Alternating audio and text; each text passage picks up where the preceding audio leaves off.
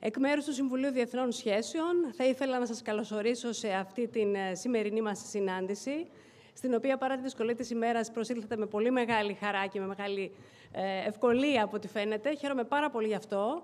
Είναι ιδιαίτερη τιμή που παρουσιάζω το σημερινό πρόγραμμα. Λέγομαι Κωνσταντίνα Μπότσιου, για όσους δεν με γνωρίζουν. Είμαι Γενική Διευθύντρια του Συμβουλίου Διεθνών Σχέσεων και καθηγήτρια στο Πανεπιστήμιο Πειραιώς και κοσμήτωρα στη Σχολή Οικονομικών, Επιχειρηματικών και Διεθνών Σπουδών. Δεν θα πάρω όλο τον χρόνο σας. Θα προσκαλέσω αμέσως στο βήμα τον πρόεδρο του Συμβουλίου Διεθνών Σχέσεων, κύριο Αθανάσιο Πλατιά, καθηγητή του Τμήματος Διεθνών και Ευρωπαϊκών Σπουδών, πρώην πρόεδρό του, πρώην κοσμήτωρα της σχολής στην οποία βρίσκομαι εγώ σήμερα, για να ευχαριστήσει όσους βοήθησαν στο να πραγματοποιηθεί αυτό το συνέδριο, που είναι πάρα πολλοί, να σας καλωσορίσει και στη συνέχεια θα προχωρήσουμε στην διεξαγωγή του συνεδρίου μας. Ευχαριστώ πολύ. Κύριε Πλατιά, έχετε το λόγο.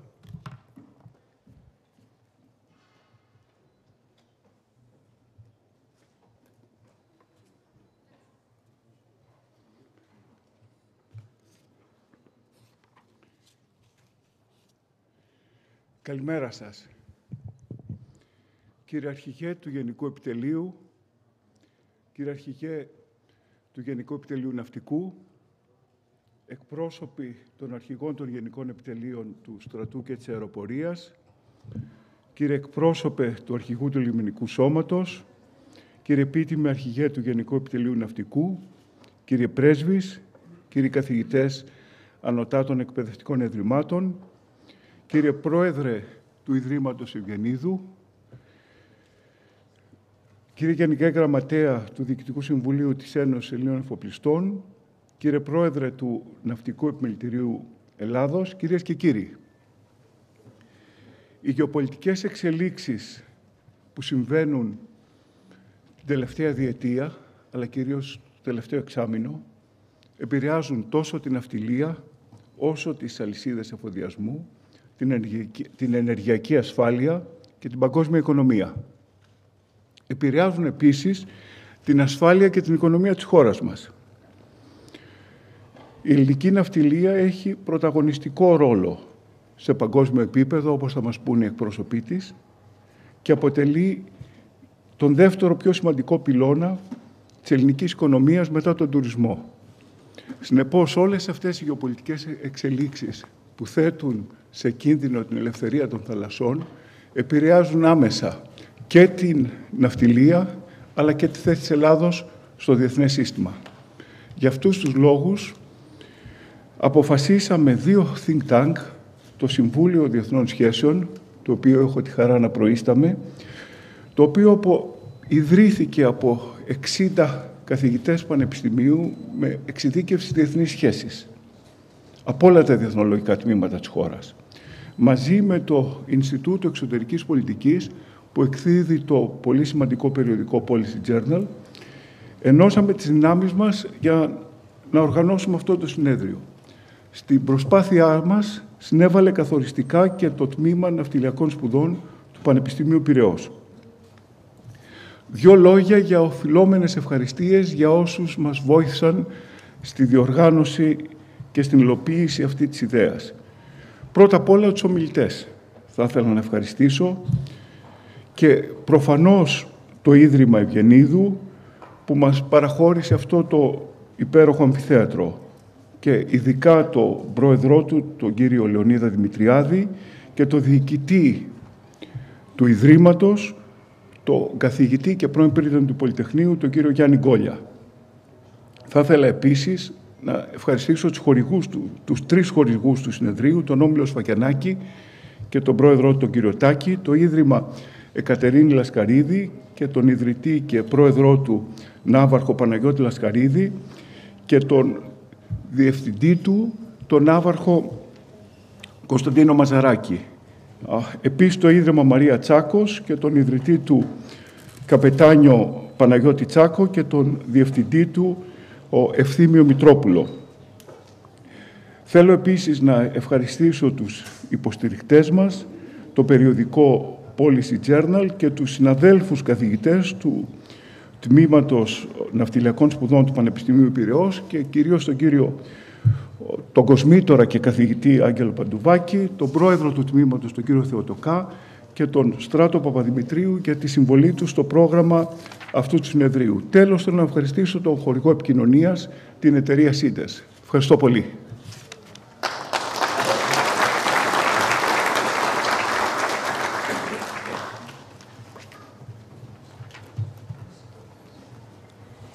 Θα ήθελα να καλέσω στον βήμα τον κύριο Λεωνίδα Δημητριάδη Ευγενίδη, πρόεδρο του Ιδρύματος Ευγενίδου και πρέσβη καλής θελήσεως του IMO.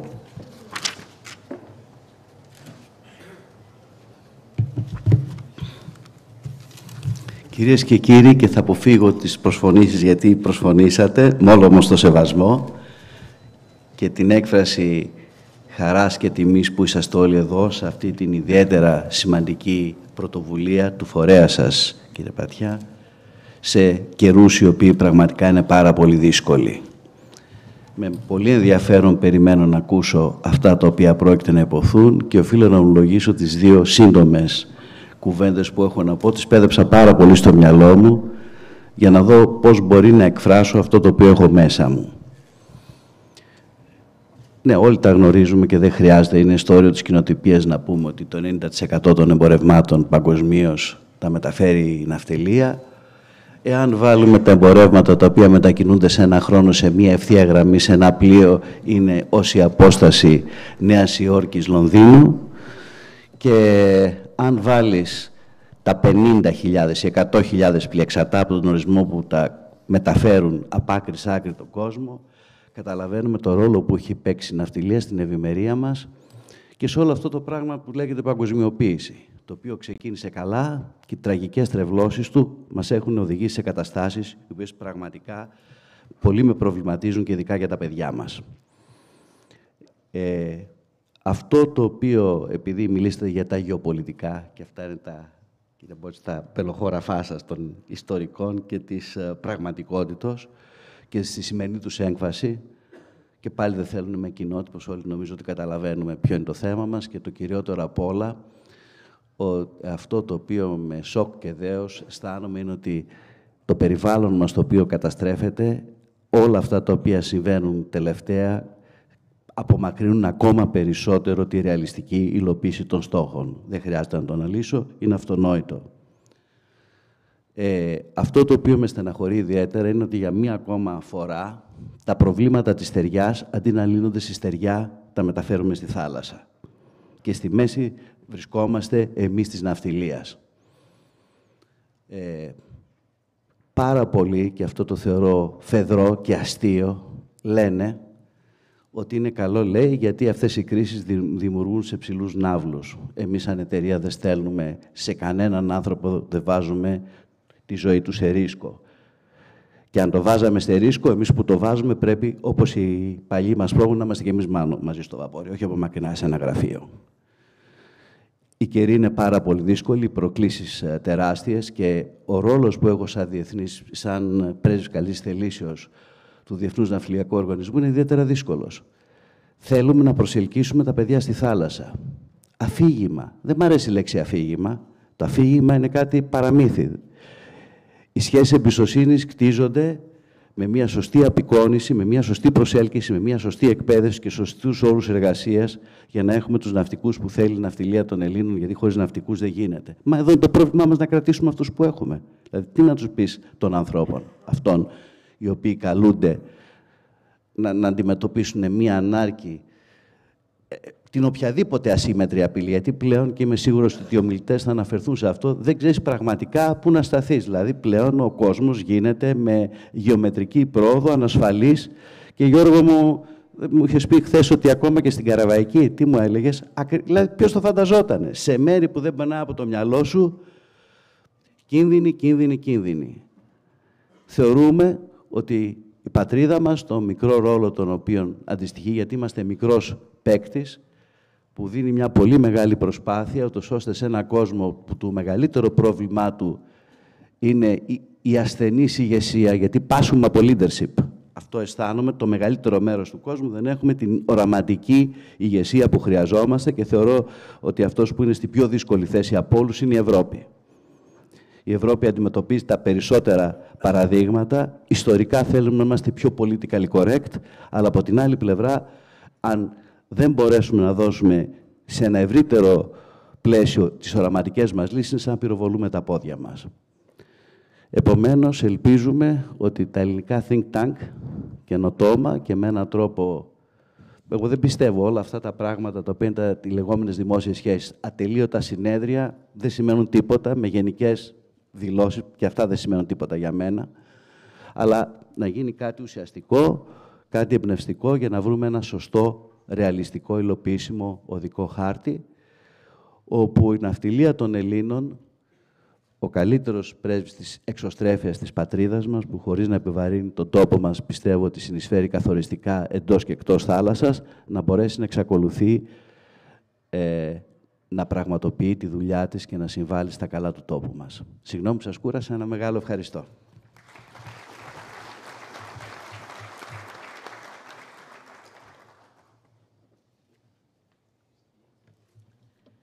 Αυτό το συνέδριο συνενώνει έλομπτες δυνάμεις, εφοπλισμό και γεωπολιτική.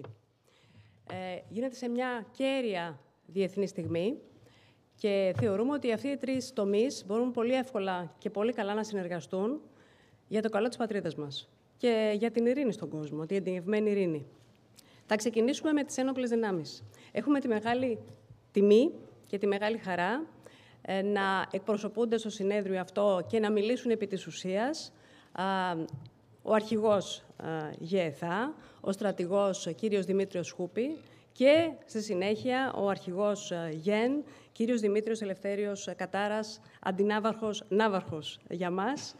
Κύριε Χούπη, έχετε το λόγο και παρακαλούμε να ξεκινήσετε με τις ενόπλες δυνάμεις σε αυτό το δυνατό, πιστεύουμε, συνέδριο, του οποίου την λύση θα δώσει στο τέλος και την σύνοψη ο κύριος Κατσόνης, εκ των συνδιοργανωτών. Κύριε Χούπη.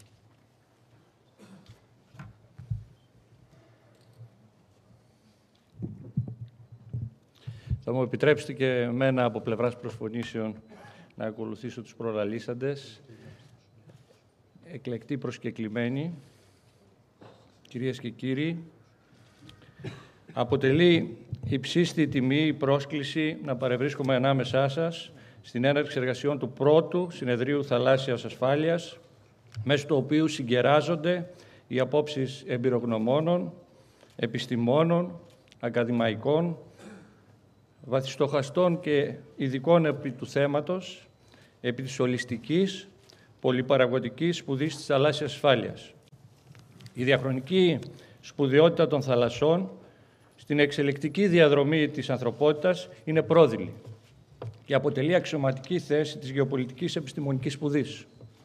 Όπως είχε διατυπωθεί από τον Βρετανό Σερ Χάλβορτ Μακίντερ, πατέρα της αγγλοσαξονικής γεωπολιτικής σκέψης, ο κόσμος μας ταυτίζεται με μια παγκόσμια νήσο, η οποία πλέει στα νερά του Μεγάλου Ωκεανού, δηλαδή του παγκόσμιου υδάτινου όγκου.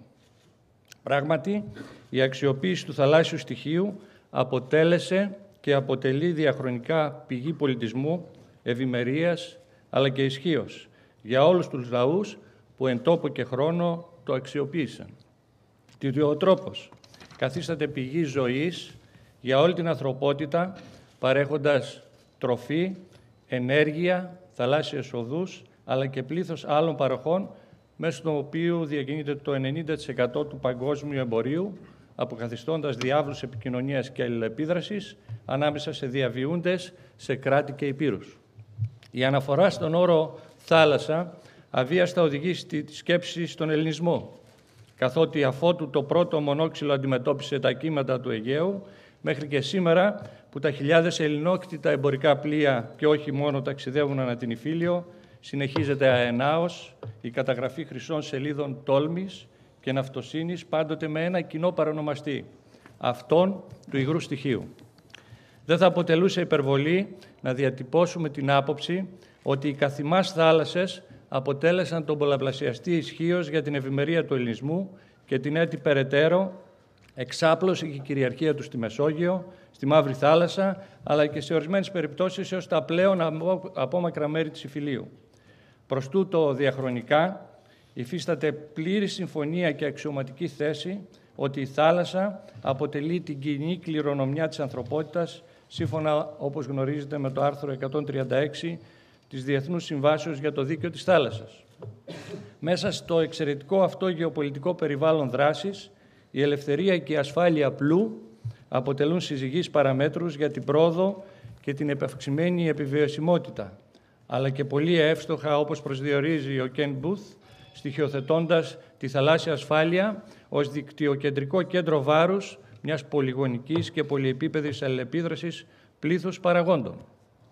Η στρατηγική ασφάλειας θάλασσας της Ευρωπαϊκής Ένωσης προσδιορίζει απερίφραστα την επιθυμητή τελική κατάσταση, η οποία εδράζεται σε 3 πυλώνες: την εφαρμογή διεθνούς και ευρωπαϊκού δικαίου και των εθνικών νόμων, την εξασφάλιση της ελευθερίας ναυσιπλοείας και τέλος την προστασία ατόμων, υποδομών, πόρων και περιβάλλοντος. Από την άλλη πλευρά, υφίσταται πλήθος παραγόντων που δρούν αποτρεπτικά ως προς την επίτευξη της θαλάσσιας ασφάλειας.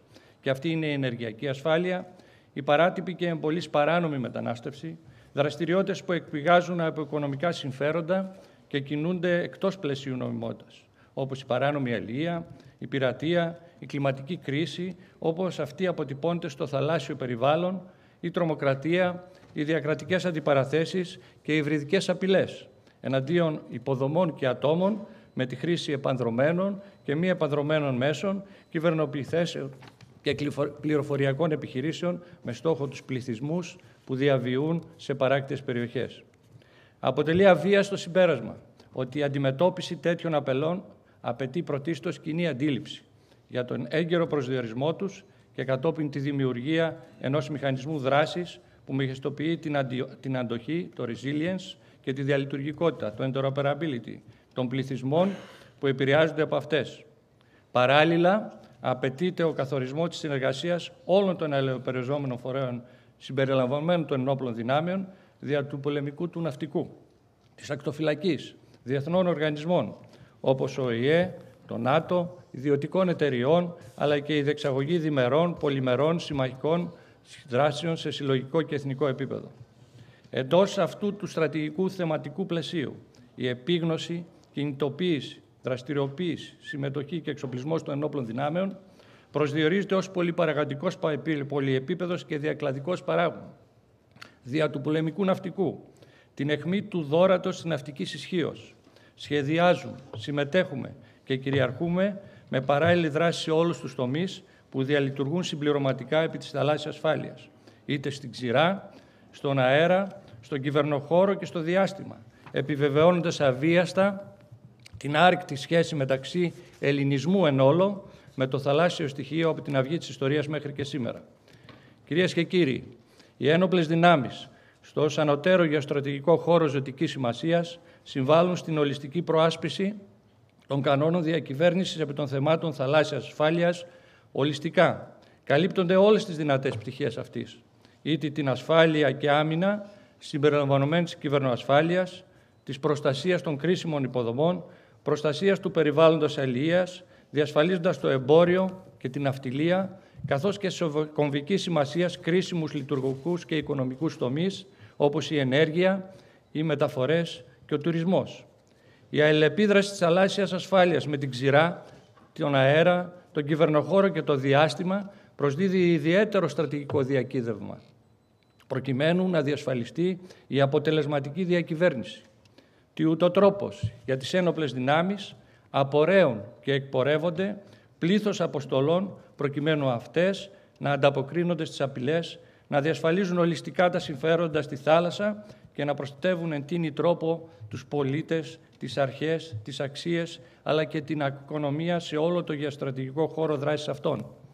Σε ό,τι αφορά την ασφάλεια και άμυνα, η οποία είναι πολύ κάτω από το κατόφλι των πολεμικών επιχειρήσεων συνυπάρχει με δράσεις υβριδικής αποτροπής, οι ένοπλες δυνάμεις αποτελούν κύριους δρόντες τόσο στην επίγνωση ναυτικών επιχειρήσεων, στην ανάπτυξη ικανοτήτων και ανταλλαγή πληροφοριών μεταξύ στρατιωτικών και μη αρχών, με πηξίδα και γνώμονα τη διαλειτουργικότητα και ανθεκτικότητα στο πλαίσιο της αντιμετώπισης όλων των ενδυνάμει και εκπορυφώνητων απειλών.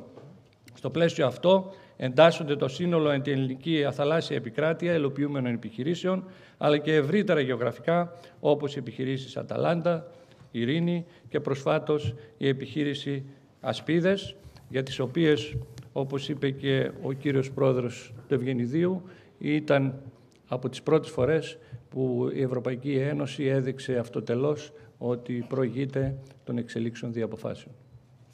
Παράλληλα, οι ένοπλες δυνάμεις για το περιβάλλον και τη βιοποικιλότητα, αλλά και η αντιμετώπιση της κλιματικής αλλαγής και της επίδρασης αυτής στην υποβάθμιση του περιβάλλοντος εντάσσουν δράσεις διτής χρήσης και έγκαιρης προειδοποίησης, καθότι η επιρροή όλων των ανωτέρων παραγόντων συνεχώς και περισσότερο επηρεάζει στα θέματα της στρατηγικής άμυνας της χώρας. Επιπρόσθετα, η ασφάλεια των μεταφορών προσδιορίζει και υπαγορεύει για τις ένοπλες δυνάμεις δέσμη στρατηγικών δεσμεύσεων για τον έλεγχο των πλοίων, τη ρύπαση υπό την ευρεία έννοια, καθώς και τη διαχείριση των ατυχημάτων στο γεωστρατηγικό όριο του της άμυνας. Η προστασία και επιτήρηση με φυσικό και με τεχνολογικά μέσα, κρίσιμων στρατηγικών υποδομών, όπως αγωγή αερίου, υποθαλάσσια καλώδια στρατηγικών επικοινωνιών και αιωλικά πάρκα, είναι καθοριστικής σημασίας, καθότι οι υβριδικές δράσεις και κυβερνοεπιθέσεις επηρεάζουν τον ψηφιακό μετασχηματισμό του κράτους, καθώς και την ενεργειακή αυτονομία του.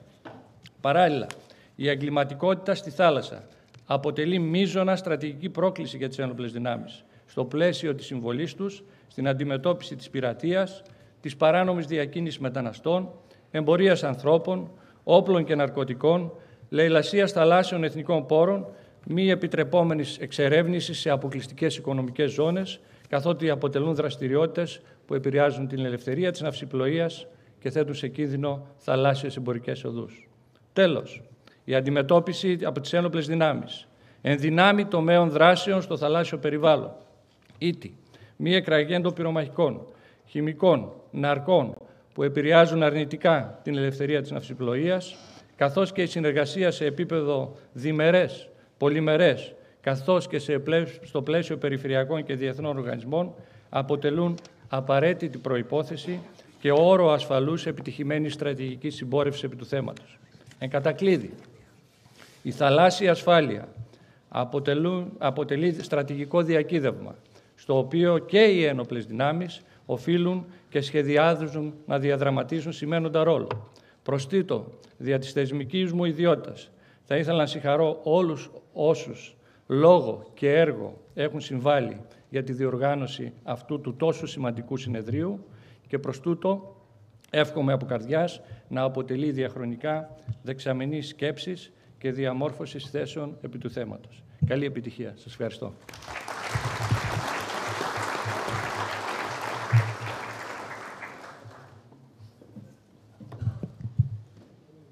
Εμείς ευχαριστούμε, κύριε Αρχηγέ, που δώσατε αυτή την σφαιρική αντίληψη για τις ένοπλες δυνάμεις και ουσιαστικά ανοίξατε τον δρόμο για τον επόμενο χαιρετισμό μας, μιλώντας για το ναυτικό κέντρο βάρους της χώρας μας και για τις προκλήσεις που αντιμετωπίζει σήμερα σε διάφορους τομείς, όπως κυβερνοασφάλεια, η ενέργεια, τα απόβλητα και άλλα θέματα, τα οποία ελπίζω να συζητήσουμε και στη συνέχεια του συνεδρίου.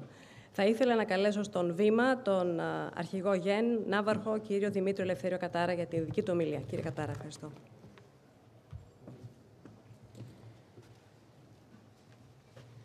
Καλημέρα σας, κυρίες και κύριοι. Επιτρέψτε εδώ μου και εμένα να παρακάμψω τις προσφωνήσεις. Έχουμε καλυφθεί από τον κύριο Πλατιά. Είναι μεγάλη χαρά και τιμή που έχω σήμερα την ευκαιρία να αναφερθώ ως αρχηγός του Γενικού Πύλου Ναυτικού σε αυτό το εξαιρετικό συνέδριο, στην συμβολή του πολεμικού ναυτικού στην ανεκτήμητη για όλους μας αξία της θαλάσσιας ασφαλείας.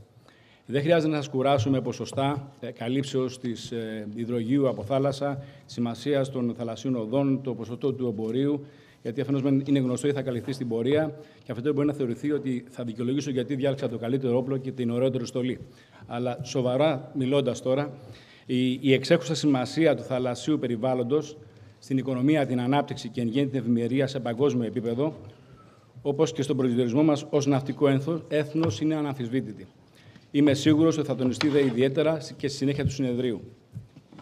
Ζούμε σε μια εποχή μεγάλων γεωπολιτικών αλλαγών που χαρακτηρίζεται από αστάθεια και ρευστότητα. Στην ευρύτερη περιοχή μας υπάρχουν εστίες συγκρούσεων με τεράστιες κοινωνικές και οικονομικές επιπτώσεις, ενώ αναδύονται συνεχώς νέες προκλήσεις, συμβατικές και μη, όπως η πειρατεία, η τρομοκρατία, η ανεξέλεγκτη ροή παράνομα εισερχομένων προσώπων και το λαθρεμπόριο όπλων.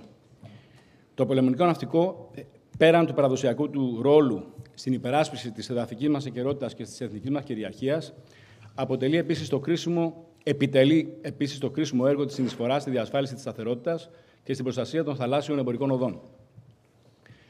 Εξειδικεύοντας αυτό που είπε ο κύριος Αρχηγός Γεθά, με αυτό το σκεπτικό, η περιοχή ενδιαφέροντος του πολεμικού ναυτικού επεκτείνεται πέραν του Αιγαίου και του Ιωνίου Πελάγους και συμπεριλαμβάνει την Ανατολική Μεσόγειο, την Αδριατική, την Ερυθρά Θάλασσα, τον κόλπο του Άντεν, τον κόλπο του Ομάν, τα στενά του Ορμούζ και το Δυτικό Ινδικό ωκεανό. Χαρακτηριστικό επίκαιρο παράδειγμα είναι η ενεργή συμμετοχή μας στην επιχείρηση Ασπίδες, που έχει σκοπό την προστασία των εμπορικών πλοίων και την εξασφάλιση της ελευθερίας της ναυσιπλοείας στην ευρύτερη περιοχή της Ερυθράς Θάλασσας. Είναι η πιο σημαντική μέχρι τώρα ναυτική επιχείρηση της Ευρωπαϊκής Ένωσης, της οποίας ηγείται η Ελλάδα, με την ανάληψη της διοίκησης του επιχειρησιακού στρατηγίου της επιχείρησης στη Λάρισα με Έλληνα υπονάβαρχο διοικητή. Διαθέτουμε επίσης, όπως γνωρίζετε, μία φρεγάτα, τη φρεγάτα Ύδρα στην παρούσα περίοδο, καθώς και αξιωματικούς επιτελείς, τόσο στο επιτελείο του πλοίου διοικήσεως, όσο και σε διάφορες συναφείς δομές της επιχείρησης. Το πολεμικό ναυτικό διεξάγει εθνικές αποστολές, επιχειρώντας επί 24ωρου βάσεως 365 μέρες το χρόνο, με σκοπό τη συνεχή επιτήρηση της περιοχής ευθύνης του Αρχηγού Γεθά. Παρέχει συνδρομή στο λιμενικό σώμα, στην επιτήρηση των θαλασσίων συνόρων, στον έλεγχο της παράνομης μετανάστευσης, καθώς επίσης και σε περιστατικά έρευνας και διάσωσης.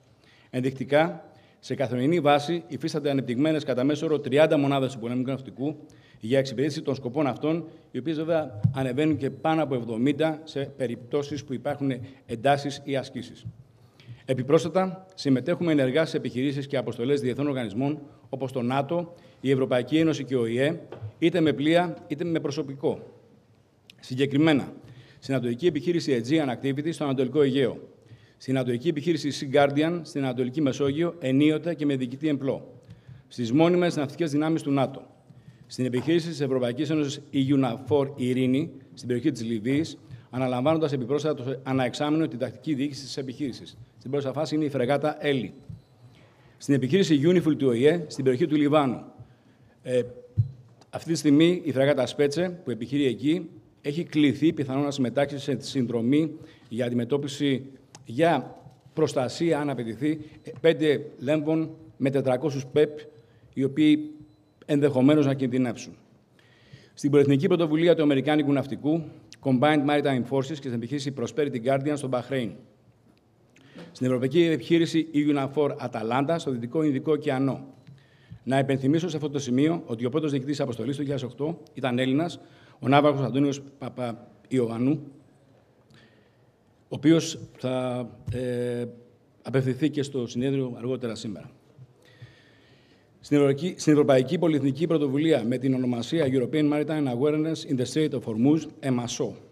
Επιπλέον, το ποινί συμμετέχει σε πλήθος διμερών και πολυμερών σημάτων συνεργασίας, με επίκεντρο τη θαλάσσια ασφάλεια με τις χώρες της ευρύτερης περιοχής όπως η Αδριατική και Ιόνια Πρωτοβουλία Άντριων, η τετραμερή συνεργασία Ελλάδας, Κύπρου, Γαλλίας, Ιταλίας στην Ανατολική Μεσόγειο, η τριμερή συνεργασία της Ελλάδας, Κύπρου, Ισραήλ και Ελλάδας, Κύπρου, Αιγύπτου και συνεργασίες με τις χώρες της Μαύρης Θάλασσας. Τέλος, η Ελλάδα διαθέτει στο ΝΑΤΟ το Κέντρο Ναυτικής Αποτροπής και ΝΑΠ ή NMIOTC, το οποίο βρίσκεται στη Σούδα και παρέχει εκπαίδευση σε θέματα θαλάσσιας ασφάλειας και ναυτικής αποτροπής στο προσωπικό των κρατών μελών του ΝΑΤΟ και όχι μόνο. Κυρίες και κύριοι, τα πολεμικά πλοία, εκ της ιδιότητάς τους ως στοιχεία κρατικής κυριαρχίας, αποτελούν τους κύριους φορείς έκφρασης των εθνικών μας συμφερόντων μέσα από την προβολή ναυτικής ισχύως. Το πολεμικό ναυτικό, έχοντας πάντα υπόψη ότι η ενασχόληση με το θαλάσσιο στοιχείο αποτελούσε και ασφαλώς θα αποτελεί και στο μέλλον πηγή ισχύως και ευημερίας για τον ελληνισμό και αντιλαμβανόμενο τις σύγχρονες προκλήσεις στο θαλάσσιο πεδίο, επεμβαίνει εναργά και δυναμικά σε πολλαπλά επίπεδα, προσανατολισμένο στην επιδίωξη της ειρήνης, της σταθερότητας, της διεθνούς συνεργασίας και στην επικράτηση της τάξης βασισμένος στο διεθνές δίκαιο. Στο πλαίσιο αυτό, η διατήρηση ενός ισχυρού και σύγχρονου πολεμικού ναυτικού είναι αναμφισβήτητη και γι' αυτό το λόγο γίνονται σημαντικά βήματα προς αυτή την κατεύθυνση. Ξεκινώντας με την πρόσθεση των 3 υπερσύγχρονων φρεγατών Μπελαρά, τα προσεχή έτη 2025-2026, παράλληλα προγραμματίζεται και ο εξυγχρονισμός ή και η αντικατάσταση των ήδη κατεχομένων κυρίων μονάδων κρούσεως το συντομότερο δυνατόν. Ολοκληρώνοντας, θα ήθελα να σας θυμίσω τη ρίση του Θουκυδίδη: έχουμε γη και πατρίδα όσο έχουμε πλοία στη θάλασσα. Εύχομαι κάθε επιτυχία στο συνέδριο και στο μέλλον του συνεδρίου αυτού και σας ευχαριστώ πάρα πολύ.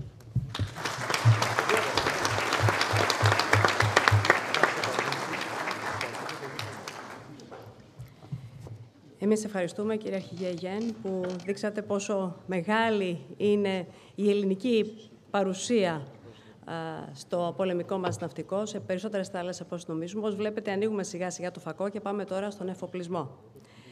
Εκ μέρους της Ένωσης Ελλήνων Εφοπλιστών, έχουμε τη μεγάλη τιμή και τη μεγάλη χαρά να μιλάει σήμερα στο βήμα ο γραμματέας του Διοικητικού Συμβουλίου, ο κύριος Φουφαλιός, ο οποίος επίσης είναι πρόεδρος της Intercargo, της International Association Dry Cargo Ship Owners.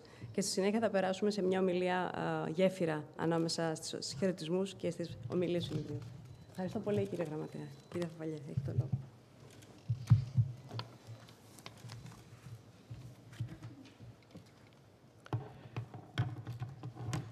Esteemed officers of our armed forces and Hellenic Coast Guard, Excellencies, esteemed professors and honored guests, ladies and gentlemen, dear friends. I will speak in English as it is considered to be the language of international shipping. I would first like to thank the organizers for giving the opportunity to address this first Maritime Security Conference on behalf of the Union of Greek Shipowners, a conference that could not have had, unfortunately, a more topical subject. It might at first glance seem highly specialized and only relevant to experts in international relations, security, and maritime studies. But the truth is quite different, especially amidst today's critical geopolitical tensions which have skyrocketed over the last few days. Only one statistic would be enough to show the importance of maritime security for the modern world. Shipping carries almost 90% of global trade, thereby safeguarding the survival and well-being of billions of people on our planet. The largest part of these ship cargoes are essential goods such as food, raw materials, and energy products. The vital role of the shipping sector thus can never be underestimated. But aside from its indispensability at a global level, maritime transport is also strategically important for many regions and countries. Developing countries would not be able to embark on a course of industrialization and growth without securing both the required supplies for their production and their ability of their finished products to reach their global trade partners. Focusing on our part of the world, the strategic importance of shipping is even more pronounced. It would not be an understatement if we argued that without shipping, Europe would go dark. Almost 3/4 of EU trade with the rest of the world is transported by sea. The EU relies heavily on imports to satisfy its energy needs, almost 100% for crude oil, oil products, and natural gas. Out of these imports, almost 90% of the crude oil and oil products are carried by vessels, and more than 40% of the LNG, or liquefied natural gas. And the latter figure will be rising in the coming years, as we know that the EU has adopted a policy to move away from Russian gas. Shipping also plays a strategic role for the EU in achieving its climate objectives towards the Fit for 55 target by 2030 and the net zero target by 2050. Even now, as we speak, the largest part of EU trade with third countries in green products, biofuels, solar panels, and wind turbines, is carried by sea. I must also stress the importance of the shipping sector for our country, Greece, which hosts the largest ship-owning community in the world, accounting for more than 20% of global capacity. And the Union of Greek Shipowners has been representing the legitimate interests of this community for more than 100 years. And the UGS has traditionally supported and fostered policies ensuring a truly competitive business environment, free trade, global rules and regulations, and first and foremost, safety of life at sea and a sustainable environment. Together with our own efforts, through our participation in the International Chamber of Shipping, ICS, and the European Community Shipowners Association, EXA, we inform the policymakers at international and European level about the special characteristics of our industry. And returning to the positive impact of shipping on Greece, it is not an exaggeration to say that it has proven to be a national asset throughout the decades, a fundamental pillar of our economy with multifaceted and substantial contributions. And these are strategic in terms of upgrading the country's global status, social in terms of providing substantial amounts each year in social welfare and support, and finally economic in terms of the direct and indirect value added of the sector and investments by ship owners in many areas. These are just some of the facts that underscore the importance of shipping and the essential conditions, the prerequisites for its smooth operation. Maritime security and safety, I would add, for our people at sea, our vessels, and the protection of the environment. Upholding the principle of freedom of navigation is key. It's a vital factor enabling the growth of seaborne trade. And this is why the international community has enshrined this principle, freedom of navigation, in Article 87 of the United Nations Convention on the Law of the Sea in 1982. We know, of course, that this principle cannot be taken for granted. It was not long ago that piracy and armed robbery posed, and in some cases still pose, constant threats to vessels in certain places around the world. The geopolitical crises and tensions we are experiencing disrupt long-established shipping routes to and from the Black Sea, and especially now in the Red Sea, with commercial ships being attacked and their seafarers placed in grave danger. At times of crisis, at times of war, it is even more vital that supply chains are kept open and that maritime security is safeguarded for uninterrupted global trade. It is therefore imperative for the international community to be always ready for a concerted, multifaceted, and coordinated response. This must be at the highest level, in cooperation with coastal states, in order to restore security when needed and reduce the threats to the safety of crews and vessels operating worldwide.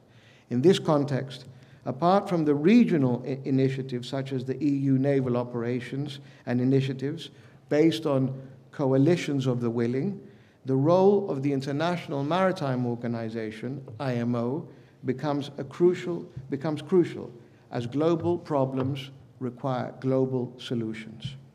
The IMO should reinforce its efforts to enhance the coordination of initiatives among stakeholders to address any critical situations with regards to maritime security.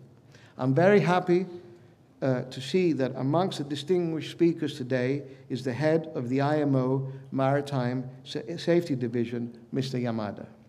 I would like to thank you once again for the invitation and wish you every success in this full day, which I am sure will cover all aspects of maritime security and provide useful insights to all parties involved. Ladies and gentlemen, thank you.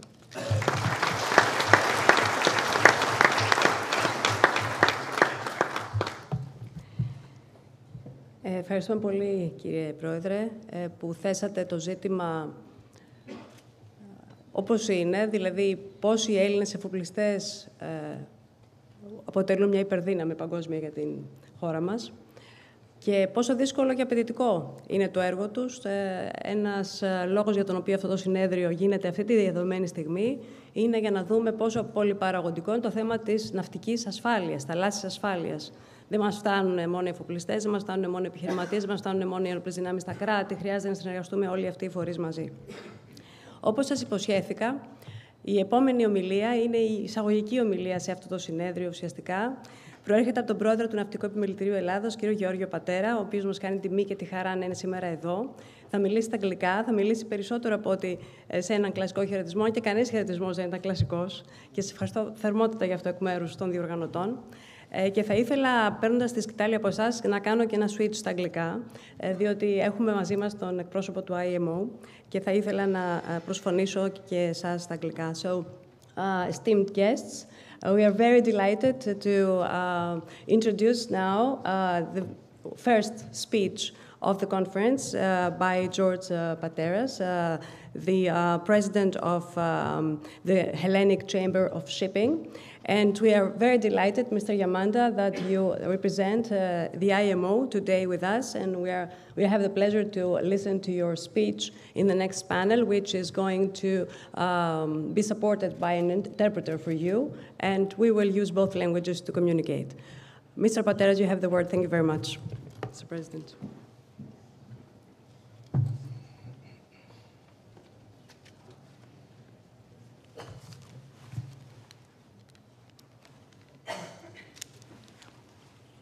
Κύριε Αρχηγέ Γεθά, κύριε Αρχηγέ Γεν, κύριε εκπρόσωπε του Λιμενικού Σώματος. Professors, ladies and gentlemen, esteemed guests. I wear many hats, which gives me a unique perspective on the integration of the merchant navy with the military and the associated security of our oceans. In an ever-increasing era of danger, regrettably, the world is not getting any safer. So I'm very pleased to be given the opportunity to express my views on the current security situation for shipping from the side of a ship owner, as the Deputy Chairman of Conships Management, and from the side of an institutional advisor to the Greek government, as the Chairman of the Hellenic Chamber of Shipping, together with my opinions on war risk underwriting as a board member of the Hellenic War Risk Mutual Insurance Association, and finally, my military aspect after 24 years as the Greek representative on the NATO transport group, Ocean Shipping. Free and innocent passage. Ladies and gentlemen, that is what the Merchant Navy requires, and it is embedded in the United Nations Conference on the Laws of the Sea Treaty. I feel I should start by giving you some data so you can understand the magnitude of the current situation. Greeks own 25% of the world fleet, over 1,000 GT.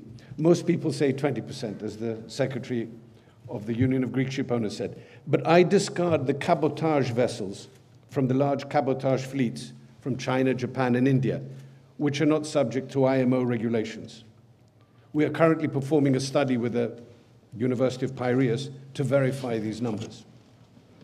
The Greek population as a percentage of the world's population is less than 0.15%. Yet China is 14.5%, which is in fact in line with the size of their ocean-going fleet, which is currently stands at around 17% of the world fleet. So you can see that shipping and the oceans are a very important part of the Greek culture and contribute about 7% to our Greek gross domestic product. The prosperity of the planet depends heavily on the merchant navy, which is instrumental for the effectiveness of globalization. We are businessmen with a high sense of social and professional responsibility, and we transport almost 90% of world goods.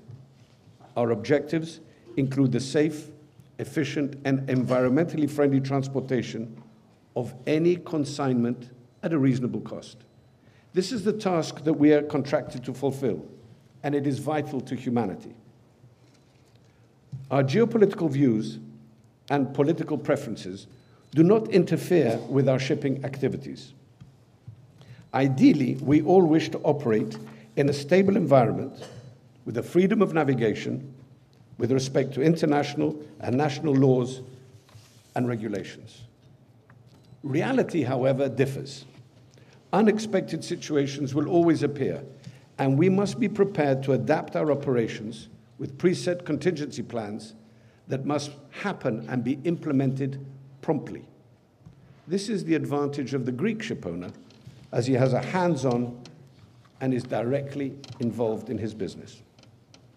A recent example was the efficient handling by the shipping community of the COVID-19 crisis. despite the hurdles imposed by many nations on our crews and our vessels. I must commend the action of the Greek state, and more specifically the Hellenic Coast Guard, that went beyond the call of duty in handling the COVID-19 epidemic, simultaneously with all the ancillary dangers of the surge in illegal immigration.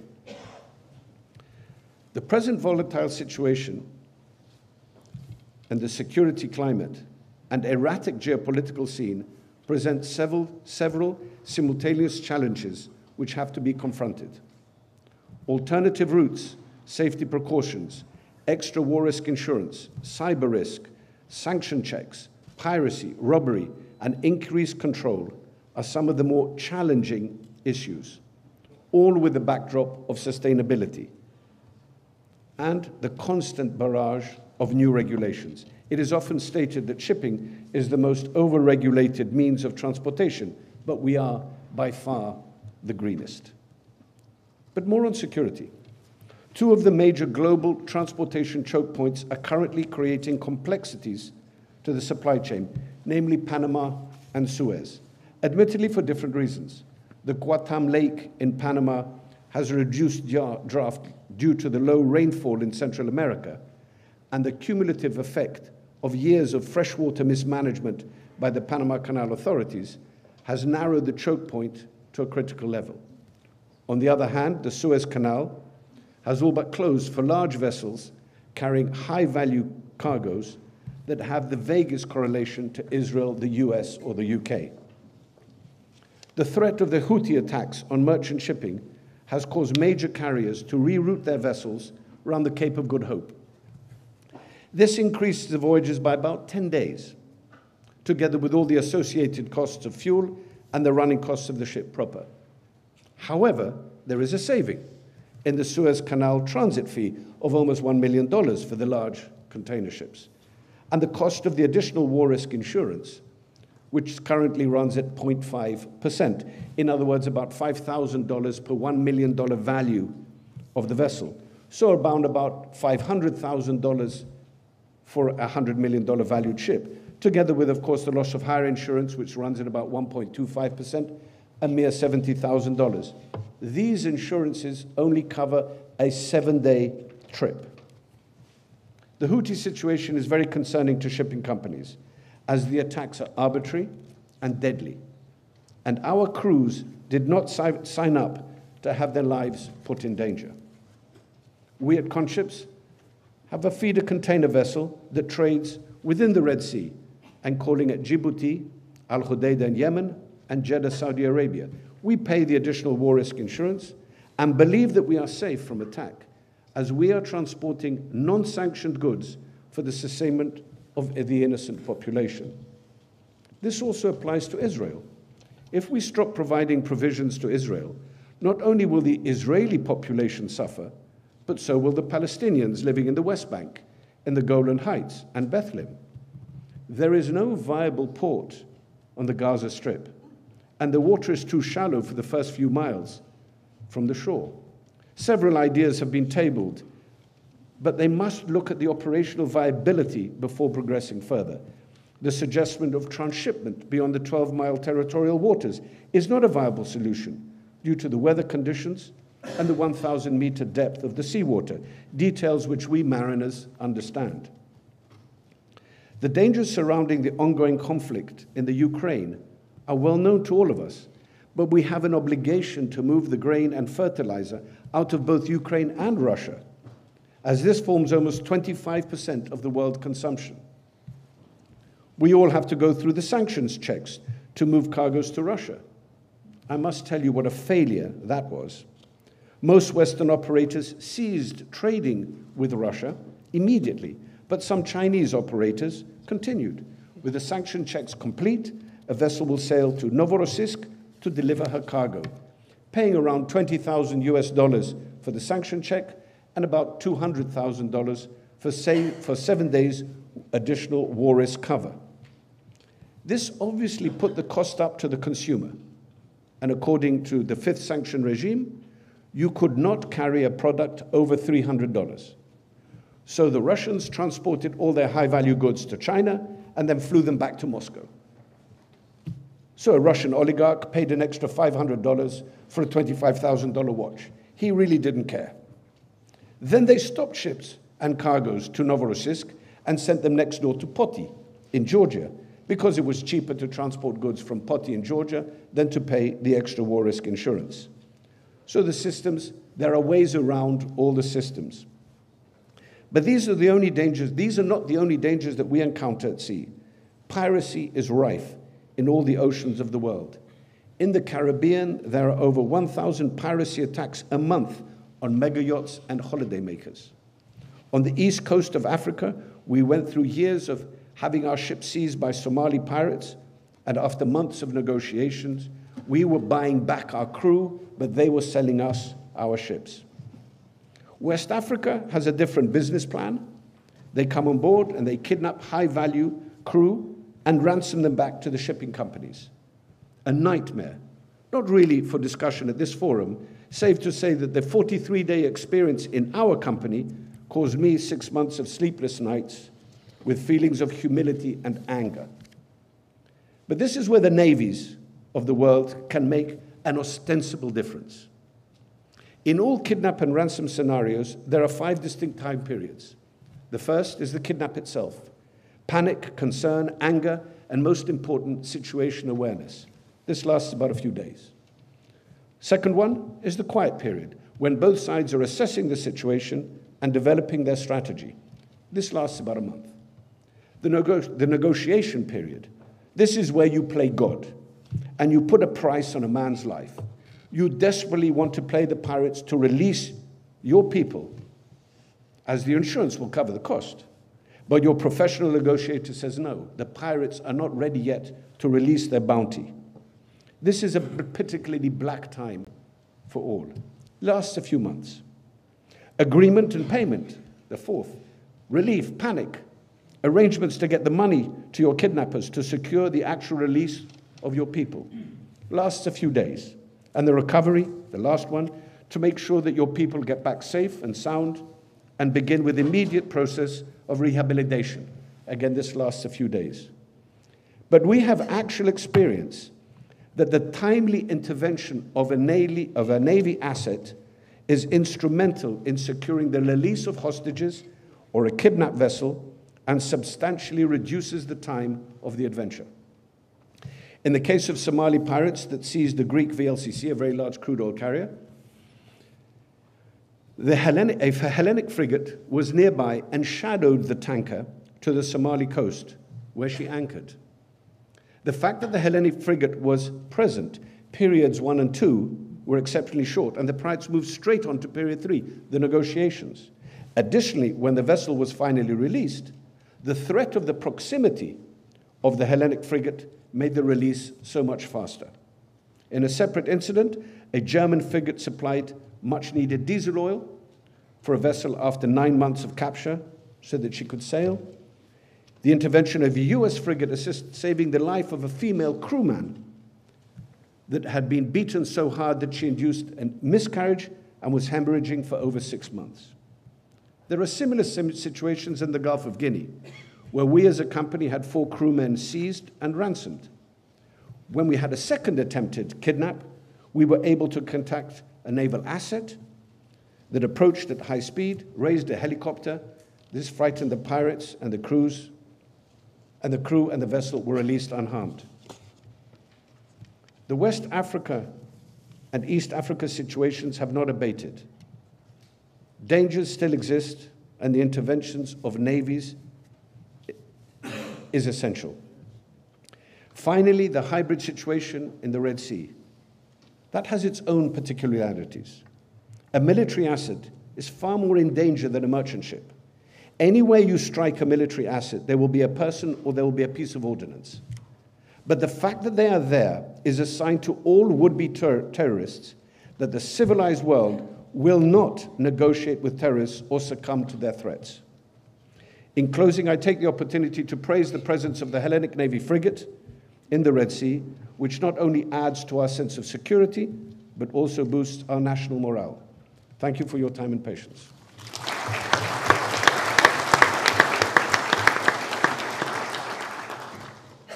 Ευχαριστούμε πολύ, κύριε Πρόεδρε.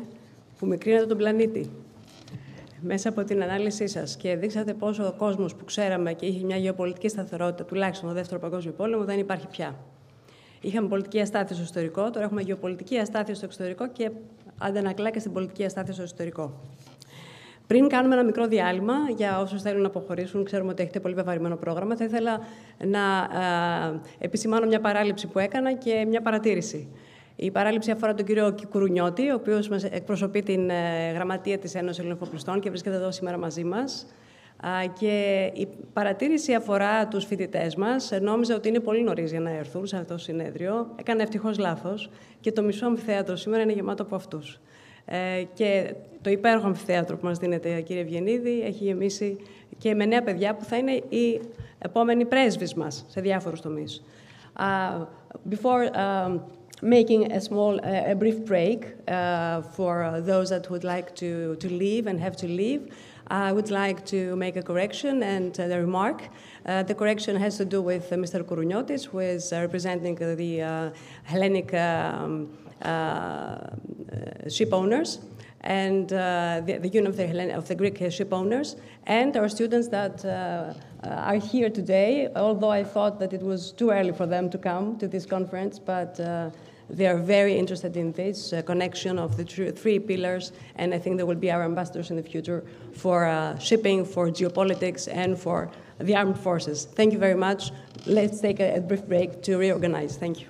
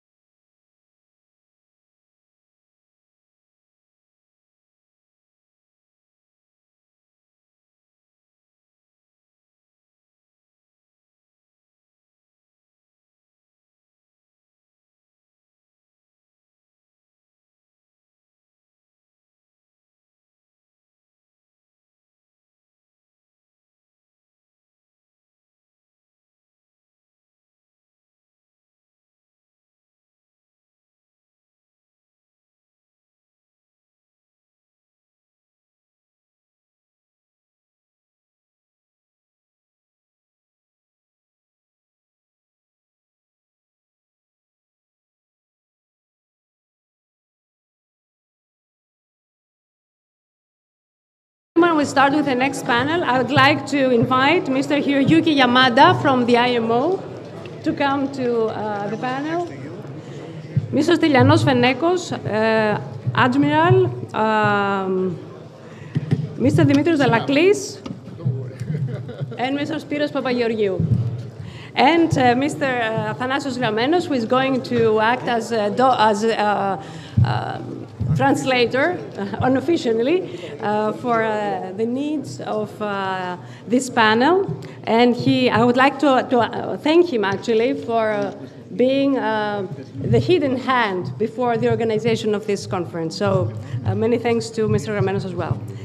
We will start this panel that has to do with the institutional, operational, and technological prerequisites for having free navigation at sea, something that is questionable today or is not so safe as it used to be.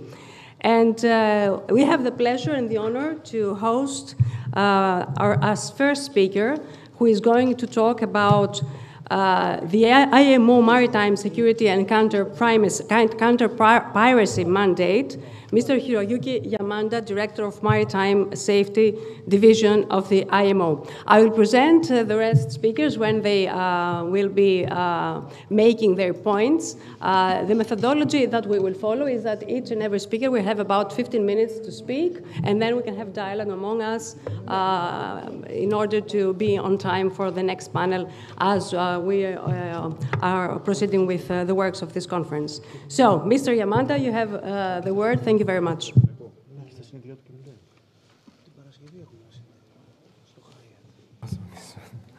Okay. Good morning, distinguished participants, and thank you very much for your invitation. It's a great the honor for me to give you that some short explanation about IMO's and IMO's activities on security and piracy issues. And maybe just no? Well, okay, the next slide, please. Or should I? Okay. Sorry. Okay.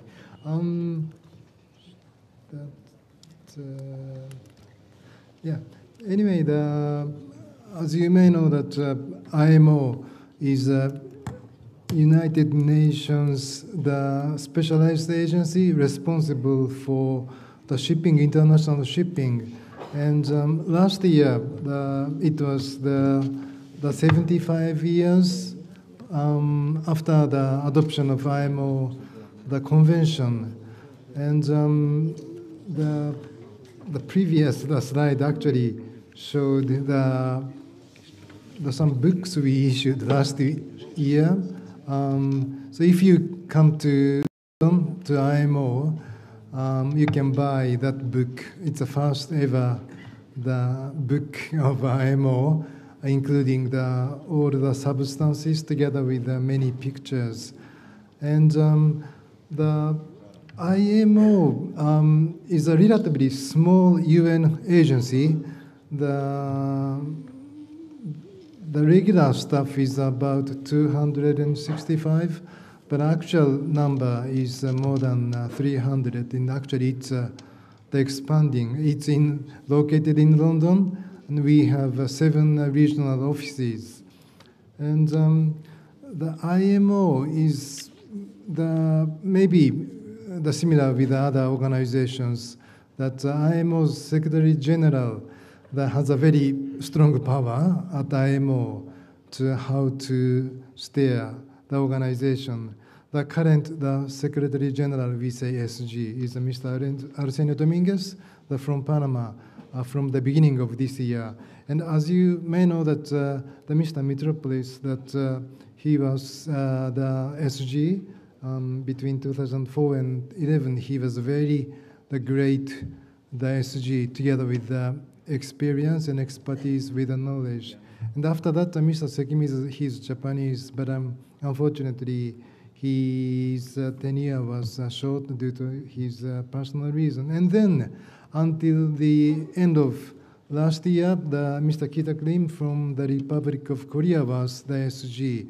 And normally, in many cases, the SG may come from, of course, the member states, but from the Secretariat, but Mr. Kitagrim was elected directly from member states. So he changed the course of the IMO. His slogan was Voyage Together. And he tried to connect between the organization and the member states. And the member states, we have 176 now. And actually, the SG, Mr. Arsenio Domingos, he changed a lot from the beginning of this year. He drastically restructured the IMO. So I will go to the next slide. And sorry for a bit small, this is an organogram of IMO. Under the Secretary General, there are 1, 2, 3, 4, 5, 6 divisions. The safety division, it's my division, and environmental division, and the legal division, and the technical cooperation and implementation, and administration and conference division. As you see, this red circle, this was, there used to be only the technical cooperation division, but now it's called technical cooperation and implementation because it absorbed the departments on maybe you know that there is a mandatory the IMO audit schemes, the department, and the implementation. This absorbed that department together with the Department of Partnership and the projects. So now TCID becomes probably the biggest division at IMO. That means at IMO, the technical cooperation assistance, capacity building, together with implementation is probably the very important issue at IMO.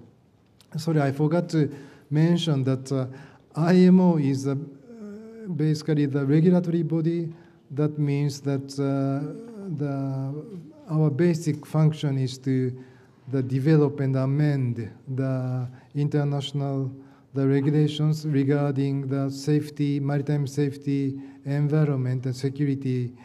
So over these 75 years, actually the 65 years, we have developed about the 50 international maritime instruments, the mandatory instruments. It's conventions or protocols. So we are very good at developing the international regulations.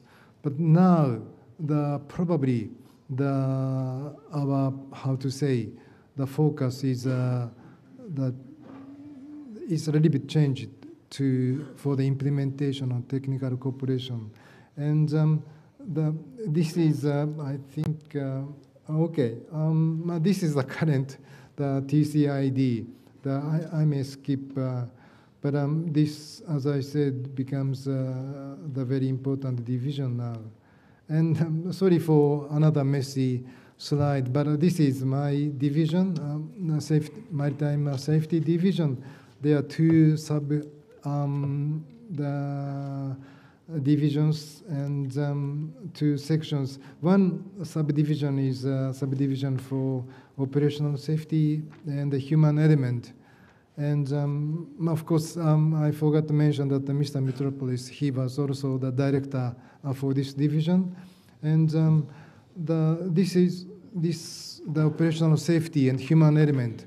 This is a basis probably for the IMO, because IMO's basic, the convention is safety of life at sea convention, SOLAS convention. As you may know, that it basically comes from the Titanic, the tragedy in 1912. And of course, it's updated, but still this SOLAS convention is a basis. And also there are other treaties, such as the Search and Rescue Convention and the prevention of collision regulations, and the seafarers, the certification and watchkeeping, STCW. So these the conventions basically that our division is responsible. And another subdivision is technology and cargo. So this is another the important, of course, the subdivision. And then there's a facilitation section and also the maritime security section. Today's topic is maritime security, so I should focus on the last one. You may see the security section, the many staffs here, but actually there are only 3 regular the budgetary posts in this last maritime security section. And others basically come from based on the projects funded by member states or organizations. One of them is the Djibouti Code of Conduct. As you may know, I will explain later, but from 2009 that the Somali pirates were very active. So we established the Djibouti Code of Conduct, and it's still active. And the Somali pirates itself became a bit the dormant, but recently, maybe due to the Houthis attack, and it becomes active again. So this is an important project still. This is the green one, and the red one, or light red or pink one, is funded by EU for that Eastern African or South African the security and Red Sea project. So actually, in our maritime security section, the many staffs are based on that funded by the donors. And the maritime security and piracy at IMO. So as I mentioned, that our main task, the original task, was still that is the regulation and developing regulation and guidance. This is the main. But in this maritime security, the reporting and communication with member states, that means that we receive the report incidents, for instance, the security incidents, including the Houthis attacks or database. So we have this, the reporting is very important at IMO. And then the third one is a capacity building. This is a global or regional. So these 3 main roles under this maritime security section. And this is a structure of the IMO and how it works. And assembly is the highest governing body at IMO, but it is held once in 2 years. And so during that time, the council governs. Council is consists of 40 member states, of course, including Greece. And the council is held twice a year. And under these governing bodies, we have 5 committees.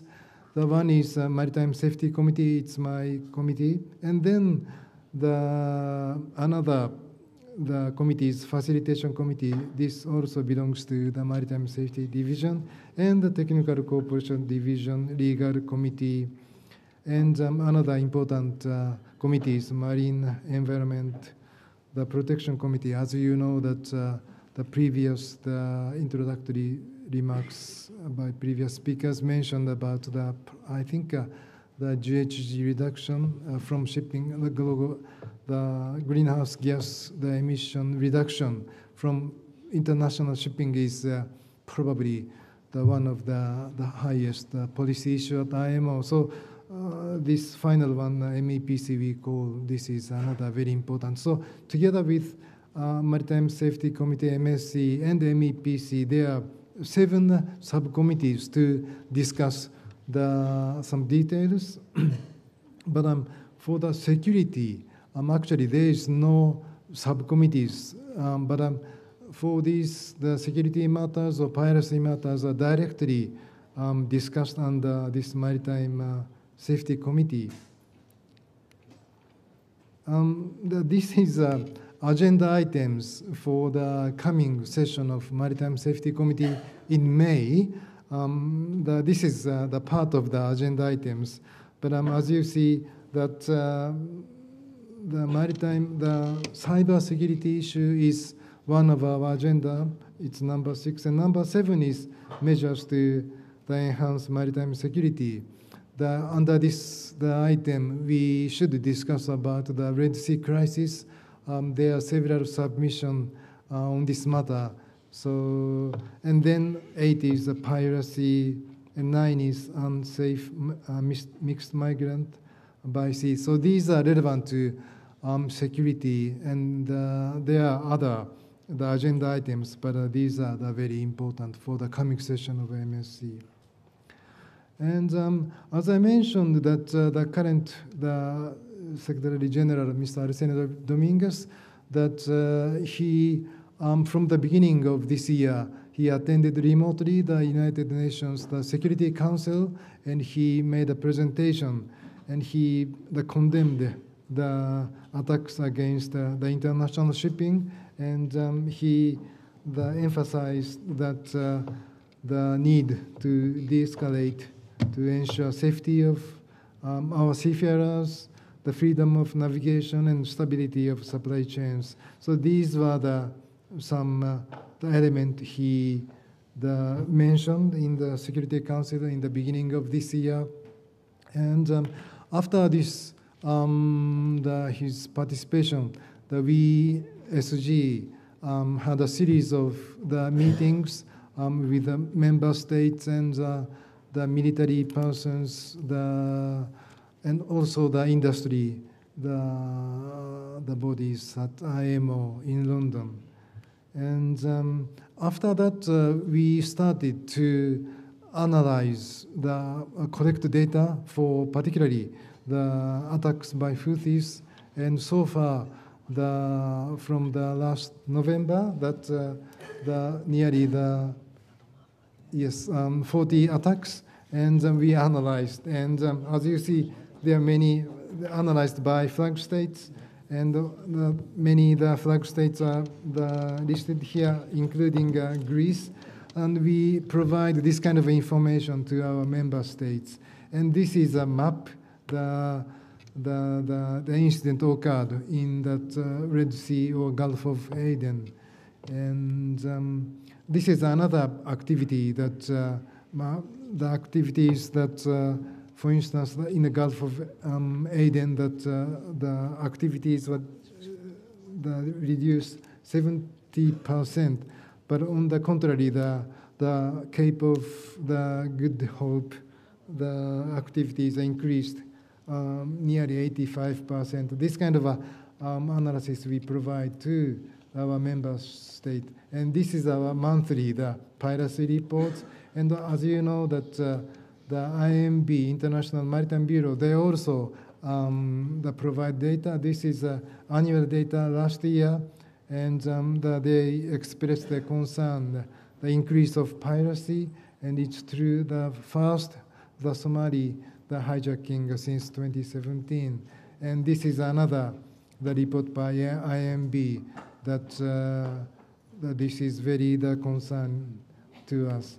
And finally, we thank all our member states, and particularly the members of GPT Code of Conduct. In this occasion, I want to say that GPT Code of Conduct was established in 2009, but the funds are depleting. Probably it will be almost zero by end of this year.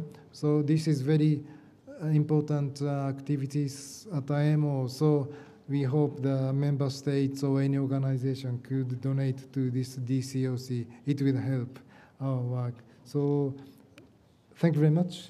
Thank you.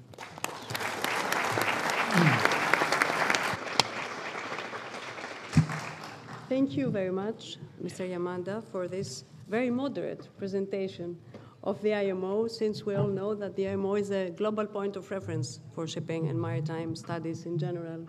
And we will have the chance to discuss later on with the other panelists.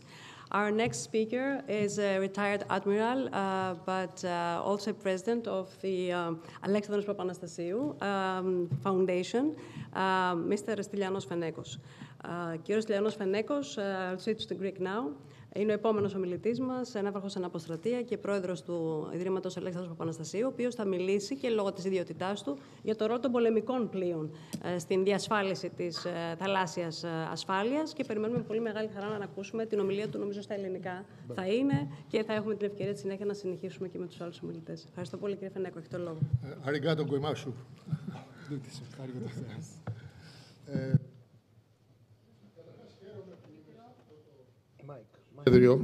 Για τους εξής λόγους. Πρώτα απ' όλα χαίρομαι γιατί βλέπω πάρα πολλούς νέους ανθρώπους μέσα, το οποίο είναι εξαιρετικά σημαντικό.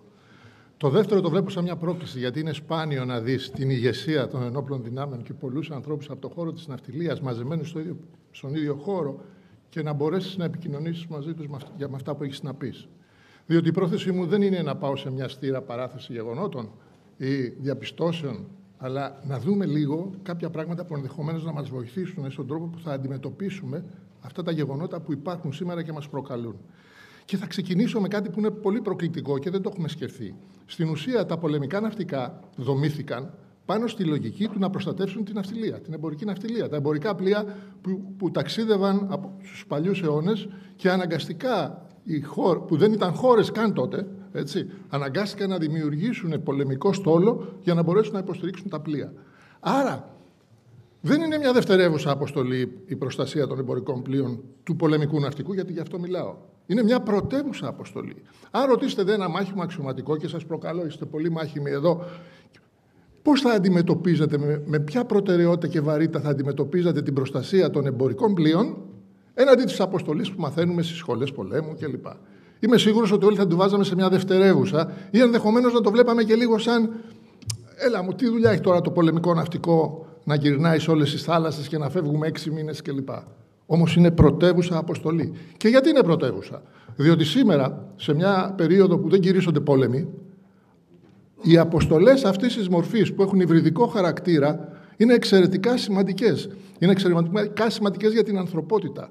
Και δεν είναι μόνο το εμπόριο. Είναι η πειρατεία, είναι η τρομοκρατία, είναι η παράνομη διακίνηση ανθρώπων. Είναι τα περιβαλλοντικά ζητήματα και η προστασία του περιβάλλοντος. Όποιος έχει πάει στη Σομαλία και είχε την τύχη να πάει στις περιοχές εκεί, κάποια εποχή ο δυτικός κόσμος το είχε εκεί σαν αποθήκη να πετάει τα απόβλητά του έξω από τις ακτές της Σομαλίας. Αντιλαμβάνεστε λοιπόν ότι ο ρόλος των πολεμικών πλοίων, και μιλάω και για την Ελλάδα που είμαστε ναυτικό έθνος και έχουμε τη μεγαλύτερη ναυτιλία στον κόσμο, είναι εξαιρετικά σημαντικός και πρέπει να μπει στην επιχειρησιακή μας αντίληψη με όρους προτεραιότητας. Απόδειξη είναι το εξαιρετικό έργο που πάει να κάνει αυτή τη στιγμή η Ύδρα και ελπίζω και τα Ψαρά και που μας προκάλεσε αυτή η αποστολή για να δούμε τις δυνατότητες που έχουν τα πλοία μας να μπορούν να συμμετάχουν με ίσους όρους και με αποτελεσματικότητα πάνω σε ένα πεδίο με νέου τύπου προκλήσεις. Διότι του να σου έρχονται 100 και 200 βλήματα και drones κλπ. Είναι ένα νέο είδος πρόκλησης που πρέπει να το αντιμετωπίσουμε. Με αυτό το πράγμα θα ήθελα να πω ότι η ελευθεροναυσιπλοεία ξεκίνησε από το 16ο αιώνα με μια ρίση του Georgios, ο οποίος το έβαλε στο νομικό σύστημα και έκτοτε υπέστη πάρα πολλές ερμηνείες. Ερμηνείες από πολλούς. Ερμηνείες ανάλογα με τα συμφέροντα. Ακόμα και χώρες οι οποίες πιστεύουν στην ελευθεροναυσιπλοεία, οι πρόεδροι τους μιλάνε για την ελευθεροναυσιπλοεία, όπως είναι οι Ηνωμένες Πολιτείες, εν τούτης σε περιπτώσεις το χρησιμοποιούσαν με όρους συμφέροντος και αντί να την ευνοούν, την μείωναν. Σήμερα δε στην Κίνα, στην Συνική θάλασσα, αν δει κάποιος, οι περιορισμοί που τίθενται στην ελευθεροναυσιπλοεία είναι τρομεροί. Οι Κινέζοι θεωρούν ότι ακόμα και στην ΑΟΣ, όπως και άλλες χώρες, περιοχές, δεν πρέπει να περνάνε στρατιωτικά πλοία, δεν πρέπει να περνάνε πολεμικά πλοία. Ότι και τα εμπορικά ακόμα όταν περνάνε θα πρέπει να περνάνε με συγκεκριμένους περιορισμούς. Αντιλαμβάνεστε λοιπόν ότι αυτές οι λογικές είναι αντίθετες πάνω στο νομικό πλαίσιο που προσπαθήσαμε να χτίσουμε όλος ο δυτικός κόσμος κυρίως, αλλά στη συνέχεια και όλοι οι άλλοι που ενεπλάκησαν, μέσα από ένα σύνολο συμφωνιών. Δεν θα κάνω το λάθος να σας πω όλες τις συμφωνίες και τι προβλέπει κάθε μία το άρθρο. Όμως θα κάνω μια αναφορά για να δούμε πόσες συμφωνίες είναι αυτές που διασφαλίζουν την ελευθεροναυσιπλοεία και πόσες συμφωνίες είναι αυτές που μας δίνουν τη δυνατότητα στα πολεμικά πλοία να δράσουμε υπέρ ακριβώς αυτού του ελεύθερου δικαιώματος.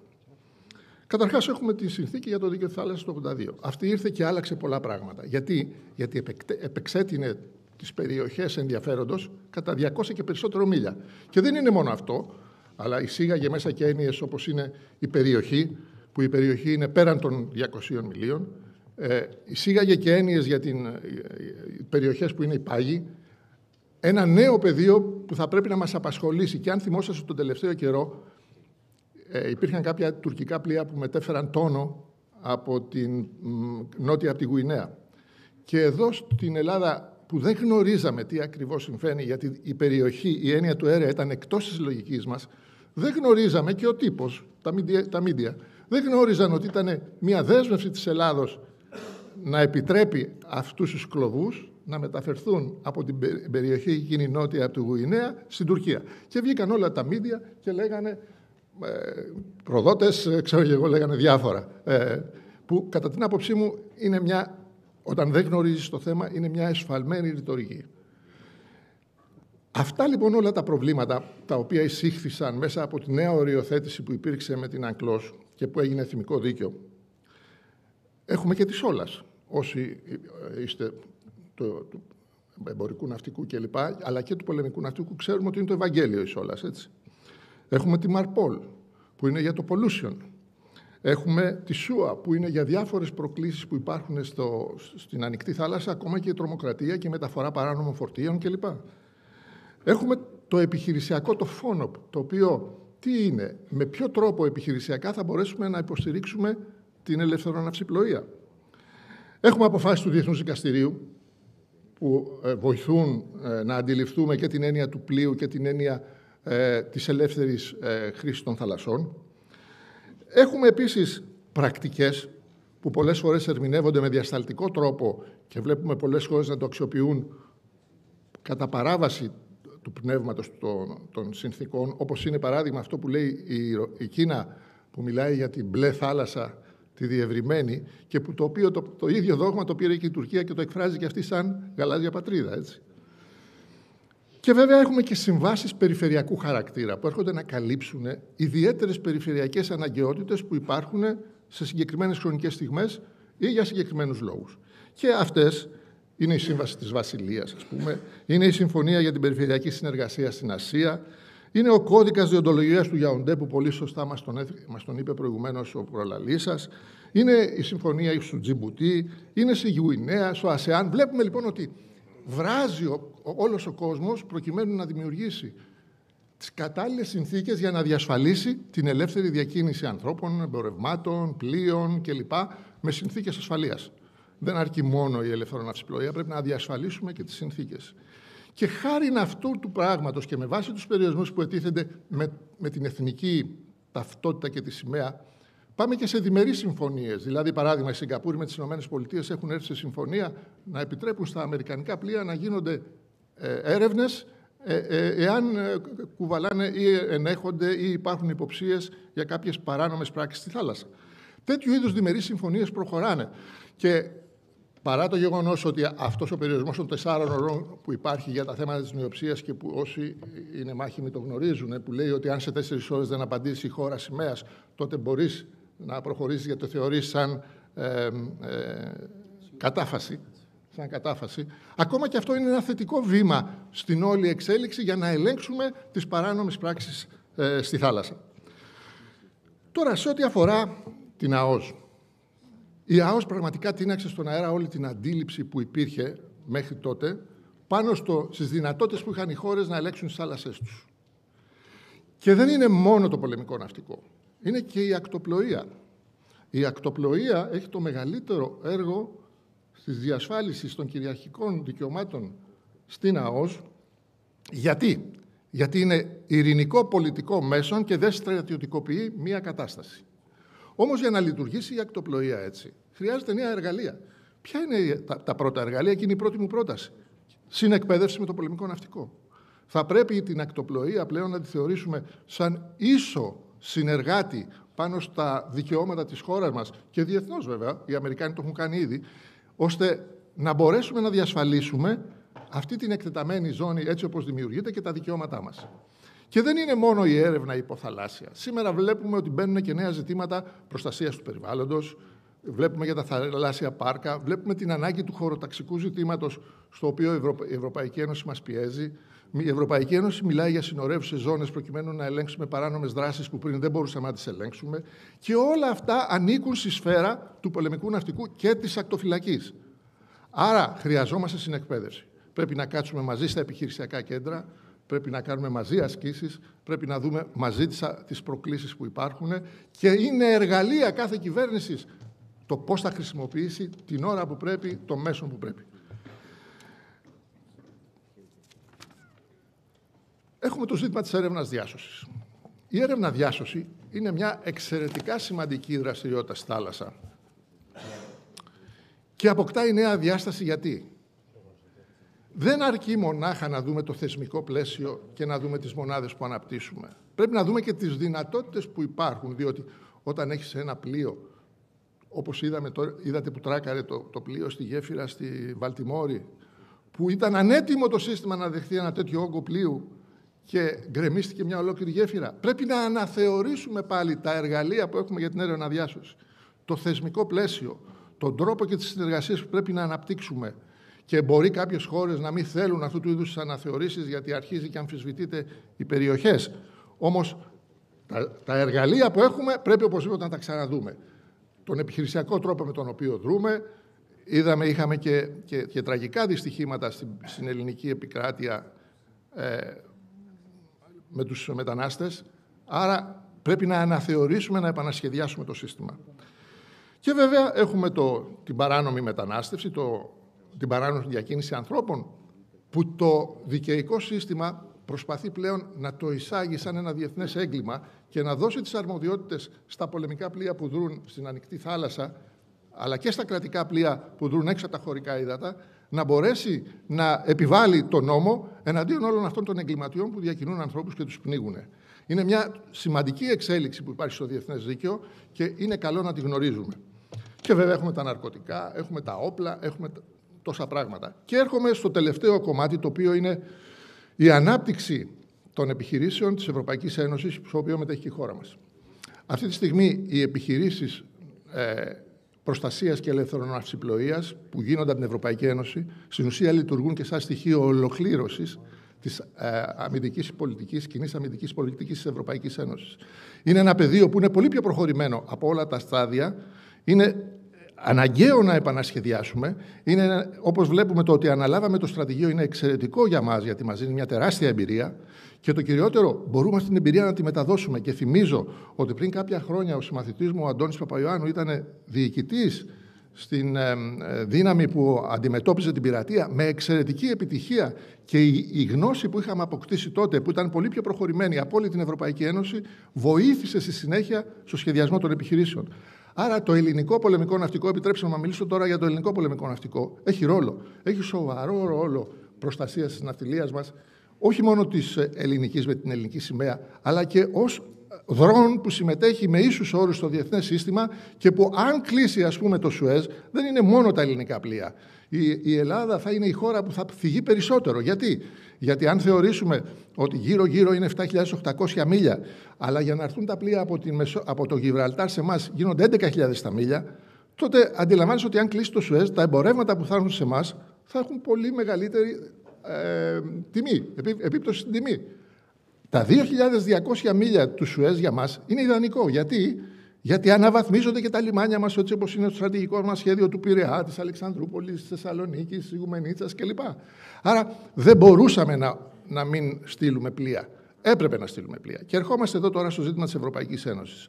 Είδαμε ότι η Ευρωπαϊκή Ένωση στην ουσία σύρθηκε από τη Γαλλία προκειμένου να δημιουργήσει αυτή τη δύναμη ασπίδες. Και γιατί το λέω αυτό?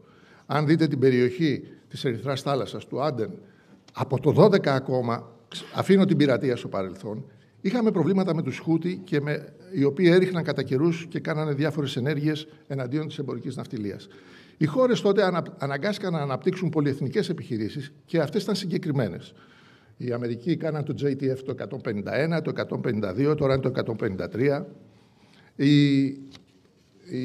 Οι Γάλλοι είχαν στείλει bypassάροντας την απόφαση της Ευρωπαϊκής Ένωσης μέσα από το European Initiative που έχουν αναπτύξει, είχαν κάνει μια πολυεθνική δύναμη η οποία δρά, ο Αγίνορας, η οποία δρά έξω από στην Αραβική θάλασσα. Βλέπουμε τώρα ότι βρισκόμαστε σε μια τεράστια σύγκρουση μεταξύ Ιράν και Ισραήλ και δεν ξέρουμε αν αύριο αυτή η ανταλλαγή χτυπημάτων κάνει το Ιράν να κλείσει τον κόλπο του Ομάν και να έχουμε τρομερές επιπτώσεις. Συνεπώς, αυτές οι δυνάμεις τώρα που δρούν στην περιοχή, που είναι η επιχείρηση Αταλάντα, που είναι η επιχείρηση Ασπίδες, που είναι η γαλλική πρωτοβουλία, οφείλουν να συνεργαστούν, ακόμα και αν δεν είναι όλες υπό την ευρωπαϊκή ομπρέλα, αλλά είναι από κρατική ομπρέλα. Και κλείνοντας με 3 προτάσεις προς την ηγεσία. Η μία πρόταση είναι ότι πρέπει να μπουν αυτά τα μαθήματα σαν συγκεκριμένο σεμέστερ, τρίμηνο, τετράμηνο, στις σχολές ανωτέρων αξιωματικών. Θα κληθούν αύριο να βρεθούν σε τέτοιου είδους επιχειρήσεις και δεν είναι τους στέλνουμε ένα επιχειρησιακό πλάνο. Πρέπει να γνωρίζουν και ζητήματα διεθνούς δικαίου, πρέπει να ζητήσουν οργανισμούς. Είδαμε προηγουμένως την οργάνωση του ΑΕΜΟ που πρέπει να τη γνωρίζει κάποιος, που πρέπει να αποτανθεί. Η δεύτερη πρότασή μου είναι ότι πρέπει να δημιουργηθεί ιδιαίτερη διεύθυνση ή τμήμα τέτοιων επιχειρήσεων στο ΓΕΘΑ που να μπορεί να συνεργάζεται όχι μόνο με τον αρχηγό στόλο οπωσδήποτε και τον ναυτικό, αλλά και με διεθνείς παράγοντες και φορείς, διότι η εξέλιξη είναι ραγδαία. Πρέπει να γνωρίζει ανά πάσα στιγμή πλοία, καταστάσεις, υλικό, διαδικασίες, οργανισμούς. Είναι ένα πολύ κρίσιμο κομμάτι και θα είναι τρομερό εργαλείο στα χέρια του επιχειρησιακού και του στρατηγικού διοικητού. Το τρίτο είναι ότι πρέπει και εμείς να ακολουθήσουμε το παράδειγμα των Αμερικανών και να κάνουμε ένα εγχειρίδιο στο οποίο με τη συνδρομή των εξαιρετικών καθηγητών να έχει μέσα στοιχειώδη ζητήματα αντιμετώπισης καταστάσεων με βάση το διεθνές δίκαιο, την επιχειρησιακή οδηγία, την αποστολή και όλα αυτά. Θα είναι πάρα πολύ σημαντικό ένα τέτοιο εγχειρίδιο το οποίο να ανανεώνεται, να είναι στη λογική του αλλάζουμε σελίδες και κάνουμε ανανέωση. Και βέβαια η συνεργασία μας, επιμένω, με την ακτοφυλακή είναι εκ των ουκάνευ. Έχουμε το Στρατηγικό Κέντρο Θαλάσσιων Μεταφορών, το οποίο ικανοποιεί την έννοια της στρατηγικής κινητοποίησης. Βλέπουμε ότι τα τελευταία χρόνια η στρατηγική κινητοποίηση έχει γίνει πολύτιμη. Νομίζω ότι πρέπει να το συνδέσουμε με όλες αυτές τις δραστηριότητες, να ενισχύσουμε τη συνεργασία μας με τον εμπορικό στόλο, τον ελληνικό και τους εφοπλιστές, προκειμένου να καλύψουμε τις νέες απαιτήσεις που έρχονται. Σας ευχαριστώ πολύ.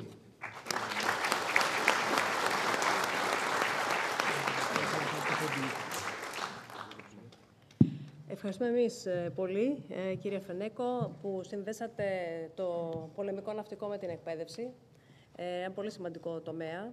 Όσοι διδάσκουμε στη Σχολή Εθνικής Άμυνας το γνωρίζουμε αυτό. Και αν μου επιτρέπετε, θα προσθέσω και την ιστορία και τη φιλοσοφία στις ανάγκες που μπορεί να έχουν και οι παραγωγικές σχολές ακόμη, γιατί τελικά οδηγούμαστε μόνο στη λήψη απόφασης. Βλέπετε και όσοι είστε πιο νέοι στο ακροατήριο, πόσα πράγματα πρέπει να γνωρίζει κανείς τεχνικά, επιχειρησιακά, νομικά και on top of that, για να μιλήσω στα ελληνικά, πόση φιλοσοφία και ιστορία επίσης για να λάβει στο τέλος την ηθική απόφαση που πρέπει να λάβει για να δράσει. Και όλα αυτά μέσα σε πολύ σύντομο χρονικό διάστημα. Αυτό είναι και μια ερώτηση που θέλω να κάνω αργότερα στο πάνελ. Αν αντί να αλλάξουμε ενδεχομένως όλο αυτό το οικοδόμημα που έχουμε, πρέπει να αλλάξουμε τους χρόνους με τους οποίους λειτουργούμε. Γιατί θέσατε και πολύ ωραίο το γεγονός ότι πολλές χερσαίες δυνάμεις προσπαθούν να γίνουν ναυτικές δυνάμεις. Όπως είναι η Τουρκία, όπως είναι η Κίνα και ούτω καθεξής. Κάνατε και πολύ ωραία πάσα, όχι bypassάροντας όπως είπατε, το κρατάω αυτό, αλλά πολύ ωραία πάσα στον επόμενο μιλητή μας, ο οποίος είναι καθηγητής, αλλά όχι μόνο καθηγητής.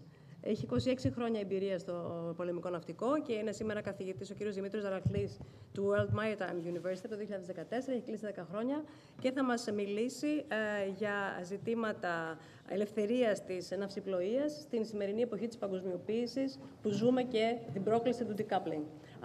If I may just say a few words for our English-speaking panelist, Mr.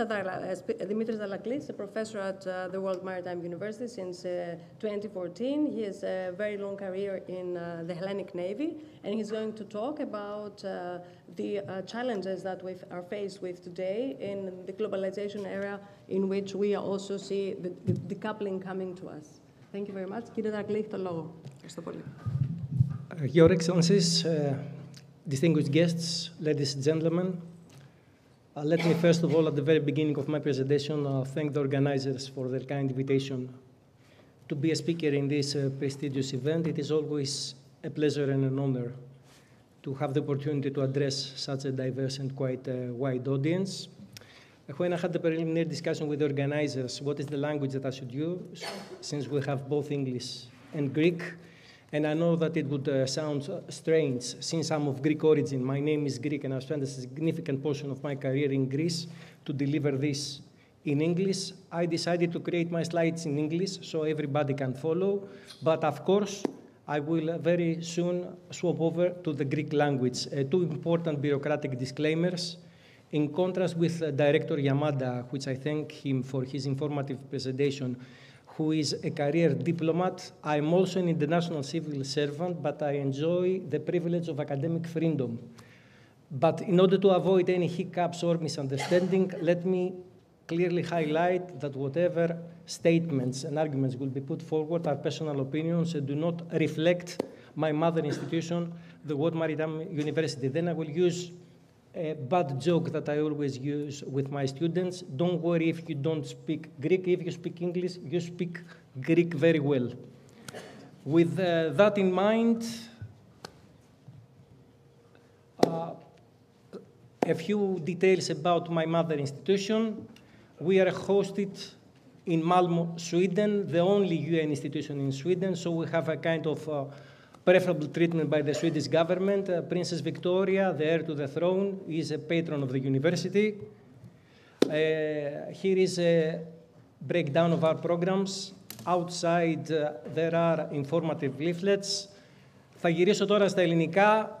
Για όποιον ενδιαφέρεται, στη γραμματεία υπάρχουν φυλάδια. Δεν έχω καμία διάθεση να τα πάρω πίσω στη Σουηδία, άρα μπορείτε να πάρετε ελεύθερα όσο θέλετε. Μία γρήγορη διευκρίνηση. Τα προγράμματα του Πανεπιστημίου αφορούν μόνο μεταπτυχιακά και διδακτορικά. Δεν είναι δηλαδή σε επίπεδο bachelor.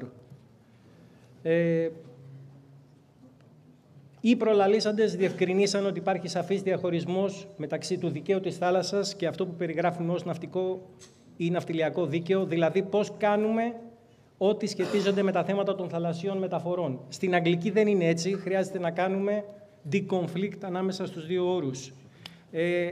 Ένα πολύ χρήσιμο διάγραμμα και επιτρέψτε μου μία εξαιρετικά δυνατή απλούστευση. Κοντά στην ξηρά, το κράτος έχει ισχυρές δυνάμεις. Όσο απομακρυνόμαστε από την ξηρά, η ισχύς αυτή εξασθενεί. Αυτός είναι ο σύντομος κανόνας, ο οποίος χρησιμοποιώ όταν προσπαθώ να πω στους μαθητές μου τι ακριβώς συμβαίνει. Και επίσης, αυτό το οποίο θα ήθελα να κρατήσετε, το διεθνές δίκαιο μας δίνει δικαιώματα, μας παρέχει ελευθερίες, αλλά ταυτόχρονα δημιουργεί και υποχρεώσεις. Πολλά από αυτά που είπε ο κύριος Φενέκος, προστασία του περιβάλλοντος, εμπίπτουν στον παράγοντα των υποχρεώσεων που έχουμε την τάση να τα παραμελούμε. Σε κάθε περίπτωση, ειδικά για τους μαθητές που είναι παρόντες στην αίθουσα, ξέρουμε πολύ καλά ότι τη βάση του δικαίου, το έθιμο, πώς έκανα κάτι μέχρι τώρα, αυτό γίνεται ισχύουσα πρακτική και μετά στη συνέχεια αυτό το κωδικοποιώ. Οι Έλληνες πάλι πρωτοπόροι στην κωδικοποίηση. Άλλες δυνάμεις, την εποχή των μεγάλων ναυτικών εξερευνήσεων, η τάση ήταν να επεκτείνω την κυριαρχία μου όσο μπορώ στη θάλασσα. Οι προλαλήσαντες αναφέρανε την βασική διαμάχη η οποία εδράζεται στο διεθνές δίκαιο. Αυτό που λέμε την ελευθερία της ναυσιπλοείας ή την προστασία της κυριαρχίας των διαφόρων κρατών. Αυτή είναι η ουσία. Βλέπετε στη διαφάνεια μία σύνοψη τι γινόταν την εποχή του 16ου αιώνα. Πολύ χρήσιμο το 1930 από τον προκάτοχο του ΙΕ, την Κοινωνία των Εθνών, ότι σε αντίθεση με ό,τι ισχυρίζεται ο Γκρότιους, οι πόροι στη θάλασσα εξαντλούνται αργά ή γρήγορα. Άρα, επομένως, συγκεκριμένοι κανόνες πρέπει να ισχύουν. Συνεχίζω στην κατεύθυνση αυτή. Εν αντιθέσει με τον κύριο Φενέκο, ο οποίος έκανε κάποια άλματα, εγώ έχω αρκετές λεπτομέρειες. Όποιος θέλει μπορεί να κάνει το δικό του homework, για να μιλήσω και εγώ σε άρτα στα ελληνικά, και να δει τι έχουμε. Ουσιαστικά, το Διεθνές Δίκαιο της Θάλασσας αντικατέστησε προγενέστερα θεσμικά νομικά κείμενα ενισχύ και δημιούργησε, θα έλεγα, ένα νέο περιβάλλον, όπου δίνει τον τρόπο με τον οποίο διεξάγονται οι ανθρώπινες δραστηριότητες στη θάλασσα. πολύ συχνά στην αγγλική χρησιμοποιούν τον όρο constitution. Άλλες περιοχές δημιουργηθήκαν από το μηδέν, για παράδειγμα η αποκλειστική οικονομική ζώνη, και φυσικά ιδιαίτερα έντονο είναι η προστασία της ελευθερίας της ναυσιπλοείας. Βάζω αυτό εδώ, το οποίο μετά θα το εξηγήσω, είναι ουσιαστικά έχουμε τους δύο πυλώνες, οι οποίοι καθορίζουν τον τρόπο με τον οποίο διεξάγονται οι ανθρώπινες δραστηριότητες στη θάλασσα. Αριστερά έχουμε την Ούγκλος και δεξιά έχουμε τον IMO, ο οποίος ουσιαστικά δημιουργεί το ρυθμιστικό πλαίσιο της ναυτιλίας, της ναυτιλιακής βιομηχανίας. Συνεχίζω.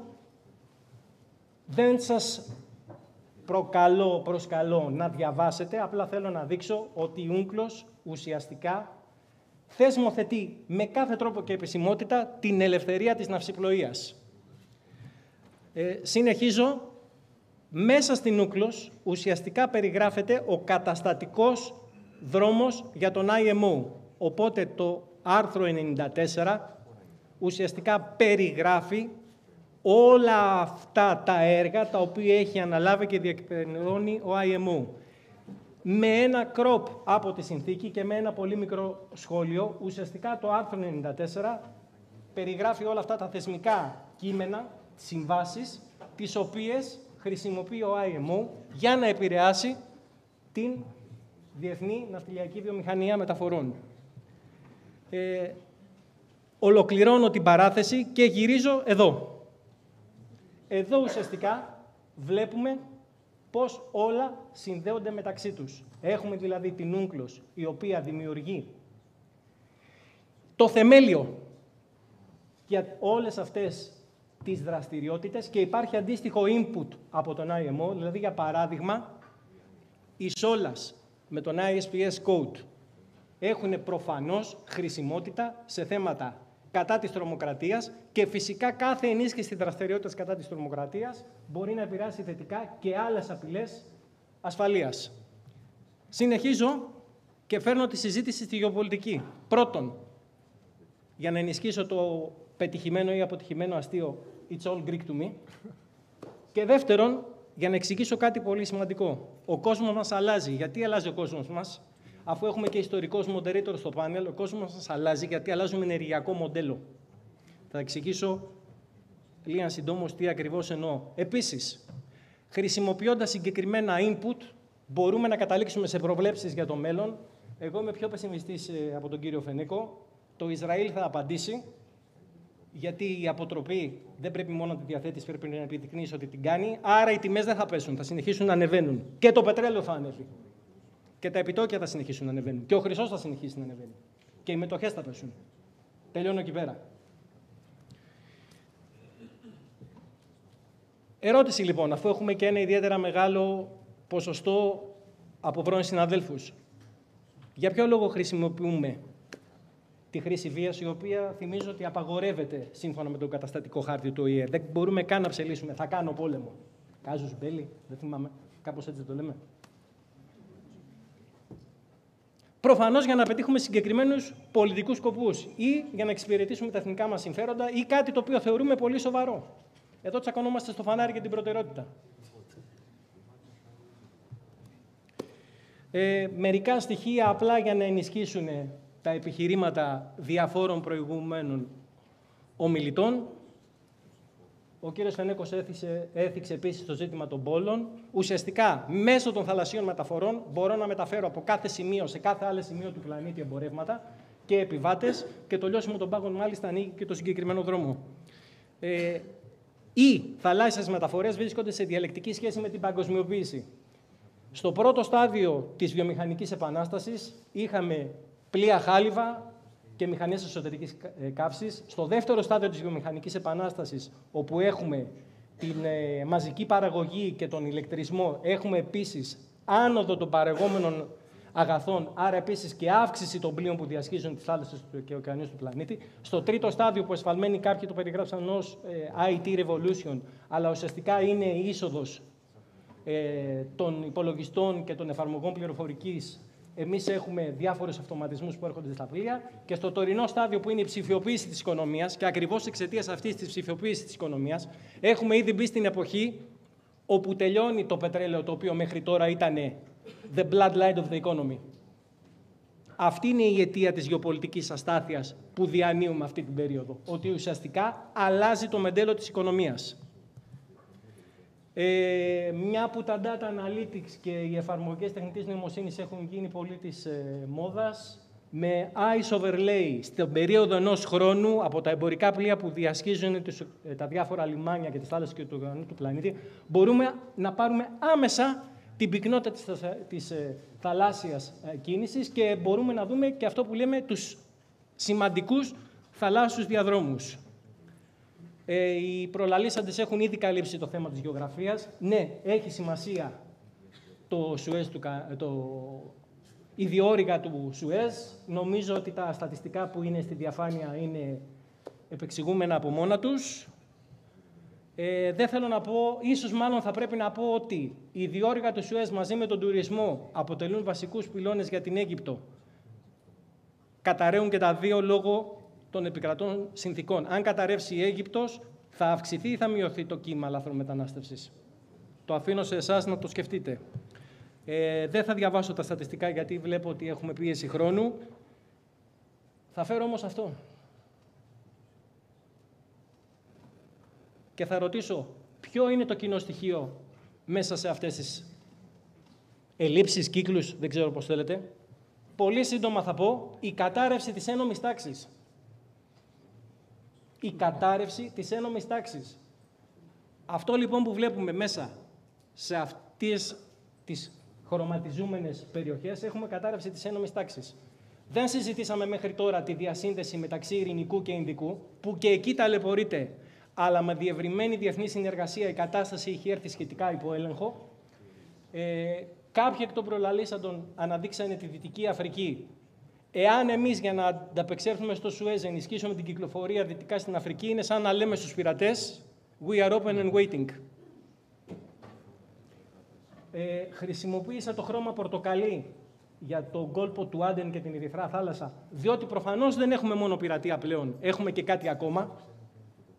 Θα παρακαλούσα να αναρωτηθείτε αν εμπλέκονται και άλλοι δρόντες εκτός από τους Χούτι, με την κάλυψη συγκεκριμένων κρατών. Και φυσικά δεν έχει μιλήσει κανείς για το τι λαμβάνει η χώρα στη Μαύρη Θάλασσα, όπου έχουμε πλήρης κατάρρευση της ένομης τάξης, έχουμε έντονη χρήση βίας για επίτευξη αντικειμενικών σκοπών, έχουμε χρήση ναρκών και από τις δύο μεριές για επίτευξη συγκεκριμένων αποτελεσμάτων. Και μόλις χθες η Ουκρανία ανακοίνωσε την απόσυρση από τις συζητήσεις που γινόντουσαν υπό την αιγίδα των Ηνωμένων Εθνών για τη μία προσπάθεια μιας διεθνούς συμφωνίας που θα εξασφάλισε κάποια ομαλότητα στη Μαύρη Θάλασσα. Άρα ουσιαστικά είναι η κατάρρευση της ένομης τάξης η οποία απειλεί σήμερα την ελευθερία της ναυσιπλοείας. Συνεχίζω. Κατευθείαν το κείμενο από την Ούγκλος. Δεν θέλω να σας κουράσω. Θέλω όμως να δείξω αυτό.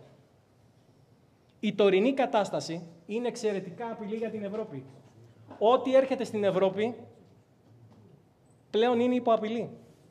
Υπό τον ασφικτικό έλεγχο άλλων δυνάμεων.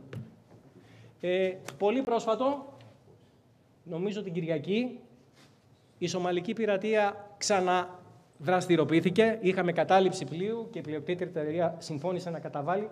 Απλά 5 εκατομμύρια ήταν τα λίτρα. Καμία ιδέα ποιος θα πληρώσει αυτά τα 5 εκατομμύρια? Ο τελικός καταναλωτής φυσικά. Συνεχίζω. Το έθιξε ακροθυγός ο κύριος Φενέκος.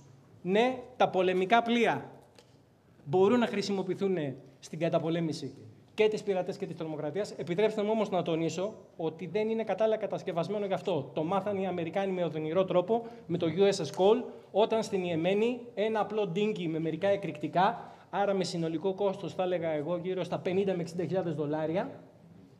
Πεθάναν και άνθρωποι κιόλας. 53, αν θυμάμαι καλά. Άρα, ναι μεν, είναι πολύ θετικό το ότι έχουμε πλοία στην Ερυθρά θάλασσα, τα οποία υποστηρίζουν την ελευθερία της ναυσιπλοείας. Αυτά τα πλοία όμως είναι σε κίνδυνο. Είναι αυτά τα πλοία κατάλληλα με τον κατάλληλο εξοπλισμό για να ανταποκριθούν σε αυτό το περιβάλλον? Σίγουρα υπάρχουν άλλοι περισσότερο κατάλληλοι από μένα να το κρίνουν αυτό. Τώρα, γιατί θεωρώ ότι έχουμε μπει πλέον στην εποχή της αποσύνδεσης της παγκοσμιοποίησης. Το πρώτο και κύριο σημείο ήταν η ραγδαία οικονομική άνοδος της Κίνας. Με σύμπτωμα το COVID-19 άρχισε αυτό που ονομάζουμε αποσύνδεση. Ξαφνικά διαπιστώσαμε ότι δεν είναι ωραίο να βασιζόμαστε σε εισαγωγές από κάποιον άλλο, γιατί όταν θα το χρειαστώ, πολύ απλά δεν θα το έχω. Κοντεύω να ολοκληρώσω και όπως πολύ σωστά προσδιορίσε το Harvard Business Review, την περίοδο του 20 τριπλασιάστηκαν τα άρθρα και επιστημονικές δημοσιεύσεις, οι οποίες ουσιαστικά προτείνανε το ενδεχόμενο να αποσυνδεθούν οι οικονομίες των ΗΠΑ, το οποίο για κάποιους είναι και ελκυστικό. Στην Αμερική θεωρείται ότι έτσι θα προστατεύσω δουλειές και την τεχνολογία. Από την Κίνα, από την άλλη μεριά, θεωρείται ότι ουσιαστικά θέλω να έχω οικονομικό έλεγχο. Προχωράω λίγο παρακάτω, γιατί η moderator μου εξασκεί πίεση. Άλλο ένα input. Όταν ήμουν νέος, είχαμε το ΝΑΤΟ και το σύμβολο της Βαρσοβίας.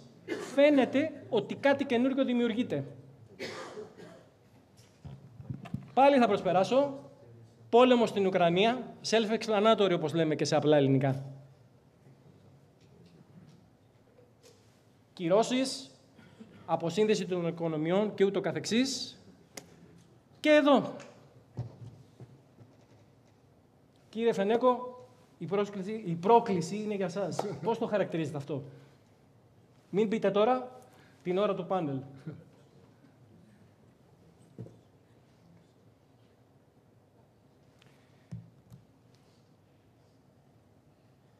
Αφού έχουμε ιστορικό, πολύ γρήγορα, τελειώνει το πετρέλαιο, περνάμε στον ηλεκτρισμό ως βασικό μοντέλο ενέργειας, οι δυνάμεις οι οποίες έχουν πετρέλαιο δεν τους αρέσει και κάνουν ό,τι μπορούν. Συνεχίζω, όλα αυτά τα συζητήσαμε. Ο κύριος Φενέκος είπε τη σύγκρουση μεταξύ του ελευθερίας της ναυσιπλοείας και τα δικαιώματα των κρατών επί του θαλασσίου περιβάλλοντος. Να θυμίσω ότι ο IMO στο πλαίσιο της αποστολής του κάνει ό,τι μπορεί ώστε να συνδράμει θετικά στο ζήτημα της ασφάλειας της θάλασσας. Και με αυτό το slide τελειώνω, στο οποίο θα πω νέο επιχειρησιακό περιβάλλον, αλλαγές και στα δόγματα που είπε ο κύριος Φενέκος και στα νομικά κείμενα, και νομίζω ότι με αυτό ολοκλήρωσα. Δεν ξέρω κατά πόσο πέρασα τον χρόνο και είμαι στη διάθεσή σας για ερωτήσεις.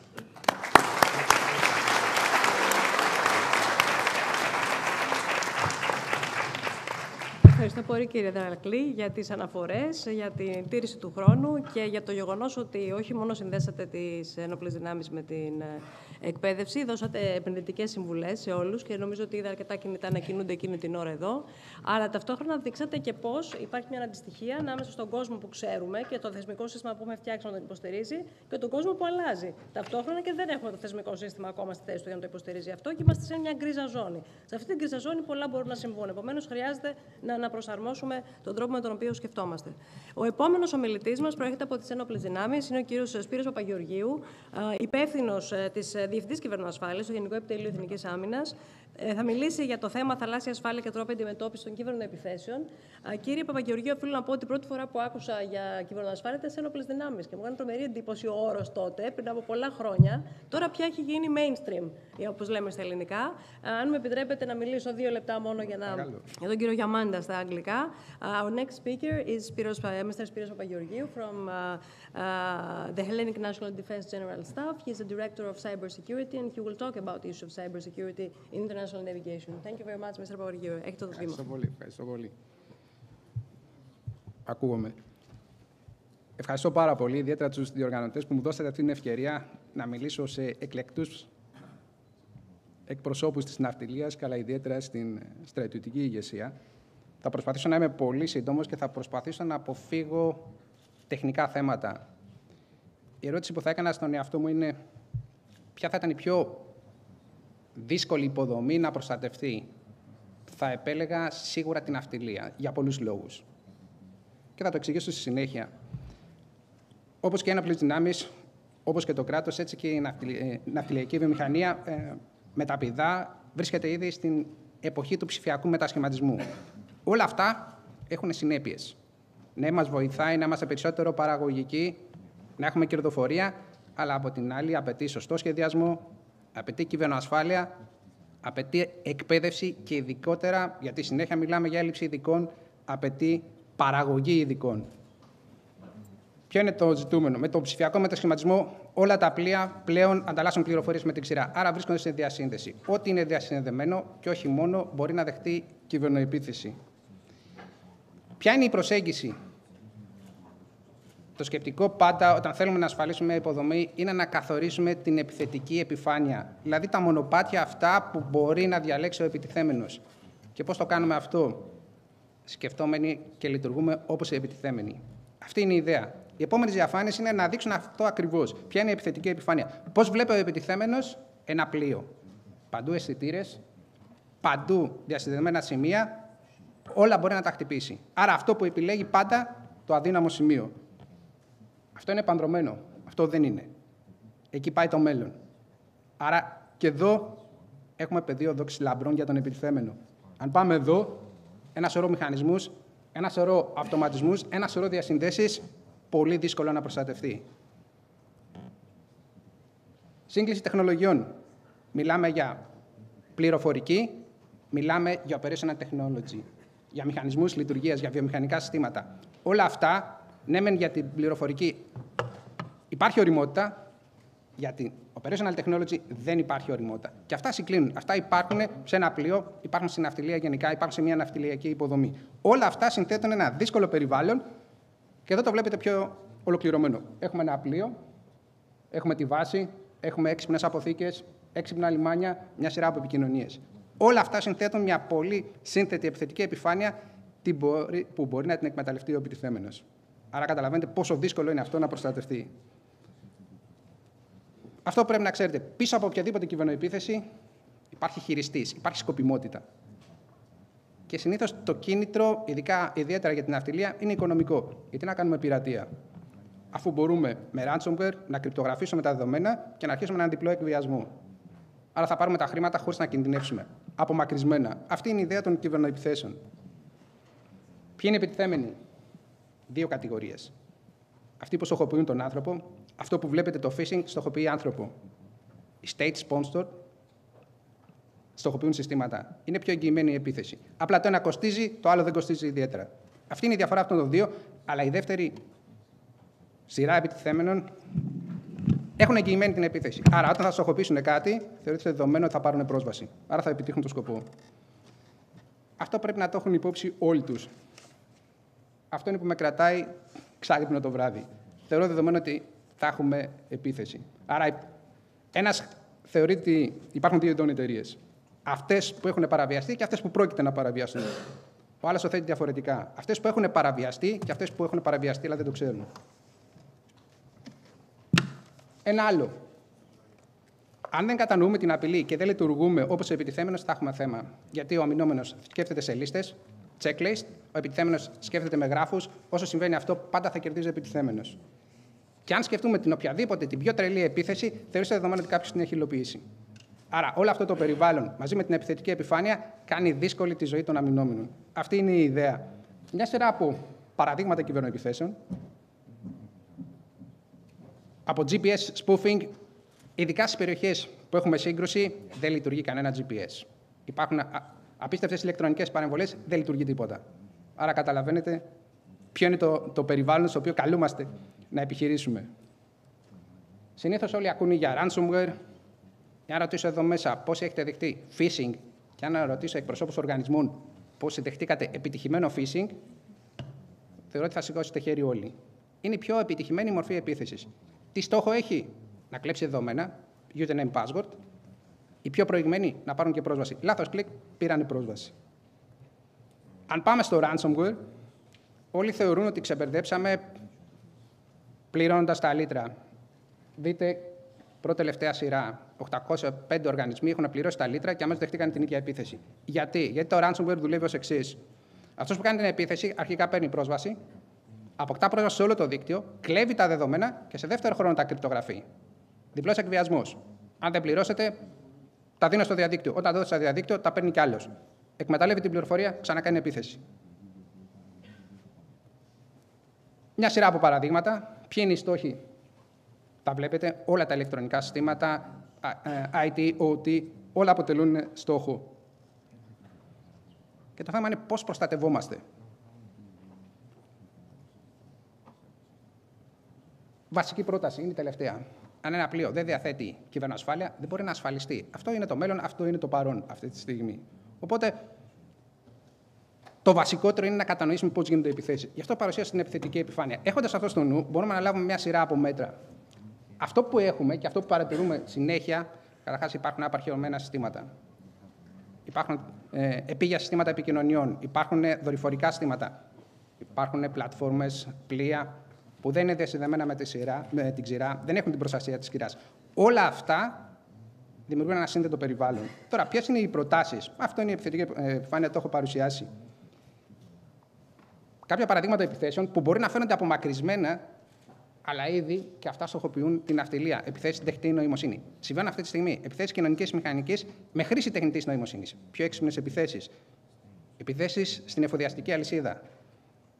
Επιθέσεις μέσω τεχνικών προώθησης των σελίδων. Άρα, αυτό που βγαίνει πρώτο κάθε φορά που κάνουμε αναζήτηση. Ακόμα και κακόβουλες διαφημίσεις. Λάθος κλικ, πήρε κάποιος πρόσωπο. Αυτές είναι advanced επιθέσεις που καλείται και η ναυτιλία να τις αντιμετωπίσει. Όλο αυτό το σύνδετο περιβάλλον έχει αλλάξει τα δεδομένα όσον αφορά την κυβερνοασφάλεια. Αυτό που θέλω να πω είναι ότι δεν υπάρχει ένας διαχειριστής κυβερνοασφάλειας. Τώρα πρέπει να υπάρχει ομάδα. Διαχείριση κυβερνοασφάλειας, διαφορετική ομάδα αντιμετώπισης κυβερνοεπιθέσεων. Άρα το παιχνίδι είναι ομαδικό. Δεν είναι one-man show. Υπάρχουν ένα σωρό πρότυπα. Αν κάποιος τα μελετήσει, στην ουσία καταλήγει σε απλά βήματα, τα οποία δεν θα τα παρουσιάσω. Θα παρουσιάσω πολύ σύντομα αυτό εδώ. Δηλαδή, αν ξεκινήσει κάποιος οργανισμός και θέλει να προστατευτεί, το πρώτο πράγμα που πρέπει να κάνει είναι έναν έλεγχο ωριμότητας. Πού βρίσκεται σε θέματα κυβερνοασφάλειας, πού θέλει να φτάσει, πώς θα φτάσει. Είναι το νούμερο ένα. Και το βασικότερο, απογραφή. Να ξέρει τι έχει, είτε από προσωπικό, είτε από υλικό. Ξεχασμένος υπολογιστής, ο hacker θα τον βρει σίγουρα. Είναι ο αδύναμος κρίκος που θα πάρει πρόσβαση. Από εκεί και πέρα, μέτρηση της επιφάνειας, της εξωτερικής επιφάνειας. Βλέπουμε το δίκτυό μας, την υποδομή, όπως τη βλέπει ο επιτιθέμενος. Υπάρχουν συστήματα που αυτόματα υπολογίζει και βρίσκει ακόμα και τον τρόπο που θα δεχτούμε επίθεση. Άμυνα σε βάθος. Κάθε σημείο, ειδικά το σημείο, ο προσωπικός υπολογιστής, πρέπει να προστατευτεί. Αν θέλουμε να δοκιμάσουμε τα συστήματά μας να δούμε πόσο καλά ασφαλισμένα είναι, κόκκινη εναντίον μπλε ομάδας. Το βασικότερο, όταν αντιμετωπίζουμε μια κυβερνοεπίθεση, παράγουμε γνώση, παράγουμε πληροφορία, ανταλλαγή με άλλους. Αυτό κάνει τη διαφορά. Προληπτική κυβερνοάμυνα. Είδαμε πιο πριν. Κάποιοι δεν γνωρίζουν ότι ο επιτιθέμενος είναι ήδη μέσα. Πώς εντοπίζεται το κυνήγι της απειλής? Υπάρχει συγκεκριμένη διαδικασία που μπορούμε να εντοπίσουμε τον επιτιθέμενο. Και το βασικό, πάντα πρέπει να υπάρχει ένα σχέδιο αντιμετώπισης κυβερνοεπιθέσεων, πρακτικό. Μπορείτε να το χρησιμοποιήσετε, μπορείτε να το εφαρμόσετε, άσκηση κυβερνοάμυνας που κάνουμε σε ένοπλες δυνάμεις. Και το βασικότερο, σχέδιο αποκατάστασης. Είναι δεδομένο ότι θα δεχτούμε επίθεση. Πρέπει να ξέρουμε να την αντιμετωπίζουμε και να κάνουμε άμεση αποκατάσταση. Για μένα θα κερδίσει τον κυβερνοπόλεμο αυτός που έχει το καλύτερο σχέδιο αποκατάστασης. Τώρα, η διαχείριση κυβερνοεπιθέσεων, 6 βήματα είναι αυτά που βλέπετε. Ακολουθούμε πιστά. Οι περισσότεροι δυστυχώς αυτό που ακολουθούν είναι αυτό εδώ. Εφαρμόζουν μόνο το σχέδιο επιχειρηματικής συνέχειας, back in business με άλλα λόγια, και όχι το σχέδιο διαχείρισης αντιμετώπισης και ξεχωριστό σχέδιο αποκατάστασης. Αυτά τα 3 σχέδια πρέπει να εφαρμοστούν. Όχι μόνο το back in business. Δεν υπάρχει κυβερνοασφάλεια αν δεν έχουμε δυνατότητα εντοπισμού.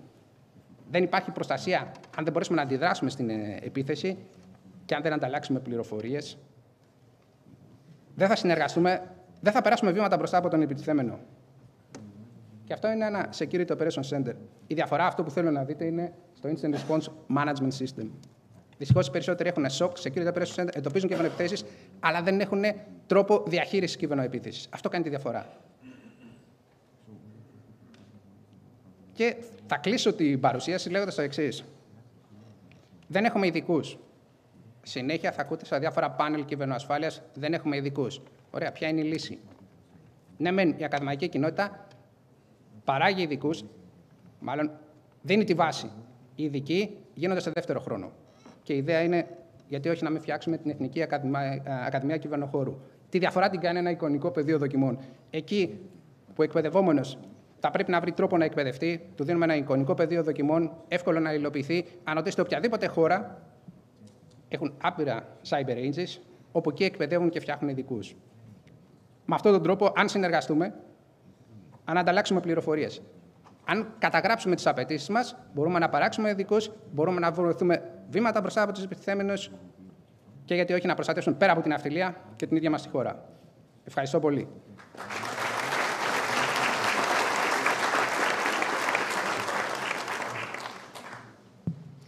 Ευχαριστούμε εμείς πολύ, κύριε Παπαγεωργίου, για αυτή την εντυπωσιακή ανάλυση και για την πρόταση να υπάρξει μια νέα τομή στο εκπαιδευτικό τοπίο της χώρας, μια και αλλάζει εντελώς τον τρόπο στον οποίο είμαστε διασυνδεδεμένοι πια. Υπάρχει η cyber sphere, υπάρχει η κυβερνοσφαίρα, στην οποία είμαστε όλοι και χρειάζεται να αντιμετωπίσουμε όχι με παραδοσιακά εργαλεία τις νέες προκλήσεις. We still have some time to discuss among the panel. If you have some questions, I will use the privilege of the chairwoman only for once, starting from the last speaker, asking Mr. Papageorgiou, how can a national cybersecurity environment make use of the European and the international security environment? Do we do that, or are we mainly connected with our own national cybersecurity capabilities in order to react on time? I already mentioned that one thing that we can do in order to be in front of the offenders, the attackers, is providing cyber threat intelligence, exchanging information regarding cyber threat intelligence. We are doing that at national level, even at organizational level, at national level, and even at the international European level. Right now, we have our own tools. We are using those tools to exchange information at Balkan level, at European level, and we are responsible for doing that. So, for sure, we work with all the others. Mr. Yamada, for the future, the people that work in cybersecurity or they make cyber attacks, some of these people do it for curiosity reasons. Some do it in order to be ahead of hackers. Some others are tools of other countries or actors. Is this, for the future, meaning that we are getting richer in some part of the world and they are getting poorer, so they are actually good tools for the other countries or actors that use them? Thank you very much. As I mentioned in my presentation, that we have the cybersecurity guidance, and we are revising our IMO cybersecurity guidance. But it's based on the member states or industries' proposal. So we should be flexible, and we welcome the proposal to update the guidance. But as that last person mentioned, in the end, it's the implementation of that actually the readiness for cyber attacks.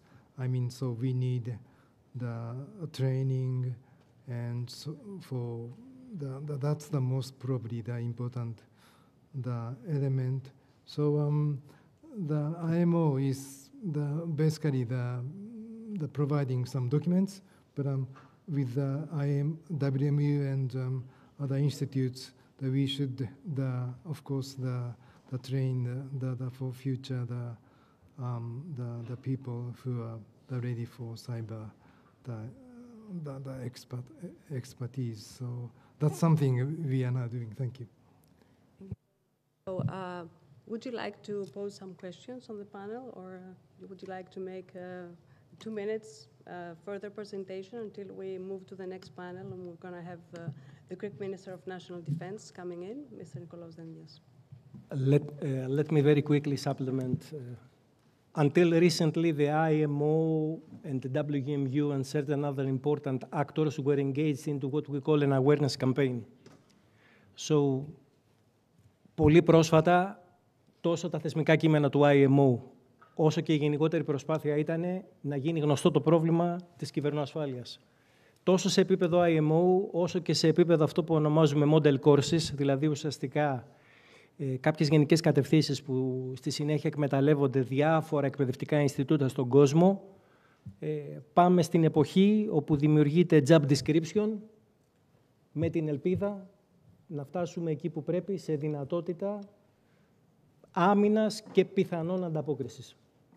Μιλήσατε για την αλλαγή του παγκόσμιου ενεργειακού μοντέλου. Λόγω της η αλλαγή του παγκόσμιου οικονομικού μοντέλου βασίζεται στην αλλαγή του ενεργειακού μοντέλου. Για εμάς τους ιστορικούς, μια και το αναφέρατε, η αλλαγή του παγκόσμιου ενεργειακού μοντέλου ξεκίνησε το 1973 με την παγκόσμια μεταλλαγή κρίση, όχι τώρα. Αυτό που όμως αλλάζει πάρα πολύ και απασχολεί πάρα πολύ το UN και απασχολεί και το IMO, πιστεύω, είναι οι μεγάλες κοινωνικές και οικονομικές ανισότητες που εμφανίζονται πια όλο ένα και πιο σταθερά να ανοίγουν αντί να κλείνουν μεταξύ Βορρά και Νότου, Global South, αλλά και μέσα στον πλούσιο κόσμο, στον ευημερούντα κόσμο, στο όνομα του οποίου φτιάχτηκαν και οι μεταπολεμικές δομές που σήμερα κλονίζονται. Τι έχει αλλάξει τελικά? Έχει αλλάξει ο τρόπος τον οποίο αντιμετωπίζουν διάφορες χώρες μεγάλες αυτή τη ρευστότητα, την οποία προσπαθούν να χρησιμοποιήσουν για τον εαυτό τους με την χρήση και των εργαλείων που τους προσφέρει η φτώχεια. Γιατί ο αλέφαντος στο δωμάτιο είναι η αυξανόμενη φτώχεια. Μπορεί να σημαίνει ότι για κάποιους πάει η ζωή καλύτερα, για κάποιους πάει χειρότερα. Πάντως υπάρχει μια ψαλίδα που ανοίγει. This is what we call the $1,000,000 question.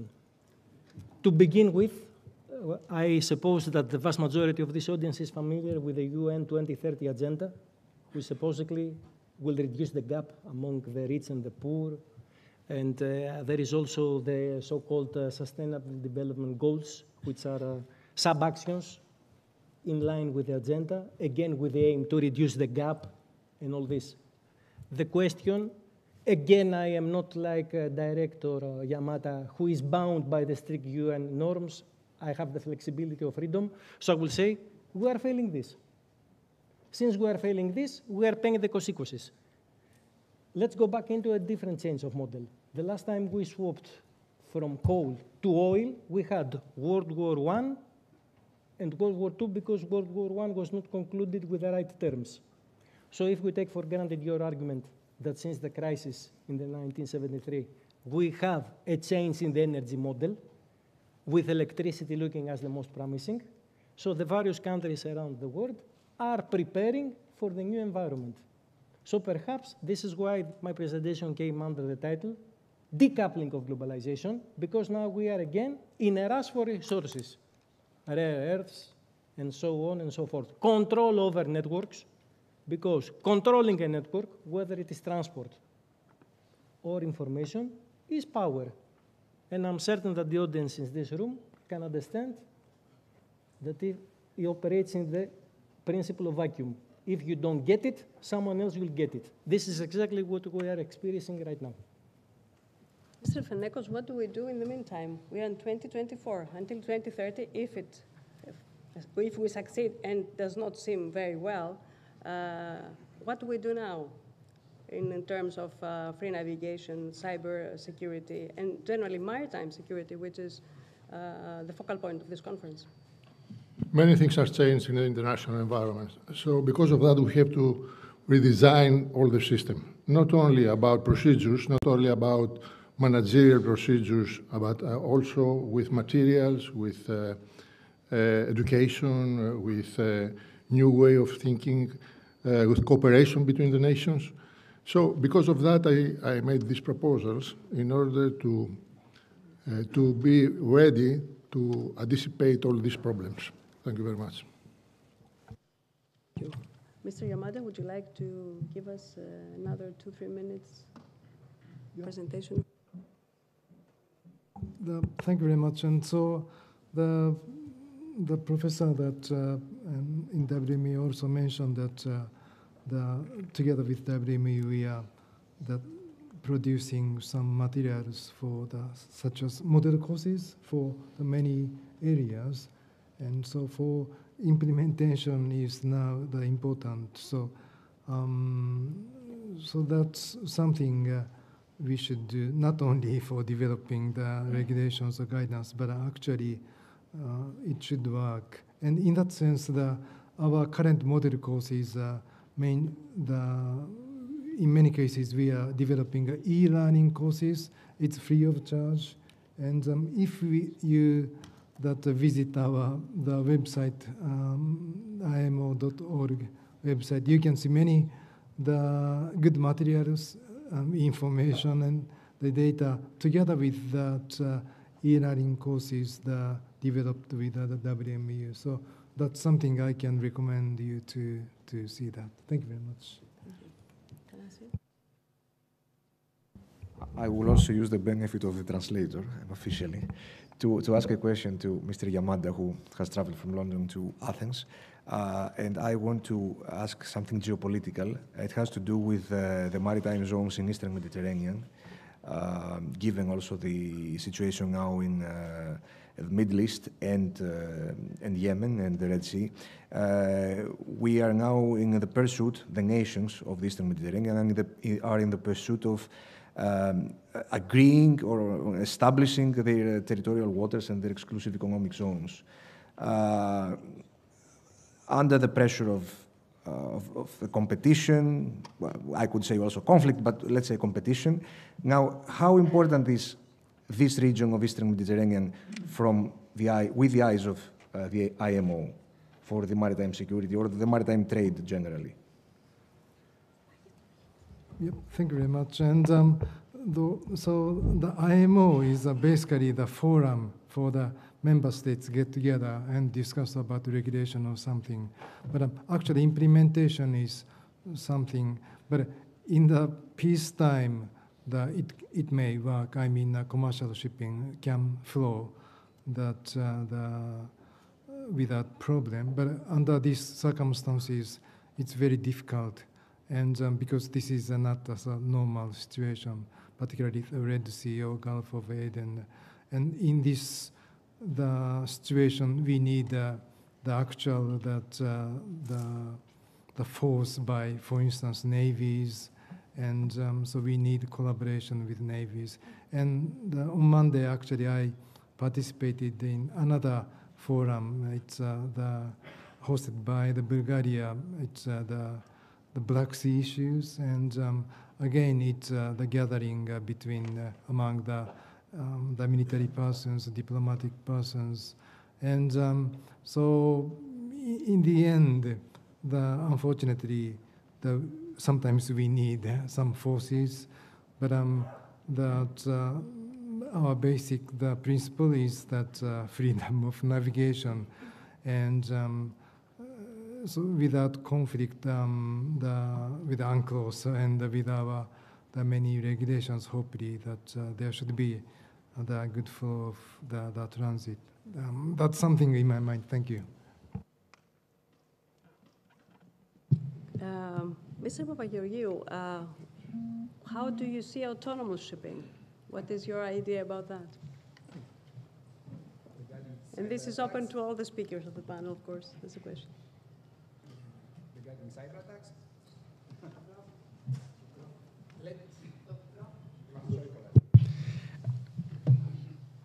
Let's give an example. We are using weapons,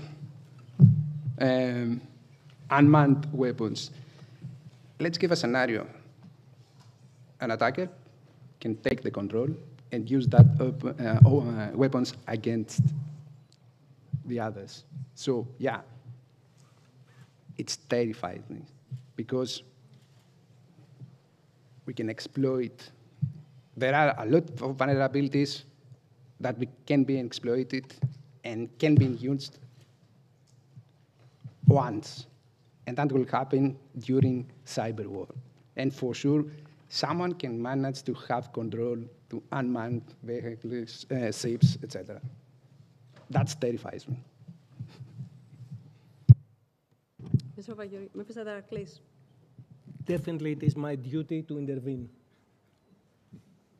Definitely. I don't want to create any negative impression. I understand that Captain Papageorgiou is approaching it from the cybersecurity. His line of thinking is connected systems, connected threats, then yes, they can be used as a weapon. It is among the mission of the IMO and the industry to develop the right framework so as a transport tool if I can use the term, to be used safely.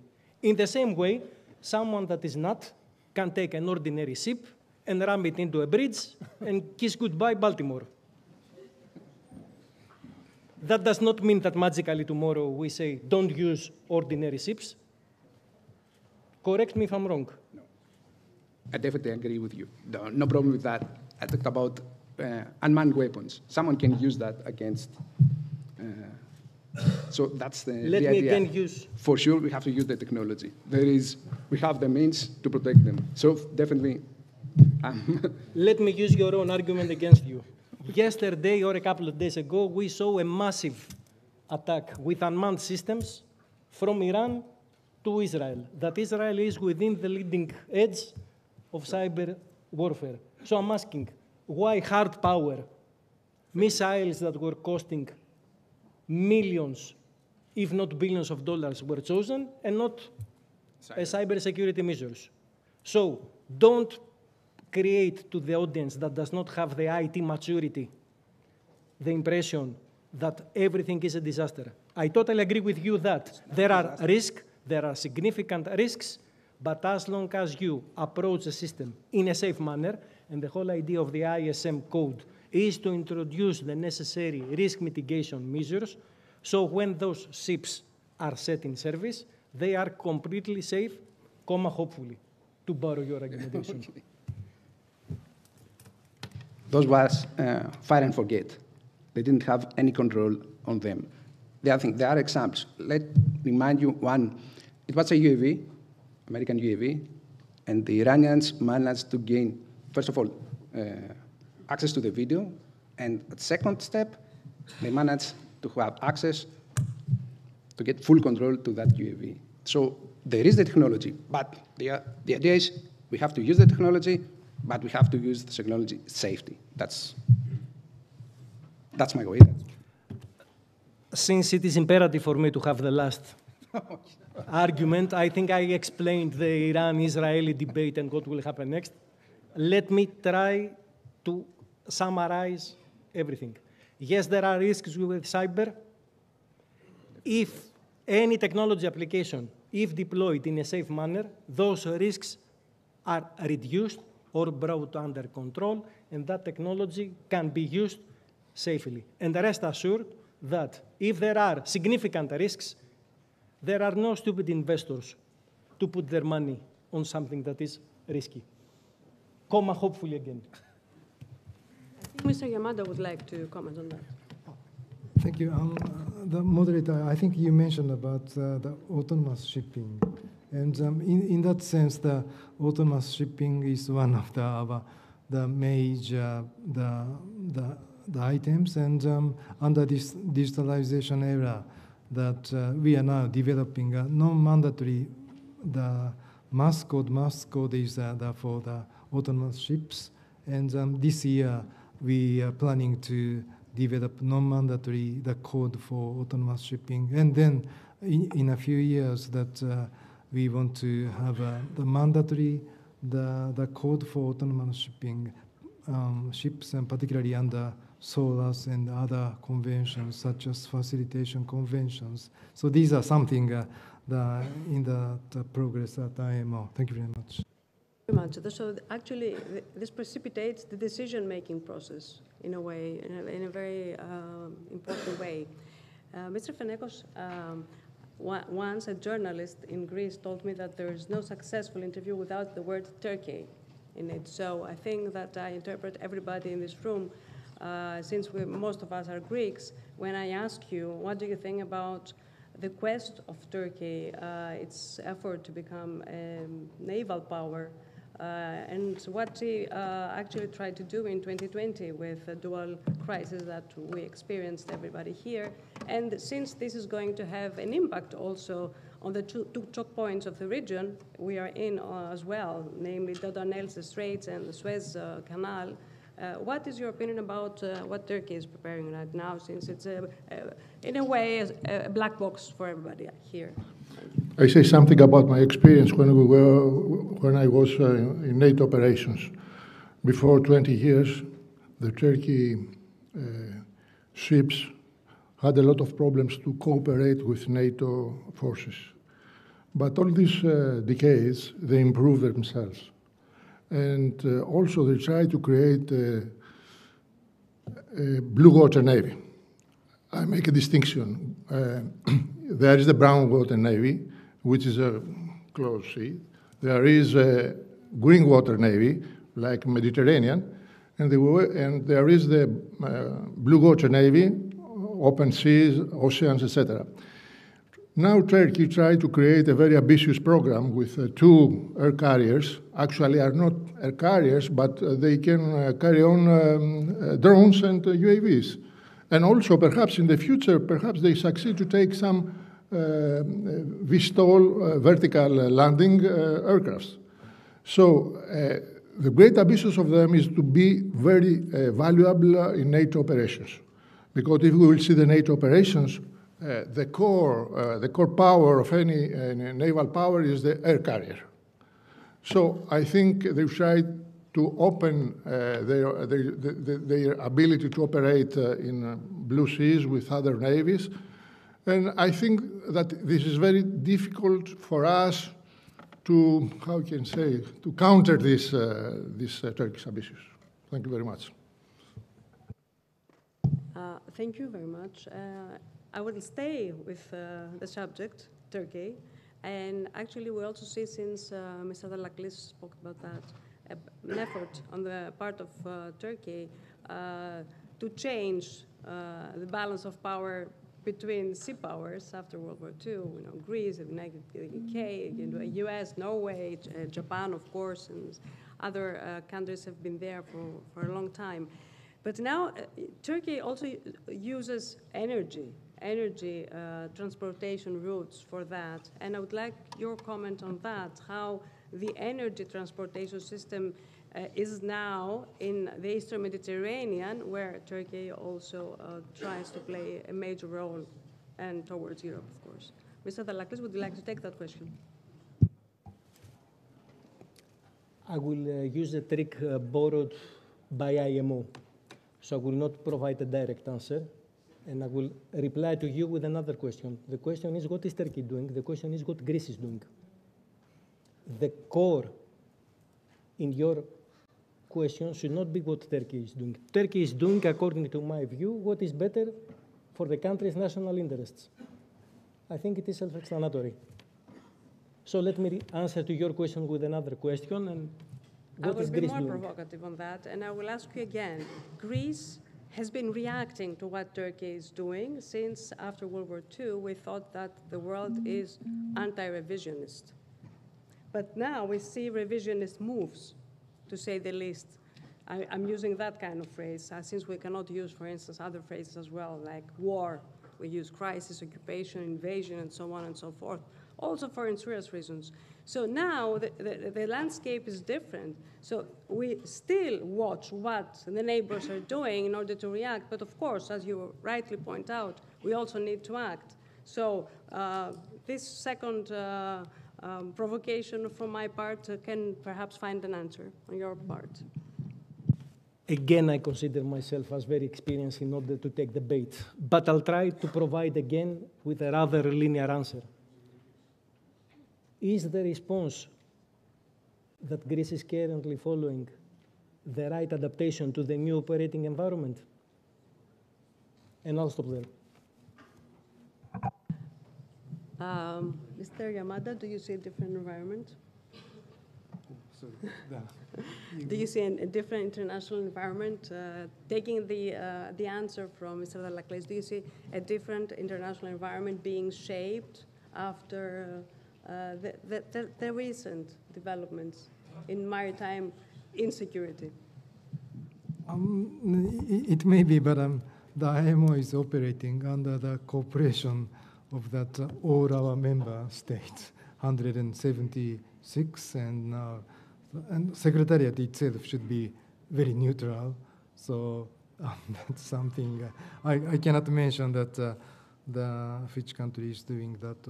But yes, currently the situation is changing. But we hope that, for instance, the IMO is a forum for kind of a diplomatic forum. So with the discussion with the many member states, hopefully we can solve or provide some solution in future. Thank you. Would you like to comment on the future of surface ships, which is something that also concerns us? You mean the new frigates, etc.? Yes. Okay. This is a very provocative question because actually I'm a supporter of new construction. I don't like this strategy to take ships from United States, that they are old, they are, perhaps if they are not old, they are not so operational well for us. So the strategic planning we had before some years about the Bellara and about the new corvette plan, it was very nice. I think it was a complete project. And if we will think that we have a Rafale also, this is a nice strategic planning. If we will change this and we don't buy the fourth Bellara and we stop to create new construction for corvettes, then I think we have to try to find reasons to take the LCS in order to use them with the most resultive way, which is not very nice operational. Because of that, I'm a supporter of new construction. And the last question for this panel to Mr. Papageorgiou. Do you miss legal tools for cybersecurity in the Hellenic Navy and generally in Greek shipping industry? Legal tools to fight the cybercrime, or yeah, we are using. But the idea is to deal with cyber attackers, you have to change your procedure. First of all, you have to think like the attackers do. The second is we have to work together with others using legislation tools to cooperate in order to find evidence to say that this was the attacker. It's very difficult by using all the providing means from the internet, we can hide our identity. So it's very difficult to say, definitely this one, the attacker. The only thing that we are doing right now, we are doing profiling. We are talking about advanced persistent threats.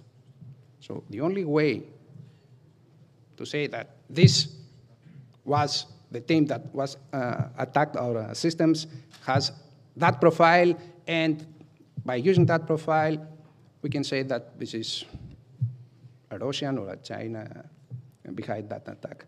That's the only way. That's the way that we are using legal tools or legislation to fight the cyber attackers. Okay. Thank you very, very much for your questions and for the answers to my provocative questions. I wish everybody agreed.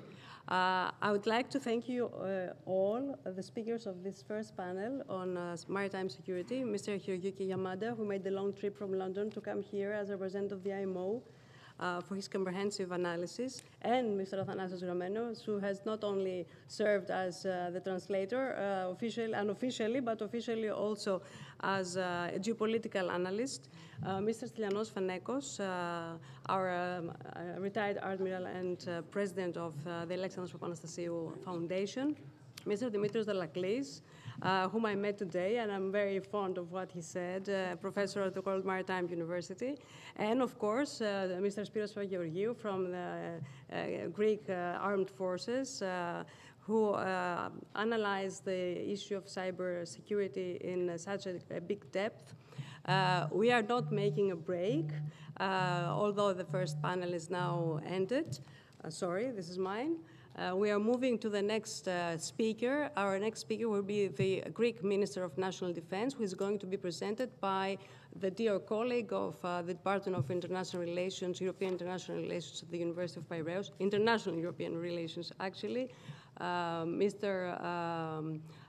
Christos Hadji-Emmanuel, who is going to host the next event. Thank you all very much for your attention, and thank you very much for participating in this panel again.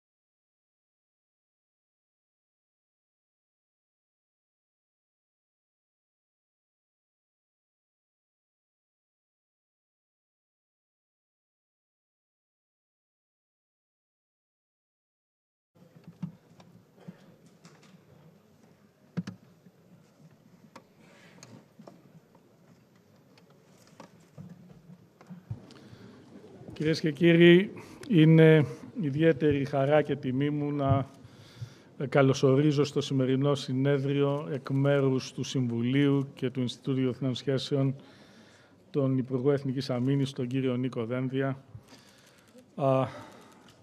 έναν άνθρωπο που ασφαλώς όλοι γνωρίζετε, όπως γνωρίζετε και το έργο του και την πορεία του, αλλά για τις ανάγκες του συνεδρίου θα επαναλάβω δύο κουβέντες για το ποιος είναι ο Νίκος Δένδιας. Όπως ξέρετε, ίσως έχει γεννηθεί στους Παξούς, είναι από τον νομό Κερκύρας, έχει ασκήσει με μεγάλη επιτυχία το δικηγορικό επάγγελμα από το ασχοληθεί με την πολιτική. Δεν ήταν κάποιος που γεννήθηκε μέσα στην πολιτική, πλην όμως από το 2004 είναι μέλος του Ελληνικού Κοινοβουλίου, έχοντας εκπροσωπήσει πρώτα για πολλά χρόνια τον νομό του. Σήμερα είναι βουλευτής του νότιου τομέα των Αθηνών. Έχει εκλεγεί 10 συνεχείς φορές βουλευτής και μάλιστα με ρεκόρ ψήφων. Εδώ όμως ενδιαφέρει το έργο που επιτέλεσε, όχι το πώς αναδείχθηκε εκεί.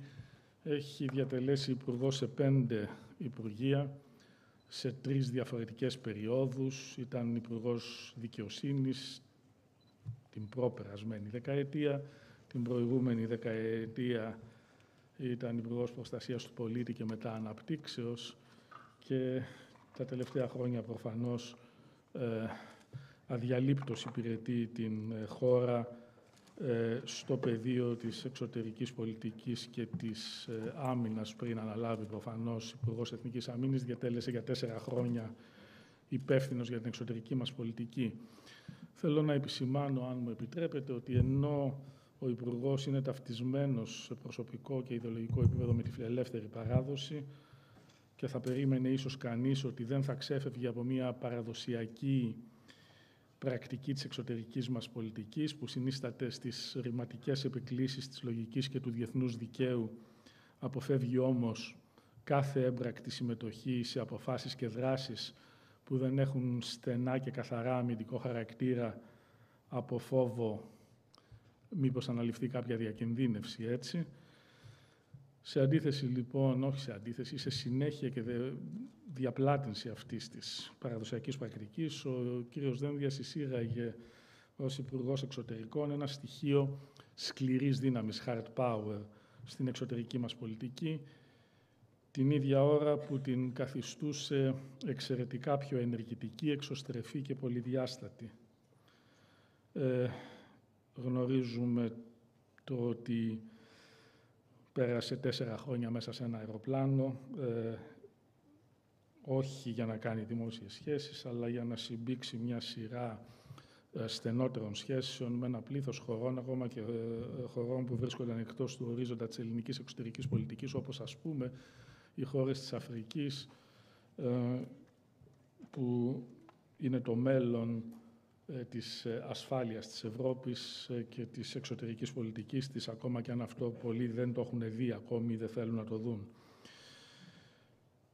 Η ενεργητικότητά του στο πεδίο το διεθνές αποδεικνύεται και από τις ενέργειές του υπό τη σημερινή του ιδιότητα, αρκεί να αναλογιστούμε τον ρόλο που έπαιξε στην διοργάνωση και σήμερα στη λειτουργία της επιχείρησης Ασπίδες, πριν από αυτό της Ειρήνης κτλ.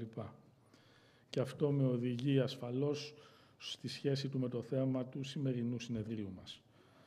Ο κύριος Δένδιας από καιρό υπογράμμιζε την ιδιαίτερη σημασία που έχει για την Ελλάδα η εμπέδωση και συστηματική επιβολή του διεθνούς δικαίου της θάλασσας, καθώς και της θαλάσσιας ασφάλειας.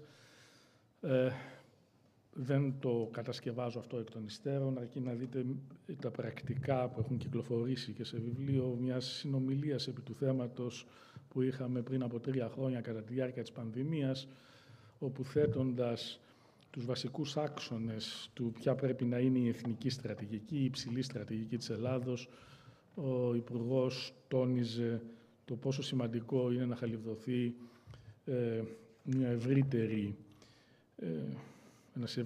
ένα ευρύτερο σύστημα συμμαχιών στα θέματα της εμπέδωσης της UNCLOS, και της θαλάσσιας ασφάλειας. Τόνιζε δε πάντοτε σε αυτό το πλαίσιο την ανάγκη συμπόρευσής μας με άλλες θαλάσσιες δυνάμεις, συμπεριλαμβανομένων προφανώς και των Ηνωμένων Πολιτειών, με τις οποίες στο πεδίο αυτό συμβαίνει να μοιραζόμαστε κοινές στοχεύσεις, να διαθέτουμε δηλαδή κοινά συμφέροντα ασφαλείας, αλλά και κοινά οικονομικά συμφέροντα. Συνεπώς, θα καλέσω τον Υπουργό να μας πει τις σκέψεις του σε σχέση με το σημερινό μας θέμα, γνωρίζοντας ότι δεν θα πρόκειται απλώς για μια τυπική αναφορά ενός Υπουργού στο ζήτημα, αλλά για κάτι το οποίο ο κύριος Δένδιας γνωρίζει καλά, έχει ενσκύψει σε αυτό και το πιστεύει βαθιά. Κύριε Υπουργέ, σας παρακαλώ.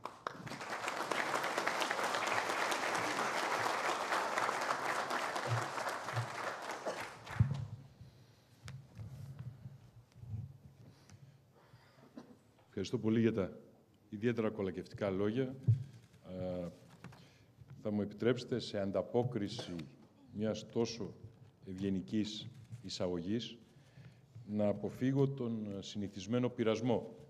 Και ποιος είναι ο συνηθισμένος πειρασμός? Είναι να αναγνώσω την ομιλία που μόλις μου δόθηκε. Θα αποφύγω λοιπόν να κάνω αυτό. Θα μου επιτρέψετε αντίθετα να σας πω τις σκέψεις μου για το θέμα, σύντομα, και εάν κρίνετε ότι λέχθηκε οτιδήποτε εξάπτει το ενδιαφέρον ή την περιέργεια ή την προσοχή, θα το θεωρούσα τιμή μου και χαρά μου να απαντήσω σε ερωτήσεις εκμεταλλευόμενος τον λίγο χρόνο που έχουμε στη διάθεσή μας. Θέλω να ξεκινήσουμε μια γενική εισαγωγή πλάνης, μια ομολογία πλάνης. Ο πλανήτης ολόκληρος και η Ελλάδα μπήκε στον 21ο αιώνα, λέω πάντα, θεωρώντας ότι μπαίνει σε έναν αιώνα στον οποίο οι βασικές παράμετροι έχουν πλέον διαγραφεί και είναι παράμετροι ειρήνης, δημοκρατίας, οικονομικής ανάπτυξης, ενσωμάτωσης των ανερχόμενων δυνάμεων όπως η Κίνα στο διεθνές σύστημα και άλλων αναδυόμενων ίσως προκλήσεων όπως η κλιματική αλλαγή, αλλά όχι αναζήτηση απάντησης στο ερώτημα ειρήνη ή πόλεμος. Θεωρούσαμε ότι η εποχή των πολέμων βρίσκεται πίσω μας. Και αυτό η ανθρωπότητα δεν το έκανε αδόκητα. Στην τελευταία δεκαετία του 20ου αιώνα λύθηκαν μια σειρά από διεθνή προβλήματα ή φάνηκε ότι λύνονται απίστευτης σημασίας. Θυμίζω το Apartheid, θυμίζω το Good Friday Agreement, θυμίζω τα Oslo Agreements για το Μεσανατολικό, για το Παλαιστινιακό. Αμέσως μετά, μάλιστα, θα συναντήσω τον τότε Νορβηγό Υπουργό, που ήταν ο δημιουργός των Oslo Agreements. Και επίσης, το κορυφαίο, η κατάρρευση του τείχους του Βερολίνου και η ελπίδα ότι η Ρωσία, πλέον όχι η Σοβιετική Ένωση, θα ενσωματωθεί στην αρχιτεκτονική ασφάλεια της Ευρώπης. Όλα αυτά απεδείχθησαν, όλες οι ελπίδες απεδείχθησαν λάθος, φρούδες. Και αυτή τη στιγμή αντιμετωπίζουμε ένα περιβάλλον δυσίωνο, με ένα πόλεμο στα βόρεια-ανατολικά μας, ένα δεύτερο πόλεμο στα νότιο-ανατολικά μας, μια τρίτη σύγκρουση στα ανατολικά μας, αναφέρομαι στο Νότιο Κάφκασο, Αζερμπαϊτζάν, Αρμενία. Και εάν θέλουμε να δούμε τις θαλάσσιες περιοχές, νομίζω ότι θα δημιουργήσουμε επίσης μια σκοτεινή εικόνα. Αλλά πριν πάω σε αυτό, θα ήθελα να σας πω κάτι που ήδη ξέρετε. Ποια είναι η ελληνική θέση? Η ελληνική θέση είναι απλή, διαχρονικά απλή. Η εφαρμογή του διεθνούς δικαίου και κυρίως στην περίπτωσή μας η εφαρμογή του διεθνούς δικαίου της θάλασσας. Με τις λύσεις που αυτό προσφέρει. Ή αυτό που θα έλεγαν οι Αμερικανοί φίλοι μας, a rules-based order. Θεωρούμε ότι μια τέτοια θέση αφενός μεν επιλύει τις περισσότερες διεθνείς διαφορές και αμφισβητήσεις, θα έλυε, εάν η Τουρκία συμφωνούσε να συνυπογράψει του Νούκλος, παραδείγματος χάρη, το 95% της διαφοράς μας με την Τουρκία δια μιας, αλλά επίσης, πέραν αυτού, δίνει έναν κανόνα τον οποίο μπορούμε να ακολουθούμε. Και επίσης υπηρετεί τα συμφέροντα της συντριπτικής πλειοψηφίας των χωρών του πλανήτη. Πάρα πολλές νησιωτικές χώρες έχουν αυτή την αντίληψη. Λίγο πριν είχα τη χαρά να δω τον Υπουργό Εξωτερικών του Κάπο Βέρντε, χθες την Υπουργό Εξωτερικών της Γκάνα, χώρες όχι κατά ανάγκη μέχρι χθες γνωστές στην Ελλάδα, βρίσκονται στην Αθήνα εξαιτίας του Ocean Conference που είχε συμφωνηθεί το διάστημα που εγώ ήμουν Υπουργός Εξωτερικών με τον Τζον Κέρι, αλλά χώρες που μπορούν να συμπορευθούν μαζί μας σε αυτή την ατζέντα. Υπάρχουν δεκάδες άλλες, δεν χρειάζεται να μνημονεύσω, τις ξέρετε ως ύπαρξη τις περισσότερες νησιωτικές χώρες του Ειρηνικού, την Αυστραλία, τη Νέα Ζηλανδία, την Ινδία, μια χώρα ιδιαίτερο ενδιαφέροντος για μας. Εάν όμως κοιτάξουμε τώρα την περιοχή γύρω μας, την θαλάσσια περιοχή γύρω μας, η Μαύρη Θάλασσα είναι κλειστή στην πραγματικότητα και ναρκοθετημένη. Υπάρχει μόνο ένας μικρός διάβλος, παράκτιος, δίπλα στην Ρουμανία και τη Βουλγαρία, για να υπηρετήσει κατά το δυνατόν τις εξαγωγές της Ουκρανίας, ιδίως τις εξαγωγές σιταριού, κάτι που όμως πάρα πολύ ενδιαφέρει την παγκόσμια οικονομία. Δεν είναι ένα ρωσο-ουκρανικό ζήτημα μόνο. Στο Αιγαίο και στην Ανατολική Μεσόγειο υπάρχει, και δεν το λέω ως Έλληνας υπουργός, αλλά ως ψύχρεμος και ουδέτερος παρατηρητής, το ίδιο πράγμα θα έλεγα, ένας τουρκικός αναθεωρητισμός, ο οποίος δεν δέχεται την UNCLOS ως κανόνα επιλύσεως της διαφοράς με την Ελλάδα, αλλά γενικά ως κανόνα επίλυσης των διεθνών διαφορών. Θεωρεί ότι μπορεί να δημιουργηθεί στην ευρύτερη περιοχή ένα sui generis δίκαιο, το οποίο να υπηρετεί τα συμφέροντά της. Εάν πάμε νοτιότερα στην Ερυθρά Θάλασσα, υπάρχει αμφισβήτηση της ελευθερίας της ναυσιπλοείας από μια ιονή μη κρατική δύναμη, τους Χούθης, οι οποίοι θεωρούν ότι μπορούν τις όποιες απόψεις τους για οποιαδήποτε διαφορά στον πλανήτη να τις εξάγουν ως πρόβλημα, εμποδίζοντας την ελευθερία των συναλλαγών και άρα παρεμποδίζοντας σημαντικά, πρέπει να σας πω, την παγκόσμια οικονομία. Λέω πάντα όταν μου λένε θα έρθω μετά στις επιχειρήσεις, γιατί μας ενδιαφέρει η επιχείρηση ασπίδες, το πλαστικό ποτηράκι στο σούπερ μάρκετ που αφορά τον Έλληνα καταναλωτή έχει ανέβει, κυρίες και κύριοι, κατά 60%.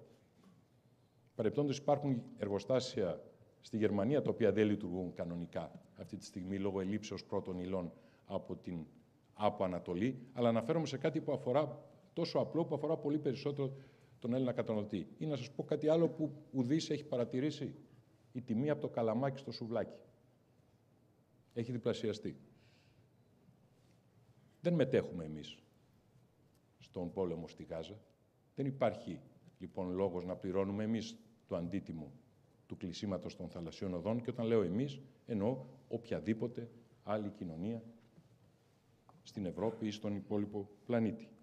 Και εάν πάμε και από την άλλη πλευρά της Αφρικής, στον Gulf of Guinea, επίσης πολύ σημαντικός για την παγκόσμια οικονομία, όλες οι εξαγωγές πετρελαίου της Νιγηρίας και της ευρύτερης περιοχής, οι εξαγωγές ξυλίας, οι εξαγωγές πρώτων υλών περνάνε από εκεί, και πάλι χάρη στην πειρατεία ή εξαιτίας της πειρατείας υπάρχει πρόβλημα ασφάλειας. Έξω από τις ακτές της Σομαλίας υπάρχει πρόβλημα ασφάλειας. Άρα, συνολικά στην ΟΑΤ θα μπορούσαμε να θεωρήσουμε ευρύτερη θαλάσσια περιοχή μας, δεν υπάρχει το καθεστώς της ασφάλειας που θα όφιλε να υπάρχει και να υπηρετεί την παγκόσμια κοινότητα, την παγκόσμια οικονομία, τον πολίτη κάθε χώρας της ευρύτερης περιοχής. Τι κάνουμε εμείς γι' αυτό? Καταρχήν, αγγλιστή, we don't punch above our weight. Ξέρουμε ποιοι είμαστε, ξέρουμε πόσο μεγάλοι ή πόσο μικροί είμαστε, ξέρουμε τι είμαστε, ξέρουμε τις δυνατότητές μας. Όμως ξέρουμε και τα συμφέροντά μας. Και χωρίς να πάσχουμε από οποιονδήποτε μικρομεγαλισμό, επίσης δεν πάσχουμε από την γνωστή και ιστορικά υπαρκτή και ακμάζουσα στην Ελλάδα ασθένεια του στουρθοκαμιλισμού. Σημαίνει αυτό πρακτικά, παριστάνεις ότι τα προβλήματα δεν υπάρχουν αν εσύ βάλεις το κεφάλι σου μέσα στην άμμο. Ή, εν πάση περιπτώσει, στην ελληνική περίπτωση, θα έρθουν κάποιοι άλλοι να τα λύσουν για σένα, κατά τη γνωστή αρχή, την οποία αποκαλώ μπράβο κολονέλο. Κάθεσαι και συγχαίρεις τον άλλον ο οποίος ασχολείται. Εμείς, στο πλαίσιο της δραστηριότητάς μας, επιχειρήσαμε να λύσουμε προβλήματα. Και λύσαμε ορισμένα από αυτά. Καταρχήν, με συμφωνίες. Με τη συμφωνία με την αποκλειστική οικονομική ζώνη με την Ιταλία, δώσαμε ένα Παράδειγμα, πώς μπορούν δύο χώρες να λύσουν μια διαφορά η οποία περιέχει και θέμα αλλιευτικών δικαιωμάτων. Το θέμα της αλληλείας της κόκκινης γαρίδας, αν το ξέρετε, που διατηρούσε τις δύο χώρες σε αδυναμία επίλυσης επί μισό αιώνα. Μισό αιώνα. 50 χρόνια κάναμε. Με την Αίγυπτο. Μετά από 35 χρόνια διαπραγμάτευση, όπου το ζήτημα επίρειας ή μη επίρειας επιλύθηκε κατά τον πλέον δίκαιο τρόπο. Ανάμεσα σε δύο χώρες που απέκτησαν επίσης μια πολύ δυναμική σχέση μέσα από αυτή την επίλυση. Μια σχέση που οδηγεί αυτή τη στιγμή στη δυνατότητα να πω μια στρατηγική συμμαχία με την πιο σημαντική χώρα στη Βόρεια Αφρική και μια πολύ σημαντική χώρα για τον αραβικό κόσμο. Και επίσης φτάσαμε στο παραδείο για να επιλύσουμε τη διαφορά με την Αλβανία, μια διαφορά που εμπεριέχει το σύνολο των στοιχείων που εμπεριέχει και η διαφορά με την Τουρκία. Και με την Αλβανία συμφωνήσαμε να παραπέμψουμε στη Χάγη τη διαφορά μας και ήμασταν στο τελευταίο στάδιο της κατάρτισης του συμφωνητικού μέχρι που συνέβη η γνωστή υπόθεση Μπελέρη και έχει διακόψει αυτή την πρόοδο. Όμως η επί της αρχής συμφωνία στον τρόπο επίλυσης υπάρχει. Υπάρχει. Και αυτό είναι κάτι το εξαιρετικά σημαντικό. Από την άλλη πλευρά, η χώρα προέβησε πρωτοβουλίες πραγματικά όχι συνηθισμένες στην ιστορία της. Πάντα είχαμε μια τεράστια επιφύλαξη, πολύ κατανοητή, αν θέλετε, αλλά όχι απαραίτητα εθνικά συμφέρουσα, να επιχειρούμε με οποιοδήποτε τρόπο έξω από τα πολύ στενά σύνορά μας. Τα απολύτως γεωγραφικά σύνορά μας. Εμείς πρωτοστατήσαμε, τότε ήμουν Υπουργός Εξωτερικών, στη δημιουργία καταρχήν της επιχείρησης Ειρήνη. Το γεγονός ότι έχει ελληνικό όνομα υποδηλώνει περίπου ποια χώρα ήταν και ο κύριος μοχλός στο να δημιουργηθεί. Μια επιχείρηση όχι πολύ ισχυρή, για να είμαστε μεταξύ μας ειλικρινείς, όμως μια επιχείρηση που έβαζε ευρωπαϊκό στολίσκο, ευρωπαϊκό, με ευρωπαϊκή σημαία, στη θάλασσα βόρεια από τη Λιβύη, για να εμποδίσει το λαθρεμπόριο όπλων. Πολύ πιο σημαντική είναι η δεύτερη επιχείρηση, οι Ασπίδες. Επίσης με ελληνικό όνομα, επίσης με ελληνική πρωτοβουλία. Οι Ασπίδες είναι κάτι διαφορετικό, είναι διαφορετικής τάξης. Είναι η μεγαλύτερη επιχείρηση που έκανε ποτέ η Ευρωπαϊκή Ένωση. Όχι στη θάλασσα, οπουδήποτε. Η μεγαλύτερη στρατιωτική επιχείρηση που έκανε η Ευρωπαϊκή Ένωση στην ιστορία της, στα 70 χρόνια της ιστορίας της. Αυτή τη στιγμή η επιχείρηση Ασπίδες έχει μεγάλο αριθμό χωρών συμμετοχής, έχει 5 φρεγάτες στη θάλασσα, 5 διαφορετικών χωρών και ένα πλοίο γενικής υποστήριξης με χειρουργείο της Ολλανδίας και φιλοδοξούμε να μεγαλώσει και περισσότερο. Το γιατί η Ελλάδα παίρνει πρωτοβουλία στο να υποστηρίζει επιχειρήσεις κοινές της Ευρωπαϊκής Ένωσης, κοινές στρατιωτικές επιχειρήσεις, νομίζω το καταλαβαίνει η καθεμιά και ο καθένας από εσάς και νομίζω από το σύνολο της ελληνικής κοινωνίας. Έστω κι αν κάποια κόμματα, για λόγους νομίζω περισσότερο εικόνας και όχι περισσότερο ουσίας, διατυπώνουν αντιθέσεις. Εάν υπάρχει μία χώρα από τις 27 που έχει απόλυτο και ακέραιο εθνικό συμφέρον στην δημιουργία μιας κοινής, ενιαίας ευρωπαϊκής αμυντικής συνείδησης, αυτοί είμαστε εμείς. Εμείς είμαστε που σε κάποια χρόνια από σήμερα, όντας 11 εκατομμύρια, θα έχουμε μια κατάσταση ασφάλειας που θα αντιμετωπίζει απέναντί μας μια χώρα που θα υπερβαίνει τα 100 εκατομμύρια. Δηλαδή θα υπάρχει ένας συντελεστής περίπου 1/10. Είναι λοιπόν πολύ σημαντικό αυτό που συνιστά ευρωπαϊκό χώρο επίσης και αυτό που συνιστά ευρωπαϊκά συμφέροντα επίσης να μπορεί να επικαλεστεί την στήριξη μιας κοινής αμυντικής κουλτούρας της Ευρωπαϊκής Ένωσης. Και αυτό δεν θα γίνει δια μαγείας ένα πρωί. Πρέπει να καλλιεργηθεί. Και δεν μπορείς να καλλιεργήσεις κάτι με την αποχή σου ή με την αδιαφορία σου. Οφείλεις κατελάχιστον να συμμετάχεις ή να αναλάβεις πρωτοβουλία, εάν βλέπεις λίγο πιο μακριά. Πέραν αυτού, κάνουμε πρακτικά πράγματα. Είναι εδώ ο αρχηγός του ναυτικού. Έχουμε μια πολύ περήφανη ναυτική παράδοση. Λένε οι αξιωματικοί του ναυτικού και οι δικές μου μικρές εσωτερικές γνώσεις το ίδιο λένε, δεν έχουμε ιτηθεί ποτέ στη θάλασσα. Όμως το ναυτικό δημιουργείται από το ειστέρημα του Έλληνα φορολογούμενου και λειτουργεί χάρη στον επαγγελματισμό, μερικές φορές πρέπει να πω και στην αυτοθυσία, όχι μόνο στην προσπάθεια, των στελεχών του. Και υπέστη, όπως και τα άλλα σώματα, και η αεροπορία και ο στρατός, μεγάλες στερήσεις το διάστημα της δεκαετούς κρίσης. Τώρα όμως έρχεται το βασικό ερώτημα. Τι το θέλουμε το ναυτικό μας? Γιατί επί τη βάση του τι θέλουμε το ναυτικό μας πρέπει να αποφασίσουμε τι πρέπει να έχει το ναυτικό μας. Ή αν θέλετε τι πρέπει να είναι το ναυτικό μας. Θέλουμε ένα ναυτικό κλειστής θάλασσας, ένα ναυτικό που να προασπίσει μόνο το στενό χώρο του Αιγαίου, το Ιόνιο, που είναι η πατρίδα μου αυτή τη στιγμή, δεν απειλείται. Αν και μετά την τελευταία τουρκική τοποθέτηση για το θαλάσσιο πάρκο στις Κυκλάδες, έχω μια εντύπωση ότι ίσως η όρεξή τους ανοίξει για τους αντίπαξους και ανησυχώ λίγο, αλλά εν πάση περιπτώσει ελπίζω ότι υπάρχουν κάποια όρια και στον παραλογισμό της γειτονικής μας χώρας. Και τι θέλουμε λοιπόν το ναυτικό μας? Εάν θέλουμε να είναι ένα ναυτικό κλειστής θάλασσας, τότε πρέπει να καταλήξουμε στα συγκεκριμένα συμπεράσματα.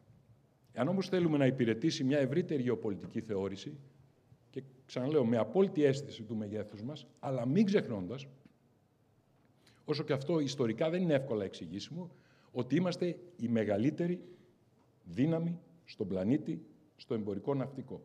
Η μεγαλύτερη δύναμη στον πλανήτη. Δεν υπάρχει άλλος τομέας ελληνικής δραστηριότητας που να είμαστε διαπλανητικά πρώτοι. Έχουμε άνω του 20% του παγκόσμιου στόλου. Μερικοί το μετράνε γύρω στο 17-18, θα συμβιβάζομαι και με τα δύο. Έχουμε ένα πολύ μεγάλο κομμάτι του ευρωπαϊκού στόλου, άνω του μισού. Το ερώτημα είναι, όλο αυτό μας δημιουργεί κάποιο ενδιαφέρον και κάποιες υποχρεώσεις? Η πειρατεία, παραδείγματος χάρη, έξω από τη Σομαλία ή στον Γκόλφο Γκίνι, όπως είπα προηγουμένως, έχει κάποια σημασία για την Ελλάδα, είναι κάτι παντελώς αδιάφορο? Αν κανείς πει είναι κάτι παντελώς αδιάφορο, τότε θα λάβει άλλη απάντηση στα εξοπλιστικά του ναυτικού. Αν όμως πει τον ενδιαφέρει, πάλι θα καταλήξει σε συμπεράσματα. Η δική μας αντίληψη, η αντίληψη της κυβέρνησης Μητσοτάκη, είναι ότι έχει ενδιαφέρον για την Ελλάδα. Ότι οι ασπίδες και η ειρήνη δεν θα μπορούσαν να υπηρετηθούν χωρίς μια ευρύτερη αντίληψη. Έτσι αγοράστηκαν οι 3 γαλλικές φρεγάτες, FDI, τα πιο σύγχρονα βαπόρια αυτού του τύπου στον κόσμο σήμερα. Ο Κίμωνας ήδη τον επόμενο χρόνο θα πλέει στο Αιγαίο. Η πρώτη κυρτή πλώρη μετά το Αβέροφ στη θάλασσά μας. Θα ακολουθήσουν άλλα 2. Μετέχουμε ήδη σε συζητήσεις για τις αμερικανικές φρεγάτες Constellation, τις φρεγάτες της επόμενης γενιάς, με τη λογική να ναυπηγηθούν, να συνσχεδιαστούν με τις Ηνωμένες Πολιτείες.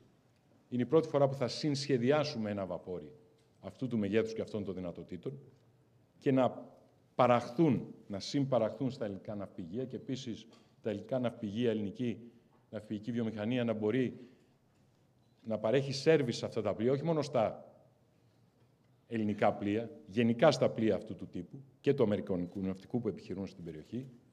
Συζητάμε με το Ηνωμένο Βασίλειο να μας παραχωρήσει ναρκοθυρευτικά, ότε και αν κάποια στιγμή λήξει ο πόλεμος στην Ουκρανία. Αντιλαμβάνεστε πόσο θα χρειαστούν ναρκοθυρευτικά στην περιοχή μας, ναρκαλλιευτικά, πόσο απειλή θα μπορούσαν να είναι οι νάρκες στην Ερυθρά θάλασσα. Χρειάζεται ένα θαλασσινό κράτος, το οποίο να μπορεί να παρέχει αυτή την υπηρεσία στην παγκόσμια οικονομία και στην παγκόσμια κοινότητα και δεν νομίζω ότι υπάρχει οποιοδήποτε άλλο στην περιοχή που θα μπορούσε να το κάνει αυτό. Έχουμε αποκτήσει σύγχρονα ελικόπτερα. Τα Ρώμεο, το πρώτο, παραλήφθηκε εδώ και λίγες μέρες από τον Πρωθυπουργό στο ελικοδρόμιο του Μαραθώνα. Δημιουργούμε λοιπόν ένα σύγχρονο, μεγάλων δυνατοτήτων ναυτικό που να μπορεί να υπηρετήσει την ελληνική αντίληψη και τα ελληνικά συμφέροντα. Όμως, καταλήγω λέγοντάς σας το εξής.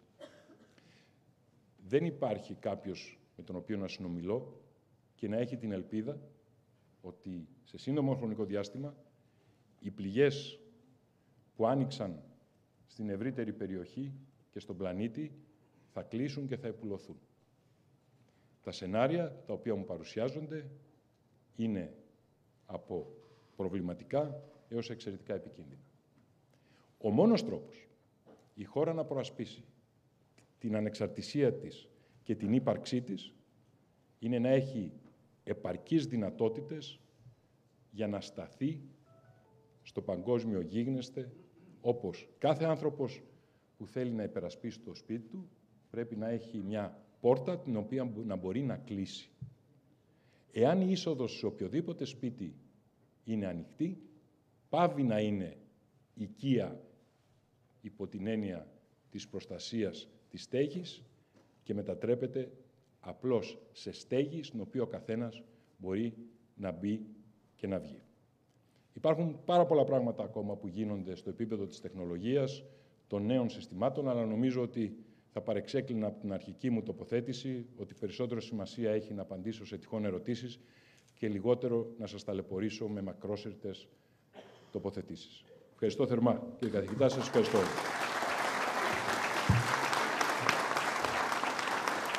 Κύριε Υπουργέ, σέβομαι την επιθυμία σας να απαντήσετε σε ερωτήσεις, αλλά σε αυτό το συνέδριο έχουμε αποφασίσει να μην γίνονται ερωτήσεις από το κοινό.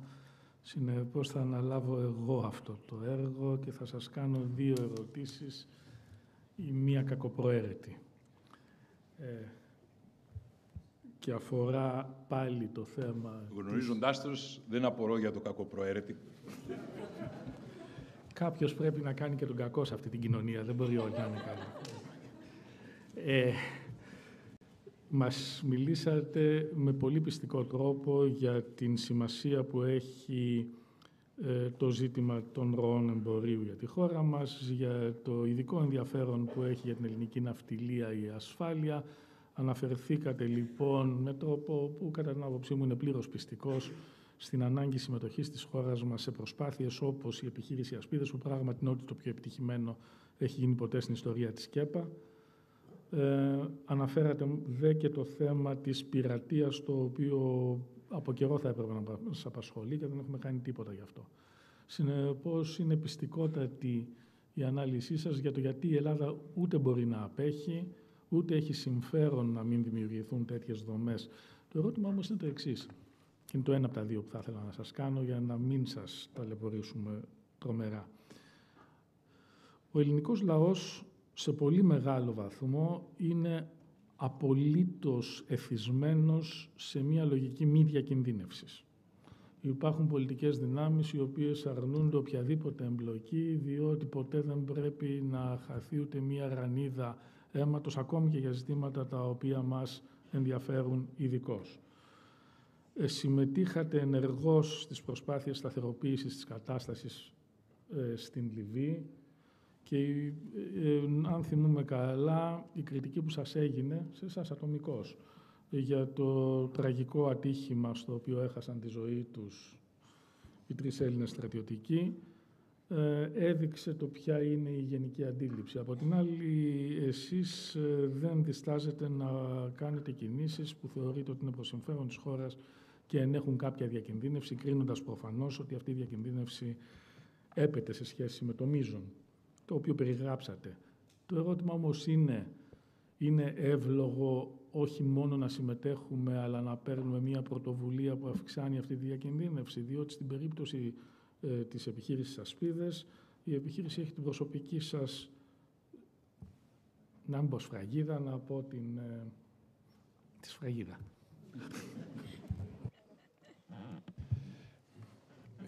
Είναι ένας διάλογος που διεξάγεται, είτε διεξάγεται φανερά, όπως σε αυτή την περίπτωση, είτε πίσω από ένα παραβάν υπό τη μορφή κατηγορίας. Στέλνουν τα παιδιά μας σε κίνδυνο.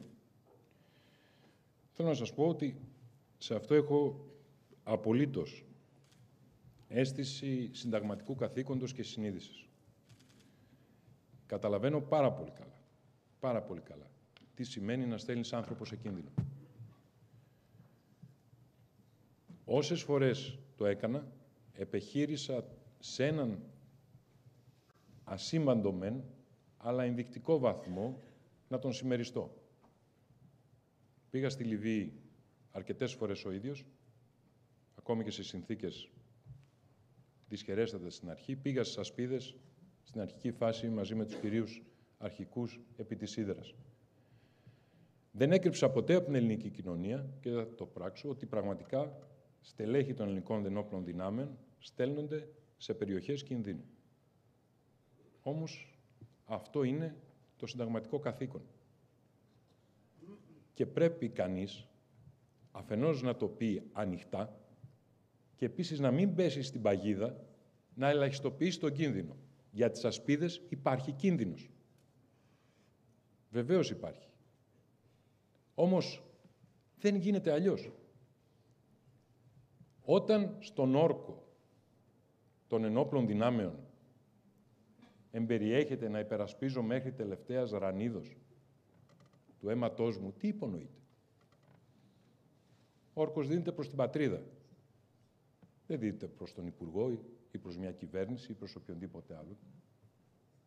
Δίνεται απέναντι σε ένα διαχρονικό σύνολο, το οποίο είναι προφανές ότι για να επιβιώσει από την αρχαία εποχή βασιζόταν στην υπεράσπιση που δεχόταν από τους πολίτες του και ιδίως τους ένοπλους πολίτες του. Πρέπει να υπάρχει για να το πω απλά, μια πολύ έντιμη και καθαρή εξήγηση με την ελληνική κοινωνία. Ουδής μας εγγυήθηκε ότι μπορούμε να προασπίσουμε τον τόπο μας χωρίς θυσίες. Η ιστορία μας είναι μια ιστορία διαρκών θυσιών. Και δεν θα αλλάξει αυτό. Είπα προηγουμένως για το λάθος που έγινε διεθνώς, για την πλάνη ότι μπαίνουμε σε μια εποχή ειρήνης. Δεν είναι έτσι, δυστυχώς. Πρέπει λοιπόν να αναδεχθούμε κίνδυνο. Πρέπει να προσπαθήσουμε με επαγγελματισμό, με σοβαρότητα, ο κίνδυνος να έχει τις λιγότερες δυνατές πιθανότητες. Αλλά όχι να θυσιάσουμε το εθνικό συμφέρον, το πρόδειλο εθνικό συμφέρον, έναντι της μη ανάληψης ή ουδήποτε κινδύνου. Που στην πραγματικότητα, για να είμαστε ειλικρινείς, τι σημαίνει? Τον φόβο ανάληψης του πολιτικού κόστους που αυτό συνεπάγεται. Αυτό είναι. Πρέπει να υπάρξει μια πραγματική εξήγηση με την κοινωνία. Και οφείλω να πω ότι έχω δει σημαντική αλλαγή και στον πολιτικό διάλογο, αλλά και στην κοινωνική αντίληψη για κάτι τέτοιο. Υπάρχει σιγά-σιγά, δημιουργείται ένα κονσένσους, μια συμφωνία που δημιουργεί τη βάση, το έδαφος κοινωνικής στήριξης αυτής της νέας πραγματικότητας. Αλλά αυτό χρειάζεται προσπάθεια από όλους. Πάντως, καθώς όσον αφορά την κυβέρνηση Μητσοτάκη και τον εαυτό μου, θεωρώ ότι έχουμε πράξει απολύτως το συνταγματικό μας καθήκον. Και ουδέποτε αποκρύψαμε από την ελληνική κοινωνία τους κινδύνους που συνεπάγεται, την τελευταία περίπτωση, η επιχείρηση Ασπίδες. Επιτρέψτε να σας κάνω να καταχραστώ το χρόνο σας, μία ακόμη ερώτηση. Ξεφεύγει λίγο από τη θεματολογία του συνεδρίου, αλλά αφορμή είναι κάτι που είπατε προς το τέλος της παρουσιάσεώς σας. Αναφερθήκατε ειδικώς στο ναυτικό, στους ναυτικούς εξοπλισμούς, στον τύπο ναυτικού που θέλουμε. Συνεπώς, επιτρέψτε μου μία ερώτηση σε σχέση με τη στρατιωτική τεχνολογία και τις προμήθειες. Εξ ανάγκης η χώρα είναι ένας μεγάλος καταναλωτής πολεμικών προμηθειών, στρατιωτικών προμηθειών. Δεν είναι παραγωγός στρατιωτικών συστημάτων και υλικού. Θωρακιζόμαστε χωρίς να αποκτούμε αυτοδυναμία, ούτε capacity. Εξαρτώμεθα πάντα από τους ξένους προμηθευτές μας, ενώ ταυτόχρονα αιμορραγούμε οικονομικά με πάρα πολύ δεσμενείς συνέπειες για το ισοζύγιο πληρωμών, που και αυτό όμως είναι μια βάση όχι μόνο για να ζει η χώρα, αλλά και για να μείνεται.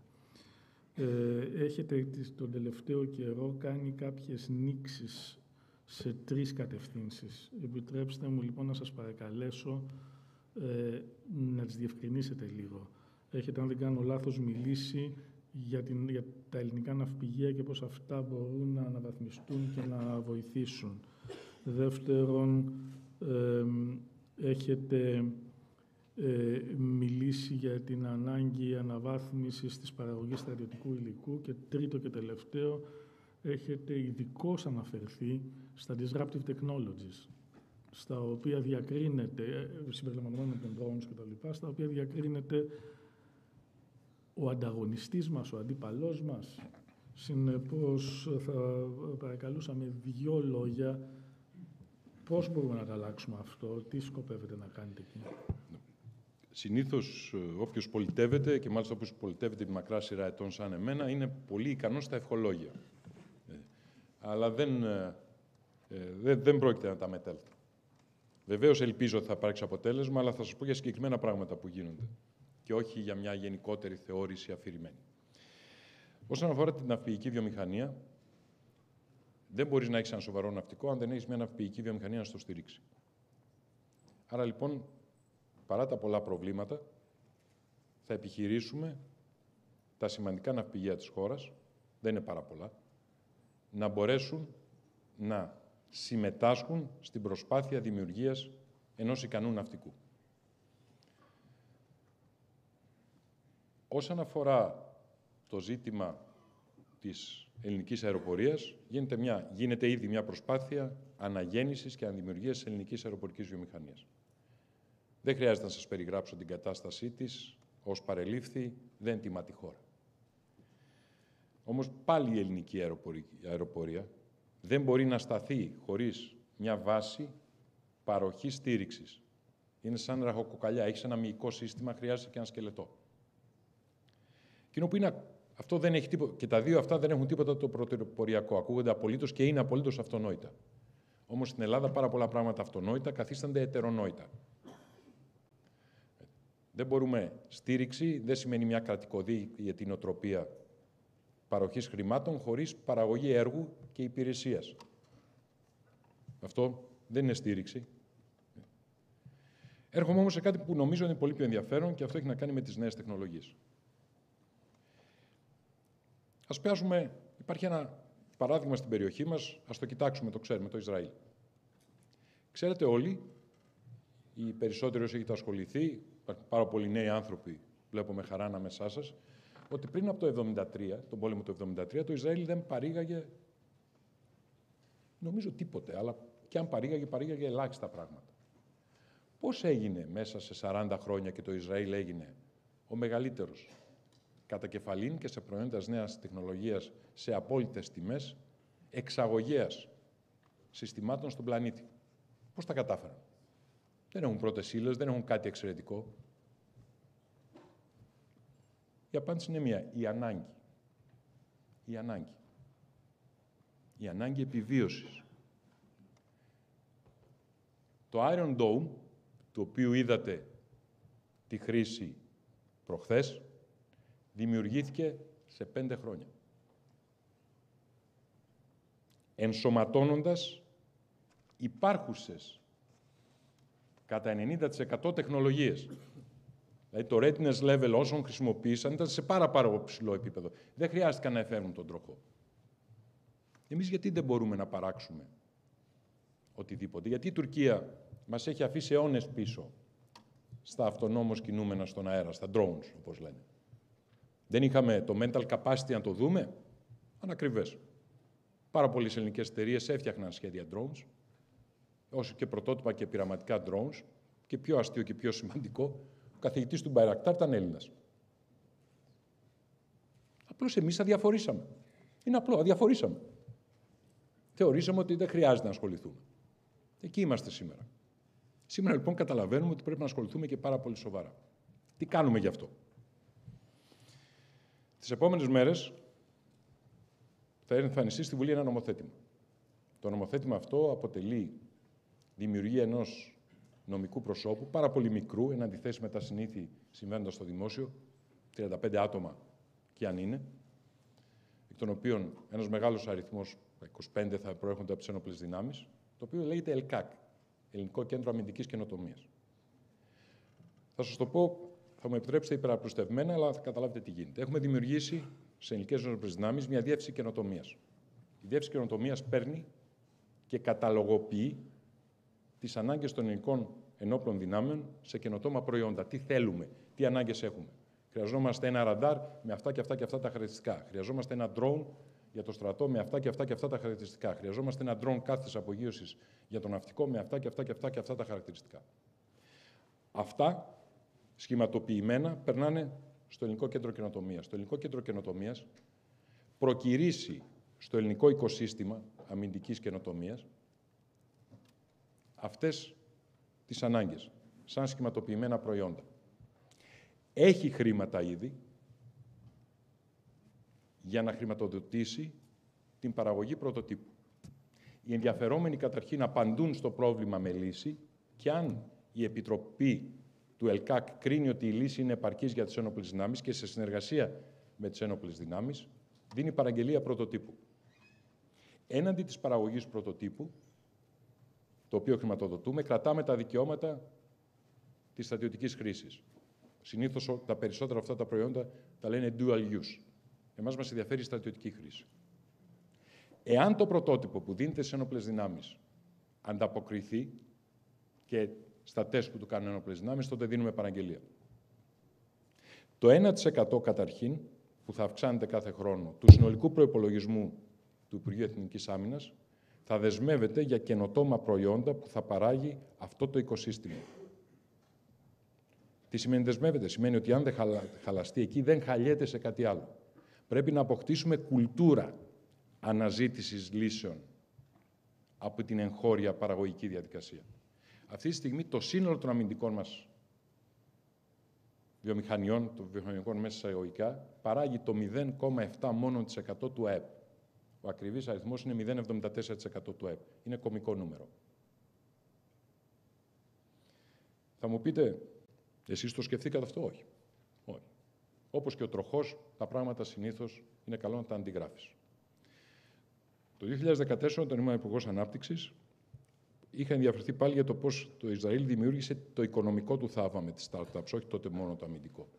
Τότε ήρθε ο Chief Technological Officer του Ισραήλ, τον έφερα στην Αθήνα, λεγόταν Γκαρέλη και μου έκανε μάθημα. Όπως μερικοί είναι φοιτητές από εσάς, μάθημα, με θρανείο κανονικά. Πώς δημιουργείται το ενδιαφέρον, πώς δημιουργούνται τα startups, πώς δημιουργείς venture capitals, πώς δημιουργείς business angels, πώς τα χρηματοδοτείς, πώς τα ελέγχεις, πώς. Ένα κομμάτι από αυτό το μάθημα ήταν η αμυντική βιομηχανία, το αμυντικό οικοσύστημα, για αυτούς πολύ σημαντικό. Αυτό εφαρμόζουμε σήμερα. Υπάρχουν και άλλα επιτυχημένα παραδείγματα. Υπάρχει η DARPA, που όμως εκεί το readiness level της τεχνολογίας που αναζητούν δεν είναι ψηλό, ψάχνουν για λύσεις πέραν από τον ορίζοντα. Υπάρχει όμως και ένα άλλο νομικό πρόσωπο στις ΗΠΑ που λέγεται InQtel, το οποίο ασχολείται με πολύ πιο ψηλά readiness levels της τεχνολογίας, δηλαδή πράγματα που είναι έτοιμα να φτιαχτούν. Και τα ελληνικά μυαλά έχουν παράξει εκπληκτικά πράγματα. Ήδη, είτε μέσα στην Ελλάδα, είτε όπως με τεράστια έκπληξη και ενδιαφέρον είδα στο MIT την προηγούμενη εβδομάδα έξω από την Ελλάδα. Το Naval Lab του MIT έχει φτιάξει αυτόνομα κινούμενα πάνω στη θάλασσα και κάτω από τη θάλασσα. 2 καθηγητές είναι Έλληνες. Οι 2 καθηγητές είναι Έλληνες. Θα φτιάξουμε πάνω από το ΕΛΚΑΚ ένα advisory board με τα καλύτερα ελληνικά μυαλά του πλανήτη. Και σας διαβεβαιώ, είναι εκπληκτικά μυαλά. Απίστευτοι άνθρωποι. Και με ατέλειωτη διάθεση να προσφέρουν στην πατρίδα.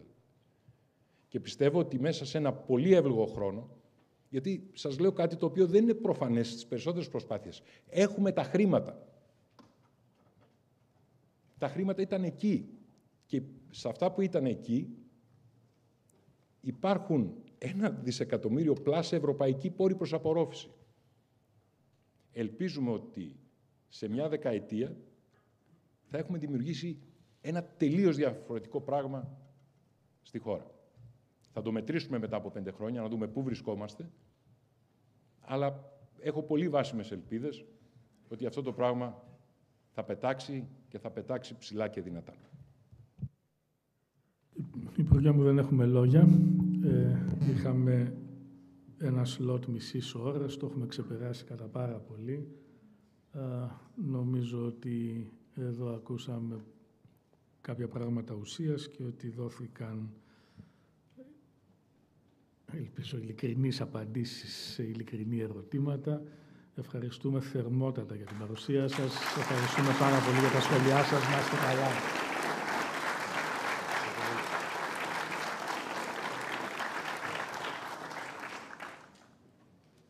Δεν έχουμε διάλειμμα, θα συνεχίσουμε με το πάνελ το επόμενο αμέσως, οπότε δώστε 2 λεπτά διάλειμμα και ξεκινάμε.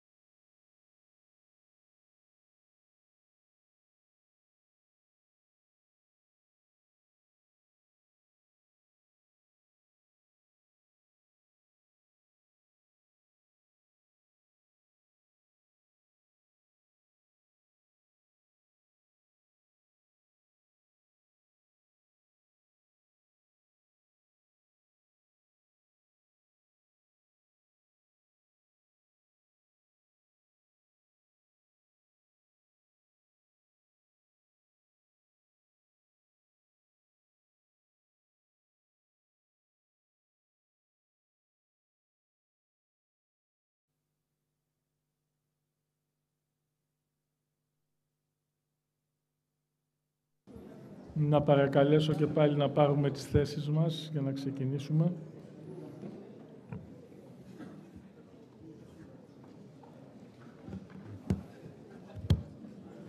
Θανάση, ο Πέτρος που είναι.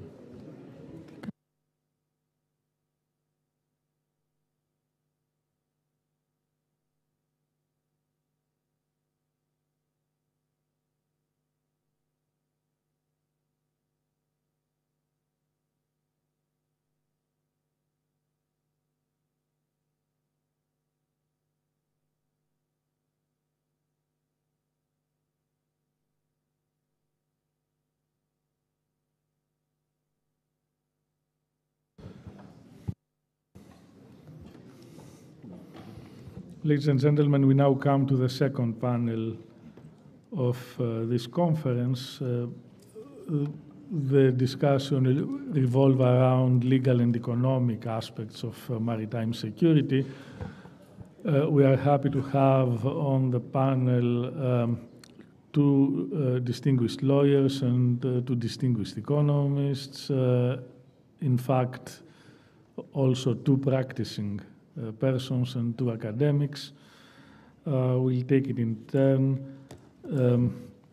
Two of the speakers will speak in Greek, the other two in English. We'll start with my esteemed colleague, Professor Dimitrios-Eleftherios. Petros is the Professor of International Law at the University of Piraeus.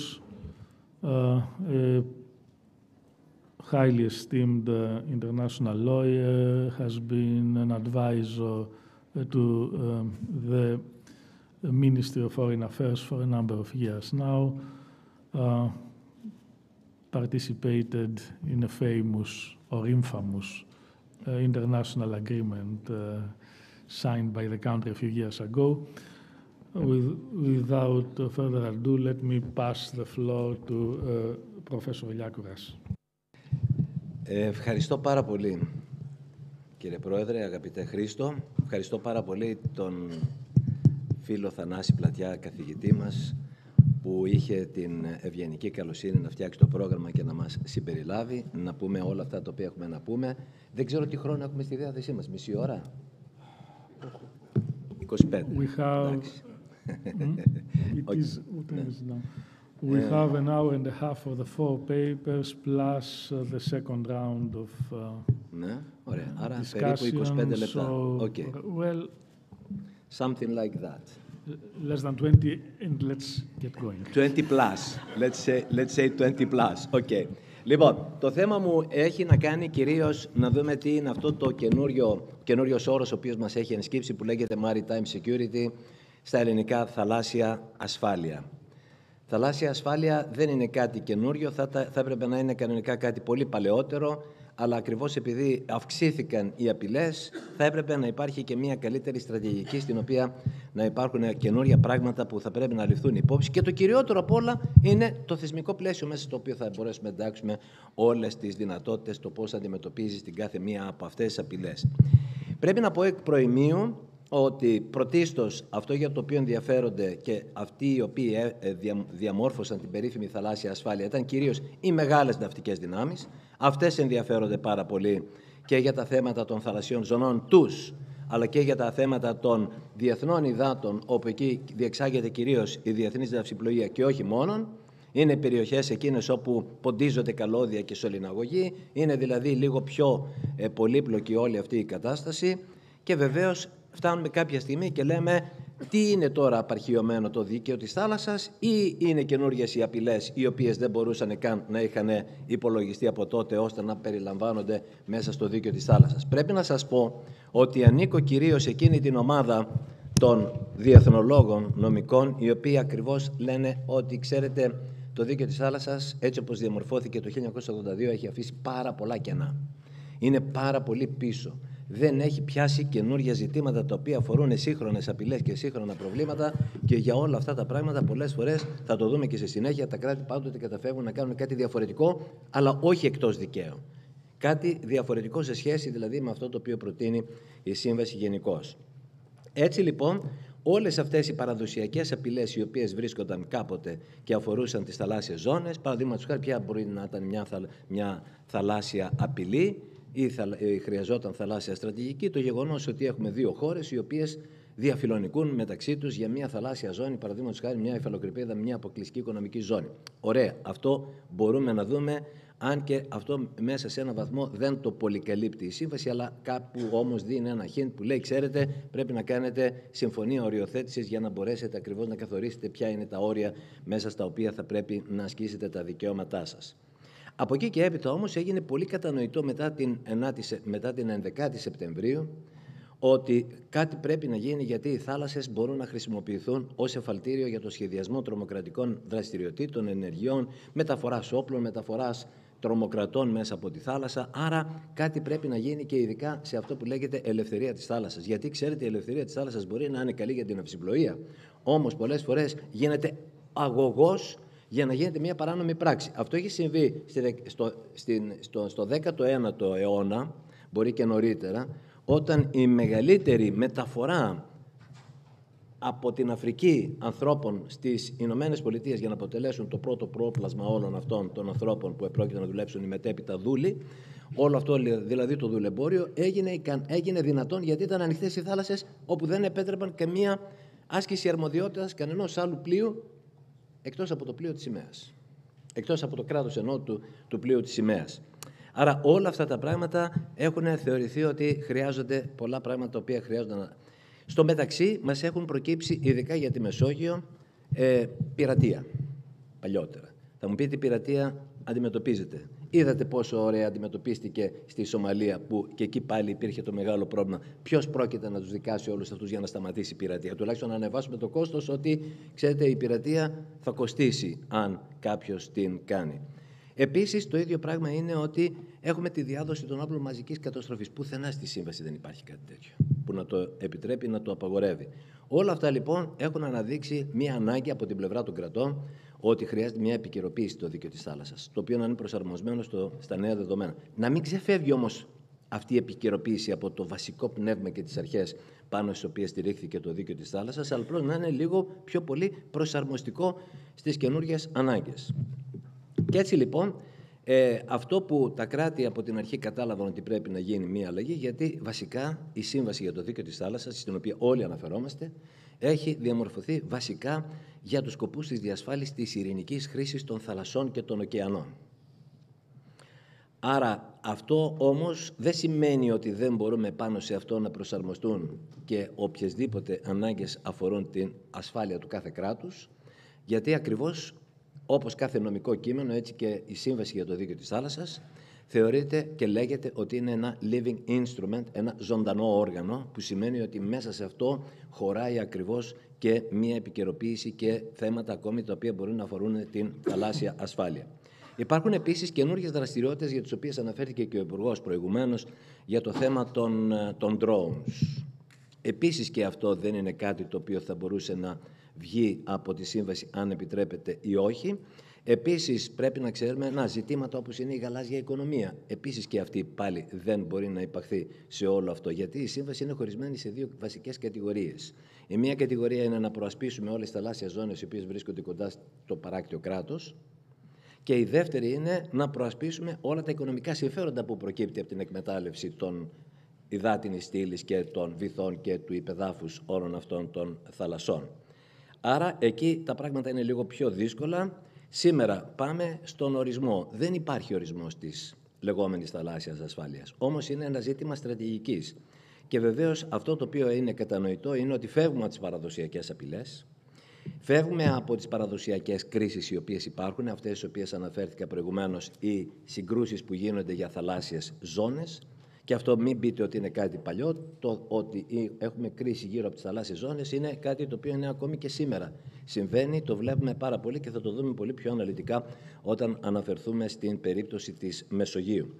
Και βεβαίως υπάρχουν και ορισμένες οι οποίες είναι μη παραδοσιακές απειλές, όπως είναι η ανθρώπινη ασφάλεια, όπως είναι η τρομοκρατία, παράνομη μετανάστευση, το διασυνοριακό έγκλημα. Πράγματα τα οποία και αυτά επίσης θέλει μια ερμηνεία λίγο λάστιχο για να μπορέσουν να ενταχθούν ή να μπορέσουν να υπαχθούν στην μείζωνα πρόταση που λέγεται το δίκαιο της θάλασσας. Και βεβαίως το πρόβλημα είναι το μεγάλο, και αυτό είναι και το θέμα στο οποίο ήθελα λίγο να τονίσουμε, τι γίνεται με τη Μεσόγειο. Η Μεσόγειος είναι μια περιοχή η οποία χαρακτηρίζεται από έναν υψηλό βαθμό αλληλεπικάλυψης και αμοιβαίας επίδρασης. Δηλαδή κάτι που γίνεται σε μια χώρα μπορεί να συμβεί και σε κάποια άλλη. Φεύγει ο μετανάστης ή ο πρόσφυγας από τη μία χώρα, τον δέχεται ως πρόβλημα και κρίση μια άλλη χώρα. Όλα αυτά είναι ζητήματα τα οποία δημιουργούν αυτό που θα λέγαμε interconnectiveness, κάπως έτσι, δηλαδή μια διασυνδεσιμότητα μεταξύ όλων αυτών των προβλημάτων μπορεί να συμβεί κάπου και μπορεί να έχει επίδραση σε πολύ άλλες περιπτώσεις. Άρα, εδώ σε κάτι το οποίο θα μπορούσαν ορισμένοι να καταλήξουν τι είναι τελικά η θαλάσσια στρατηγική, είναι ο καλύτερος ορισμός τον οποίο βρήκα, είναι ένα μάτριξ θαλάσσιας ασφάλειας που αποτελείται από 4 βασικές διαστάσεις ή πυλώνες: εθνική ασφάλεια, θαλάσσιο περιβάλλον, οικονομική ανάπτυξη και ανθρώπινη ασφάλεια. Κάθε ένα από αυτό δεν ξέρουμε σε ποια αντίστοιχη κατηγορία της σύμβασης μπορεί να ανήκει, δηλαδή η πειρατεία πού μπορεί να ανήκει. Μπορεί να ανήκει όταν ακριβώς υπάρχει πειρατεία, είναι και σε θέματα τα οποία αφορούν και τα οικονομικά, κυρίως της κάθε ναυτιλιακής εταιρείας. Εδώ λοιπόν πρέπει να δούμε μέσα σε όλη αυτή την αλλαγή τι έχουν κάνει τα κράτη. Είπαμε οι μεγάλες δυνάμεις είναι αυτές που κυρίως ασχολήθηκαν. Αν πιάσουμε τις Ηνωμένες Πολιτείες, οι Ηνωμένες Πολιτείες θεωρούν ότι το μέγα πρόβλημα το οποίο υπάρχει και χαρακτηρίζει τη θαλάσσια ασφάλεια είναι η διασφάλιση της ελευθερίας των θαλασσών, η διευκόλυνση της ελευθερίας ναυσιπλοείας και του εμπορίου, η προώθηση της ευημερίας, η προστασία των πόρων του ωκεανού. Όμως θεωρούν οι Ηνωμένες Πολιτείες ότι μέγιστο πρόβλημα είναι η τρομοκρατία. Είναι η μέγιστη απειλή, η μείζων απειλή για την ασφάλεια στη θάλασσα. Κατά συνέπεια, έχουμε τη θαλάσσια τρομοκρατία. Αν κάποιος την ψάξει τη θαλάσσια τρομοκρατία, παίρνοντας ως ένα παράδειγμα το οποίο μπορεί να το χρησιμοποιήσει και οπουδήποτε αλλού, είναι ότι αυτή μπορεί να εκδηλωθεί με επιθέσεις εναντίον πλοίων. Το βλέπουμε πάρα πολύ συχνά, ειδικά τα τελευταία χρόνια και τώρα μάλιστα. Εναντίον λιμένων, εναντίον θαλασσιών εγκαταστάσεων. Όταν λέω θαλάσσιες εγκαταστάσεις, εννοώ ακόμη και πλατφόρμες, οι οποίες μπορεί να υπάρχουν για την άντληση του πετρελαίου και του φυσικού αερίου. Την χρήση της ναυτιλίας για το σχεδιασμό ή επίσης τη χρηματοδότηση τρομοκρατικών δραστηριοτήτων και την μεταφορά τρομοκρατών και άλλων όπλων μαζικής καταστροφής. Άρα, εδώ λοιπόν οι Ηνωμένες Πολιτείες είναι αυτές οι οποίες έκαναν το πρώτο βήμα. Και τι λένε, ότι οι απειλές που εντοπίστηκαν και περιλαμβάνονται στη Σύμβαση για το Δίκαιο της Θάλασσας, όπως η πειρατεία, η παράνομη μετανάστευση και η υποβάθμιση του περιβάλλοντος, δεν είναι αρκετές. Γιατί? Διότι χρειαζόμαστε κάτι περισσότερο. Και τι έχουν κάνει οι Ηνωμένες Πολιτείες? Έχουν μετατοπίσει πλήρως τις προσπάθειές τους προς νέα εργαλεία και μηχανισμούς που δεν βρίσκονται στη Σύμβαση για το Δίκαιο της Θάλασσας, όπως είναι οι πολιτικές, οι λεγόμενες Maritime Awareness Domain. Δηλαδή, αυτές οι οποίες θα πρέπει να ενοποιήσουμε, να έχουμε μια γενικότερη γνώση, επίγνωση, πληροφόρηση του γενικότερου αυτού θαλάσσιου χώρου. Προτρέποντας τα κράτη, και εδώ είναι το σημαντικό, να σκεφτούν έξω από το πλαίσιο της Σύμβασης για το Δίκαιο της Θάλασσας για νέους τρόπους διασφάλισης των ωκεανών. Αυτά λοιπόν όλα έχουν δημιουργήσει μια λογική την οποία όταν φτάσουμε στη Μεσόγειο θα δούμε στη Μεσόγειο πώς έχουν τα πράγματα για να δούμε ποιες ακριβώς είναι τα προβλήματα, οι απειλές για την λεγόμενη θαλάσσια ασφάλεια. 3 βασικοί περιφερειακοί παράγοντες έχουν εμπλοκή στην Μεσόγειο. Η Ευρωπαϊκή Ένωση, η Αφρικανική Ένωση και οι χώρες του Μαγκρέπ. Αυτές λοιπόν έχουν αναγνωρίσει τη σημασία της επένδυσης στην ασφάλεια στη θάλασσα, δημοσιεύοντας δικές τους στρατηγικές. Κυρίαρχη βεβαίως σε όλα αυτά είναι η απειλή προερχόμενη από την παράνομη μετανάστευση. Και έτσι η Ευρωπαϊκή Ένωση, αυτό που έχουμε σήμερα ως πρώτο όπλο για όλο αυτό, είναι αυτό στο οποίο αναφέρθηκε και ο Υπουργός προηγουμένως, είναι αυτή η περίφημη επιχείρηση Ειρήνη. Οι χώρες επίσης του Μαγκρέπ θεωρούν απειλή, εκτός από την παράνομη μετανάστευση, το λαθρεμπόριο, τις τρομοκρατικές δράσεις, μεταφορές διαφόρων τρομοκρατικών ή άλλων εγκληματικών δικτύων και παρανόμου οπλισμού διαθαλάσσης. Επίσης, είναι χαρακτηριστικό ότι η περιοχή έχει το μεγάλο ζήτημα, το οποίο είναι ότι είναι η δίωδος από όπου θα περάσουν τα πλοία μέσα από μια δύσκολη περιοχή που είναι από το Σουέζ μέχρι τον κόλπο του Άντεν, που σήμερα βρίσκεται στο μεγαλύτερο από όλα αυτά τα προβλήματα. Άρα και αυτό επίσης είναι ένα ζήτημα το οποίο λαμβάνεται υπόψη. Επίσης, αυτό που ανέφερα και προηγουμένως, τα πλοία είναι σε καθεστώς ελεύθερης ναυσιπλοείας. Σημαίνει ότι απολαύουν πλήρη ελευθερία αλλά και προστασία από το κράτος τους, αλλά επειδή είναι και η ναυσιπλοεία αυτή που είναι και έχει μεγαλύτερο ενδιαφέρον πέρα από το εθνικό και είναι παγκόσμιο το ενδιαφέρον, μπορεί ακριβώς για το ίδιο ζήτημα να απασχοληθεί και να ασχοληθεί οποιαδήποτε άλλο κράτος για τη βοήθεια. Όμως βλέπουμε ότι γίνεται στόχος τρομοκρατικών ενεργειών, ειδικά τον τελευταίο καιρό μετά από όλη τη σύγκρουση Χαμάς-Ισραήλ. Η πειρατεία βέβαια από την άλλη πλευρά είναι λίγο πιο δυσχερής για να γίνει κατανοητή. Γιατί? Διότι πίσω από τον πειρατή περισσότερες φορές και τη δράση του πειρατή λέει ότι εγώ, ξέρετε, δεν είμαι πειρατής, δεν έχω ιδιοτέλεια να πάρω το καράβι για δικό μου όφελος, για να την πάρω να την εντάξω στη δική μου ναυτιλιακή εταιρεία. Εγώ κάνω την πειρατεία για να πάρω τα λίτρα για να τα δώσω πού? Στον αγώνα της ομάδας των μαχητών που βρίσκεται στη χώρα. Αυτό ακριβώς γινόταν στην περίπτωση της Σομαλίας. Έτσι. Αυτό επίσης είναι κάτι το οποίο δεν είναι καλό για την ναυτιλία και για την ναυσιπλοεία, αλλά είναι κάτι το οποίο γίνεται και το οποίο υπάρχει επίσης μια μεγάλη περιπέτεια. Επίσης, οι υποδομές και οι υποβρύχιες σωληνώσεις. Ένα τέτοιο παράδειγμα που έχουμε, που βρίσκονται πάντοτε σε μεγάλη απειλή γιατί βρίσκονται στην ανοιχτή θάλασσα, είναι όλη αυτή η ιστορία η οποία έχει ξεκινήσει με τον Ισμέτ. Και ο Ισμέτ κάποια στιγμή, αν ποτέ γίνει, ένα από τα προβλήματα που έχει να αντιμετωπίσει είναι ότι βρισκόμαστε εκεί που βρισκόμαστε, αλλά βρισκόμαστε στο έλεος του Θεού. Διότι δεν είναι δυνατόν να μπορείς να ελέγξεις όλες τις περιοχές. Είναι μεν ελευθερία της θάλασσας υπότιση καλωδίων σε υφαλοκρηπίδα ακόμη και άλλου κράτους. Όμως η δυνατότητα να μπορείς αυτό το σωληναγωγό ή το καλώδιο να το ελέγξεις είναι μάλλον δύσκολο έως και απίθανο.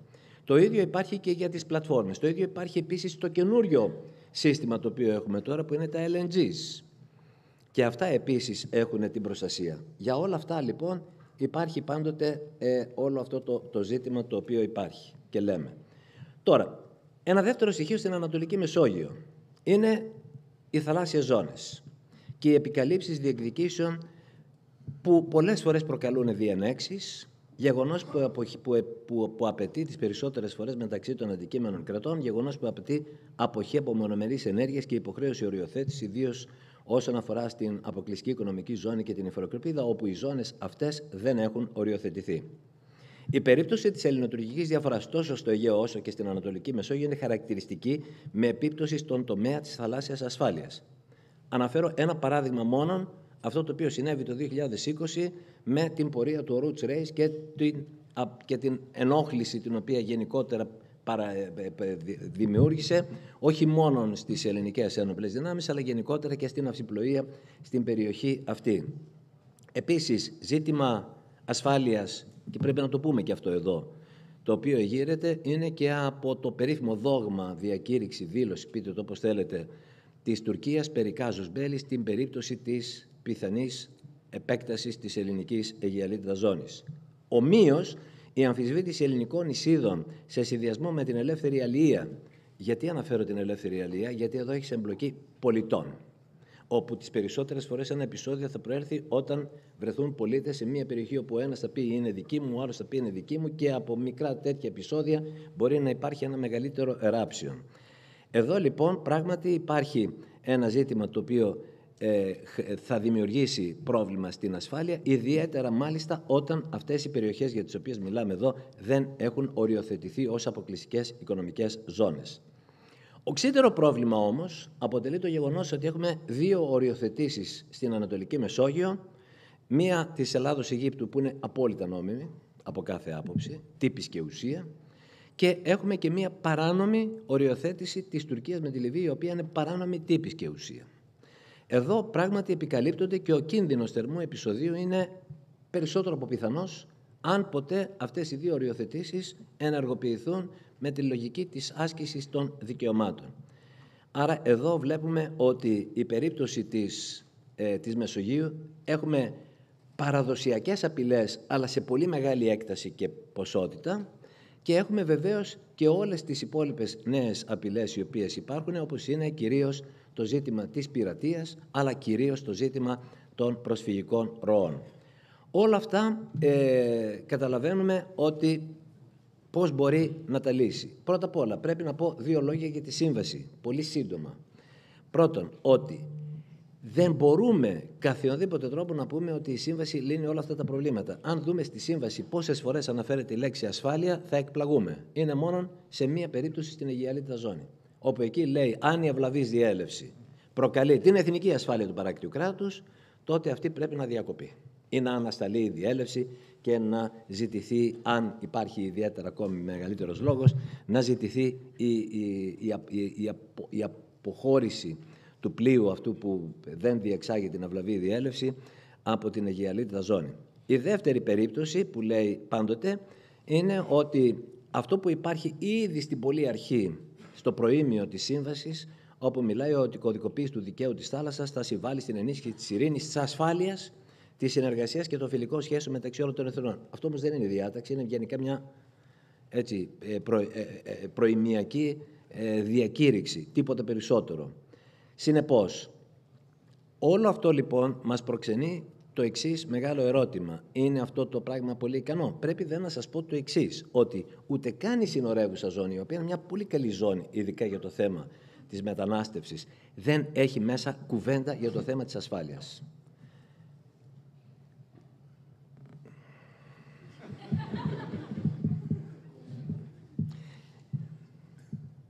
Τον αγαπώ όμως και δεν υπάρχει.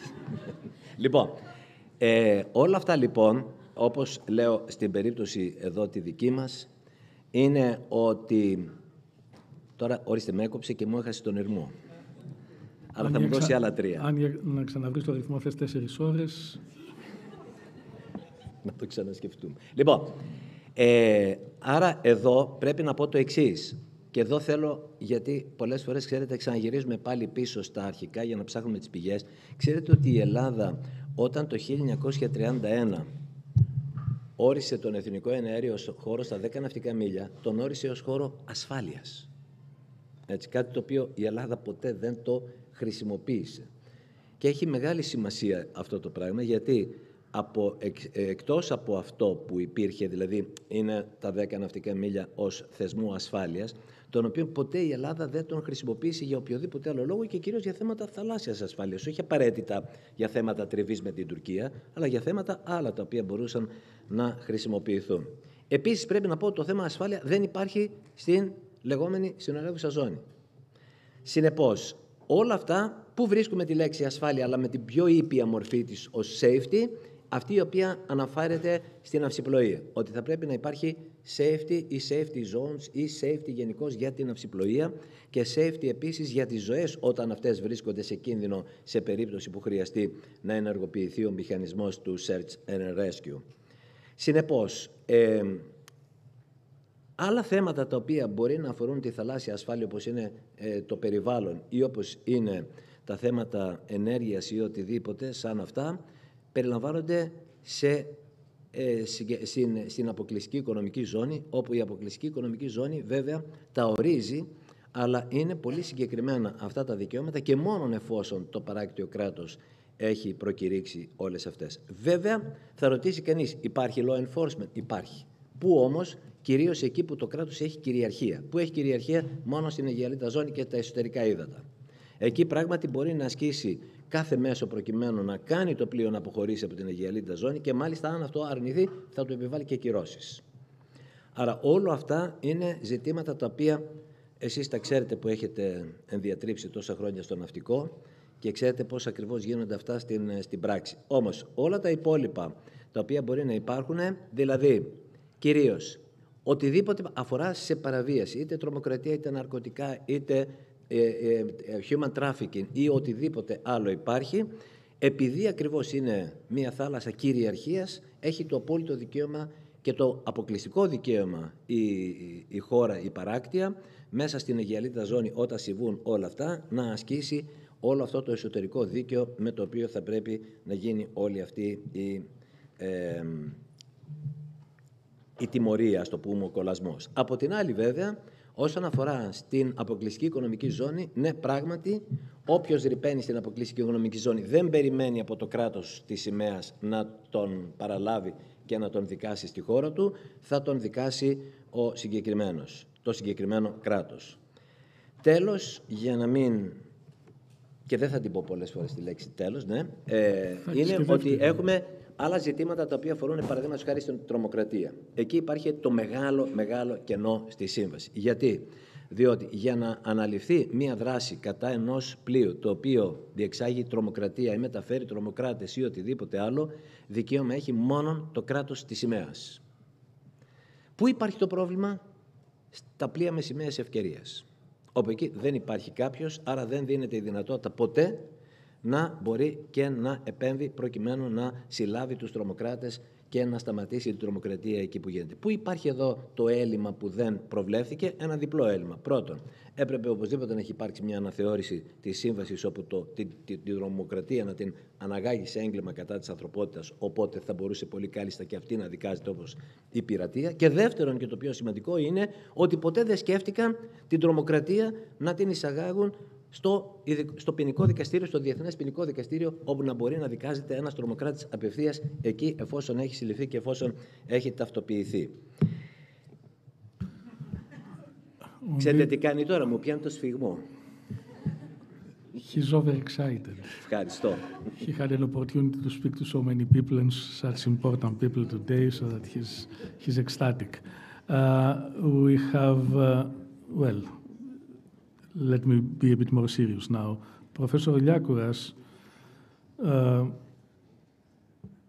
in his very incisive comments, pointed to a number of gaps in the existing law of the sea, in the law of the sea as it currently stands. So in addition to the issue that we raised beforehand with the Minister, namely its non-consistent, its non-acceptance effectively by a particular adversary of our country, also presents a number of problems with regards to its scope and effectiveness. And with regard to the effectiveness, Professor Liakouras pointed to the problem of flag-linked remedies and how this can effectively impede the actual enforcement of the substantive norms. So let's keep these ideas at one side for the moment. We'll have an opportunity to discuss them later on. For the time being, let's give the floor to a leading maritime lawyer, somebody who has a vast experience of the law and practice of maritime law, so somebody who knows perfectly how the law operates from the private sector's viewpoint. This, of course, is Mr. George Economou, hugely experienced and distinguished maritime lawyer who has been practicing in 3 different jurisdictions. He is an English barrister, a Cypriot lawyer, and of course a Greek lawyer, and a long-time advisor to the shipping world in this country. Mr. Economou, we are so glad to have you with us today. Thank you. I am going to talk on the impact of sanctions on maritime trade. A choke point is a narrow stretch that connects 2 larger bodies of water. They provide enormous commercial opportunities. Some of the world's great cities of yesterday and today, such as Constantinople and Singapore, lie at strategic crossroads where geology and geography perfectly combine to build and support fortunes. One of the many factors in Russia's centuries-long obsession with Crimea, in its annexation and occupation of large parts of Ukraine in 2014 and the invasion 2 years ago, was the concern about the insecurity of a lack of coastline that can give its naval and commercial vessels access to global markets. Under the Tsars, the Communist Party, and Putin, Russia has been extremely sensitive to the narrowness of the Bosporus as well as, to a lesser extent, to the choke point between Copenhagen and Malmö that can seal off the Baltic Sea. It was not for nothing that Imperial Russia dreamed of conquering Constantinople. Others have had, and indeed still have, similar nightmares and dreams. The Malacca dilemma, a term coined by Hu Jintao in 2003, he was the General Secretary of Chinese Communist Party and then the president, articulated Beijing's fears that Chinese exports and imports could be compromised by the Straits of Malacca, a passage which is barely 1.5 nautical miles wide at its narrowest point and in the South China Sea as a whole. One response has been the militarization of the latter. The Red Sea has been the focus of much recent attention because of attacks on commercial vessels. The Strait of Bab el-Mandeb lies at the southern end of the Red Sea. It's the gateway to the Suez Canal, whose importance to the British Empire was described by Otto von Bismarck as the spinal cord linking Britain's brain in London to its body and muscles in East Africa, India, and beyond. The Strait and the Red Sea as a whole were famous for the pirates that harassed shipping 2,000 years ago.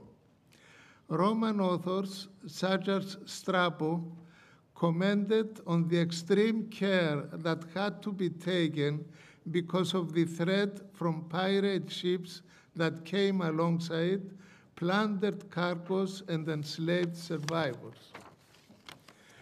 Today, the Red Sea and Suez are critical to the global economy. Around 1 trillion of goods, products, and natural resources pass through every year, representing about 12% of global trade. Their importance is magnified because they provide a shortcut between Asia, Africa, and Europe that saves time and money. The alternative route of rounding the southern tip of Africa takes 10 days longer. Since mid-November, the critical artery has been disrupted by Houthis militia, who have launched attacks on commercial vessels, ostensibly targeting Israel and those deemed to support it. The Houthis, a Shiite clan from the Saada province in Yemen, have been in the ascendancy in the southwestern tip of the Arabian Peninsula for several decades, taking on the Sunni majority in Yemen with increasing success and violence since 2004. After taking over Sana'a a decade ago, they spread their control over much of northern Yemen, causing a humanitarian disaster. More than 20 million people and 80% of Yemenis are without food or basic services. Houthi military capability and ambitions have grown recently, with missile attacks launched on Saudi Arabia in 2017 and on the United Arab Emirates in 2022. The suspicion over who has supplied them with missiles and other advanced technologies falls firmly on Iran, itself a Shiite state, and one whose relationship with those supporting the government in Yemen, as well as Saudi Arabia, has long been strained. The United States points to this Iranian backing. Ballistic experts note that the Houthis missiles were designed and manufactured in Iran. The Houthis claim that attacks on shipping were limited to Israeli ships or those associated with Israel, and were intended to show religious, humanitarian, and ethical support for the Palestinians. Others see the timing and the pressure on commercial shipping as designed to do more than that, perceiving Iran's hand at widening the crisis in Gaza and the region. There have been worrying escalation following high-profile strikes by Israel on Hamas political leaders in Beirut and Hezbollah chiefs in southern Lebanon, and by American forces on targets in Iraq and Syria following a spate of attacks on US military bases. The disruption and the threat of disruption come at a price.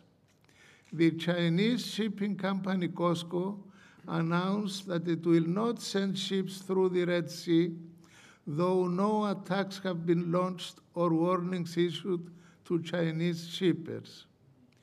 What happens next is hard to predict.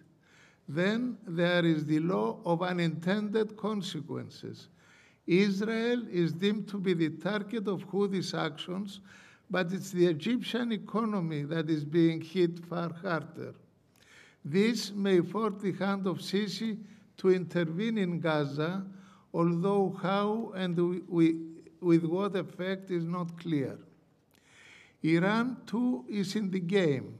Much rests on whether it seeks leverage and concessions in return for restraining the Houthis and Hezbollah and being rewarded as the region's ultimate puppet master. However, it's the suffering of Palestinians that is being traded in what some call the new great game. Many point out that as well as simplifying complex problems, the idea of a game implies there is a strategy. Everyone has a plan until they get punched in the face. For now, it's a question of responding to events and hoping for the best. The only logical alternative is escalation, and that is one reason why this choke point carries the name that it does. In Arabic, Bab el-Mandeb means the gate of grief or the gate of tears.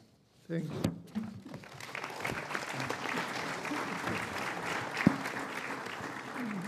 Thank you so much for providing a concise but extremely well-informed description of an actual current immediate problem.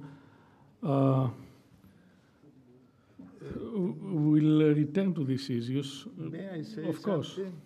There is another point that I think we should discuss, is the question of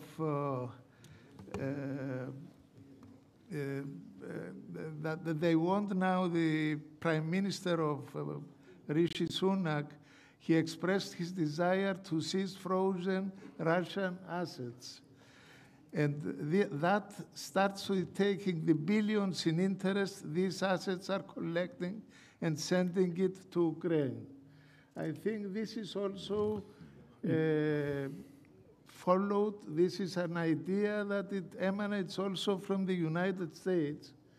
And I think it's a very, very important matter that maybe we should, if there is time, we should discuss it later on. Thank you. It so happens that my latest academic output relates directly to that on financial sanctions, but and it is definitely a hugely important issue.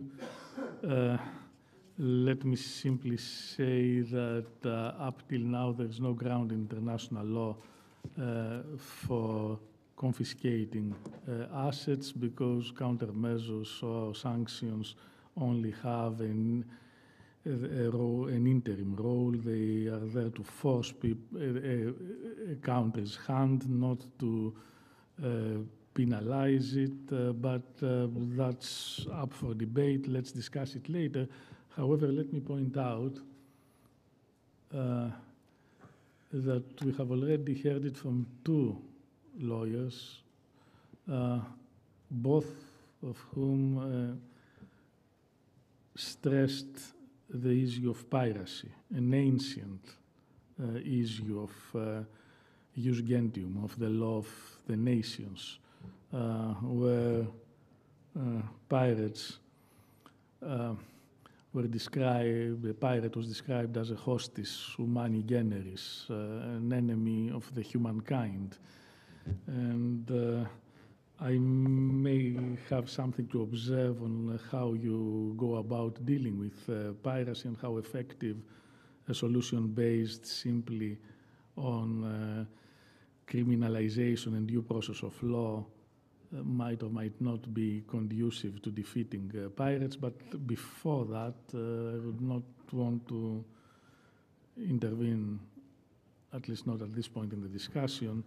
I would now give the floor to a colleague of mine from a different department. Professor Thanos Palis is the Professor of Maritime and Port Management at the University of Piraeus. You appreciate that the University of Piraeus hosts one of only 2 departments of maritime studies in the country, the other being that at the University of the Aegean. And of course, if I'm allowed to say so, our department is by much the most well-established and most traditional one.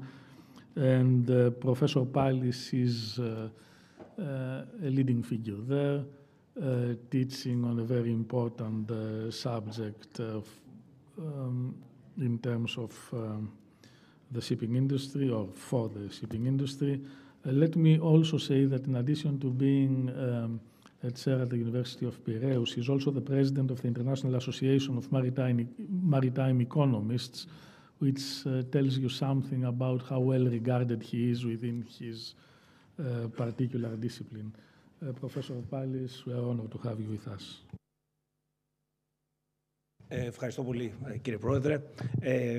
Θα ήθελα να ευχαριστήσω την Οργανωτική Επιτροπή για την πρόσκληση, για την ιδέα περισσότερο να οργανώσουμε αυτό το συνέδριο. Νομίζω ότι είναι ένα διαχρονικά επίκαιρο θέμα η θαλάσσια ασφάλεια και νομίζω όμως ότι το συγκριτικό πλεονέκτημα είναι ότι συζητάμε για κάτι με μια διεπιστημονική προσέγγιση, με ένα επίκαιρο θέμα με μια διεπιστημονική προσέγγιση.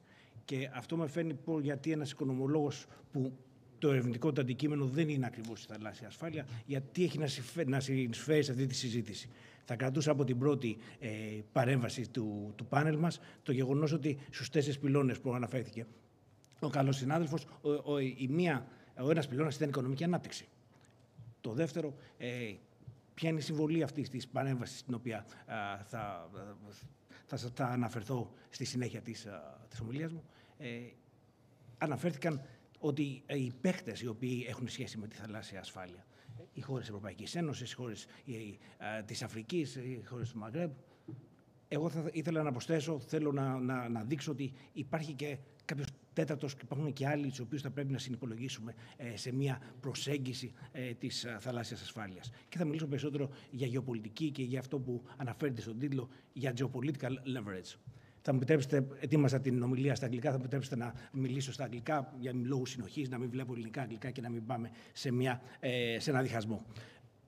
There is a central question in this intervention. It is about whether investments which look more economic investments with a direct economic impact, whether they can extract something more and for the investors, especially when we have state-owned enterprises and especially when these state-owned enterprises develop activities internationally.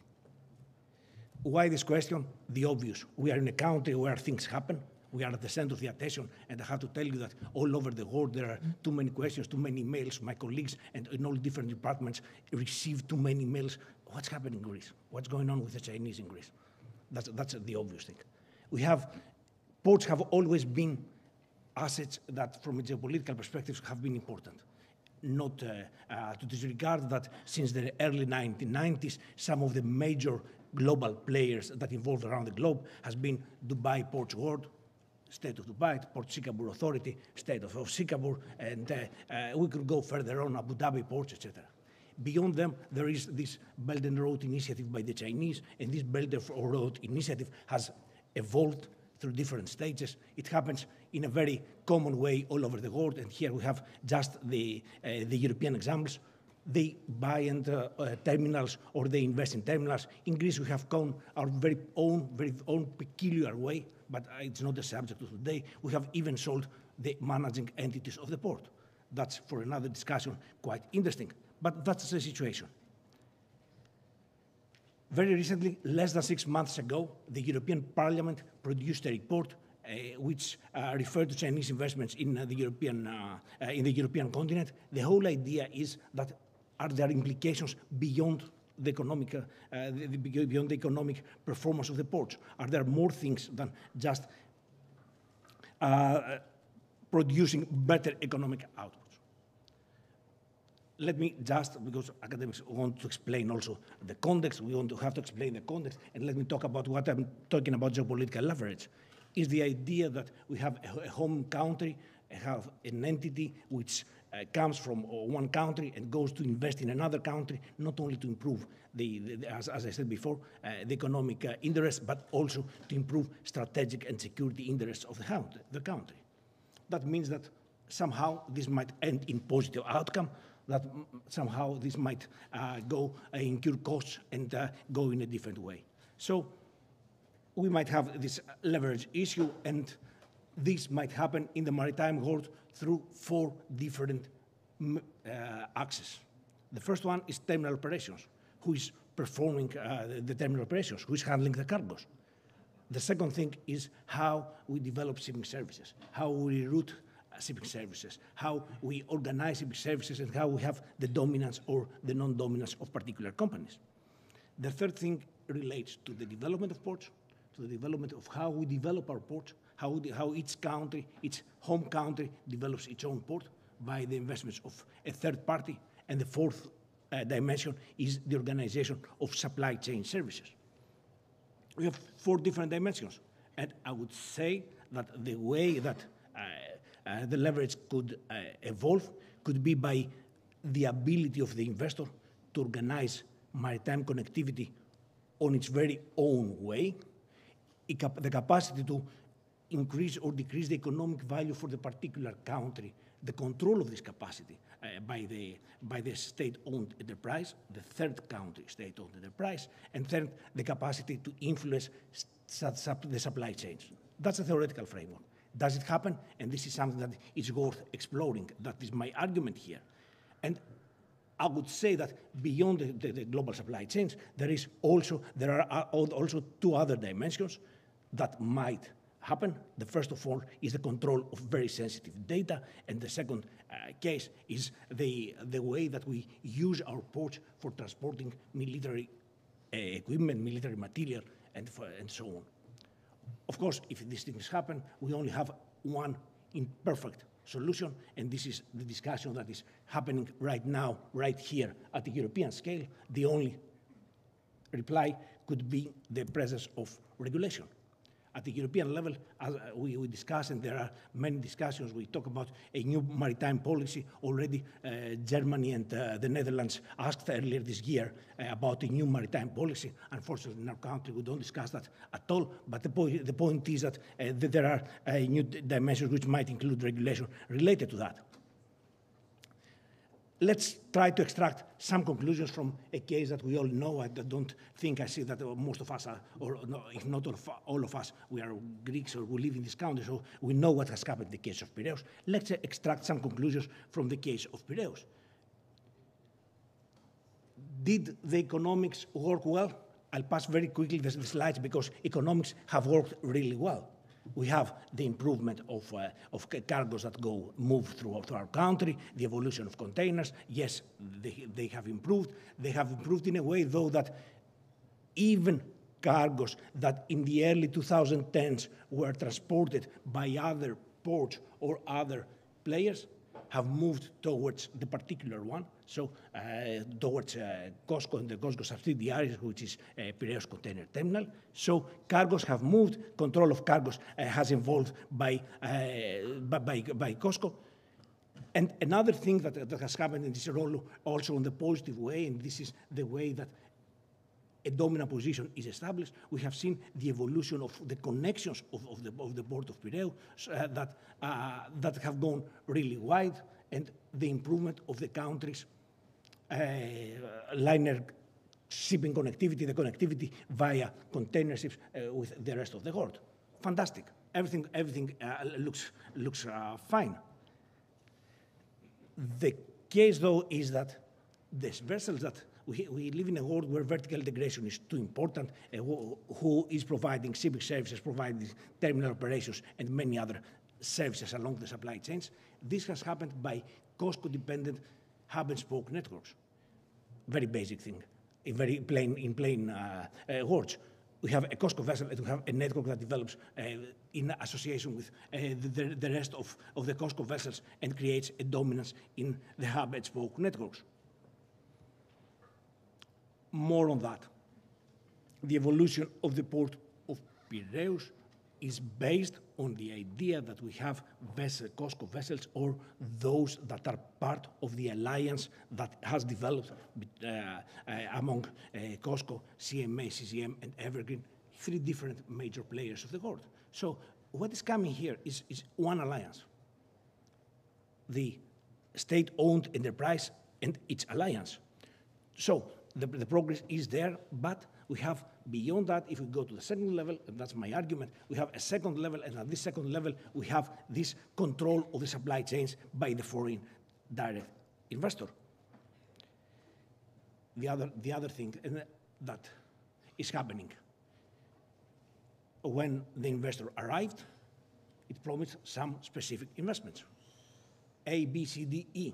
This A, B, C, D, E was not implemented. It was only A that was implemented, and since the first day of the arrival, the Greek state has proceeded with 3 different final friendly agreements between the investor and the state itself, always admitting that, okay, we don't have the investments, we'll have them in the future. We do not have the investments, we'll have them in the future. We'll have them in the future.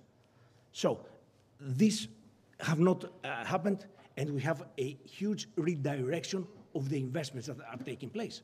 The idea that we would have, for instance, 3 container terminals is not anymore on the table. There is already the discussion of a 4th container terminal, and many private entrepreneurs in the shipbuilding area, in shipbuilding zone, are really struggling to find space and potential and future in the planning of the port of Piraeus. The dominance is there, so the capacity of investment has gone differently. I'll pass this, but because I would like to go to something which I feel it's also important. Let's look at the broader supply chains. We go to the broader supply chains. Here, what we have the vertical integration of COSCO, and on the positive side, we have seen the acceleration of rail investments. The construction of the rail terminal has happened because the investor acted as an accelerator. But given the vertical integration and given the way that it unfolds, next to the port investments, there are the rail company investments, and we have a company controlled by COSCO, and we have major supply chains developed, fully controlled, fully agreed by a particular investor, which is a state-owned enterprise. It's not a private investor who invests, goes. It's a state-owned enterprise. And more than that, and I would like to conclude this picture by the idea of the leverage potential. What I'm trying to establish here is that there is a leverage potential to be exercised. We have not gone to, there's not in this presentation the idea how much it has been exercised. The case is, though, that we arrive at something which data, well, what everyone says, data is the new gold. You have the data, you can develop supply chains. You have the data, you can transport cargoes. You can control the system. And then, of course, you can enhance the security or challenge the security or use them depending on your will. There, the case is that we have, on the right side, you see what we call the port world, port community systems. It's the idea that everybody who's involved in the transportation chain is exchanging data between them. Of course, it has to happen. And we are looking here for what could be called the honest broker. Who's going to do that? the challenge which has been evolved during this study of the European Commission and all those who discuss these things right now is that when the leading ports, for instance, of Europe, like Rotterdam, like Antwerp, like Hamburg, developed port community systems, when we tried to develop here in Piraeus, that failed. Because the Piraeus Chamber of Commerce and Shipping, sorry, not shipping, obsessed with shipping, the Piraeus Chamber of Commerce said, look, we cannot give our data and this data to the party which we do not really control. And at the European level, because we have the investment of Chinese state-owned company in the port community system of the Port of Rotterdam. Now the discussion is, how do we handle data to someone who, by constitution, at its home country, that means the 1.2 billion citizens, China, have to give, by constitution, the data back to the government? Are there questions? Of course, there are several questions. To all these, remember that we talk about big players and state-owned enterprises in the maritime world are coming from countries like Dubai ports and China. These are obviously big pockets comparing to the humble fiscal potential of a European nation or smaller nations. And that means that we also have the capacity to bail out the capacity of the home country, in our case China, in other cases Dubai, etc., the capacity of home countries to bail out governments in difficulties at will. All these create a picture where we have several cases, and obviously we don't have enough time to explain things. There is a number of dimensions via which we have state-owned enterprises which can leverage over the host country through maritime logistics. We have other cases where this ability is, at least in the case that I described, are to a moderate extent present, and we have some other cases who have not seen changes in the strategic commodities of Greece or changes in the energy commodities which might be at play, but at least in the last 15 years that we have a foreign state-owned enterprise investing in Greece, we have not seen such elements happening. All this, one might say, okay, you discussed that because we are in Greece, we discussed that because it's one-off case. Very, very recently, this is my final slide, very, very recently, a state-owned enterprise decided to invest in the smaller terminal of the third port of Europe, the port of Hamburg, buying only less than 30% of the stakes of the terminal, not of the managing entity, not of the entity that is planning the future of the ports and the maritime supply chains, but of the terminal. And even there has been a massive political debate. Can we allow that? Because geopolitical levers might follow, and if this follows, then issues like maritime security and other things are not in our hands, are in the hands of third countries. That's my intervention, and thank you very much.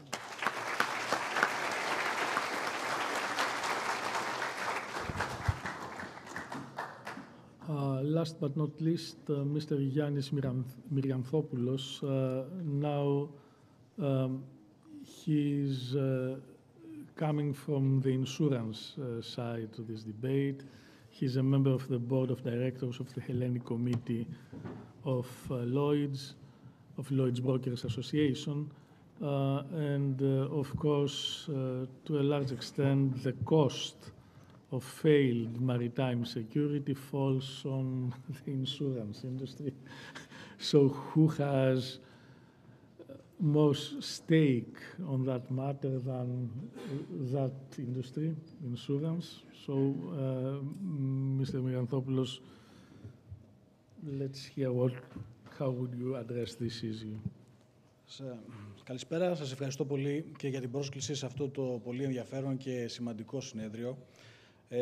Η δική μας προσέγγιση αφορά τώρα το θέμα το ασφαλιστικό, το οποίο επηρεάζει σημαντικά όχι μόνο την ναυτιλία, αλλά γενικότερα την οικονομία στον τομέα που σχετίζεται με την ασφάλεια.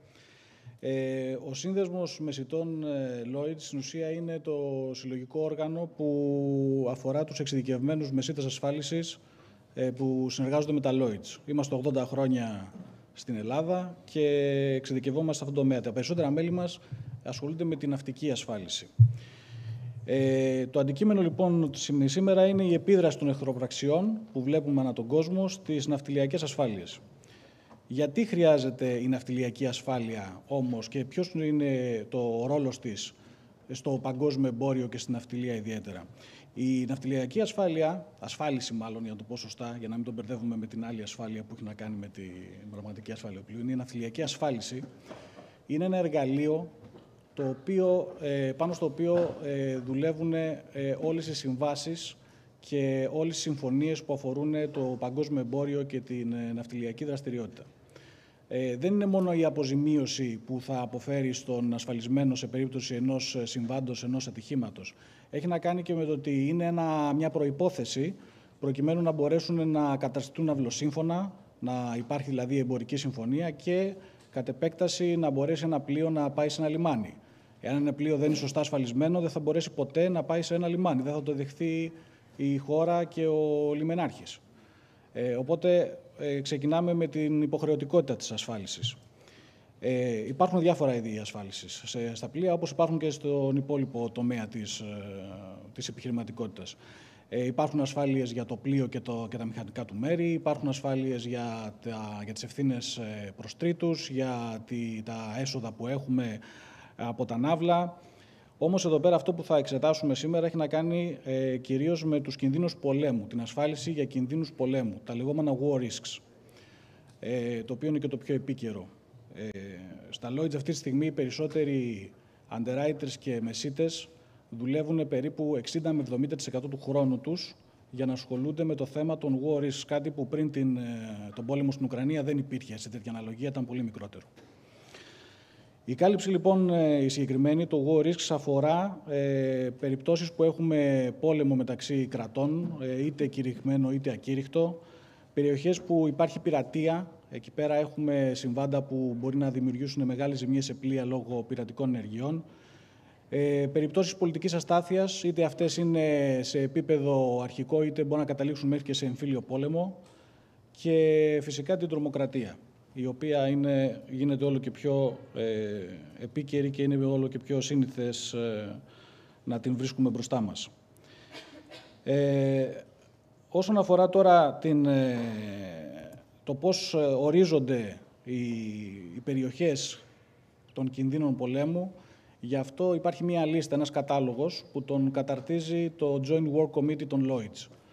Είναι ένας κατάλογος με περιοχές που θεωρούνται αυξημένης επικινδυνότητας, και αυτή τη λίστα την καταρτίζει είτε σε τακτικές είτε σε έκτακτες συναντήσεις, ανάλογα με τα συμβάντα. Παράδειγμα, πριν την είσοδο της Χαμάς στο Ισραήλ και την ανταπόδοση από το Ισραήλ, δεν υπήρχε η πρόβλεψη για την περιοχή της Γάζας, ας πούμε, ή την περιοχή την εκτεταμένη τώρα που έχουμε στον κόλπο του Άντεν και στην Ερυθρά Θάλασσα. Μόλις έγιναν όμως αυτά τα γεγονότα, αμέσως μετά από λίγο συστάθηκε η Επιτροπή και ανακοίνωσε μία αναθεώρηση των περιοχών. Εδώ λοιπόν οι περιοχές αυτές, παρόλο ότι καταρτίζονται από τα Lloyds, δεν υιοθετούνται μόνο από τα Lloyds. Στην ουσία υιοθετούνται από όλους τους ασφαλιστές παγκοσμίως. Οι άνθρωποι αυτοί στην Επιτροπή είναι τεχνοκράτες, γνωρίζουν το αντικείμενο, συμβουλεύονται υπηρεσίες τόσο από τον ιδιωτικό τομέα όσο και από το στρατιωτικό και τις μυστικές υπηρεσίες, και καταλήγουν πάντοτε στο να δίνουν μία εικόνα του πού μπορεί να υπάρξουν άμεσες συγκρούσεις ή άμεση κίνδυνοι και πού μπορεί να υπάρχουν έμεση ή μακροπρόθεσμοι κίνδυνοι. Αντιστοίχως λοιπόν με αυτούς λειτουργούν και οι ασφαλιστές, οι οποίοι λειτουργούν παράλληλα. Παίρνουν λοιπόν αυτόν τον κατάλογο, παίρνουν αυτές τις περιοχές και ανάλογα με την κρίση τους και τον βαθμό επικινδυνότητας που κρίνουν θα χρησιμοποιήσουν διάφορα εργαλεία όπως επασφάλιστρα, όπως ειδικούς όρους που θα βάλουν. Τα επασφάλιστρα συνήθως έχουν να κάνουν με ένα ποσοστό επί της αξίας του πλοίου, το οποίο ζητάνε ως πρόσθετη πληρωμή ασφαλίστρων για να μπορέσει ένα πλοίο να επισκεφτεί αυτές τις περιοχές. Οι ειδικοί όροι είναι πολλή και σύνθετη. Μπορεί να είναι από την ανάγκη, η οποία είναι ο προφανής όρος, η ανάγκη συμμόρφωσης με τις κυρώσεις, εάν υπάρχουν αυτές. Μπορεί να είναι η ύπαρξη φρουρών ένοπλων ή μη πάνω στο πλοίο για τη διέλευση από κάποιο συγκεκριμένο σημείο. Μπορεί να είναι μέχρι και η υποχρεωτική ασφάλιση για λύτρα και απαγωγή. Εδώ στο χάρτη που βλέπουμε τις περιοχές οι οποίες με κόκκινο είναι οι περιοχές που το Joint War Committee έχει θέσει ως αυξημένης επικινδυνότητας. Σε αυτό το χάρτη δεν φαίνεται η περιοχή του Αρκτικού ωκεανού και της Ρωσικής Αποανατολής, γιατί θα έπρεπε να μικρύνουμε πολύ το χάρτη, αλλά παρόλα αυτά όλη η Ρωσία, ακόμα και σε περιοχές που δεν είναι εύκολα προσβάσιμη, θεωρείται ως μια περιοχή αυξημένου κινδύνου. Οι ασφαλιστές δεν προσεγγίζουν πάντοτε με τον ίδιο τρόπο ή δεν είναι υποχρεωμένοι να προσεγγίσουν με τον ίδιο τρόπο τον εκάστοτε κίνδυνο. Ο καθένας έχει την αυτονομία του. Όμως, στο τέλος, όταν μια κατάσταση παγιωθεί ή ομαλοποιηθεί, τότε βλέπουμε μια σχετική σύγκληση. Όχι πάντοτε οι ίδιοι όροι, όχι πάντοτε τα ίδια επασφάλιστρα, αλλά λίγο πολύ είναι κοντά και για λόγους ανταγωνισμού και εμπορικής κατανάλωσης δικής τους.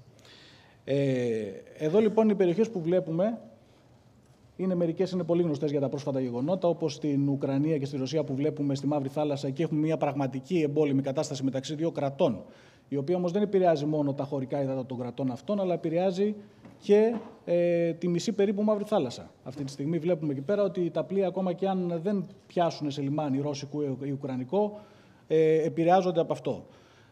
Βλέπουμε επίσης περιοχές όπως ο Περσικός κόλπος, ο οποίος επίσης δεν υπάρχει πολεμική σύγκρουση εκεί πέρα επίσημη μεταξύ κρατών, αλλά υπάρχουν επιθέσεις σε πλοία, υπάρχουν επιθέσεις σε εγκαταστάσεις. Οι περισσότερες από αυτές τις επιθέσεις που βλέπουμε είναι συνήθως καταλήψεις πλοίων και συλλήψεις πλοίων προκειμένου να οδηγηθούν σε λιμάνια του Ιράν για λόγους που η εσωτερική τους δικαιοσύνη μόνο ξέρει. Υπάρχουν επιθέσεις σε πλοία οι οποίες είναι ορφανές, δεν τις αναλαμβάνει κανείς, δεν ξέρει κανείς γιατί γίνονται. Υπήρχαν επιθέσεις από drones ή από πυράβλους, οι οποίες κανείς δεν ανέλαβε ποτέ την ευθύνη. Και μετά έχουμε την Ερυθρά Θάλασσα και τον κόλπο του Άντεν, όπου εδώ τα πρόσφατα γεγονότα το κάνουν αρκετά πολύ σύνθετο το ζήτημα, όχι μόνο γιατί έχουμε έναν εμφύλιο πόλεμο στην Ιεμένη. Η περιοχή γύρω από την Ιεμένη ήταν εδώ και πάρα πολλά χρόνια αυξημένου κινδύνου, αλλά εδώ έχουμε μία σύγκρουση εμφύλια, μία σύγκρουση μεταξύ Ιεμένης και άλλων δυνάμεων που σχετίζονται με τη Σαουδική Αραβία. Η Ιεμένη επιτέθηκε, η Χούτι δηλαδή, όχι η Ιεμένη, το κομμάτι που εκφράζουν οι Χούτι, έχει επιτεθεί επανειλημμένως σε εγκαταστάσεις στη Σαουδική Αραβία. Έχουμε επιθέσεις ακόμα και σε πλοία και κατάληψη πλοίων από τους Χούτι πρόσφατα. Έχουμε και την περίπτωση φυσικά της πειρατείας, η οποία δεν σχετίζεται με τους Χούτι τους ίδιους, αλλά σχετίζεται με τους πειρατές κυρίως από τη Σομαλία στην υπόλοιπη περιοχή. Αυτό εδώ και πάρα πολλά χρόνια είναι ένα πρόβλημα, από τα μέσα της δεκαετίας του 2000 και φτάσαμε στην κορύφωσή του λίγο μετά το 2010 και μετά το πράγμα ήρθε σε μία ύφεση. Όμως τώρα βλέπουμε πάλι αύξηση των πειρατικών επιθέσεων ή των γεγονότων που μπορεί να αποτελούν ένδειξη πειρατικής επίθεσης. Και είχαμε και μάλιστα και κατάληψη πλοίου, όπως μου φαίνεται αναφέρθηκε νωρίτερα. Βλέπουμε επίσης ένα άλλο παράδειγμα, είναι ο κόλπος της Γουινέας. Εκεί πάλι δεν έχουμε θέματα πολέμου, αλλά έχουμε θέματα σημαντικά πειρατείας. Εδώ μιλάμε κυρίως για λαιλασίες σε πλοία. Οι πειρατές ανεβαίνουν στα πλοία, παίρνουν ό,τι πολύτιμο θεωρήσουν ότι μπορούν να πάρουν. Άλλες φορές κλέβουν το φορτίο το ίδιο, το μεταφέρουν σε άλλα πλοία μικρότερα και με το απουλούν. Υπάρχει μια μεγαλύτερη κατάσταση ανομίας στην περιοχή, δεν υπάρχει έλεγχος κρατικός σοβαρός και αυτό το κάνει αρκετά επικίνδυνο, ειδικά εφόσον πλέον βλέπουμε ότι η μετακίνηση, η παγκόσμια ναυτιλιακή κίνηση μεταφέρεται από την Ερυθρά Θάλασσα και πολλές εταιρείες χρησιμοποιούν την Αφρική, τον περίπλο της Αφρικής για να προκειμένου να πάνε στην Ασία. Ας δούμε τώρα να δούμε λίγο πιο συγκεκριμένα δύο παραδείγματα όσον αφορά την Ουκρανία και τη Ρωσία. Εδώ πέρα βλέπουμε ότι η Μαύρη Θάλασσα στην ουσία έχει κοπεί στη μέση. Οι ασφαλιστές που πρέπει να ανταπεξέλθουν στην πρόκληση τη συγκεκριμένη, όταν ένα πλοίο πρέπει να πάει είτε στη Ρωσία είτε στην Ουκρανία, χρειάζεται να κάνουν μια σειρά ενεργειών. Το πρώτο πράγμα που πρέπει να κάνουν είναι τον έλεγχο κυρώσεων, το οποίο είναι αρκετά περίπλοκο. Έχουμε αυτή τη στιγμή για 3 βασικούς πυλώνες κυρώσεων, τους Αμερικάνους με το OFAC, το Ηνωμένο Βασίλειο με τη δική του το όφσι, το λεγόμενο, το δικό τους βραχίωνα για τις κυρώσεις, και την Ευρωπαϊκή Ένωση. Ο κάθε ένας από αυτούς τους πυλώνες έχει βάλει ξεχωριστές παραμέτρους για τις κυρώσεις. Συγκλίνουν όλοι, τα ίδια πράγματα περίπου ζητάνε, αλλά και με μικρές διαφοροποιήσεις, οι οποίες διαφοροποιήσεις μπορεί να είναι και σημαντικές. Παράδειγμα, η Ευρωπαϊκή Ένωση επιτρέπει κάτω υπό ορισμένες συνθήκες την εξαγωγή από τη Ρωσία συγκεκριμένων μεταλλευμάτων και κυρίως steel coils.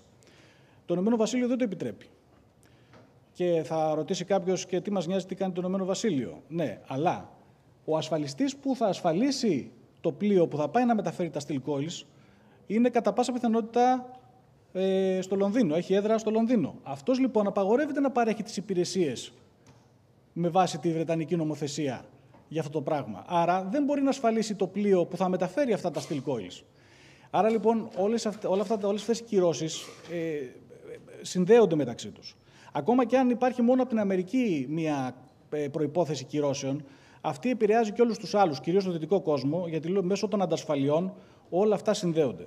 Άρα λοιπόν το πρώτο πράγμα που θα κάνει ένας ασφαλιστής θα πρέπει να ξεκινήσει τη διαδικασία κυρώσεων. Και η διαδικασία κυρώσεων περιλαμβάνει τόσο τα νομικά πρόσωπα όσο και τα φυσικά πρόσωπα. Ο κατάλογος είναι τεράστιος αυτή τη στιγμή.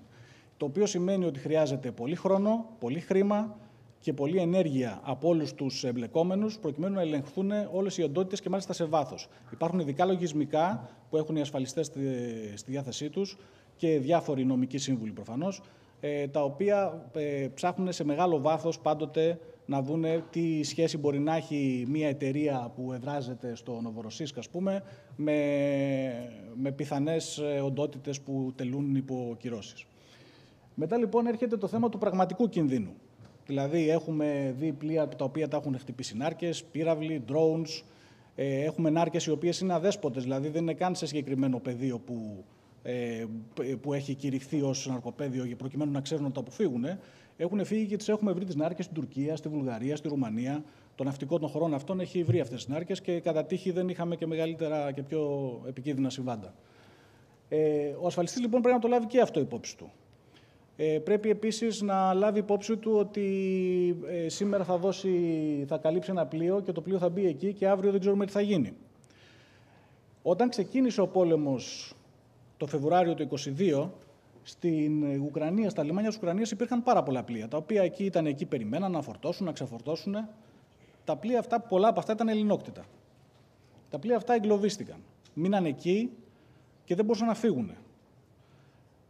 Από ασφαλιστικής πλευράς ήταν μια καταστροφή, ένας εφιάλτης. Γιατί? Τα πλοία δεν πάθαν τίποτα. Ήταν στη θέση τους, δεν πάθανε κάποια ζημιά, οι ναυτικοί δεν κινδύνευσαν πραγματικά ποτέ. Όμως, 12 μήνες μετά ας πούμε, τον περιορισμό τους ή την κατάσταση στην οποία βρεθήκαν εκεί πέρα, μην μπορώντας να φύγουν, ενεργοποιήθηκε ένας όρος στην κάλυψη war risk, την οποία συζητάμε εδώ, που λέει ότι αν σε 12 μήνες το πλοίο είναι εκεί, θεωρείται ολική απώλεια. Άρα λοιπόν, αμέσως όλα αυτά τα πλοία έπρεπε να αποζημιωθούν με πολλές δεκάδες ή εκατοντάδες εκατομμύρια. Βέβαια, εντάξει, υπήρχαν κάποιες συνεννοήσεις, κάποιες διαπραγματεύσεις και τέλος πάντων μπορεί να μην ήταν στο πλήρες, στο 100% της αξίας τους, αλλά το μεγαλύτερο ποσοστό αποζημιώθηκε. Χωρίς τα πλοία να έχουν πάθει την παραμικρή ζημιά. Στην πορεία, βέβαια, κάποια από αυτά τα πλοία μπόρεσαν και φύγανε, βέβαια υπό άλλη ιδιοκτησία, γιατί ήδη είχε επέλθει το ασφαλιστικό γεγονός, όπως λέμε. Λοιπόν, φανταστείτε λοιπόν πόσο μεγάλες απώλειες ήταν αυτές για την ασφαλιστική βιομηχανία και για την αντασφάλεια κυρίως, το οποίο επηρεάζει όλες τις ασφάλειες. Επηρεάζει δηλαδή και τις ασφάλειες που κάνουμε στην ναυτιλία, αλλά επειδή ο ίδιος ο αντασφαλιστής αντασφαλίζει και τις εταιρείες που κάνουν ασφάλειες ζωής ή ασφάλειες αυτοκινήτου, στο τέλος επηρεάζει τους πάντες. Το οικονομικό αποτέλεσμα είναι προς όλες τις κατευθύνσεις. Οπότε καταλαβαίνετε ότι το πλοίο που θα πάει σε ένα ρωσικό λιμάνι θα πρέπει να πληρώσει ένα επασφάλιστρο. Το επασφάλιστρο αυτή τη στιγμή που μιλάμε, το οποίο δεν σημαίνει ότι θα ισχύει και αύριο, ανάλογα με τις καταστάσεις που ισχύουν εκεί. Ακούσαμε νωρίτερα και ισχύει ότι η Ουκρανία έφυγε από τις διαπραγματεύσεις για κάποια εξομάλυνση του ναυτιλιακού εμπορίου στην περιοχή. Δεν ισχύει πλέον η ελπίδα, δεν έχουμε πλέον ελπίδα ότι θα έχουμε κάποιο άμεσο αποτέλεσμα. Αυτό σημαίνει ότι αυτή τη στιγμή ένα πλοίο που θα πάει εκεί θα πληρώσει 1 με 1,25% της αξίας του, το οποίο φανταστείτε ένα πλοίο που κοστίζει 50 εκατομμύρια, ας πούμε, δεν είναι και τόσο μεγάλη αξία για ένα medium range snacker, είναι μια λογική τιμή. Αυτό το πλοίο θα πληρώσει για 7 μέρες 500 χιλιάρικα επιπλέον. 500 χιλιάρικα επιπλέον από ό,τι θα πλήρωνε ή 705 χιλιάρικα επιπλέον από όσα θα πλήρωνε πριν από 3 χρόνια. Αυτό το κόστος επιβαρύνει το εμπόριο, τον ναύλο, το γενικότερο κόστος και την αξία του φορτίου, το οποίο μετακυλείται σε εμάς. Τα περισσότερα πλοία που πάνε εκεί πέρα είναι τάνκερς τα οποία μεταφέρουν πετρέλαιο. Κάτω από συγκεκριμένες συνθήκες, το λεγόμενο price cap, το οποίο μας επηρεάζει και αυτό, όσο τηρείται τουλάχιστον. Εδώ λοιπόν έχουμε μια σημαντική αύξηση του κόστους του κάθε ταξιδιού. Μετά τις 7 μέρες υπάρχουν για αναλογικές χρεώσεις. Βέβαια, αυτή η τιμή που σας λέω, αυτά τα νούμερα που σας λέω, ισχύουν σε περίπτωση που συμβεί κάτι. Αν δεν συμβεί κάτι, υπάρχουν διάφορες εκπτώσεις που ισχύουν, αλλά τελικά το κόστος είναι μεγάλο. Και μιλάμε για πάρα πολλά πλοία που περνάνε από την περιοχή αυτή και που το παγκόσμιο εμπόριο, ειδικά στα θέματα πετρελαίου, πετρελαιοειδών, επηρεάζεται σημαντικότατα. Εδώ θα δείτε ότι βλέπουμε τις τιμές των ναύλων, πώς επηρεάστηκαν σε παγκόσμιο επίπεδο, όχι μόνο για τη Μαύρη Θάλασσα, σε όλο τον κόσμο. Ακόμα και αν φόρτωνε κάποιος αργό πετρέλαιο στην Ασία, οι τιμές αυξήθηκαν αυτόματα με την εισβολή στην Ουκρανία. Πριν από την εισβολή στην Ουκρανία, επειδή βλέπετε στο διάγραμμα η γραμμή να είναι κάτω από το 0, σημαίνει ότι κάποια πλοία δουλεύανε με χασούρα στην ουσία. Δηλαδή, δεν καλύπταν ούτε τα λειτουργικά τους έξοδα. Τα ναύλα ήταν τόσο χαμηλά. Και με το που έγινε η εισβολή, αμέσως είδαμε αυτή την αύξηση, η οποία συνεχίζεται μέχρι και τώρα. Βέβαια, το διάγραμμα σταματάει στο Νοέμβριο του 2022, αλλά λίγο πολύ η αγορά των πετρελαιοειδών και του πετρελαίου έχει επηρεαστεί πάρα πολύ. Αυτό επηρεάζει όλους μας, όπως καταλαβαίνετε, επηρεάζει τα πάντα. Το θέμα των ασφαλίστρων έχει επηρεάσει αυτό το τομέα. Φυσικά δεν είναι η μόνη παράμετρος, υπάρχουν πάρα πολλές, αλλά έχει επηρεάσει σημαντικά και εδώ πέρα. Και πάμε τώρα να δούμε λίγο τι γίνεται στο πιο πρόσφατο σημείο ενδιαφέροντος, την Ερυθρά Θάλασσα και τον κόλπο του Άντεν. Εδώ έχουμε, όπως είπαμε, 4 διαφορετικές καταστάσεις που επηρεάζουν αυτή την περιοχή. Εδώ θα δανειστώ έναν όρο ενός βιβλίου του Tim Marshall, εχμάλωτη της γεωγραφίας λέγεται. Και στην ουσία εδώ πέρα πρόκειται για μια τέτοια κατάσταση. Είμαστε εχμάλωτοι της γεωγραφίας. Διότι τα στενά του Μπαμπ ελ-Μαντέμπ τα χρησιμοποιούν οι Χούτι για να κρατάνε εχμάλωτη την παγκόσμια ναυτιλία. Έχουν υπάρξει, όπως ακούσαμε και νωρίτερα, επιθέσεις σε πλοία, έχει γίνει κατάληψη πλοίων. Η περιοχή γενικότερα πάντοτε, εδώ και πάρα πολλά χρόνια, θεωρούταν επικίνδυνη και κυρίως η Ιεμένη ήταν μια περιοχή υψηλής επικινδυνότητας από τότε που ξεκίνησε ο εμφύλιος. Αλλά οι Χούτι έχουν το λιμάνι της Χοντέιντα. Το λιμάνι της Χοντέιντα είναι κοντά στα σύνορα με τη Σαουδική Αραβία, μέσα στην Ερυθρά. Παρόλο ότι οι Χούτι δεν είναι κράτος, έχουν ένα λιμάνι το οποίο λειτουργεί επίσημα και το αποδέχονται όλοι ως ένα ασφαλές μέρος για να πάνε, με κάποιο επασφάλιστρο προφανώς. Είναι λίγο οξύμορο αυτό, αλλά συμβαίνει. Από εκείνο το λιμάνι περνάει όλη στην ουσία η ανθρωπιστική βοήθεια που υποτίθεται πως πρέπει να πάρει το καθεστώς των Χούτι. Γι' αυτό και το επιτρέπει ο υπόλοιπος κόσμος να το χρησιμοποιούν. Όμως προφανώς δεν πάρει μόνο ανθρωπιστική βοήθεια εκεί, όπως καταλαβαίνετε. Η περιοχή επίσης τώρα χρηματίζεται και από πειρατεία και από διάφορα άλλα συμβάντα που μας επηρεάζουν. Εδώ θα δείτε με τις μπλε κοκκίδες, βλέπετε τις επιθέσεις που έχουν γίνει σε πλοία τα οποία σχετίζονται με τους Χούτι και με τα κόκκινα σημαδάκια είναι τα συμβάντα που σχετίζονται με πειρατεία. Η πειρατεία είχε έρθει σε κάποια ύφεση, τώρα βλέπουμε μεγάλη αύξηση πάλι των συμβάντων. Όμως τα συμβάντα που έχουν σχέση με τους Χούτι και τις επιθέσεις είναι πολύ σημαντικά. Έχουμε ήδη απώλεια πλοίων, απώλεια ζώων, κάτι το οποίο υποτίθεται πως θέλουν να τα αποφύγουν, αλλά έχει συμβεί. Από ασφαλιστικής πλευράς αυτό είναι επίσης μια σχετική καταστροφή, γιατί θα πρέπει να αποζημιωθούν σε πολύ μεγάλο βαθμό όχι μόνο οι ανθρώπινες ζωές που χαθήκανε, όχι μόνο οι ζημιές των πλοίων, οι οποίες πρέπει να αποκατασταθούν, αλλά και διάφοροι άλλοι κίνδυνοι, όπως περιβαλλοντικοί κίνδυνοι, σε περίπτωση που έχουμε διαρροή πετρελαίου στη θάλασσα, έχουμε μόλυνση του περιβάλλοντος κτλ. Όλα αυτά μιλάμε για πάρα πολλά εκατομμύρια σε ζημιές. Και όλα αυτά πρέπει ο ασφαλιστής να τα χρεώσει στην ουσία για να μπορέσει να τα απεξέλθει με τη σειρά του στις ανάγκες των αποζημιώσεων. Δεν θα μπω σε λεπτομέρειες για το πώς έχει επηρεαστεί το παγκόσμιο εμπόριο. Εδώ πέρα ενδεικτικά έχω ένα χάρτη. Με το μοβ είναι οι κινήσεις των πλοίων μετά την έναρξη των επιθέσεων των Χούτι. Εδώ πέρα βλέπουμε πόσο πολύ έχουν αυξηθεί οι ροές γύρω από την Αφρική σε σχέση με το πράσινο που ήταν πριν τις επιθέσεις των Χούτι, που οι περισσότεροι πηγαίνανε μέσω της Ερυθράς. Εδώ μιλάμε για ένα κόστος μεγάλο. Δηλαδή, ένα πλοίο από την Βόρεια Ευρώπη για να πάει στην Ινδία θα χρειαστεί 10 με 15 μέρες παραπάνω. Το οποίο φανταστείτε πόσο μπορεί να επηρεάσει τα ναύλα, να επηρεάζεται δηλαδή ένα ταξίδι να χρεώνεται σχεδόν το διπλάσιο από θέμα ναύλου και περίπου 1 εκατομμύριο επιπλέον σε καύσιμα. Αυτά είναι νούμερα τα οποία επηρεάζουν σημαντικά όλο το κόστος του ταξιδιού. Εδώ πέρα βλέπουμε πώς οι επιθέσεις των Χούτι επηρέασαν τα containers. Το κόστος μεταφοράς ενός container από την Ανατολική Ασία στην Ευρώπη μέχρι την έξω των επιθέσεων ήταν γύρω στα $2.000. Μετά ανέβηκε γύρω στα 6, έχει τριπλασιαστεί. Αυτά τα containers μεταφέρουν στην ουσία το σύνολο των εμπορευμάτων που χρησιμοποιούμε στην Ευρώπη, όταν έρχονται από την Κίνα, ας πούμε. Και όλο αυτό, καλώς ή κακώς, μας επηρεάζει βαθύτατα. Όμως υπάρχει και ένας άλλος τομέας που τα ασφάλιστρα έπαιξαν το ρόλο τους. Προφανώς δεν είναι, επαναλαμβάνω, ο μόνος παράγοντας, αλλά είναι ένας από τους παράγοντες που συμβάλλουν σε αυτό. Εδώ βλέπουμε τη χρηματιστηριακή αξία, μάλλον όχι την αξία, την πορεία των μετοχών των 5 μεγαλύτερων ναυτιλιακών εταιριών στο χρηματιστήριο της Νέας Υόρκης, που είναι εισηγμένες στη Νέα Υόρκη. Οι 4 πρώτες εταιρείες, όπως θα δείτε, έχουν μία διαρκή άνοδο. Από τον Νοέμβριο του 2023 και μετά το Δεκέμβριο που ξεκίνησαν οι επιθέσεις των Χούτι, η αξία των μετοχών τους έχει συνολικά ανέβει με μια συνεχή, ας πούμε, πρόοδο. Η 5η εταιρεία, η οποία είναι και η πρώτη σε χρηματιστηριακή αξία στο χρηματιστήριο της Νέας Υόρκης, παρόλο ότι είχε μια ανάλογη πορεία στην αρχή, μετά έπεσε.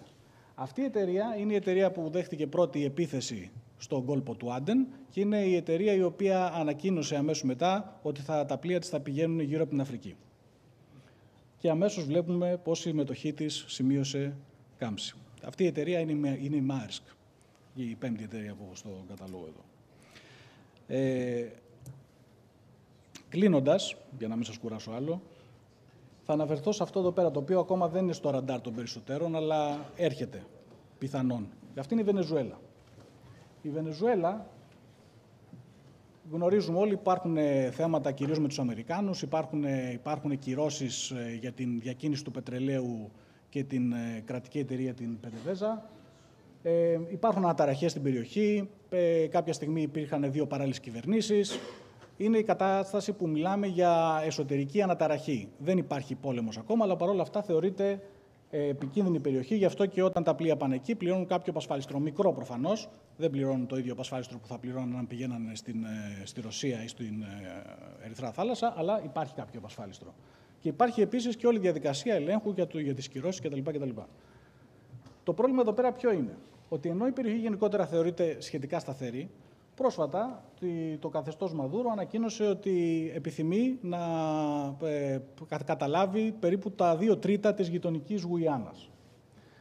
Η περιοχή αυτή, που είναι ανεξάρτητο κράτος η Γουιάννα, ένα κομμάτι, αυτό το μεγάλο κομμάτι το οποίο διεκδικεί η Βενεζουέλα, της δόθηκε από τους Βρετανούς ως πρίκα από αποκρατικοποίηση κάποια στιγμή. Ο κύριος Μαδούρο λοιπόν λέει ότι αυτό δεν έπρεπε να δοθεί σε αυτούς, έπρεπε να γυρίσει σε εμάς, γιατί αρχικά ήταν δική μας γη. Αυτή η περιοχή λοιπόν είναι πολύ πλούσια σε πετρέλαιο, κυρίως είναι το παραλληλόγραμμα που βλέπετε στη δεξιά πλευρά του χάρτη. Εκείνο το σημείο είναι και το επίμαχο. Αυτός ο χάρτης είναι η τελευταία προσθήκη του Joint War Committee που έγινε πρόσφατα και που δείχνει ότι ξαφνικά αποφασίσανε ότι αυτή η περιοχή θεωρείται επικίνδυνη. Γιατί? Γιατί έγινε ένα δημοψήφισμα στη Βενεζουέλα το Δεκέμβριο και είπαν ότι αυτό είναι δικό μας. Και άρα εσωτερικά τους δίνει το δικαίωμα να επέμβουν, ακόμα και στρατιωτικά. Το αν θα το κάνουν ή όχι δεν το ξέρουμε. Υπάρχουν και άλλοι παράγοντες που επηρεάζουν αυτή την κατάσταση. Αλλά εάν το κάνουν ή αν δημιουργηθεί κάποιο είδους άμεση ή έμεση σύραξη, τότε θα αποσταθεροποιήσει και την Νότια Αμερική. Η Βραζιλία είναι μια χώρα η οποία υποστηρίζει τη Γουιάννα στη συγκεκριμένη περίπτωση και προσπαθεί να κρατήσει κάποιες ισορροπίες. Επίσης, η Βραζιλία έχει μεγάλη κίνηση πετρελαιοειδών, πετρελαϊκών προϊόντων, αλλά και γενικότερα προϊόντων. Οπότε καταλαβαίνουμε ότι αν συμβεί κάτι εδώ, και το κόστος των πετρελαιοειδών θα αυξηθεί κατακόρυφα, αλλά και κυρίως το εμπόριο το ναυτιλιακό θα επηρεαστεί επίσης πάρα πολύ σημαντικά. Είναι η επόμενη, το βλέμμα μας είναι εκεί. Αυτά είχα να σας πω. Σας ευχαριστώ πάρα πολύ που με ακούσατε.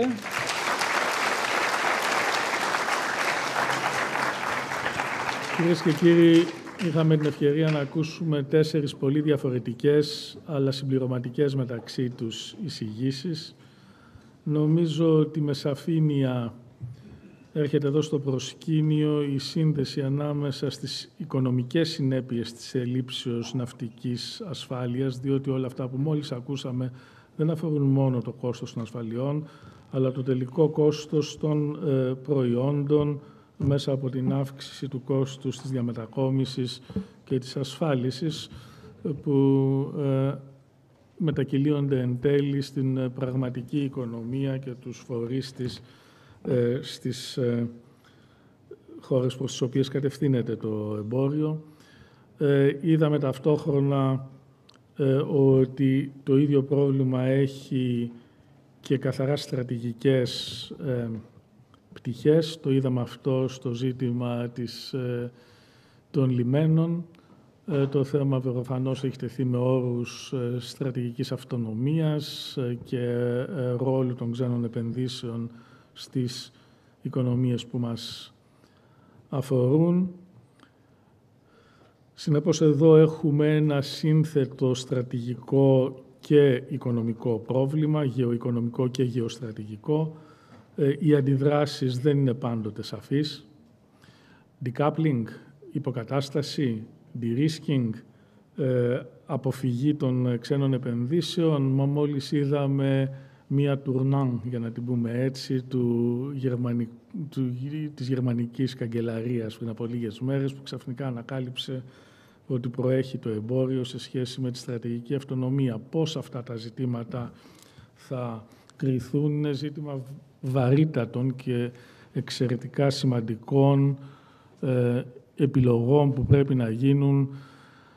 Δυστυχώς δεν αρκεί το εθνικό επίπεδο, πρέπει να γίνουν από κοινού σε ευρωπαϊκό και διεθνές επίπεδο, προκειμένου αφενός να αποκατασταθεί η θαλάσσια ασφάλεια, αφετέρου, εάν δεν μπορεί να αποκατασταθεί στο έπακρο, να δημιουργηθεί μια ανθεκτικότητα της οικονομίας, αλλά και μια στρατηγική ανθεκτικότητα, προκειμένου να διασφαλιστούν ουσιοδέστατα συμφέροντα των λαών που πλήττονται από αυτή την ανασφάλεια.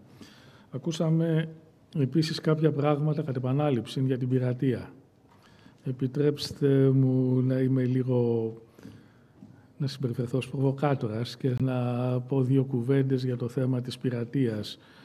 Εάν πιστεύουμε ότι το πρόβλημα είναι ότι δεν υπάρχει σαφής ρύθμιση ή ότι υπάρχουν κάποια διαδικαστικά προβλήματα που δεν επιτρέπουν να έλθει ο Σομαλός πειρατής ή ο πειρατής της Νοτιοανατολικής Ασίας ενώπιον των δικαστηρίων με αποτελεσματικό τρόπο, ίσως χάνουμε κάτι από το ποιο είναι το πραγματικό πρόβλημα της πειρατείας, που εν τέλει είναι ένα πρόβλημα, αν μου επιτρέπετε, ξέρω ότι είναι αιρετική αυτή η άποψη, εξακολουθεί να είναι στρατιωτικό.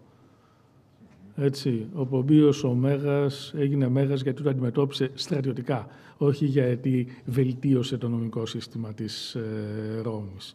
Όταν λέμε ότι ο πειρατής είναι hostis generi humanis, εννοούμε ότι είναι πολέμιος, ότι πρέπει να αντιμετωπιστεί εμπολέμος. Συνεπώς, με τον ίδιο τρόπο που όταν μας βομβαρδίζουν τα πλοία οι Χούτι ανταποκρινόμεθα με στρατιωτικά μέσα, όταν μας καταλαμβάνουν τα πλοία κάποιοι σε ένα failed state, θα έπρεπε ενδεχομένως αντιστοίχως να κρίνουμε τα πράγματα και να ξεφύγουμε από τον νομικισμό και τη θεσμοκρατία μας. Αλλά επιτρέψτε μου να πω και αυτό. Δεν πρέπει και εμείς να γίνουμε πειρατές και τώρα έρχομαι στο θέμα των sanctions. Αναφέρθηκε προηγουμένως ένα βιβλίο του Georgios, το Mare Liberum, το θεμέλιο της ελευθερίας των θαλασσών, που οποιοδήποτε το έχει ψωμοτήρι και το αναφέρει αμέσως σε θάλασσες, ελεύθερες θάλασσες. Θυμηθείτε όμως πώς γράφτηκε το βιβλίο. Το βιβλίο αυτό είναι το μόνο δημοσιευμένο κεφάλαιο από ένα legal brief, από μια γνωμοδότηση που έκανε για τον ξάδελφό του ο νεαρός τότε Georgios. Ακούστε λοιπόν πολύ σύντομα την υπόθεση. Το 1603 ή 4 ένα Ολλανδικό πλοίο κατέλαβε ως μη έδη ένα πορτογαλικό πλοίο, το οποίο μετέφερε τεράστιες ποσότητες ασημιού και αρωμάτων. Μια τεράστια περιουσία για τα μέτρα της εποχής, γιατί ήταν μια μεγάλη καράκα. Αυτό έγινε στις Ανατολικές Ινδίες, στην Ινδονησία. Οι Πορτογάλοι έλεγαν ότι έχουν αποκλειστικό δικαίωμα στο εμπόριο, το ίδιο έλεγαν και οι Ισπανοί, ενώ οι Ολλανδοί έλεγαν ότι όχι, έχουμε και εμείς εμπόριο. Όλοι ελεύθεροι. Στα πλαίσια του όλοι είμαστε ελεύθεροι, θεώρησαν εν τούτη σκόπιμο να πιάσουν το πλοίο και να το καταλάβουν και να το κατασχέσουν κάποιου ο οποίος απλώς έλεγε ότι δεν είναι ελεύθερο. Άρα δεν αμήνθηκαν, επιτέθηκαν. Κατέλαβαν το πλοίο και εν τέλει τα Ολλανδικά δικαστήρια έκριναν ότι πολύ καλώς κατελήφθη το πλοίο. Το δε βιβλίο από το οποίο προέρχεται, όπως σας είπα, το συγκεκριμένο κεφάλαιο, Mare Liberum, ξέρετε πώς αποκαλείται? Περί του δικαιώματος της Λίας. Πώς μπορώ να αρπάζω. Έγραψε λοιπόν για έναν πειρατή εξάδελφό του, ο Georgios, ένα βιβλίο στο οποίο έλεγε ότι η πειρατεία είναι καλό πράγμα. Γιατί είναι καλό πράγμα? Γιατί μας προσέβαλαν. Άμα μας προσβάλλουν, εμείς τους παίρνουμε τα πλοία και τα βάζουμε στην τσέπη μας. Και συνεπώς όλη μας η αντίληψη για το δίκαιο της ελευθερίας των θαλασσών στηρίζεται σε μια πειρατική πράξη, αν μου επιτρέπετε. Οδήγησε αυτή η πράξη σε έναν πόλεμο ο οποίος κράτησε 64 χρόνια μεταξύ Πορτογαλίας και Ολλανδίας. Απλώς δεν τον παρατηρούμε, γιατί μεσολάβησε ο 30ετής πόλεμος που κάλυψε όλη την Ευρώπη. Συνεπώς αυτό που λέω απλώς είναι το εξής. Και τώρα αυτό που θα κάνω είναι πολύ ρισκέ.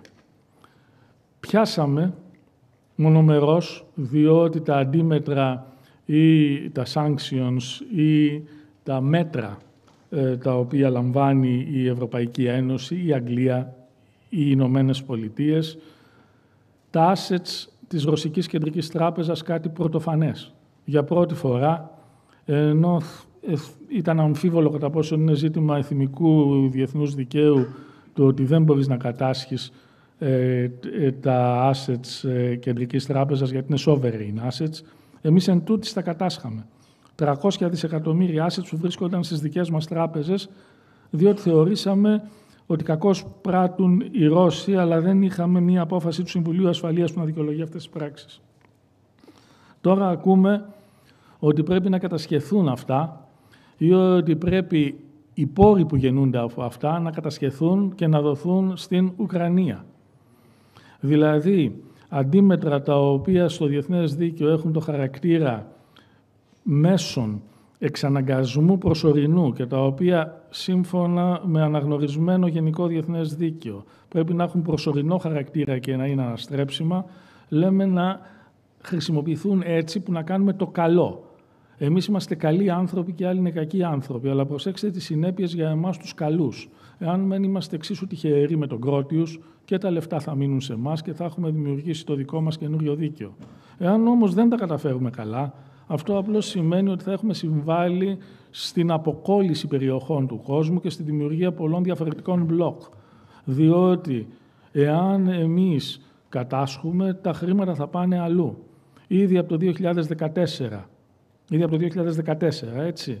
Προσέξτε το pattern των ρωσικών επενδύσεων και δέστε πως ένα decoupling από την οικονομία της Δύσεως έχει ήδη γίνει πράξη και επίσης σκεφτείτε πως σιγά-σιγά δημιουργείται μια εναλλακτική, όχι για προφανέστατα για το διεθνές εμπόριο ή την ναυτιλία, τώρα μιλάω για το θέμα που εφήγει εμέσως προηγουμένως, ένα διαφορετικό σύστημα διεθνών διακανονισμών που να αποφεύγουν τις πληρωμές δολάρια, έτσι ώστε αν υπάρξει σύγκρουση μεταξύ γεωστρατηγική Κίνας, Δύσεως, να μπορεί η Κίνα εν τούτης να συνεχίσει να εμπορεύεται με συμψηφιστικό εμπόριο μέσα από το SIPS, ένα σύστημα messaging και πληρωμών που έχει ήδη δημιουργηθεί και λειτουργεί 10 χρόνια ήδη, απλώς λειτουργεί τόσο όσο. Αν χρειαστεί, θα λειτουργεί σε υψηλότερους βαθμούς.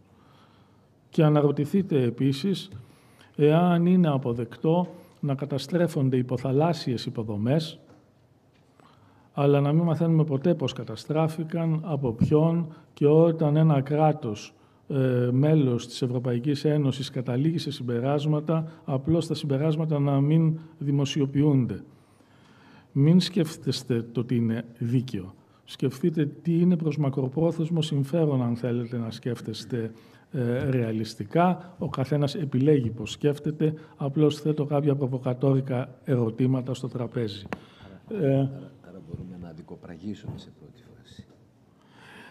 Όποιος θα δικοπραγεί, ενδεχομένως εναπόκειται, ξέρετε, να κλείσω τότε με μία ρίση από το Μακιαβέλη και από το πιο κοινότυπο βιβλίο του Μακιαβέλη, το κακό που πρέπει να κάνεις σε κάποιον, λέει ο Μακιαβέλης στον ηγεμόνα, πρέπει να γίνει με τέτοιο τρόπο, ώστε να μην εναπόκεισε στον φόβο της αντεκδικήσεως.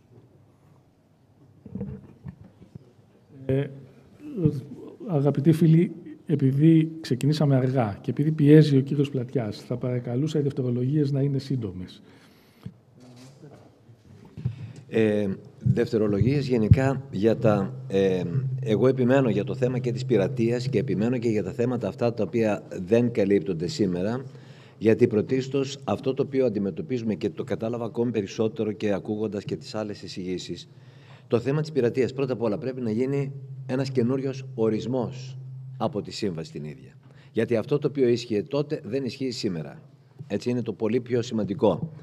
Δεύτερον, δεν υπήρξε ποτέ τρομοκρατία. Δεν υπήρξαν ποτέ τέτοια πράγματα. Εγώ θα πω κάτι πάρα πολύ απλό και ξέρω ότι και στο Αθανάσιο τον Πλατιά και στον Κωνσταντίνο τον Αρβανιτόπουλο θα αρέσει.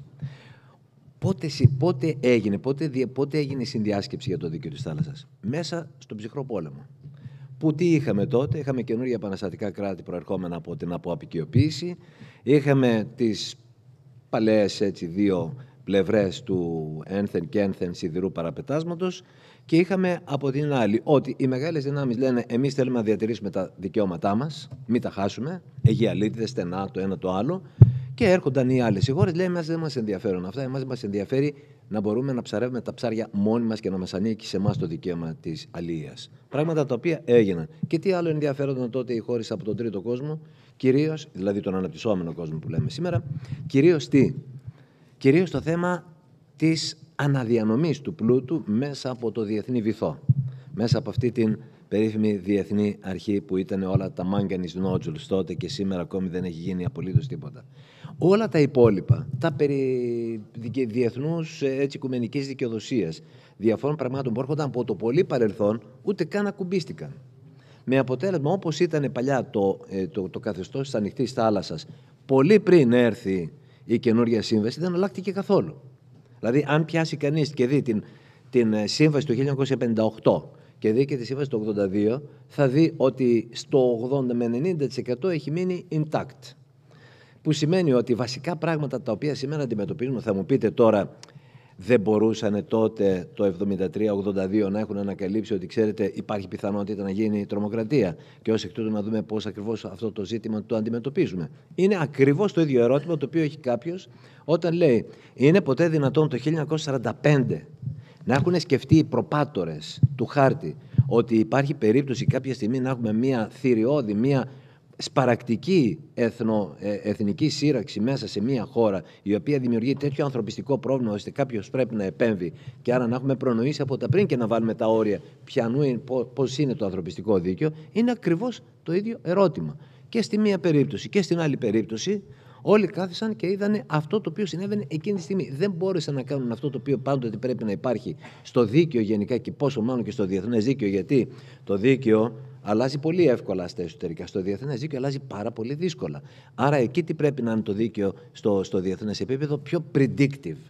Πράγμα το οποίο δεν έγινε ούτε στη μία ούτε στην άλλη περίπτωση. Σήμερα έχουμε βρεθεί δηλαδή τα τελευταία χρόνια με μεγάλα κενά, τα οποία βέβαια ορισμένες μεγάλες χώρες έρχονται όλα αυτά και τα καλύπτουν. Ας πούμε το ΣΟΑ, το οποίο έκαναν οι Αμερικάνοι σε αυτές τις περιπτώσεις. Τώρα θα απαντήσει το suppression of unlawful acts. Θα απαντήσει το τηλεφωνό του ο κύριος Λιάκουρας και θα δώσω το λόγο στον κύριο Οικονόμου. Έχετε το βήμα.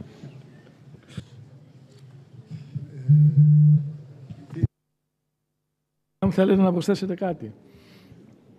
Γιατί είπατε ότι θέλατε κάτι να πείτε για τα sanctions. Δεν είχατε πει στο... Για τα sanctions νομίζω ότι τα είπατε. Αλλά τα είπα. Τα είπατε. Είναι το πρόβλημα είναι ότι τα sanctions, νομίζω η ιδέα είναι μια διαφοροποίηση μαζί σας, ότι πρέπει να είναι από τους τόκους, όχι να είναι από το κεφάλαιο, διότι αν είναι από το κεφάλαιο τότε θα κοιτάξουν όλα τα κράτη να αποσύρουν τα reserves τα οποία έχουν, για να μην τους τα φάνε βέβαια, ενώ εφόσον είναι από τους τόκους μπορεί υποτίθεται να χρησιμοποιηθούν για να βοηθήσουν εκεί που κάνει κακόνη η Ρωσία. Μα αυτό ακριβώς υπονοούσα και εγώ. Όταν σας είπα τι έγινε μετά το 2014, θα παρατηρήσετε ότι όλα τα assets τα ρωσικά, στη συντριπτική, όχι όλα, στη συντριπτική πλειοψηφία βρίσκονταν στη Γαλλία και τη Γερμανία. Γιατί δεν βρίσκονταν στην Αγγλία? Διότι θεωρούσαν ότι η Αγγλία θα επιβάλλει sanctions κάποια στιγμή και γι' αυτό το λόγο προληπτικώς τα είχαν μετακινήσει στη Γαλλία και τη Γερμανία. Από τα 300 δισεκατομμύρια η συντριπτική πλειοψηφία, από ό,τι γνωρίζουμε, είναι άτυπα, αυτά δεν υπάρχουν ακριβή στοιχεία, βρίσκονταν εκεί. Τώρα δεν θα βρίσκονται ούτε εκεί. Θα βρίσκονται πιο πέρα. Κύριε Πάλι. Ναι, να προσθέσω κάτι σύντομο. Λέω στους φοιτητές που συζητάμε ποιες είναι οι νέες ναυτιλιακές εταιρείες που φτιάχνονται. Τους φτιάχνει η Lidl και η Amazon.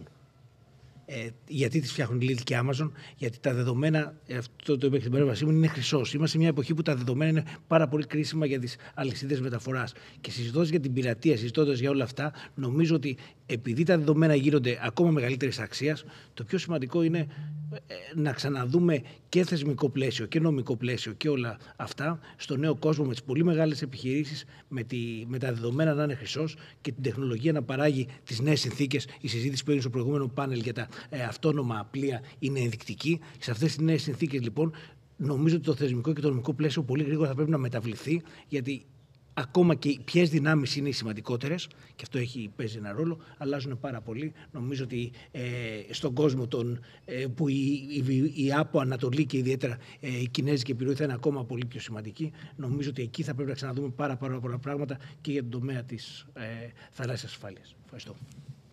Νομίζω ότι έχετε απόλυτο δίκιο. Ο κύριος Μυριανθόπουλος έχει το λόγο και θα κλείσουμε με αυτόν. Ένα πράγμα το οποίο θέλω να συμπληρώσω σχέση με τα προηγούμενα είναι ότι από ασφαλιστικής πλευράς ένα κομμάτι το οποίο φοβούνται πολλοί ασφαλιστές είναι το θέμα που είπαμε της πειρατείας. Γιατί αυτή τη στιγμή η πειρατεία έχει επανέλθει μεν στο κέρας της Αφρικής, αλλά δεν έχει ακόμα εξελιχθεί στη μάστιγα που είχαμε δει στα τέλη της δεκαετίας του 2000. Εκείνη την περίοδο, μέσα σε μια πενταετία, είχαμε δει πάνω από 100 καταλήψεις πλοίων για τις οποίες είχαν πληρωθεί λίτρα πολλών εκατομμυρίων κάθε φορά. Ήταν τόση μεγάλη πρεμούρα των πειρατών τότε και τόσο λίγα τα μέτρα που έπαιρναν, που κάποια στιγμή είχαν επιβιβαστεί μέχρι και σε μια ισπανική φρεγάτα. Με πολύ άσχημα αποτελέσματα για τους πειρατές προφανώς. Αλλά αυτή τη στιγμή βλέπουμε ξανά μια τέτοια κινητικότητα. Το παρακολουθούν. Είναι πολύ δύσκολο να τους αντιμετωπίσουν, γιατί αυτοί κινούνται με πολύ μικρά σκάφη, πολύ γρήγορα και δεν είναι εύκολη πληροφόρηση για να αποφευχθούν.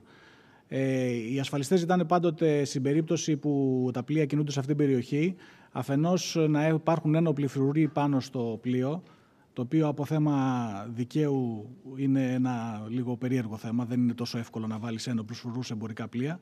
αλλά τέλος πάντων είναι πλέον προϋπόθεση. Και το δεύτερο ζήτημα είναι ότι ζητάνε την ασφάλιση απαγωγής κελίτρων, που είναι μια ξεχωριστή ασφάλιση και η οποία είναι μια προϋπόθεση. Για να κλείσω, να σας πω ότι μεγάλος φόβος των ασφαλιστών, πέρα από την περίπτωση απώλειας ανθρώπινης ζωής ή τη ζημιά σε ένα πλοίο ως αποτέλεσμα πειρατείας, είναι το ίδιο πράγμα που είδαμε και με την Ουκρανία. Δηλαδή ένα πλοίο να το καταλάβουν οι πειρατές και να μείνει σε υποκατάληψη για περισσότερο από ένα συγκεκριμένο χρονικό διάστημα, όπου ακόμα και αν δεν πάθει τίποτα το πλοίο, θα θεωρηθεί ολική απώλεια και θα αποζημιωθεί πλήρως. Οπότε το παρακολουθούν και αυτό με μεγάλη προσοχή αυτή τη στιγμή, να δούνε πώς θα εξελιχθεί. Δεν έχω λόγια να ευχαριστήσω τους συνομιλητές. Ήταν άκρως ενδιαφέρουσα, εγώ τουλάχιστον τη βρήκα άκρως ενδιαφέρουσα τη συζήτηση. Θα κάνουμε τώρα ένα πολύ σύντομο, ένα 15 λεπτό διάλειμμα και αμέσως μετά θα συνεχίσουμε με τα άλλα δύο πάνελ μας. Σας ευχαριστώ πάρα πολύ για την προσοχή.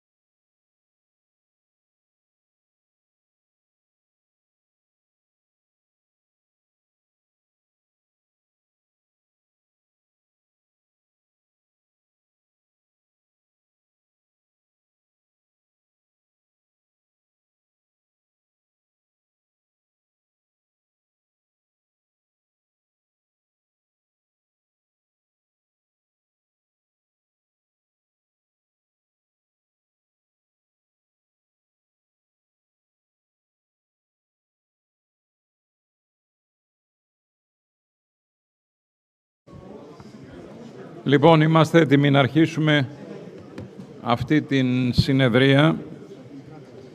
And let me shift to English. And we'll shift to geopolitics. And we'll talk about the geopolitical dimension of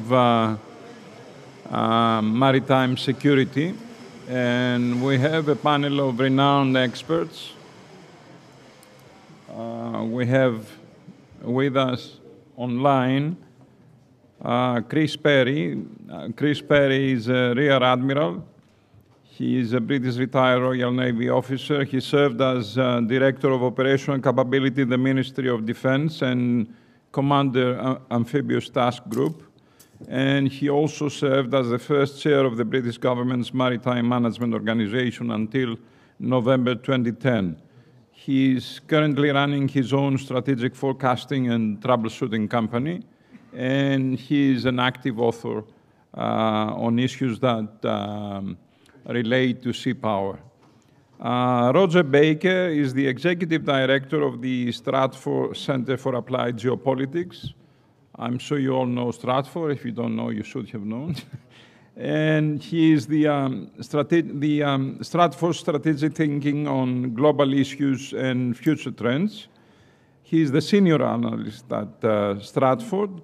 And of course, with us in the panel here at the auditorium, I have two good colleagues, Athanasios Platias, who is professor at the University of Piraeus and the president of CFIR. We have been the founders of CFIR since the last one was 6 years. And of course, Marlena Kopa at Pantheon University. She specializes on comparative politics and especially the EU and the European Common Defense and Security Policy. Let me start with my colleague Athanasios Platias.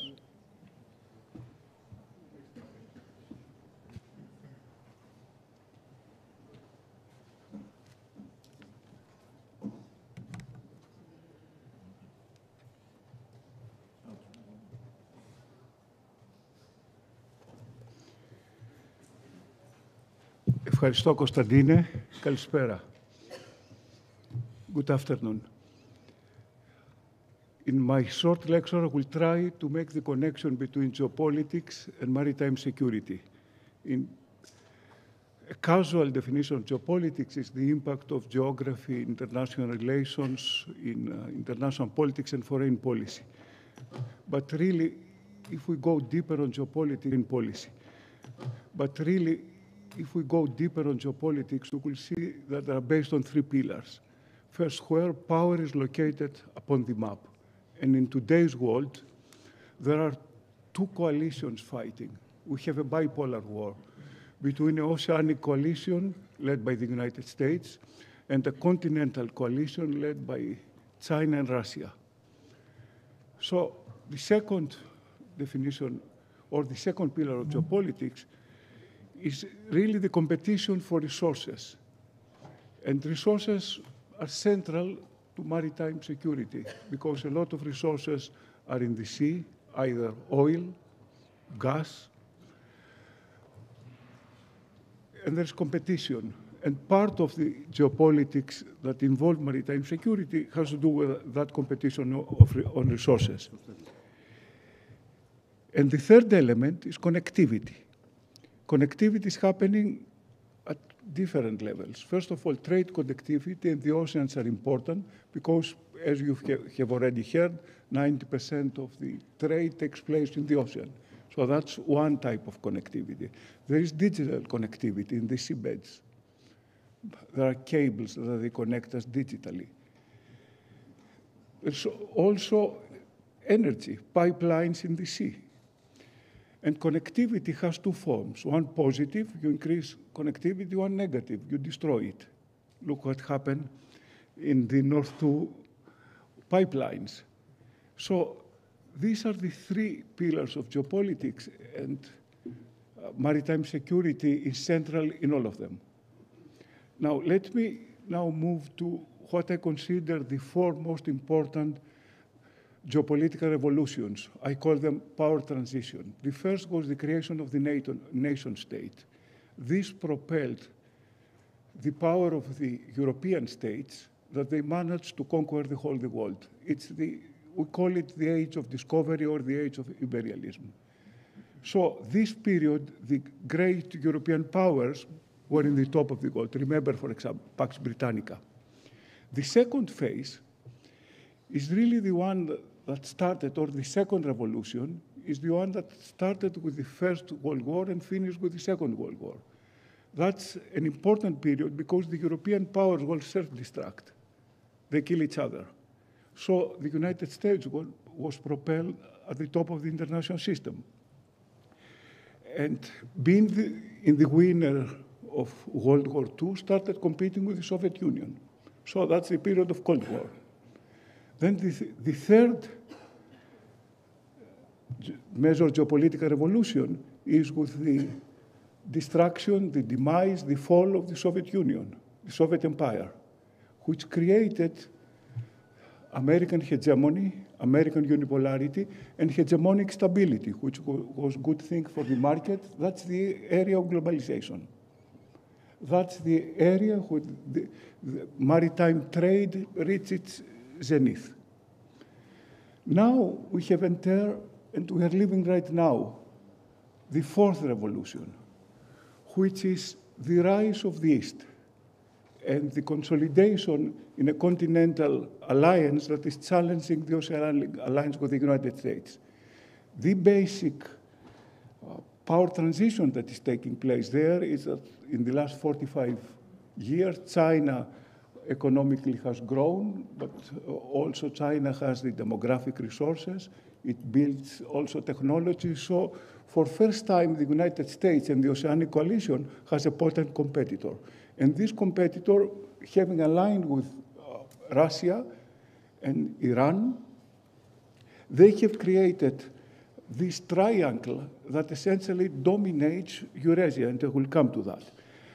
So we get in an area that globalization is in complete decoupling, because it's impossible to decouple the economies of the United States and China, but by partial decoupling, which is impact, of course, on maritime trade. So that's the period that we are living right now. So I will try to make an argument that whatever we see in the international system, this competition is the cause of the instability that we have seen globally and at sea. That's my argument. I try to look at the causes of what we see today. And today we see many crises. For example, at the geopolitical level, you have at least 4 or 5 crises, including wars. But the geopolitical is not only the only crisis. There is economic crisis, there is food crisis, there is energy crisis. So all these other crises, it's a ripple effect for the basic crisis, which is the geopolitical competition. So I think I can explain everything with one factor, geopolitical competition.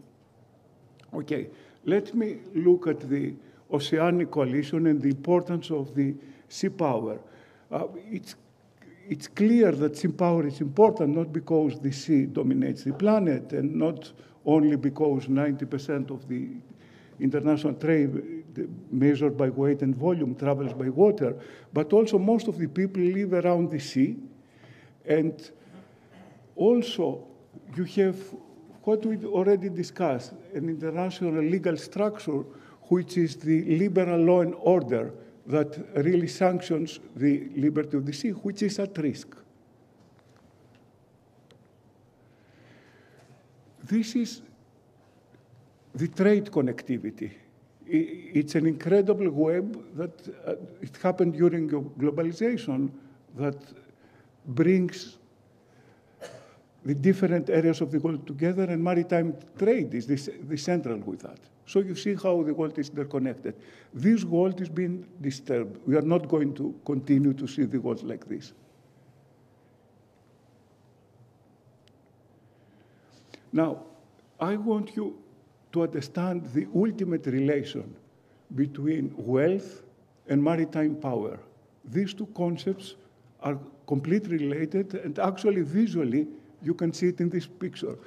You see trade and wealth actually that propelled million of people, billion actually of people out of poverty, happened because of globalization, but globalization was based on the US fleet that was dominating the world, controlling the world, that allowed trade to happen with no disturbance.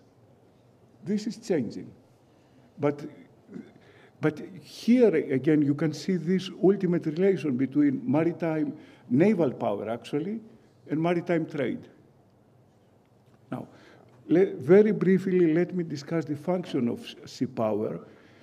It can be used for diplomacy, economics, and military purposes.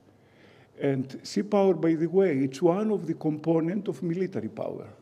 And military power is one of the components, along with diplomacy, economics, and other instruments, of grand strategy. So we're speaking about one subsection of strategy, which is the sea power element. And the sea power element can be used, as I said, for gunboat diplomacy, which is essentially coercive diplomacy.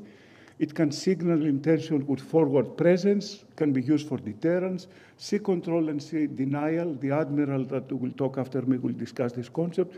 Power projection, which is a difficult concept to project power in land. And maritime security, everything that we have discussed so far, from protection of the seaborne trade to piracy and of course, humanitarian aid. That's what sea power is doing. Now, sea power has a great advantage versus land power or continental powers. Look at the sea power model as invented by the Greeks. This came from Thucydides, and this is how Themistocles invented the virtuous maritime cycle. If you have naval strength, you build a fleet. You can control the sea, thalassocracy. If you can control the sea, you can control both trade, but also you can offer protection to allies. That's what the Athenian Empire was doing. And of course, to control, to be able to create conditions for trade, first of all, you have to kill the pirates. So the first thing that the Athenian Empire did was an attack on the pirates on the Aegean, based in Skyros, actually. So after they got rid of piracy, then trade could happen, and this propelled the Athenians. So they were getting money from the trade in the Eastern Mediterranean, plus money from offering protection to allies, and this created wealth. So you see, sea power can create wealth, and wealth can be used to reinforce sea power. And this gets a virtuous circle. Now look at the continental model. In order to create wealth, you have to occupy. When you occupy, you have wars, you have friction, and you have cost to maintain occupation. So the maritime power has a seamless model that you can create power with no friction, and this power can go in the top. That's why usually the top hegemons can be the Brits and the Americans, that they use the power of this model. So that's, I think I have established the connection between the fleet, naval power, and wealth. And what the Athenians invented, one of the best students were the Brits. This is a famous statement in the beginning of the British Empire, that who commands the sea commands the trade. Who commands the trade commands the riches of the world, and therefore the world itself. You see, that's precisely the connection that I have made.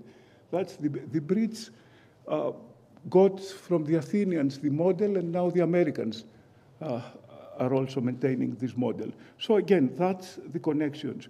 You see, maritime supremacy means maritime trade. It means maritime resources. This means more naval strength, and this is all this virtue cycle. So it's a model that cannot be easily beaten. Okay, so how you control the oceans, and therefore how you control the trade, and how you control the wealth? Mostly through control of the choke points. And these are the most important choke points. In this map, the Gibraltar choke point has been forgotten, but you know, that's the most important choke points. And right now, most of the choke points are under stress. Panama for environmental stress, we will discuss it. Bosporus for the war in Ukraine. Suez for what's happening on the Middle East. Hormuz because of Iran, Israel, and the conflict there. And Strait of Malacca, that's the next big thing to erupt when the competition between the oceanic and continental powers will evolve. So that's the recipe for essentially controlling the world. Now, you control the world, the oceans by controlling the straits, but the straits are vulnerable, the choke points. And for example, look what happened in this accident that happened 3 years ago. The impact of the economy was $4 million per hour, and the ripple effect was 90 billion per day of the disruption. Now, what all this means? That unlike previous era, that one incident had just local effect.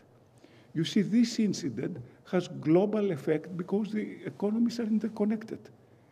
300 ships were impacted, and this created a huge problem of the world economy because it was also during a period of COVID, the inventory was low, and this created even more trouble and disrupted completely.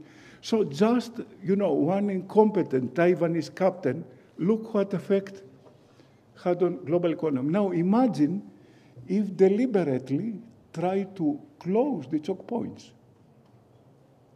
which is exactly what's happening right now with the Suez, with what's happening in the Red Sea. It impacts 2 choke points. It's already, the maritime trade has been decreased by 50 to 60%, as we also see from the traffic of the Piraeus seaport. Now, the most important choke point is the Strait of Malacca. Because essentially, if you just take off the international trade, this important choke point, you destroy China. Because most of the Chinese trade in inward resources and outward finished product comes through that trade. Now, if the Chinese economy is so vulnerable to one choke point, the Chinese naturally have to take precautionary action. And since the American fleet is controlling the oceans, they cannot make a diversion in the oceans. So the diversions, they do it over land. So that's the origin of the Silk Road, the Belt and Road Initiative, and we call it. To some extent, is a solution to the security dilemma that the Chinese are facing. They are vulnerable, so they have to find another route. But building the other route, they consolidate Eurasia, and they become potent opponents to the oceanic power. That's a typical security dilemma. You take one action to protect yourself, you diminish the security of the other. And look again at the Chinese. They don't face only one choke point, Malacca. They cannot break into the Pacific. They cannot break into the ocean. They are surrounded by many choke points, which you can see there in light blue. So essentially, the United States and the Oceanic Coalition can make sure that they never make it to the oceans, not only because of the Malacca Strait, but because of this configuration.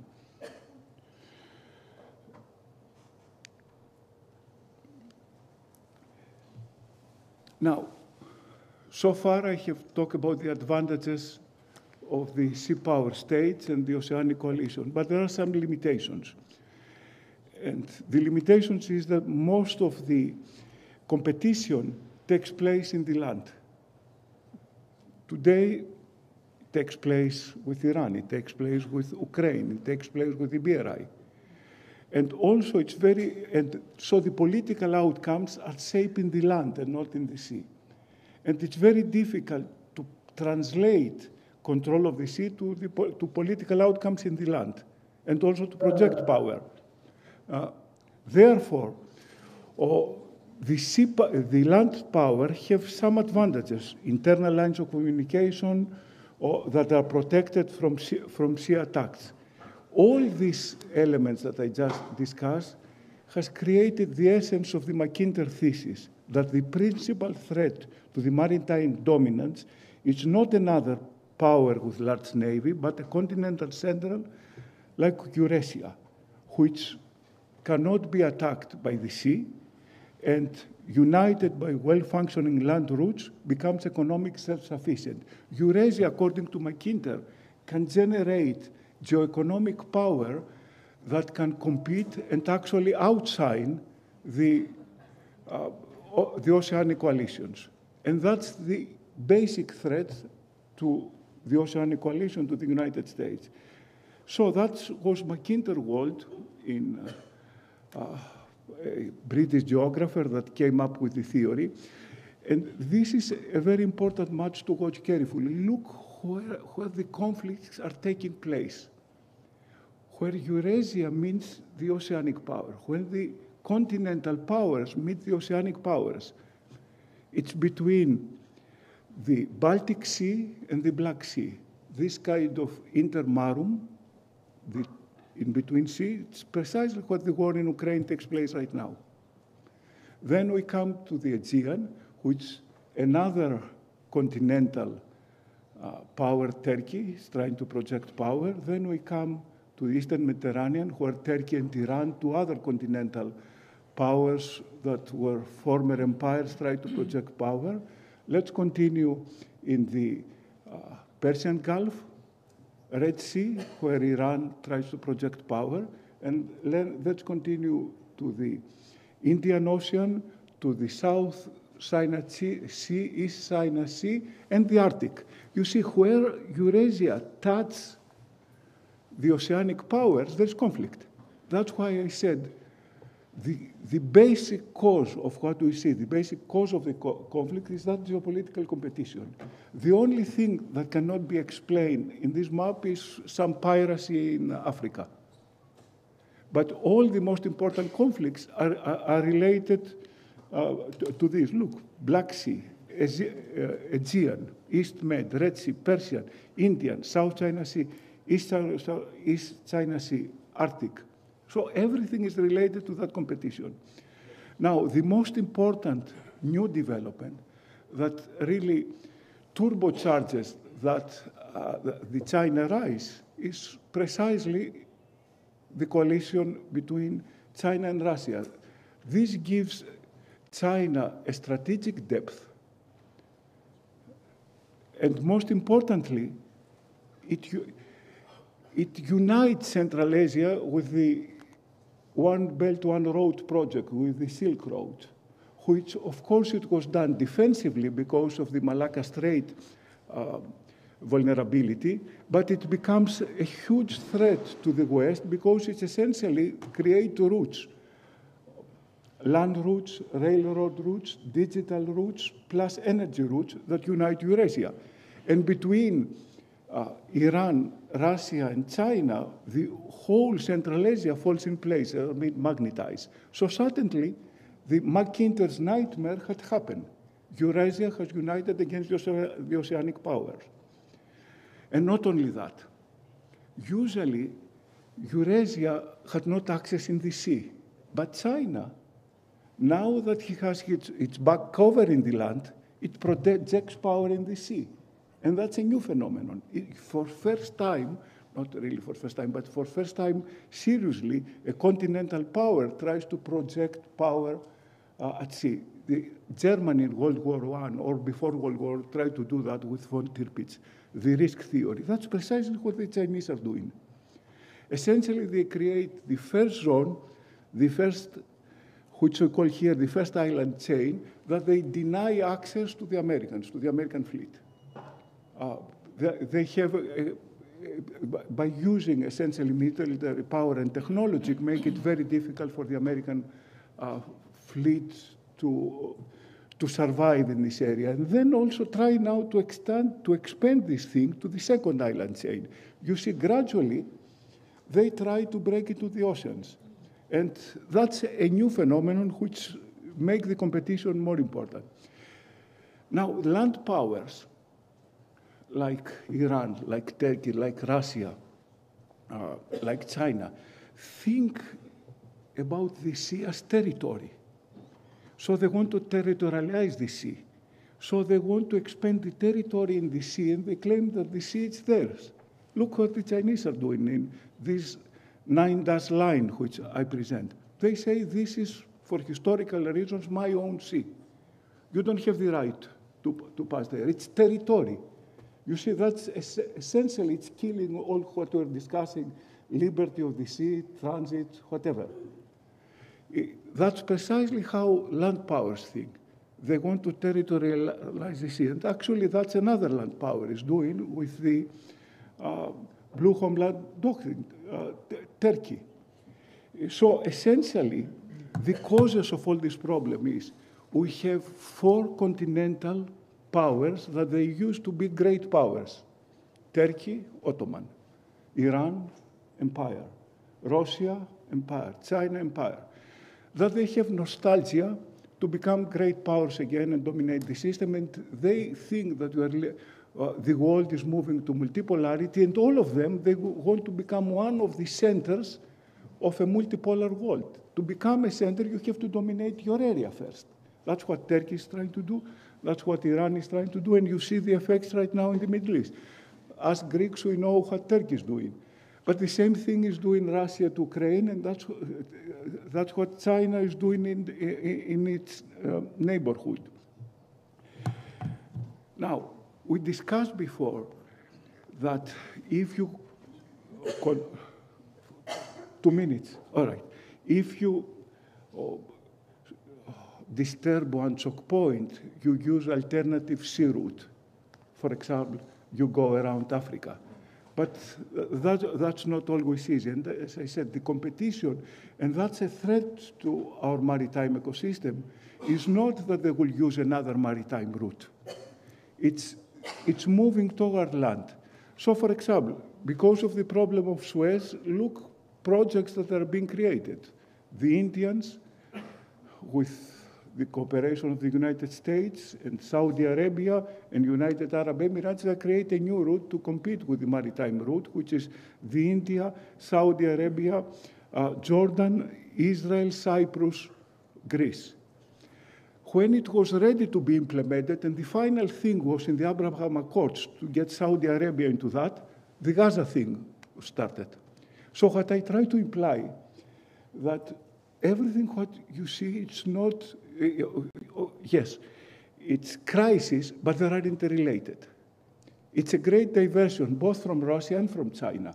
So there is a central coalition that essentially creates multi-crisis, and it's not accidental that the moment that it was ready this to be implemented, you know, the Gaza thing started. Why now?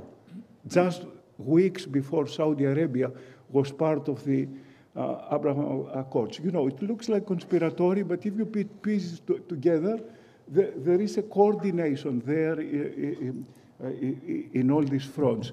And of course, the continental power, which is Turkey, wants to control these routes by building or trying to rebuild the old Berlin-Baghdad route, which actually was one of the causes of World War I, because the Brits, they did not want the Germans to go to the Persian Gulf. And having their own building right now, they are building it, and this has impacted in the area, mostly the Kurds, the Basra, Istanbul, Berlin routes. So traditional geopolitics are back in the picture, and another source of trouble that is coming, it's going to come in the next 6 weeks, 6 months, 12 months, I don't know, but it's coming, is the competition in the Arctic. So I will conclude here what I have presented. If I had persuade you that there is only one reason for the instability that we see, which is the geopolitical competition and the power ambitions and imperial nostalgia of four continental great powers. Thank you.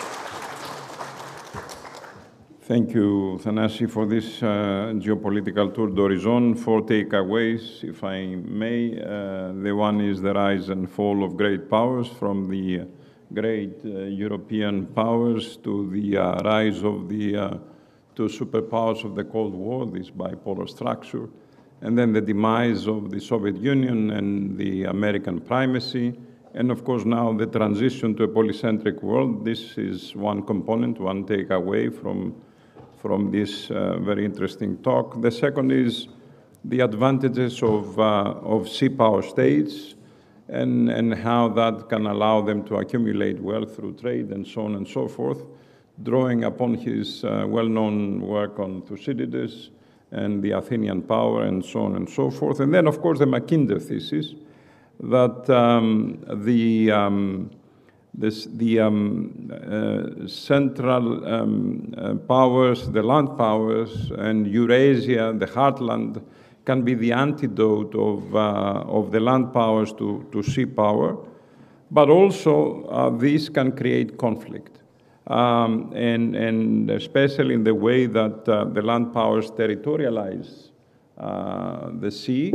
And of course, in the end, the last takeaway, Athanasios tried to situate today's conflicts within this great geopolitical divide and divisions. Now, with no further ado, I will give the floor to Rear Admiral Chris Perry, who is also a visiting fellow at the University of Reading. It is a distinct honor and a pleasure to have you with us today, and you have the floor. The virtual floor, anyway. So I've got some slides. I'm just going to bring that up now, and hopefully you'll be able to see them shortly. So just tell me that they've arrived. That'd be great. You have them. Can you see the slides? Not yet. Can you?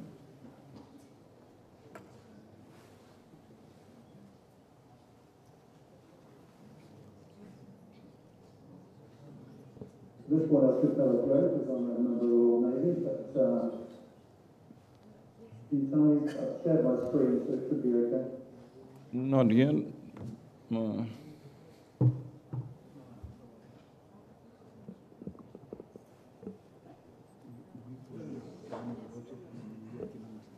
There you go.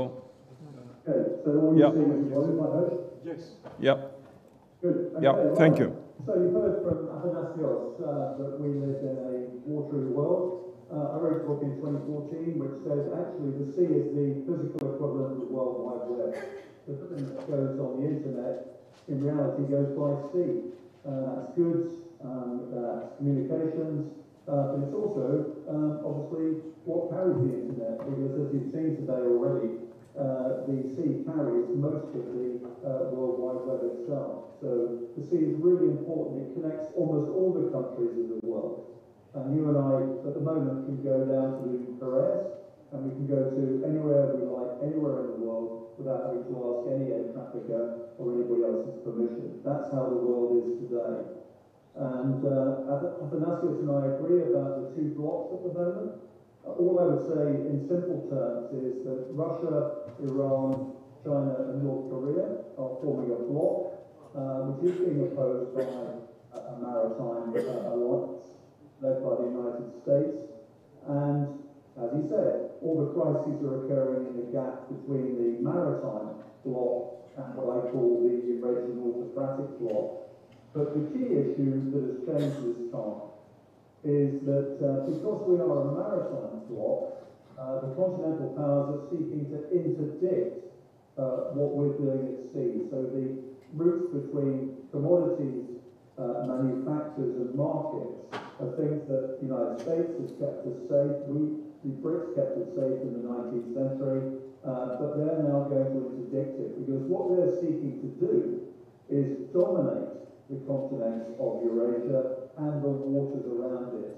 And they want to, and I read it all the time, speak Russian, and I read it all the time in Russian and Mandarin literature. They want to de-Americanize the world and its institutions. That's everything from the international rules-based system through to the UN Convention on the Law of the Sea. So what they're doing is not just dominating Eurasia, but seeking to dominate the waters around it. Now, given the fact you've had a very good primer from Athanasios on sea power, I'm going to show you why sea control by navies and also sea denial is going to be a lot more difficult in future. And I'll just move on. There we go. What we're seeing at the moment is the progressive extension by all countries of jurisdictions into their economic zones out to 200 miles. You've heard about the 11-dash line. The Chinese are trying to push it out to 1,500 nautical miles. But other countries are saying, look, our offshore zone with all its infrastructure, its energy, future grids, fishing, all that sort of thing is now a legitimate area of our interest. And what used to be territorial seas out to 12 miles is now, in effect, being extended out to 200. And whereas in the past, maritime law said, look, you could have a 3-mile territorial sea because that's how far a cannon can enforce your rights, it seems to me now that these jurisdictions are being pushed out to the range of a cruise missile, about 200 miles, to control it. And you can see the effect of that around Europe if people start extending their jurisdictions outwards. Now, the other thing I'd like to say to you is that in the past, we relied at sea very much on not being visible and not very vulnerable. But in this day and age, surface ships, particularly warships now, are becoming more visible and more vulnerable. Why is that? Because we've got more wide area surveillance systems. And within about 5 years, everything on the Earth's surface, by sea and by land, is going to be detectable. Whether that's infrared, whether it's a radar, physical signature, or the data exhaust that comes out of phones or other devices, everything is going to be detectable. And that means everything can be targetable. So, what's going to add to that is a wide range of unmanned underwater vehicles and seabed systems that will be able to detect and also prosecute wide water ships and, of course, submarines as well. And we're going to have the threat from ballistic, transonic, and hypersonic missiles, all targeted at ships at sea in future. And so what we're going to have to invest in future is stealth in terms of materials and the way we electronically manipulate radar returns, deception, and camouflage. And what you can see in the middle picture there is a drone swarm that is designed to actually conceal something from a distance. And of course, the canoe at the bottom can't see the shark coming up behind him because that's in his blind eye. Now, the most important thing that's going to happen at sea over the next 10 years is the other global commons, which is space, is going to become vital to everything that happens at sea. Now, bear in mind, by the end of this decade, 68,000 satellites are going to be in low Earth orbit. And you can see from that slide on the left-hand side how congested it's going to be and how wrapped up our planet will be.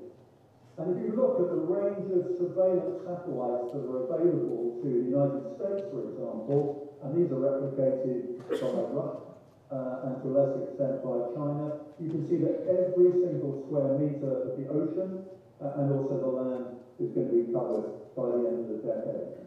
And these are examples. On the left, this is a Russian radar satellite.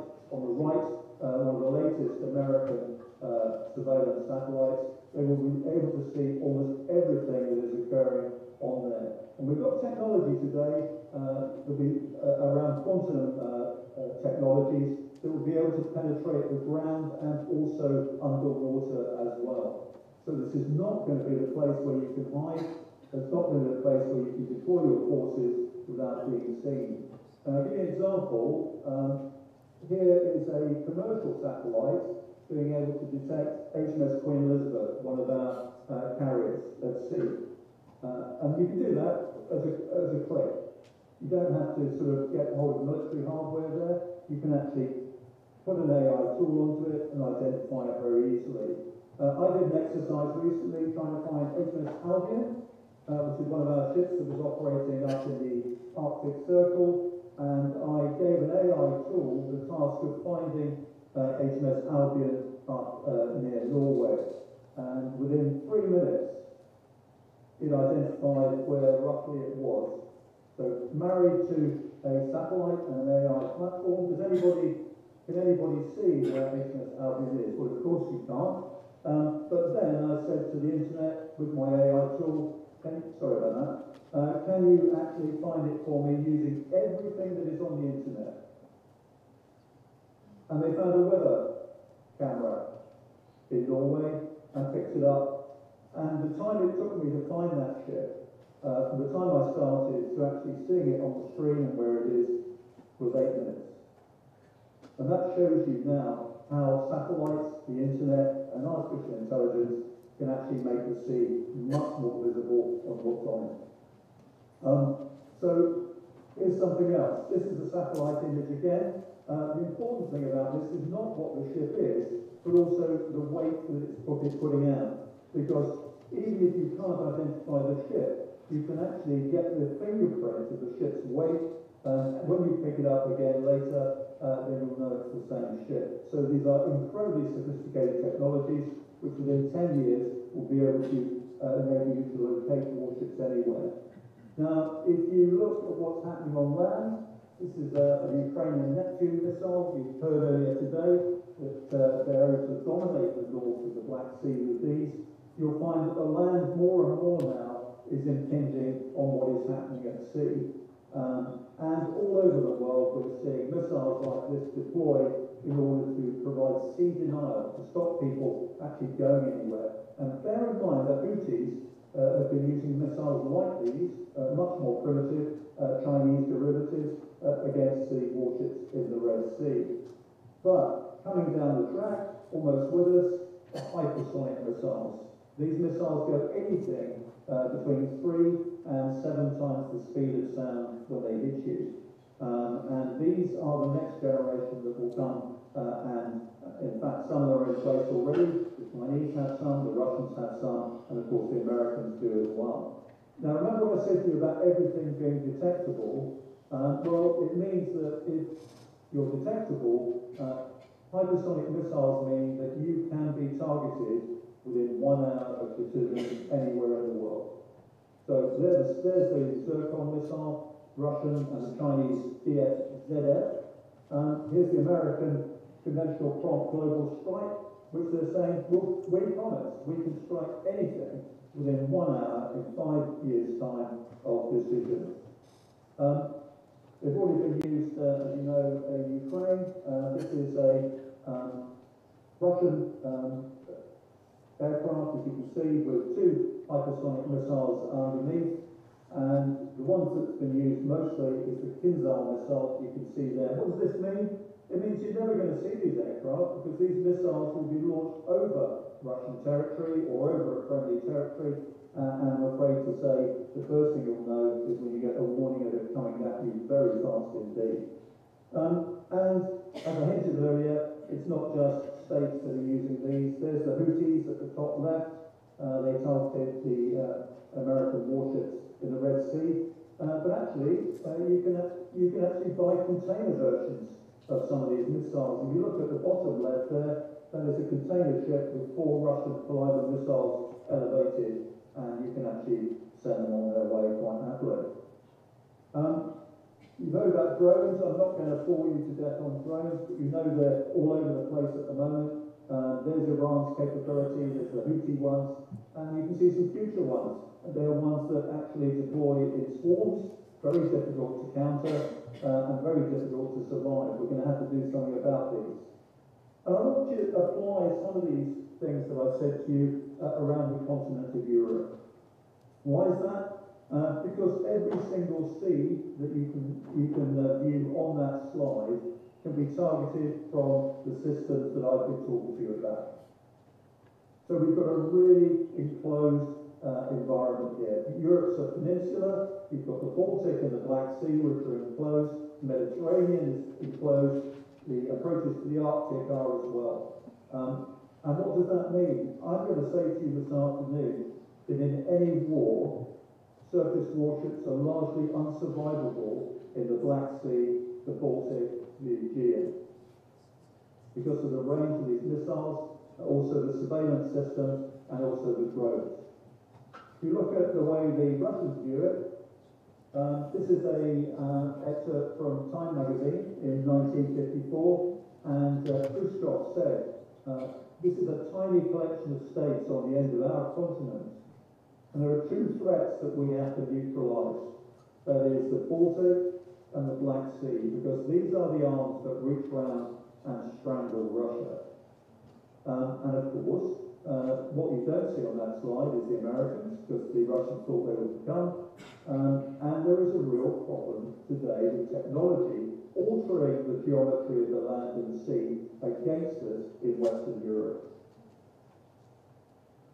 So let's have a look. You've heard earlier on this morning, because I caught the end of the lecture, how having Ukraine enables you to dominate the northern half of the Black Sea. But you've seen also that technology in the form of these drones, particularly these drones, those Neptune missiles, and other systems, have enabled really the Ukrainians, with no navy whatsoever, to be able to impose themselves in the form of sea control and sea denial, of course, without any navy at all. These systems now are coming to the fore. Now, in this world of technology, I would say, and I hate to say this as a former operator, that places like the Aegean, places like the Black Sea, the Baltic, as I said, are going to be largely unsurvivable in the face of these technologies. So how do we deal with this in future? Well, the first thing is we've got to go for modular designs. We can't possibly go to sea now in ships that are designed for one particular main role with a few others. We have to say we've got to build the ship and wait for the technology that we need to overcome them. These are the Danish ships, which are fantastic at the moment. The Hutfeld class, very modular, not so successful. The American littoral combat ship, which was supposed to be modular, but turned out to be very expensive, and they're being replaced, of course. But modular is the right way forward. The second thing is we're investing now in directed energy. You'll know that some of the missiles used to shoot down the drones and missiles in the Red Sea have been costing over $1 million a shot. And that's shooting down drones that perhaps cost less than $10,000. So if you have one of these lasers, and there are 4 systems at sea in the United States Navy at the moment, you get 300 shots for every chemical tank you've got for the price of $10 a shot. So that's going to alter the balance against drones, missiles and things like that in future. There's the British variant, Dragonfire, that's just come out and will be deployed in 2027. Also, you can say, well, why do I need a warship now? Because if I want to fire missiles, if I want to do all sorts of things, I can actually use any platform. And they look like merchant ships. There's the chap with the collider missiles again, and there's the container itself. But on the left, that is a converted tanker that is the Iranian drone warship. It carries nearly 400 drones. And so that is changing the way in which we deploy power at sea. And of course, you might want to go underwater. We're getting a series of submarines now, a range of capabilities. They've got lots of drones and things like that coming on. So let's go underwater. But as I said to you, sensors in future will be able to penetrate below the surface. And more importantly, we are colonizing the seabed with quite a lot of sensors and also weapons themselves. But the real nightmare for the submarine is a range of underwater systems. So we'll not only be looking for submarines, but we'll be, as you can see in the American case, all the way up to these huge, extra large ones, patrolling the oceans underwater, virtually undetectable, looking for targets. And if you look at the Orca, which is this one here, this is the American one. It carries mines, it carries torpedoes, and it can stay underwater for quite a long while. So you can do that. And there it is. It's actually at sea at the moment. They've actually produced it. Now, the other problem for submarines is something that the Americans are producing at the moment called upward falling payloads, which, if you have English as your first language, is a bit of a contradiction in terms. But what people are saying is, in future, we're going to put a lot of our weapons on the seabed. They're not just mines, but we've got torpedoes, missiles, unmanned vessels. And so, in sum, ladies and gentlemen, we're going to have a bit of a problem doing Navy stuff in the future until we get a hold of new technology in terms of camouflage, in terms of stealth, in terms of suppression, until we can actually deal with this technology. Now, there's one other issue I want to put past you, and that is our opponents on the continent of Eurasia all say that they will use their nuclear weapons, and Iran said it when it gets them, as war-fighting weapons, not just as deterrent weapons.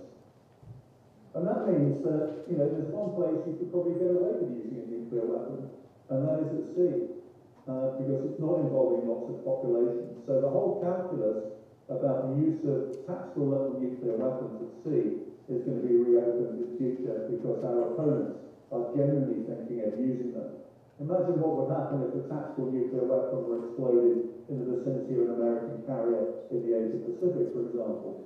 How does an American president deal with that? So, big questions. Okay, so as we're in Athens, I'm going to ask you how the Greeks captured Troy in relation to this. So have a think about that. So with my students today, I say to them, well, you've read the Iliad, haven't you? And they haven't. So I have to say, you've seen the film Troy, haven't you? And they go, well, yeah, we've seen the film Troy. I forgot, you know, how did the Greeks capture Troy? And they got all sorts of answers. And normally it's about Trojan horses and things like that. But if you've seen the film, you'll know it's actually a secret weapon. The Greeks had access to aircraft, and there you can see it. There's Achilles with air support. So, finally, whatever I said to you, please expect the unexpected, because it is going to happen. But everything you know about sea power right now is about to be overturned, and geography itself is being altered by technology. So, Efkaristo.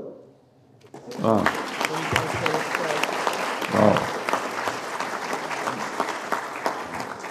Well, thank you very much, Admiral Perry, for this sobering lecture on what technology can do to sea power. And let me just give a few takeaways that presence at sea is more visible and vulnerable today than it was 10 years ago, and it will be even more vulnerable 10 years from now, when you have satellites that will cover every square or meter of the ocean or land for that matter. So that can lead to sea denial very easily, especially with hypersonic missiles, as those that the Admiral pointed out, from friendly territory, coming from friendly territory. So warships or naval bases will not be able to survive in 10 years, much to the displeasure of our naval officers here in the room.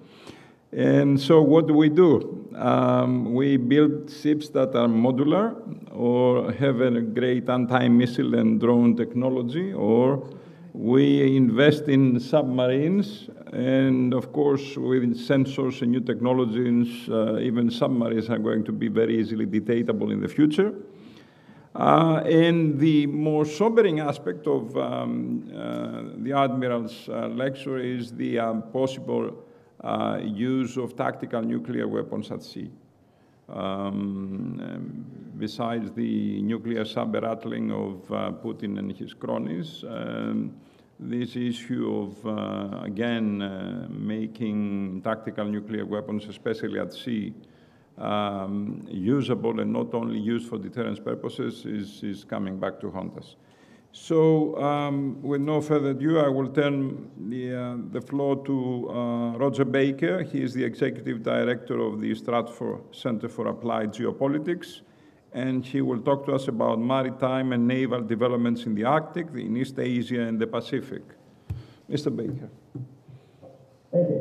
So a very small set of things to cover, I guess. Let me make sure. Do we have a slide? Yes. Yes. Okay. So we're going to kind of do a walkthrough from the Arctic and wrapping around down through the Pacific. We probably won't get the Indian Ocean, and we'll leave much of the Atlantic for the next speaker talking about European maritime tendencies.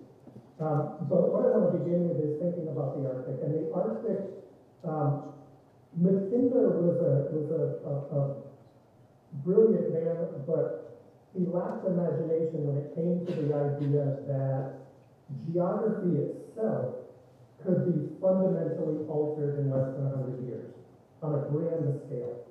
And what Mackinder was not able to recognize was the change in the ice in the north. And his Hartmann thesis was based on the idea that Eurasia could not be accessed by sea, including in the north. And on all of his maps, the north is simply referred to as the icy sea. He emphasizes that the rivers can't be utilized in Russia for much for trade because you can't use the Arctic Ocean and be able to move ships on a regularized basis through the Arctic. But that is not the case anymore. And in fact, as we look at the Arctic today, there are expectations that as early as 2040 or earlier, the Arctic will have, the central Arctic will have ice-free zones.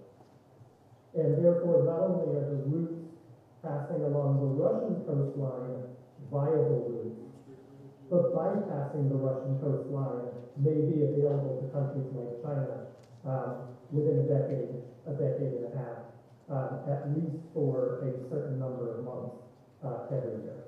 So when we look at the Arctic, like many of the other seas, the Arctic is a space of territorial competition. As we look at this map here, there's actually been expansions recently, expanded claims by the United States, by other countries. There's not much of the Central Arctic that isn't somehow claimed by one person or another. And when you look at the Arctic from a polar perspective, you can see why in the 19-teens and 1920s, it was referred to as a polar Mediterranean, that it is an enclosed sea, has two main exit points, and it's an enclosed sea between the Old World and the New World. But it's the ambitions to utilize the Arctic for transit that have really not been fulfilled until modern times. When we look at the routes on the Arctic, of course, the northern sea route along the Russian frontier is the one that is currently already open. It is open 12 months a year, though for several of those months, it requires additional icebreakers, and it requires ice-hardened ships to be able to operate within that space. The Northwest Passage has been transited and has a few ships going through it, but the way in which the polar ice pack is adjusting and melting is going to leave the Northwest Passage more constrained than the Northern Sea route for much longer. And as we noted, that Central Arctic route, that Trans-Arctic route, may be opening within the next 15 years, the next 10 years potentially, at least for a few months a year. And that's the route that we look at where the Chinese are particularly interested in.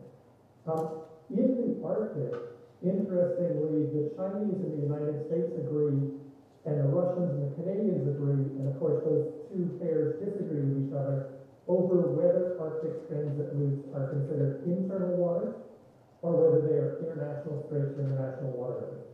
And Russia and Canada, of course, claim them as internal waters. The United States and China claim them as international waters and want direct access to those spaces.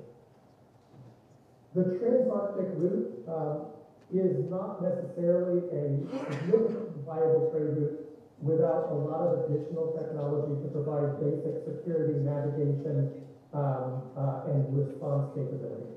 And that's what we're seeing the Russians do at this point. The Russians have a pretty ambitious plan.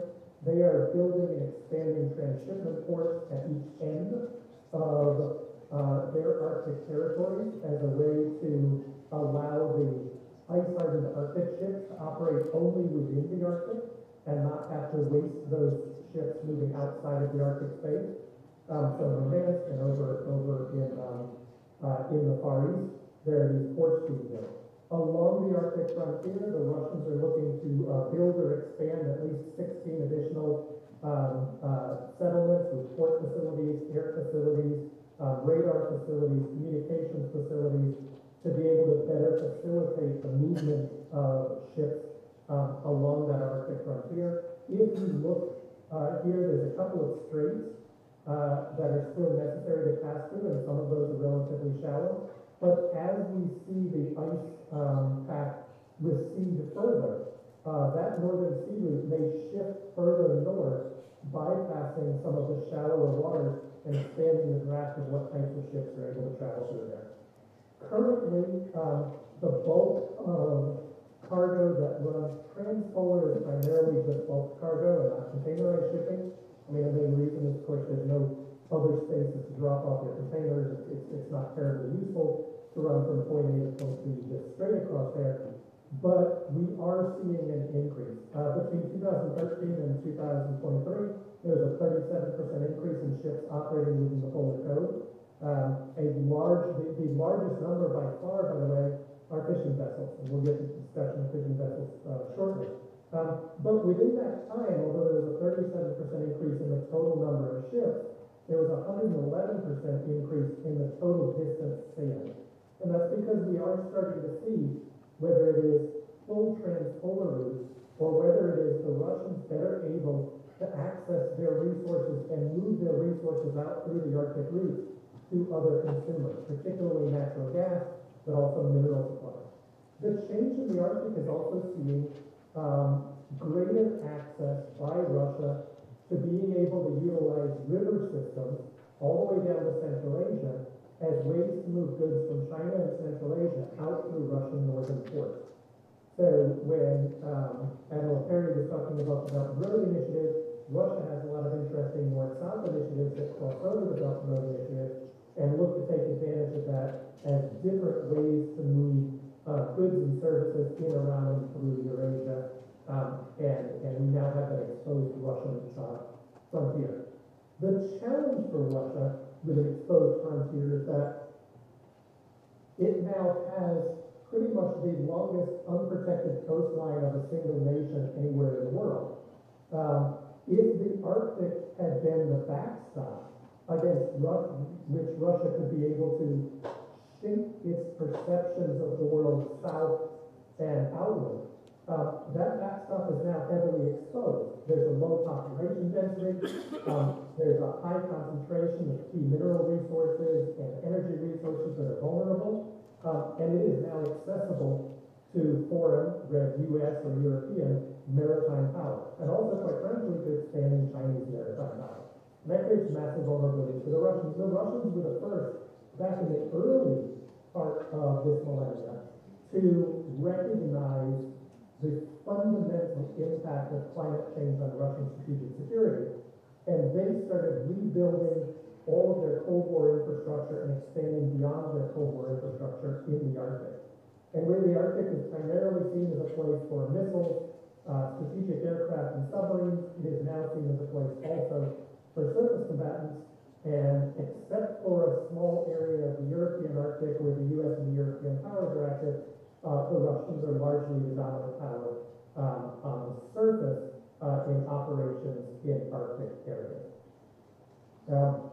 As we think about the Arctic too, and this map, both of these maps need updated to include the new NATO members, we have two dynamics that have come to play. One, the expansion of NATO has now split the Arctic Council between NATO and Russia. There are no even nominally neutral nations in the Arctic Council. That split means that the Arctic Council is the center for shaping Arctic governments, is going to start losing its efficacy. And that is creating opportunities for countries like China to assert that the Arctic is an internationalist area, not an area that should be just within the hands of Arctic nations. And we're seeing a strong concerted push to internationalize Arctic governments and Arctic activity and bring in the non-Arctic powers. China in the lead, India, the UAE, but also allies of the Democratic Maritime Alliances, the Japanese, the Koreans, the Singaporeans, and others are looking at potentially that internationalization of Arctic space, and that could see a tremendous expansion of what goes on. The other aspect of this expansion of NATO is, of course, it fundamentally and fully links now the Baltic and the Arctic as areas of confrontation and constraint on Russia. And again, as the Admiral referenced, the ability of NATO to squeeze Russia from being able to access St. Petersburg by sea and be able to use that, the squeeze in the north adds a tremendous amount of extra risk and challenge within this north, as does the fact that there is a massive amount of subsea infrastructure within this area, and as we've seen through intent and potential accident, that subsea infrastructure is very highly vulnerable. NATO has taken initiatives to start working on managing and protecting subsea infrastructure. Norway has a special initiative upon this, but it is a high vulnerability space. When we think about telecommunications, when we think about oil and gas, routes, even subsea electricity transit, all of these start to become more and more vulnerable, potentially more disruptive. The Arctic is a key part of China's Belt and Road Initiative, sometimes a higher priority, sometimes a lower priority. The Chinese have been heavy investors in the Russian north. The Russians have started to try to reduce its dependency upon the Chinese, and then the Ukraine war effectively isolated Russia, and they have become more dependent once again on the Chinese. Several hundred Chinese companies a year now register themselves to operate in the Russian Arctic. This is an important piece of China finding alternatives to its vulnerabilities in the South China Sea, as we saw from both our previous speakers. When we think about the South China Sea and the East China Sea, again, we have very complicated territories where each country, and especially thanks to the expansion of maritime territory, thanks to the UNCLOS, places that used to be empty or common ground are now claimed and fully claimed with massive overlap, and that is creating additional tensions within that space.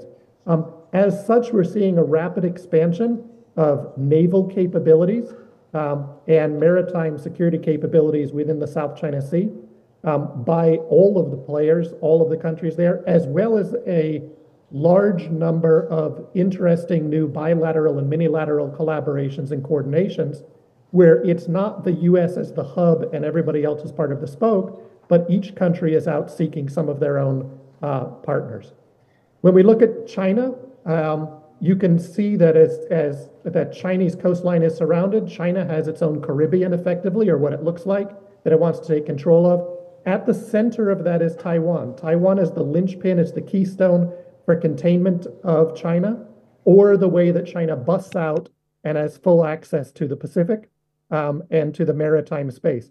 And that's why we see this tremendous issue and competition around Taiwan. And that plays out very heavily in the Philippines. So the U.S. deployment of Typhoon missiles to the Philippines for exercises, last year the deployment of the Patriot system to the Philippines for exercises, are all about that backstopping space for the U.S. to be able to rapidly engage and intervene in any upcoming Taiwan scenario. And as we've seen Taiwan, as we all know, Taiwan is the Taiwan Strait, very heavy and significant in international shipping, a critical space. Even disruptions, as we watch an expansion of Chinese military activity within that space, can create small delays compound very rapidly. So even without shutting down the Taiwan Strait, we do see an increase in the number of disruptions. We do anticipate a heightening of tension between China and the Philippines, maybe even leading to direct maritime conflict, particularly around the Second Thomas Shoal. The Chinese are looking at the Philippines as a way to prove to the rest of the region that the United States won't take high risks in low-value areas like small islets or shoals, and therefore that the United States would be unlikely to intervene in Taiwan, and therefore try to use that to shape the political dynamic as they try to coerce Taiwan into a change in its political space. This map you've seen before, so this is that view from China in seeing how they are sealed in and how they are enclosed. I want to jump to another dynamic here. We hear a lot about oil and gas, But one of the biggest drivers of conflict and competition in the South China Sea has been fishing and fish resources. And many of the coastal resources are depleted. The central area is where everybody is moving out to compete and fish. That's the area where we see the greatest challenges in territoriality and potential disruptions. That's where the Chinese have expanded their maritime militia, so blending in their fishing fleets into unofficial wings of the Chinese military and defense forces. And they can change their hats very quickly and say they're a legitimate fisher or that they are part of the security system within that space. The Vietnamese have maritime militia that are expanding in there. And the United States, as a way to work with countries that are not U.S. allies or countries that are reticent to be pulled into the picking a side between China and the United States, has come up with a very ingenious way to work with these countries in maritime security and increased presence, and that's through Coast Guard cooperation on IUU fishing. So the U.S. is working with many countries within the region to protect and preserve fishing grounds, and that increases presence. It increases elements of direct maritime coordination and cooperation, at least with the security systems, and that can slowly but steadily expand into the naval systems. As we think about the Chinese increasing their navy, these are older estimates, but the expectation is, of course, a much larger Chinese fleet than a U.S. fleet, primarily concentrated on smaller ships because the Chinese don't have as far to go. So the Chinese will always outnumber the United States or other powers in the maritime space near China. That's a basic reality. And that's why we're seeing this expansion of missile forces on both sides and anti-missile systems on both sides to be able to threaten those surface combatants and to be able to try to shape the risk perception for either side to be able to take expanded activity. And then finally, I want to leave you with an interesting view of that is the world seen from China. And this is a map that the Chinese have been using for now almost 2 decades. It is a map that reframes the way in which they are trying to perceive the world. And on this map, you can see, of course, that Eurasia sits at the heart of the world. Eurasia and Africa is a single entity. The United States is peripheral to that. South America is peripheral to that. It's a revisited and a revisioned world. And in it, that central maritime space is one that's easily traversed around. It's a ring around Eurasia and Africa, rather than how we often see things as being cross-Pacific or cross-Atlantic. This is an internal trade space that is shaping and defining, in many ways, the way the Chinese are seeing that. So to close, I'd just like to bring up a couple of things. One, the Arctic is an area that is going to see a significant increase in traffic, whether that is in fishing, resources, transit, military, scientific activity. Management of the Arctic is being split between Russia and now the NATO countries, and that is providing a increased amount of space for non-Arctic nations to assert themselves within there. So yes, it does decrease distance and therefore decrease time for Asian-Europe routes. But right now, it still is under some uncertainty as to how secure it is. And then as we think about the East China Sea, the South China Sea, and look at the Chinese, what the Chinese are trying to do is make sure that they have full control over what they see as the Chinese Caribbean, as that first line of waters inside their coast, that they can deny U.S. operations within that space. They can deter U.S. operations out to that second island chain, and therefore it gives them freedom of operation. Taiwan is the key point there. It's the linchpin. If China controls Taiwan, they control all of the trade for Japan and Korea as well. They dominate the Asia-Pacific space. If the U.S. or a foreign power is able to utilize or control Taiwan, they split Chinese coastline in half, they split the Chinese fleets in half, and they undermine Chinese basic security. So as we think about the Taiwan dynamic and future risks of conflict, it's not merely a reclaiming great power status or making up for the century of humiliation. There's a raw strategic dynamic here that will be at play long past a time of Xi Jinping. And I think that's enough for right now. Thank you.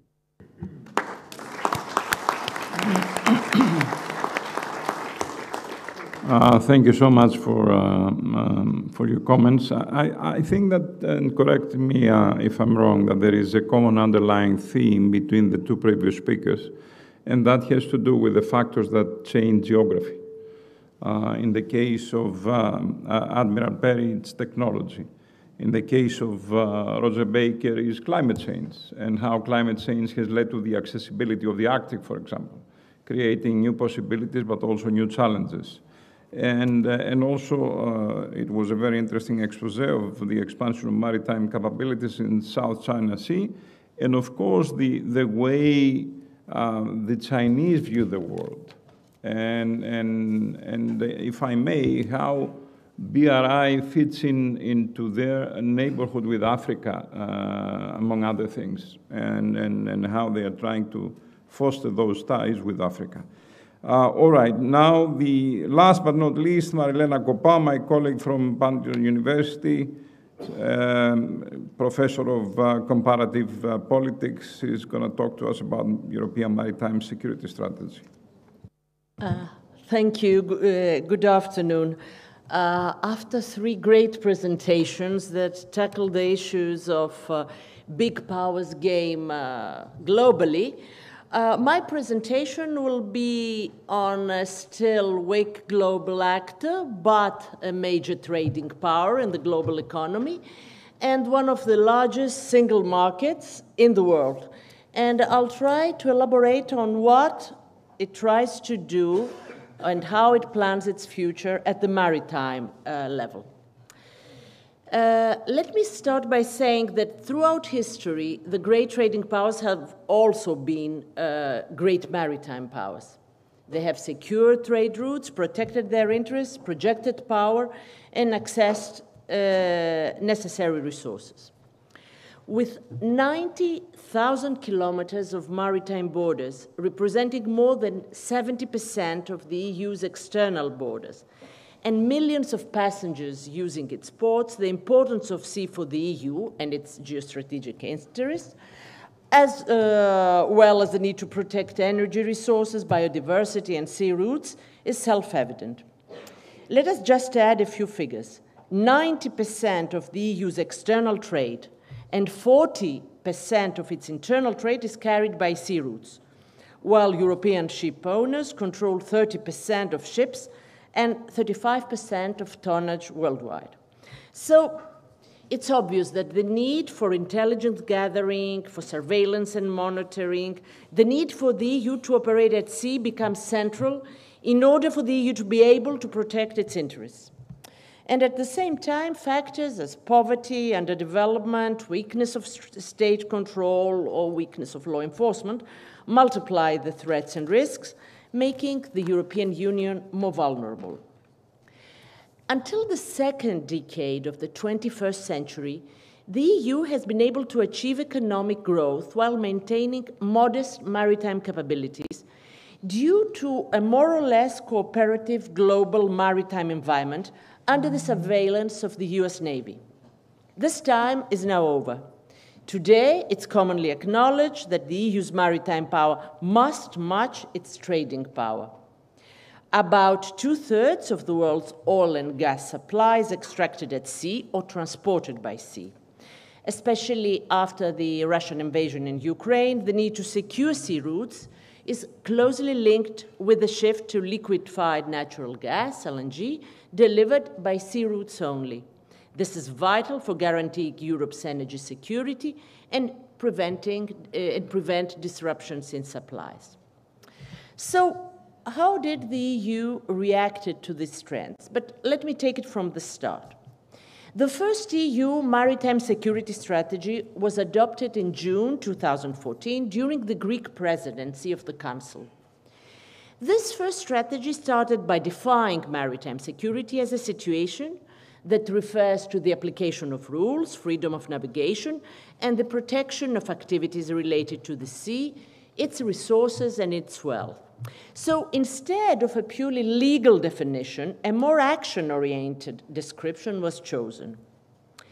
Through this lens, the EU's interests become clear: international maritime cooperation and peace, protection of critical maritime infrastructure, freedom of navigation, protection of economic interests at sea, effective management of maritime areas and external borders, environmental protection, and a common understanding of risks, which was not always there if we talk about the EU. And some months after, in December 2014, during the Italian presidency, an action plan for this maritime strategy was adopted. And this action plan was updated again in 2018. And the two documents, the strategy and the action plan, have provided for years a comprehensive framework for tackling various threats and challenges at sea. And it has helped promote rules-based governance at sea and has given a boost to international cooperation. In general, this first strategy was a positive development in a debate on European security that until then had little to offer. It identified threats at sea for the EU, and it tried to translate maritime interdependence into a specific strategy through specific actions in 5 areas: external action, information sharing, capability development, risk management, research and innovation.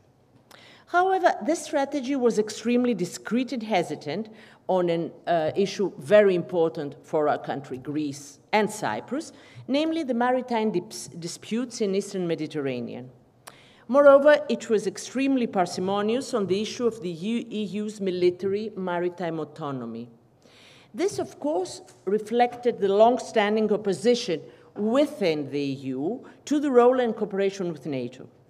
And as a consequence, some innovative ideas that had been put forward, such as more frequent exercises with third countries under the EU flag or dual use, have been discouraged.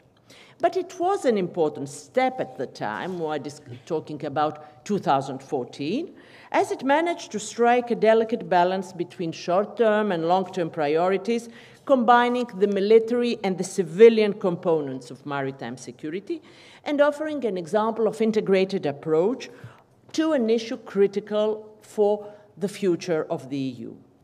And one good idea, which I would like to mention that we find in this strategy, was the creation of national maritime security hubs as official centers for cooperation and coordination between member states, which, of course, again, it would be of great importance for Greece as well.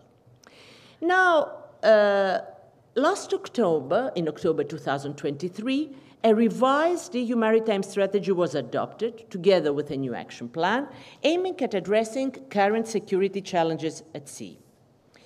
The aim of the revision was to ensure that the EU has a wide range of effective tools to address the new and evolving security threats and challenges. For example, growing strategic competition for power and resources in the sea basins around the EU and beyond, environmental degradation, hybrid and cyber attacks targeting maritime infrastructure. And this strategy provided a framework for the EU to take further action to protect its interests at sea and to protect its citizens, values and economy, especially in the light of Russia's aggression against Ukraine. The new EU maritime security strategy builds on the strategic compass, the latest security strategy, which was adopted by the EU 1 month after the Russian aggression, in March 2022. We have to acknowledge that a decade ago, the maritime environment was more cooperative, and the main threats involved non-state threats such as piracy and terrorism. Today, we are living in a much darker period of an increased state-based competition that creates a more complex maritime landscape. And this strategy gives emphasis on the hard power aspects of maritime defense and security. Operation Atalanta, for example, an operation since 2008 in the open of Somalia against piracy, which is the major counter-piracy military operation of the EU, among others, or the EU-led monitoring mission in the Straits of Hormuz since 2020, have to be supported and sustained in new ways. And to these, we have to add the latest EU naval military operation, Operation Aspides, launched in February 2024 under Greek commander, Commodore Vasilios Griparis, and with Larissa as its headquarters. The mandate of this mission is purely defensive, contrary to the NATO operation in the region. And the mandate is to protect vessels against attacks, accompany them, and reinforce situational awareness. Let me add that one new EU tool to enhance coordination of naval and air assets are the so-called coordinated maritime presences. These are not military CSDP operations. It's a tool to enhance cooperation of member states' assets present in specific areas, air and naval assets, and in areas that are of great interest of the EU around the world. Today, we have two of them, two coordinated maritime presences, one of the Gulf of Guinea and one in the northwestern Indian Ocean. When we are talking about EU maritime strategy, one of the most important changes, if we compare with 2014, is the withdrawal of the UK from the Union, one of the two major naval powers of the EU. But what is important is to note that after recent events, there is an effort between Paris and London to coordinate aircraft carrier deployments, especially in a new area of common interest, the Indo-Pacific. But we have to underline that the protection of critical infrastructure in the maritime domain is a key priority. The Nord Stream incident shows the need for resilience as concerns over the infrastructure in Europe's northern and southern waters tend to increase. Regarding maritime domain awareness, the emphasis will be on enhanced information collection and exchange among the different civilian and military authorities responsible for monitoring and surveillance activities. The EU will continue to use and develop the common information sharing environment. This is important. Until now, there were many problems in information sharing. It's not the only area. It's one of the questions concerning building trust in the EU, which is not always there, but things are moving. And some other key actions include integrating space-based solution and reinforcing coastal and offshore patrol vessel surveillance to boost maritime situational awareness. One other new element in this revised strategy is capability ambition. One key priority is the development of civilian and military capabilities in the field of maritime security, involving industry as appropriate. There is also a plan to establish an annual EU naval exercise from 2024 on in order to improve preparedness. And something that for many people has passed unnoticed is that during recent years we have been faced with an unprecedented degree of naval rearmament. But the gaps that are obvious in other domains in EU military capabilities, especially after Ukraine, definitely will put pressure on naval rearmament programs. An analyst recently wrote that headlines on European defense always speak on an eventual EU army, but there is an EU navy in place that has been quietly emerging. However, we have to underline that the EU ambition to engage in the Pacific is the most challenging of all. Paris has been increasing its maritime presence there, followed by Germany and the Netherlands. But still, not many things have happened in the region. Of course, the new strategy talks about enhanced EU-NATO relations and encourages further cooperation. And the EU also plans to step up partnership with like-minded countries and with regional and international organizations and uphold the rules-based order at sea, notably the UN Convention on the Law of the Sea, which, again, for a country is very important. In addition, the strategy stresses the EU renewed commitment to protecting the naval environment and promoting sustainable solutions to climate change and marine pollution. Finally, the strategy also aims to ensure a high level of specialized education, skills and training, which is indispensable for the EU to tackle present and future maritime security challenges. Of course, we know that some of the key actions in the area must focus on the skills needed to tackle hybrid and cyber threats and on conducting dedicated training programs open to non-EU partners too. So this is a little bit the outline of the strategy. The implementation will be evaluated in 3 years in a joint progress report to be drawn by the Commission and the High Representative.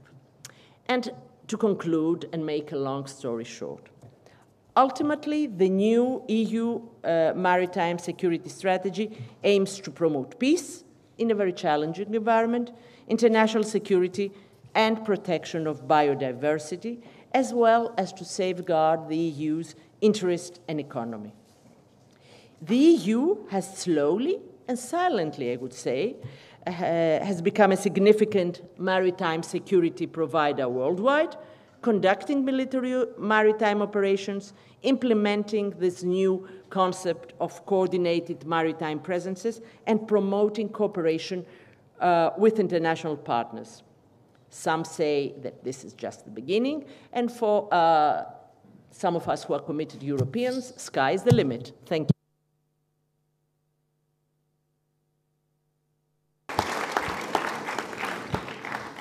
I want to thank Professor Kopa for this very thorough analysis of EU maritime security strategy. And what I'd like to do is now give the floor to each one of the speakers for a couple of minutes for their comments or rebuttals. Athanasios, you have the floor. Well, I will use my time to ask questions to our great friends from abroad that help us illuminate things. Chris, I would like, I know that you are working on long-term trends. Can we get them on the screen, please?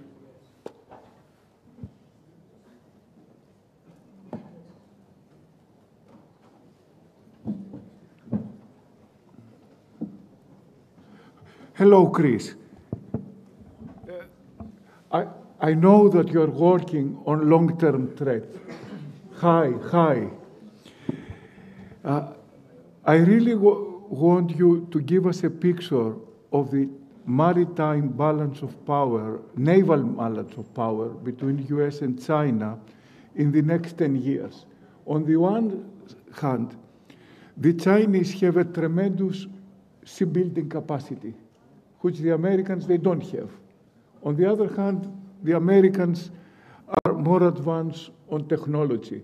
So how this different combination of advantages and disadvantages will play out to look at the naval balance of power in the next 10 to 15 years? Oh, thank you for the question. Now, I have a slightly different view about China. I don't think China is simply looking to expand into its near abroad. From Mandarin speeches that I read in translation, there's a dual strategy here, and it's going back to the Ming Empire of the 15th century. Not only is it trying to create a trade and tribute hub in the Asia-Pacific region, replicating that of the 15th century, it's also seeking to dominate the trade routes to Africa, Europe, the Greater Middle East, as part of the Belt and Road Initiative, replicating the voyages of Zheng He, the Admiral who, of course, under the Ming Empire dominated those routes. So I believe that China intends to challenge us globally, not just in their local near abroad. Now, Roger will have seen the basic balance of forces in terms of missiles, aircraft carriers, submarines, destroyers, cruisers that the Chinese can actually put into the Asia Pacific in 2025 vis-a-vis what can be deployed from the United States. And it is of, in terms of tonnage, it's nearly 28 to 1 in terms of tonnage. So you're absolutely right, they're outbuilding. But there's two factors that I would like to bring there.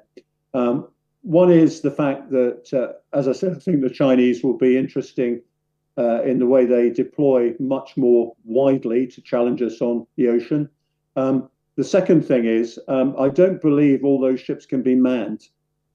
They haven't managed to train to the sort of levels that you and I would expect. I had occasion to drift onto a Chinese warship recently, and if I could tell you that the controls were German, and actually all the plates on them were German, I went on to the upper deck and I said, "This is Crotal, it's a French system." And they said, no, it's a Chinese system. But if I tell you that the marking plates for adjustment on them are in French, you'll see they copied everything. So that's the first thing. The second thing is the ship was seriously undermanned. It only had about a third of the ship's company on board. And when I questioned some of them, they didn't really know what their job was. I asked the second in command how his missile panel fired, and he either didn't know or didn't want to tell me. But he couldn't sort of work his way around the panel. So although they've got lots of tonnage, I'm not convinced they're at the capability that they can take on the United States if the United States commits a lot. Now, bear in mind, it's not total capability that is important. It's what you can bring to the fight in any particular theatre.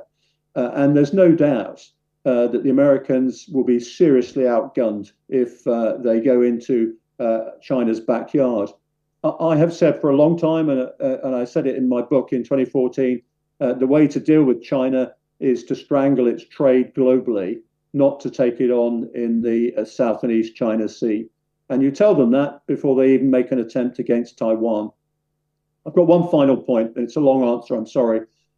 We have to get used to thinking in a block dynamics. Now, we talk about Russia, China, Iran, and North Korea basically working for each other now. We have to start thinking in block terms. If you add up the number of warships and submarines and aircraft and maritime assets in the free world, we can have a 1,000-ship navy to oppose Russia, China, Iran, and North Korea. We have to work now to say, look, it's not about the United States against China, it's the free world against autocracy. And if we wish to maintain our position dominating the world ocean, whilst they dominate the world islands in Mackinder terms, then we're going to have to work together much more carefully and closely. I'm sorry, it's a long answer, but complex question. Well, that's why I framed the competition between oceanic and continental powers. That's precisely the essence of what you said. Now, let me turn to Roger.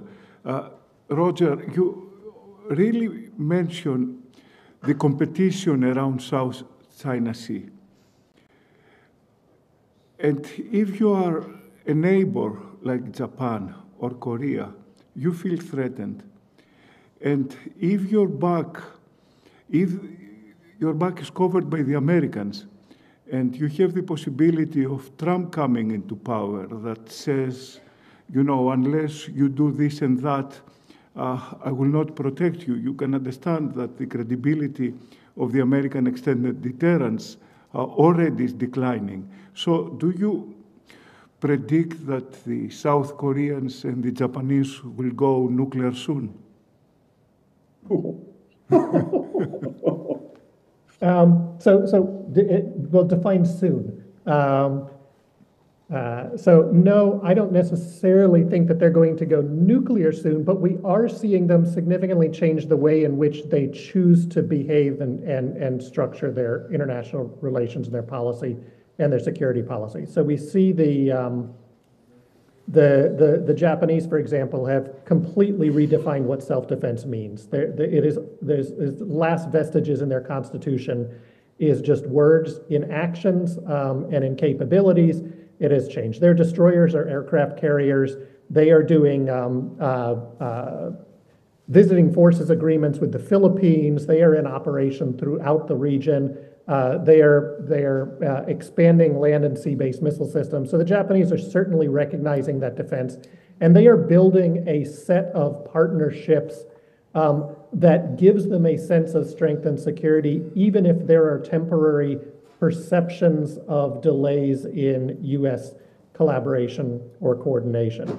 I think the South Koreans are in a more challenging position. The current president has put a lot of his eggs into the U.S. boat at the risk of Chinese economic activity, but not necessarily having the same regional role that the Japanese do, and that puts South Korea in a weaker space.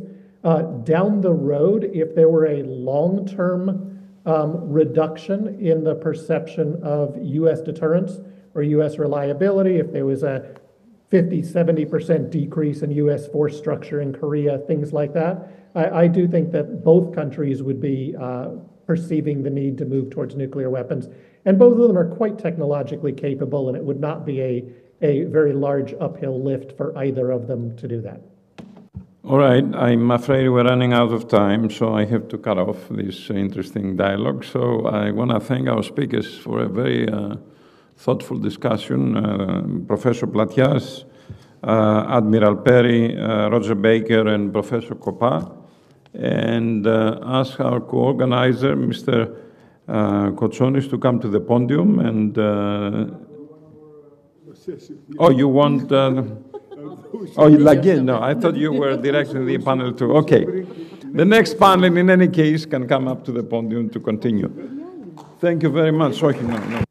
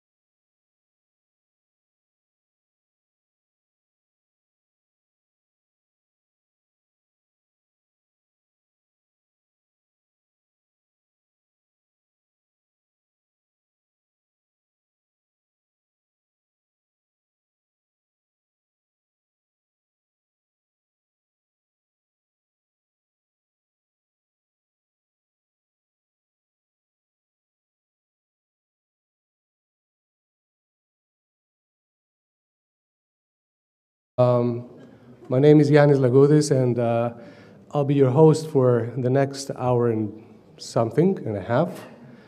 A big applause to all of you for staying so late. I know it's been a long, long day, but I think we've kept the best for last. Okay, so we will not disappoint you. There is a series of 5 speakers. 2 of them are remote, and you can see 3 of them here. Our first speaker is Dominic Donald, and he is an expert in, well, basically he is director of Loukas Advisory. Hi, Dominic, can you see us? Can you hear us? I can indeed. Excellent, thank you very much.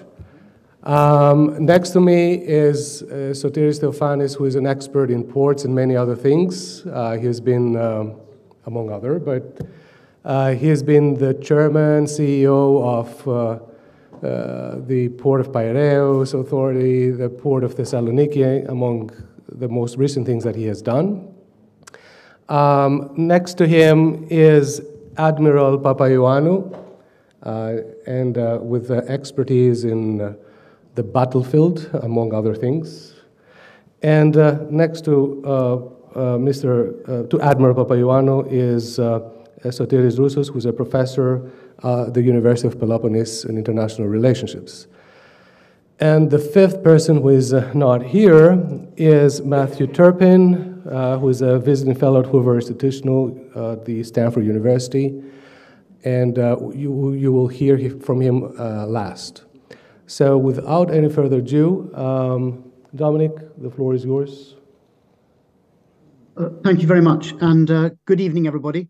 I hope I won't scare anyone away. I'm very conscious of having followed a very august panel and being part of a very august panel.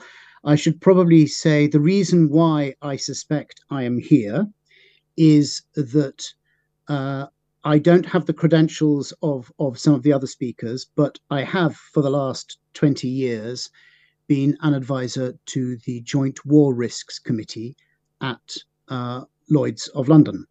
And what that means is that for the last 20 years, I have been making recommendations as to which areas of the world are so dangerous, which sea areas are so dangerous, that extra premiums should probably be paid if one's going to venture into them. So that means, firstly, that I firstly apologize if you're paying higher war risk premiums. I bear some responsibility for that. And secondly, it means that I have watched the way that threats to shipping have developed and advised upon the development of those threats for 20 years. So I'm in a good position to suggest how I think the situation now is different from the one that existed as recently as really 2.5 years ago. So the question is, why is commercial shipping at greater risk? And I would suggest that there are 3 broad reasons. The first is that the threat now comes from actors with a strategic interest in targeting shipping. Previously, if shipping was damaged or under threat, it was often a function essentially of collateral damage. The shipping was the innocent victim in somebody else's fight. That has now changed. We have states that have identified their strategic interest as being advanced by attacking commercial shipping. They will have either national or political advantage coming to them if they attack commercial shipping. That's the first reason. The second reason is that this threat comes from state or sub-state entities. A sub-state entity is like Hezbollah, the Houthis. They may portray themselves as being like a state. They may occupy a lot of territory and have many of the capacities of a state, but they're not actually yet a formal state entity. So that threat comes from state or sub-state entities rather than, in the past, strictly criminal enterprises with much more limited ambitions. And the third reason is that shipping is now under threat from weapons of war. 3 or 4 years ago, the principal threat that vessels faced were essentially the kind of weapons that criminals would carry, perhaps small arms, perhaps even knives. What shipping now faces is a threat from weapons of war. So I'll now take those three broad reasons in order and offer a bit more detail. So the first threat is that there is now a strategic interest in targeting shipping. Now, there are a number of actors, as you will have seen, as you will have noticed, that have identified this strategic interest. And a short list would include Russia, Ukraine, Hezbollah in the Eastern Mediterranean, Iran, particularly in the Straits of Hormuz, the Houthis in the Red Sea and the Gulf of Aden. So there are just some of the actors that have a strategic interest in targeting shipping. The important thing to understand about a state or sub-state actor that has this strategic interest is that the strategic interest is not static. In the same way that war is constantly evolving and your intentions at the beginning of a war are not necessarily the same as your intentions further on in the war or at the end of the war, the strategic interest of the entity that might be threatening shipping will evolve. So if we look at the example of the Black Sea, at the beginning of Russia's full-scale invasion of Ukraine, Russia essentially wanted to close off the northern Black Sea to all traffic that wasn't Russian. But as time has gone by and Russia's capabilities and Russia's strategic possibilities have changed, as Ukraine has done better,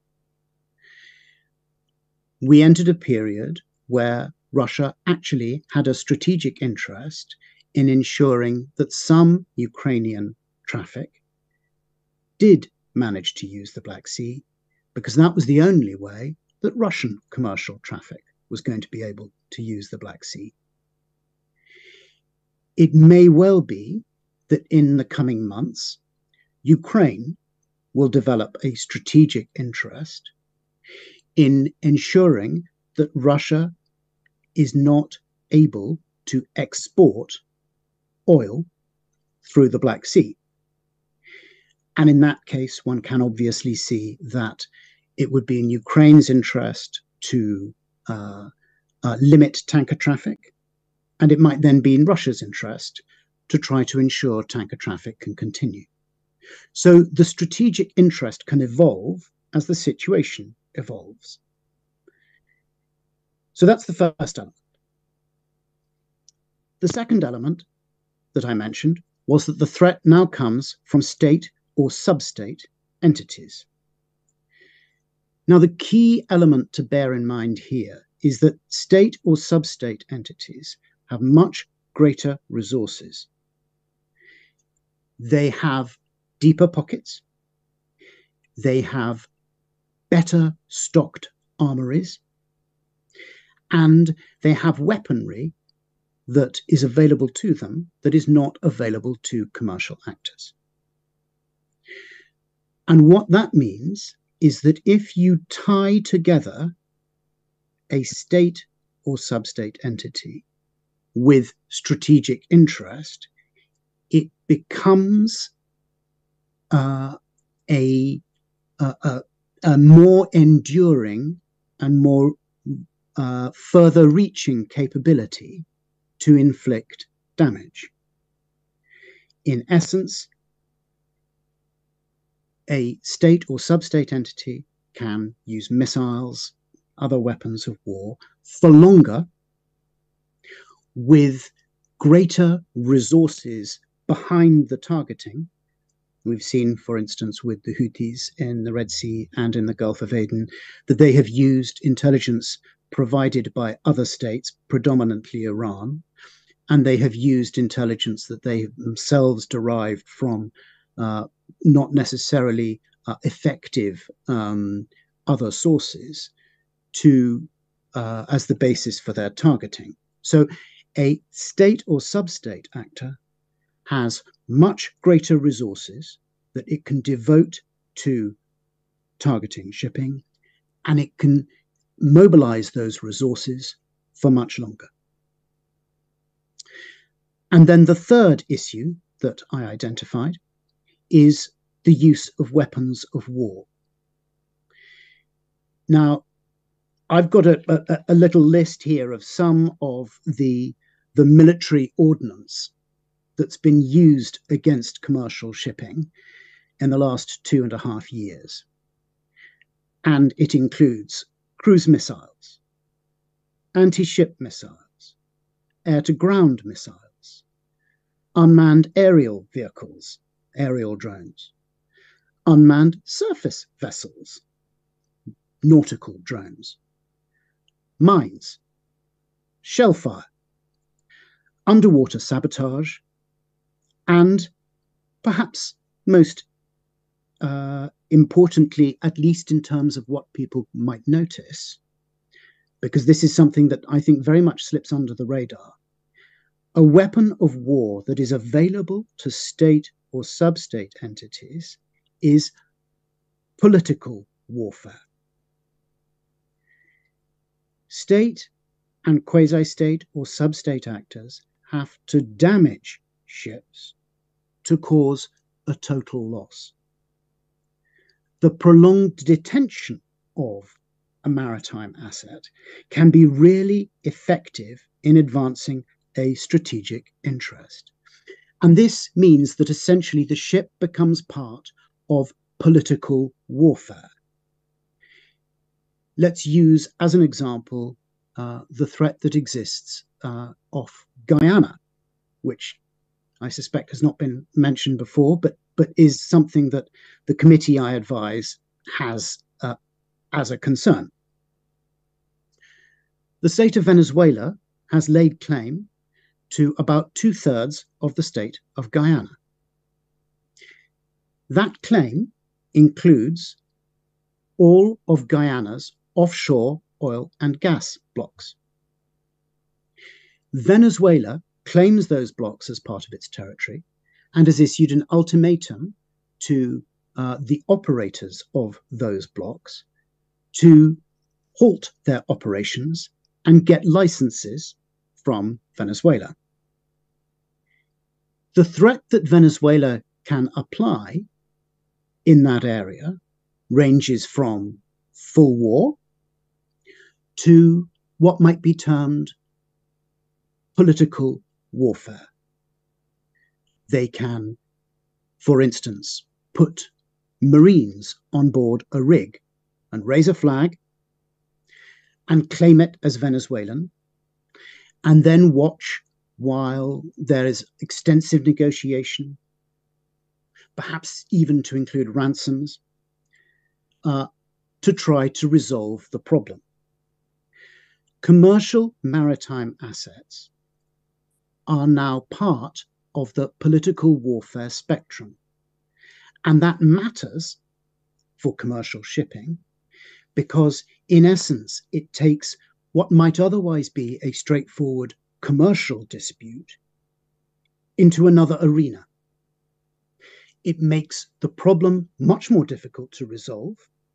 It removes the power to resolve the problem from the ship owner or operator and or their insurers, and it takes it up to the state level.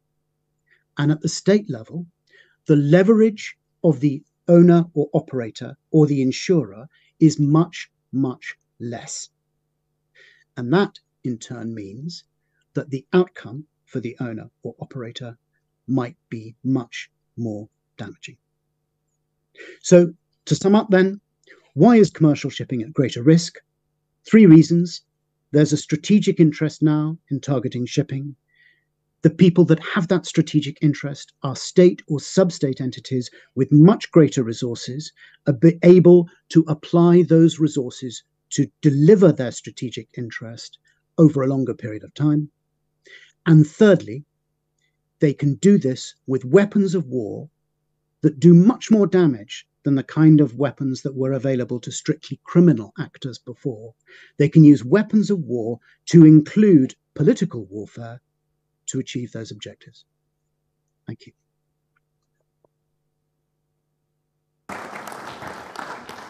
Dominic, thank you very much for the insightful presentation.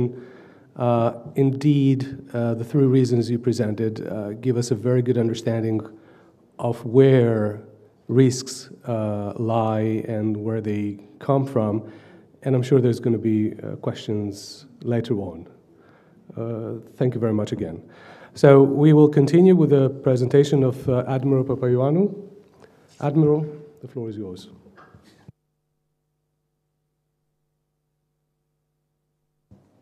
Καλησπέρα σας.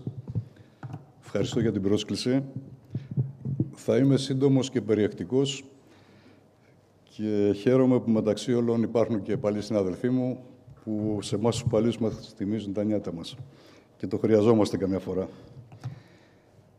Θα είμαι σύντομος. Η εμπειρία μου προέρχεται από το γεγονός ότι η εταιρεία της οποίας είμαι ιδιοκτήτης εδώ και 13 χρόνια έχει κάνει 22.000 αποστολές συνοδείας στην περιοχή της Ερυθράς Θάλασσας και του κόλπου του Άντεν.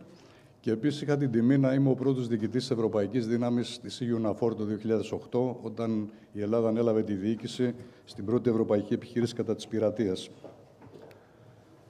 Εδώ είναι ένας χάρτης που φαίνονται τα χτυπήματα από drones και από πυράβλους στην περιοχή της Ερυθράς και του κόλπου του Άντεν. Υπάρχουν και κανένα 2 ακόμα που δεν φαίνονται ανατολικά του Ομάν. Είναι τόσο ανησυχητικός άραγε ο χάρτης? Από πρώτη άποψη, ναι, φαίνεται ανησυχητικός. Θα προσπαθήσω να δώσω την πραγματική κατάσταση με σκοπό να δείξουμε ότι ο κίνδυνος είναι υπαρκτός, αλλά είναι διαχειρίσιμος κατά την άποψή μου. Πριν από τον Οκτώβριο που ξεκίνησε η ιστορία της Χαμάς με το Ισραήλ, είχαμε περίπου 2.200 πλοία το μήνα που περνούν από το Σουέζ και κατευθύνουν την Ερυθρά Θάλασσα και κόλπο του Άντεν. Συνήθως κοντρά να θυμόσαστε είναι 24.000 με 25.000 στον άξονα αυτό και άλλες 25.000 βορράς-νότος που περνούν από το Cape Town. Μετά τις 19 Δεκάτου πήγαμε στα 400 και σήμερα, μετά τις 19 Πρώτου που αρχίσαν οι επιθέσεις των Βρετανών και των Αμερικανών πέρα των Ισραηλινών κτλ. Κατά στόχων των Χούτις, έχουμε φτάσει στα 300. Έχουμε μια πτώση δηλαδή κάτω από 50%. Τώρα όσον αφορά τις επιθέσεις και επειδή πολλοί από εσάς βλέπετε συνήθως στα μέσα μαζικής επικοινωνίας χτυπήματα σε πλοία και ανακοινώσεις κτλ. Ναι, υπάρχουν. Αλλά πρέπει να συγκρίνουμε ποιους χτυπάνε και σε τι ποσοστό. Μέχρι σήμερα έχουν περάσει 6.747 πλοία από τον κόλπο του Άντεν. Από τον Νοέμβριο μέχρι σήμερα. Έχουν γίνει 46 επιθέσεις από τους Χούθι και η επιτυχής είναι 20-50%. Τι σημαίνει αυτό? Σημαίνει ότι έχουμε ένα ποσοστό 0,6% περίπου στα οποία επιτίθενται οι Χούτις και έχουμε ένα ποσοστό που χτυπιέται 0,4%. Εδώ θα πρέπει να λάβουμε υπόψη και το εξής. Πάμε δεξιά πρώτα στην προβολή. Από αυτά τα μικρά ποσοστά όμως, το 35% είναι όσοι έχουν ανακοινώσει κιόλας, είναι Israeli interest, port destination of the port, το τελευταίο λιμάνι, το προηγούμενο να έχουν πριν ορισμένες μήνες επισκεφθεί κτλ. Είναι US interest και UK interest. Άρα λοιπόν Από όλα αυτά τα πλοία που έχουν χτυπηθεί, μόνο 3 έχουν χτυπηθεί κατά λάθος στα 6.467, όπως σας έδειξα. Οποιοδήποτε άλλο πλοίο που δεν ανήκει σε αυτή την κατηγορία έχει προφανώς μικρότερο κίνδυνο. Όχι ότι δεν υπάρχει κίνδυνος, υπάρχει, αλλά θα πρέπει να βλέπουμε την πραγματική διάσταση. Επίσης, από όλες αυτές τις επιθέσεις που έχουν γίνει, το 22% είναι με UAVs και το 78% με βαλιστικούς ή anti-ship πυράβλους. Αυτά είναι κάποια θραύσματα σε πλοία που είχαμε προσωπικό πάνω και που χτυπήθηκαν. Είναι κομμάτια από drones, όπως τα δείτε. Αυτά τα drones είναι τα ειρηνικής κατασκευής, τα δελτοειδή, τα οποία θα τα παρακολουθήσατε στο show από Ιράν προς Ισραήλ. Έχουν μια ταχύτητα 180 χιλιόμετρα περίπου και είναι πάρα πολύ θορυβώδη. Δηλαδή, προσωπικό μας που συνοδεύει τα πλοία πάνω στα πλοία τα έχει ακούσει πολλές φορές να περιφέρονται πάνω από το πλοίο και να περιμένουν την εντολή για attack κάνοντας loitering. Αριστερά είναι ένα πλοίο στο οποίο ήμασταν πάνω και χτυπήθηκε από drone. Τα drones αυτά έχουν μια εκρηκτική κεφαλή από 20 έως 40 κιλά, ανάλογα με την απόσταση. Σε πολύ μεγάλες, το βεληνικές είναι πάνω από 2.000 χιλιόμετρα. Σε πολύ μεγάλη απόσταση, προφανώς, ας πούμε, λόγω του καυσίμου, είναι μικρή εκρηκτική κεφαλή και αντιστρόφως. Οι ζημιές που κάνουν είναι επιφανειακές, δεν κάνουν penetration κτλ. Και βλέπετε αριστερά, έχει πάρει φωτιά, το σβήσανε κλπ. Και άλλο ένα τυφλό χτύπημα στο μεσαίο πλοίο. Δεξιά βλέπετε αυτό το πλοίο το οποίο χτυπήθηκε και βούλιαξε μετά και έτυχε να περάσουν και κάποια πλοία που ήμασταν πάνω και να έχουμε και βίντεο πάρα πολύ κοντά. Αυτό οφείλεται στο γεγονός ότι επλήγει με πύραυλο ο οποίος είχε υπέρυθρα ακτινοβολία. Εσύ και οι συνάδελφοί μου καταλαβαίνουν περισσότερο, αν μου επιτρέπετε, και χτυπάει τη μεγαλύτερη θερμοκρασιακή διαφορά, όχι θερμότητος, η οποία είναι στην ίσαλο του πλοίου, εκεί που το μηχανοστάσιο κόβει τη θάλασσα, ας πούμε, χτυπήθηκε εκεί και βούλιαξε.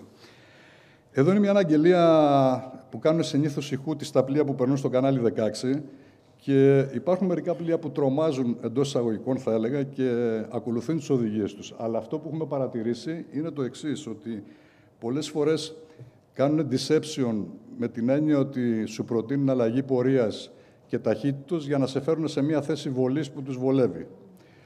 Να θυμίσω ότι κάτι αντίστοιχο έκαναν και οι πειρατές το 2012 που πιάσαν το τελευταίο πλοίο το Σμύρνη μιας εταιρείας, το οποίο κατέβαινε από τον Περσικό κόλπο και το πλοίο Μάνα το οποίο το περίμενε άρχισε να μιλάει και να λέει «This is Iranian Navy» και τα λοιπά, κάνουμε πειρά και αυτά, στρίψτε λίγο δεξιά-αριστερά και τον έφερε πάνω του γιατί δεν μπορούσε να τον φτάσει αλλιώς και τον έπιασε.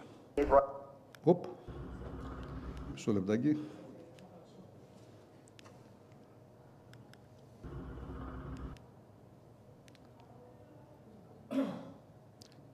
Γιώργο, για χτυπά εδώ.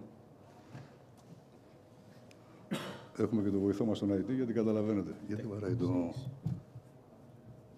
Israeli ship or any other ships proceeding to Israeli ports, they are not allowed to proceed via the Red Sea. Otherwise, they will be in our target. Wishing safety for all. Thank you for cooperation. Είναι γεγονός ότι επειδή τα πλοία είναι στην ανοιχτή θάλασσα, δεν έχουν καμία δικαιοδοσία προφανώς. Έτσι οι Χούτι μέσω των ανακοινώσεων αυτών. Εδώ πάλι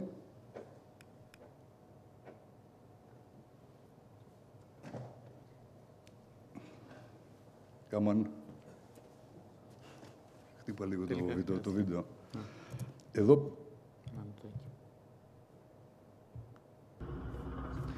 Εδώ είναι οι Χούθις. Πέρα από τις βολές που κάνουν με UAVs και πλοία, κάνουν και ανακαταλήψεις πλοίων. Αυτό είναι το δεύτερο πλοίο το οποίο πιάστηκε πριν από μερικές μέρες, κοντά στα στενά του Ορμούζ. Και από ό,τι βλέπετε το πλοίο δεν κάνει καμία κίνηση, έχει και ταχύτητα μεγάλη, μπορεί να αναπτύξει το συγκεκριμένο, απλώς περιμένει και αυτό τη μοίρα του, ας πούμε, να κατέβουν οι Ιρανοί και να το πιάσουν.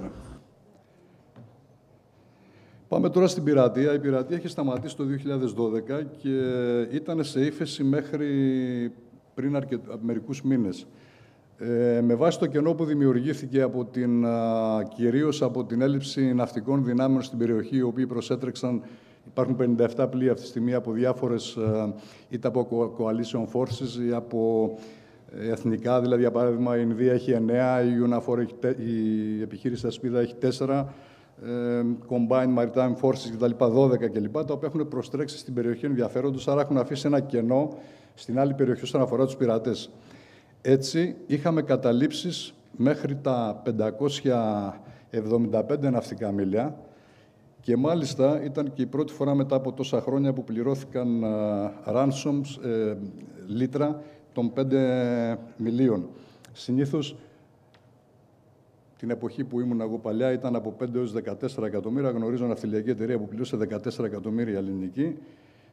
Ο μέσος όρος ήταν εκεί γύρω στα 7 και ο χρόνος παραμονής στο αγκυροβόλιο, στην ομηρία, μπορούσε να ξεπεράσει και το χρόνο, ανάλογα την αντίδραση ναυτιλιακής εταιρείας ή όχι. Εδώ είχαμε πολύ γρήγορη αντίδραση και πλήρωσαν τα λίτρα.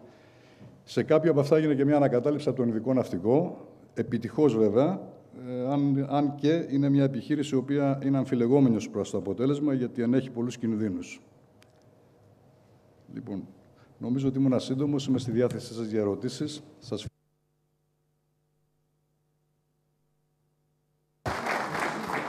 Thank you very much, Admiral. We will proceed with Sotiris-Theophanis and his presentation on the topic.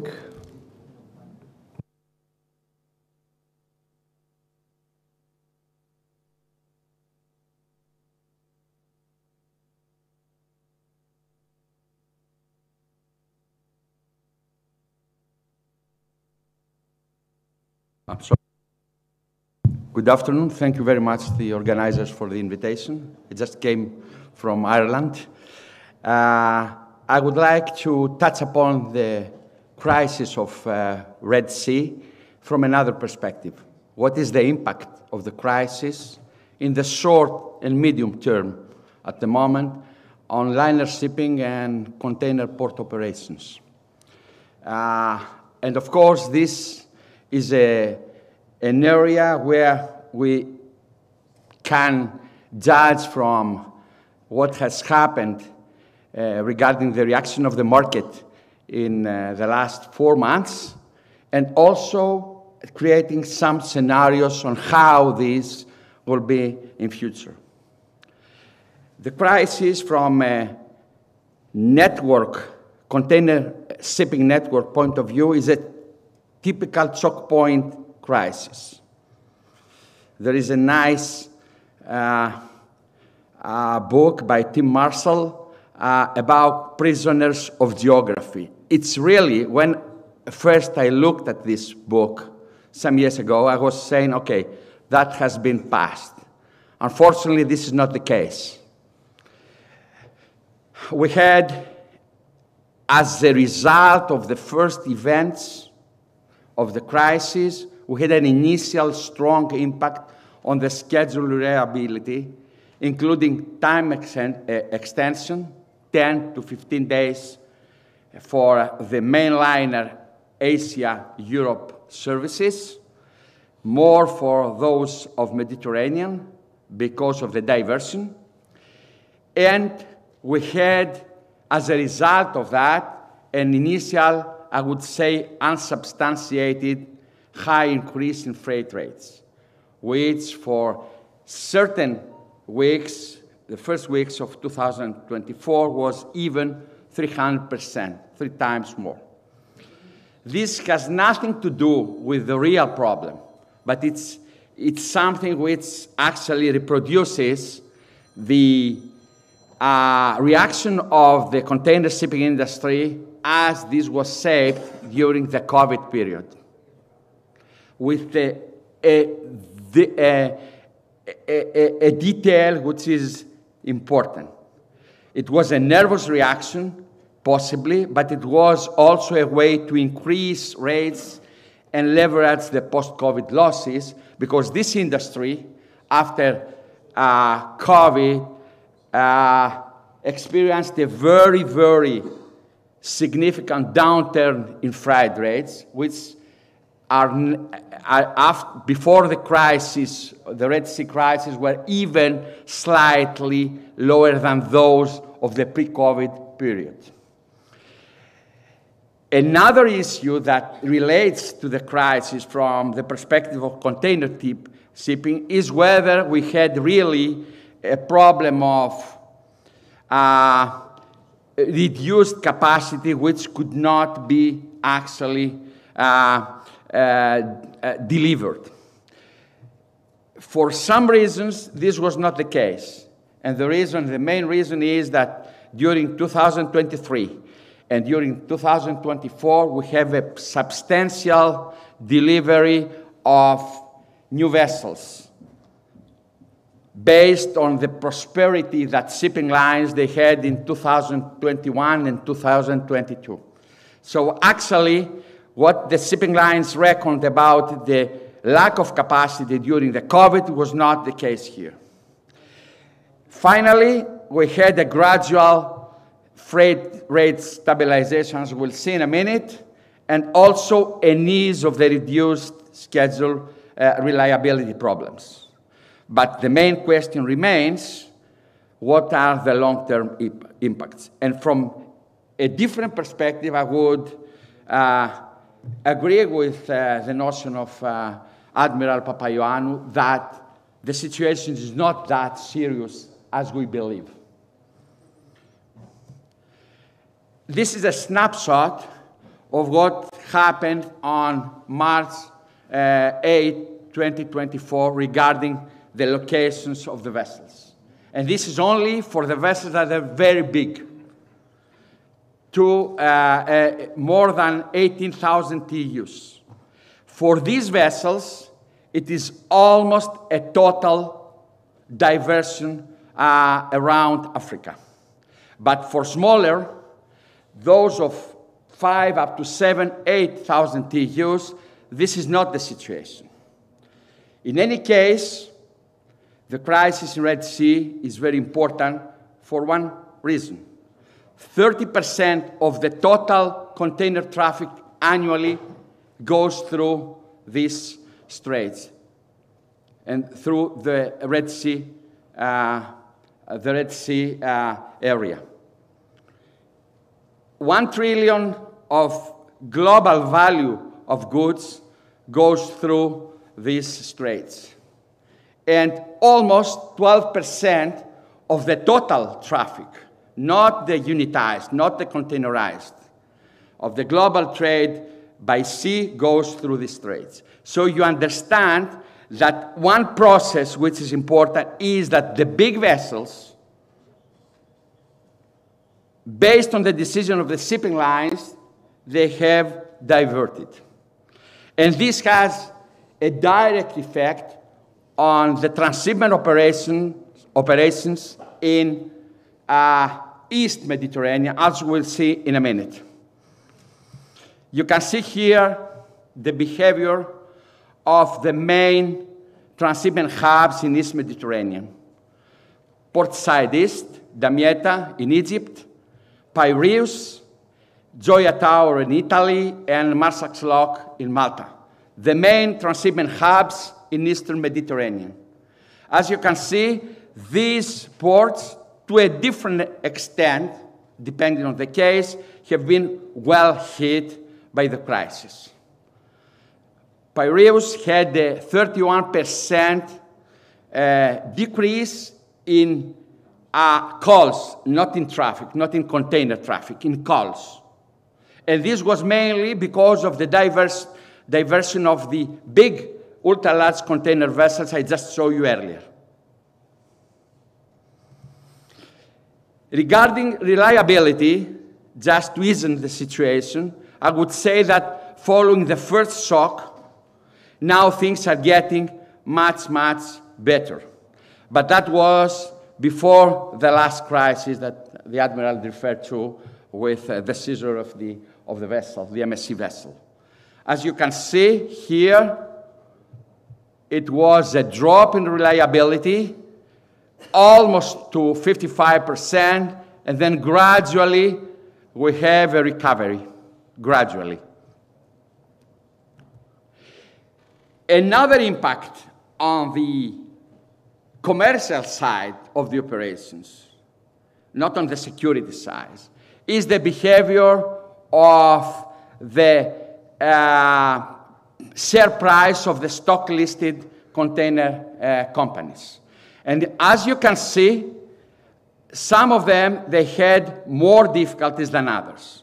Zim, for instance, for obvious reasons, the Israeli company had a very serious issue. And this serious issue does not reflect only on the behavior of the share price of the company, but has to do also with the two new, very big ports that have been developed in Israel. One by MSC, and that's an indirect way, actually, why this was seized in Ashdod, and the other one by Chinese, but not COSCO, the Shanghai International Port Group in Haifa.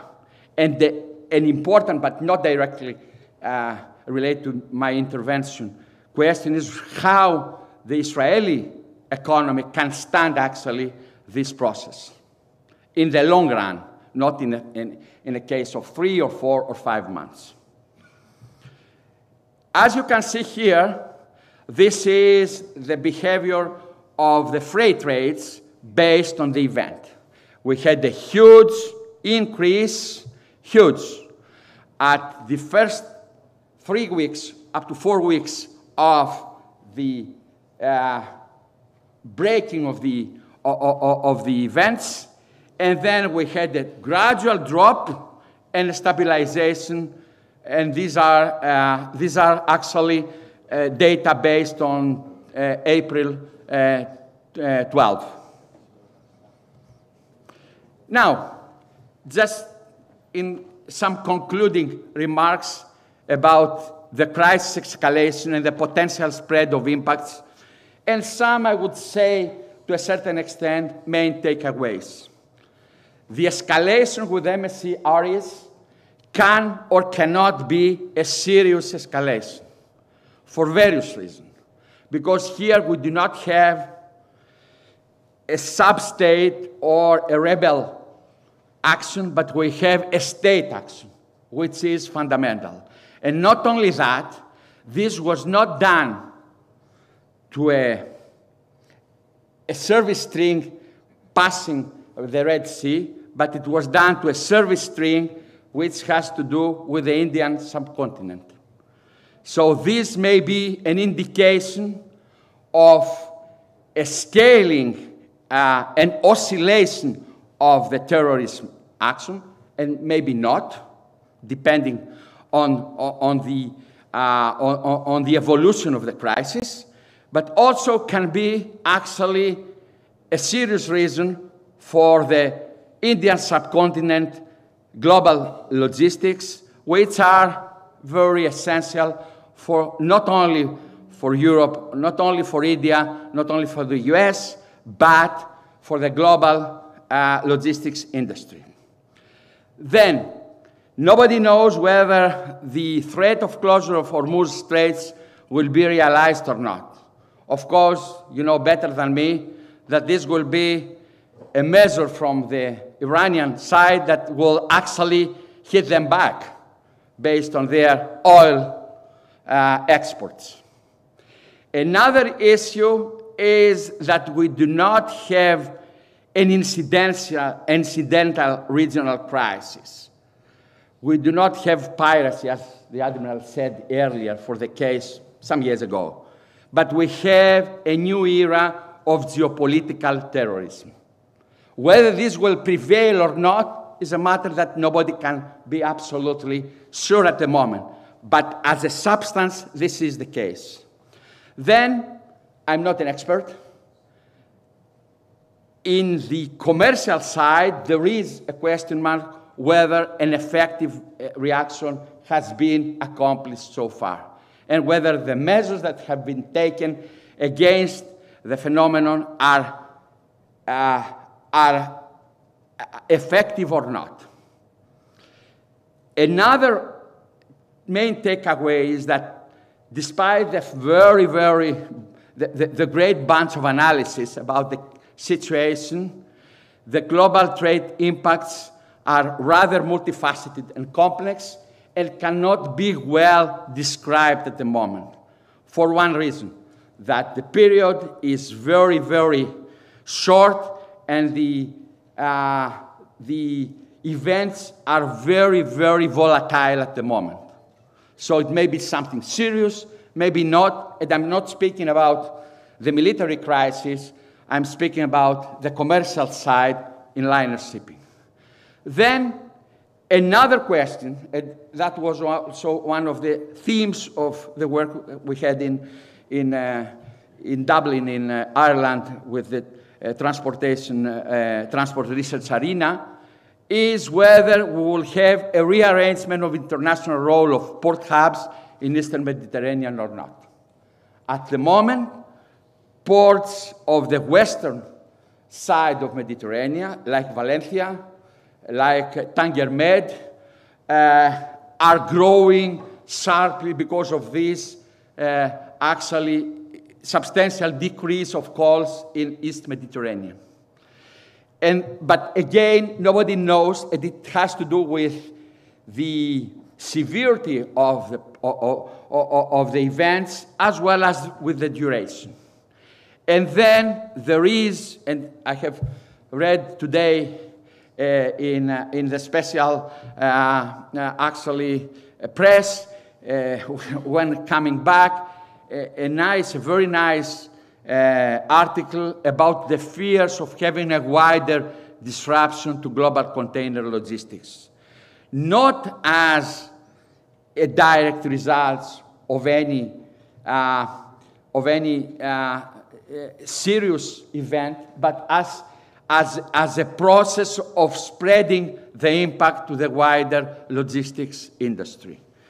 And this will happen should the crisis, of course, escalates and mainly extends in time.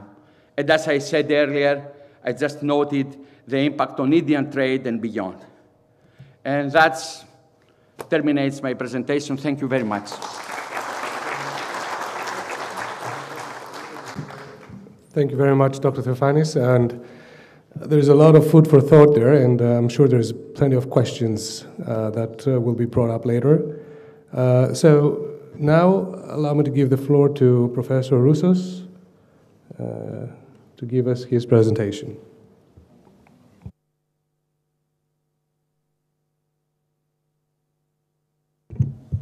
Thank you very much. I would like to thank the organizers for inviting me in this most important and most interesting conference.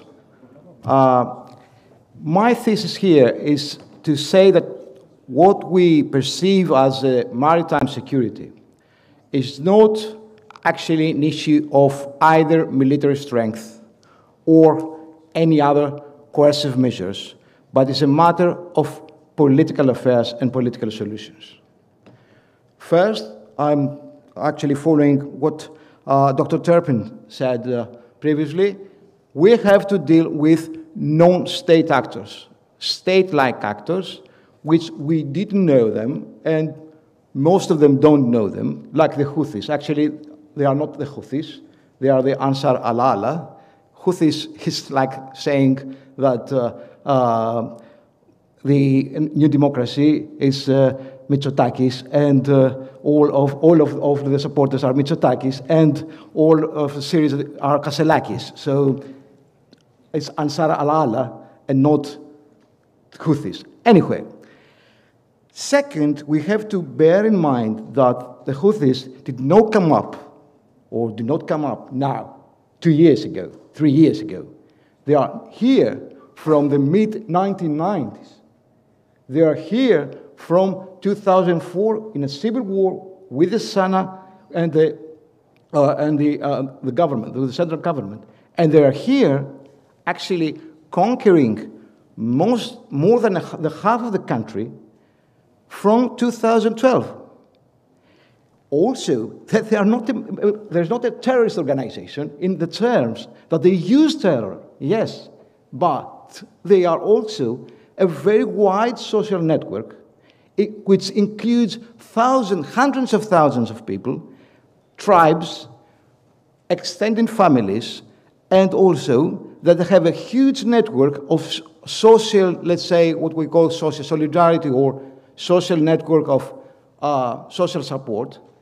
And of course, they have a very concrete base which is the Zaidi Shia Islam, and also they have certain let's say, examples that,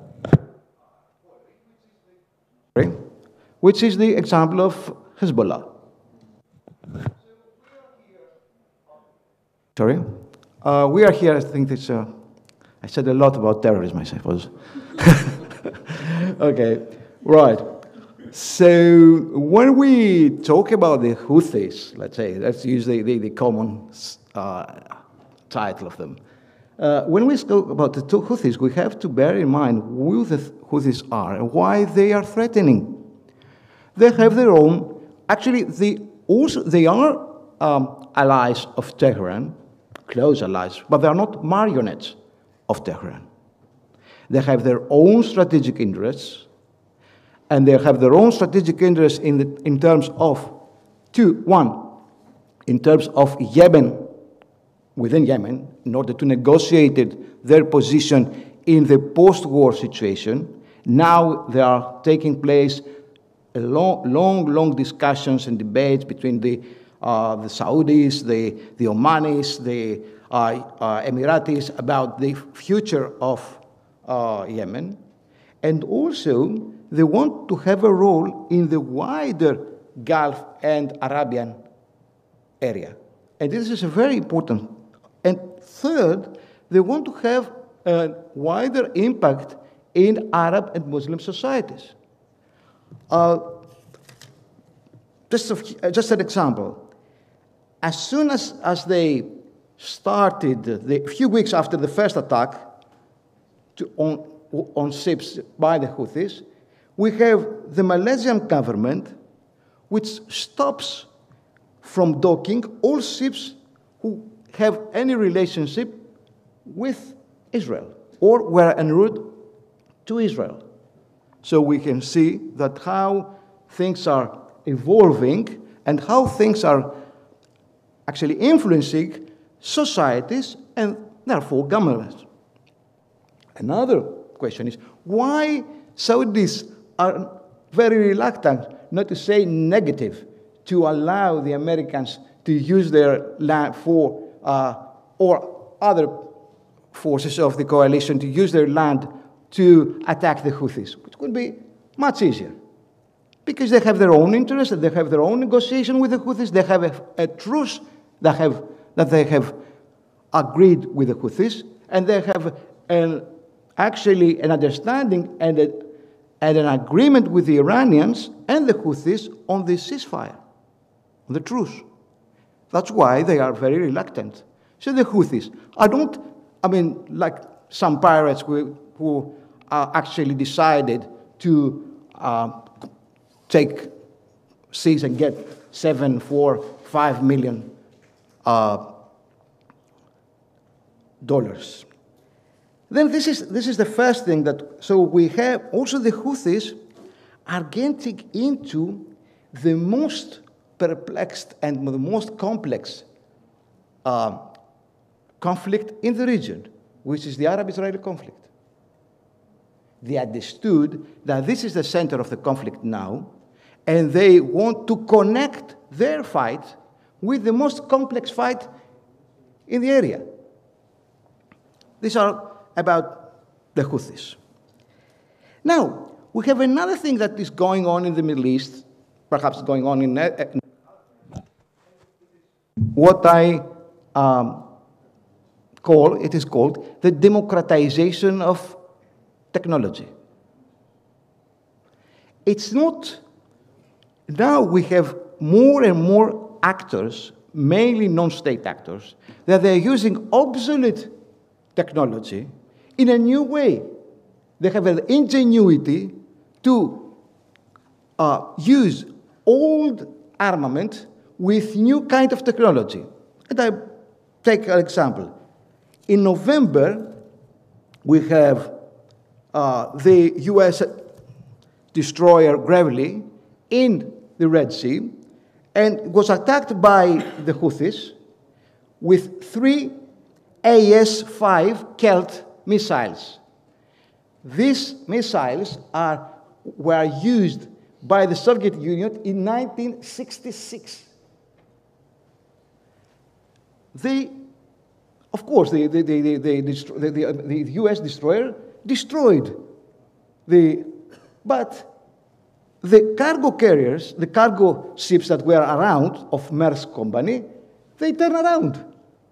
The Houthis did not want to destroy them. They want to intimidate them. This is the basic thing about terrorism, is to terrorize. And they terrorized those who wanted to terrorize. They didn't want to terrorize the US destroyer cleverly. They want to terrorize the Maersk cargo ships, the containers. And the containers were terrorized. They were intimidated. They changed route and they went around Africa. So, and what they use also the system of the AIS, as they call it, system of the ships in order to track them. This is so they can use, actually, with a lot of ingenuity, old technology, very old technology, with new technology that is very cheap around, and that we can use it, and we can buy it, even in, in any platform, in any shopping platform. I'm not talking about dark internet and things like that. So, in this area, we have to bear in mind that there is an antagonism. There are two main projects in this area.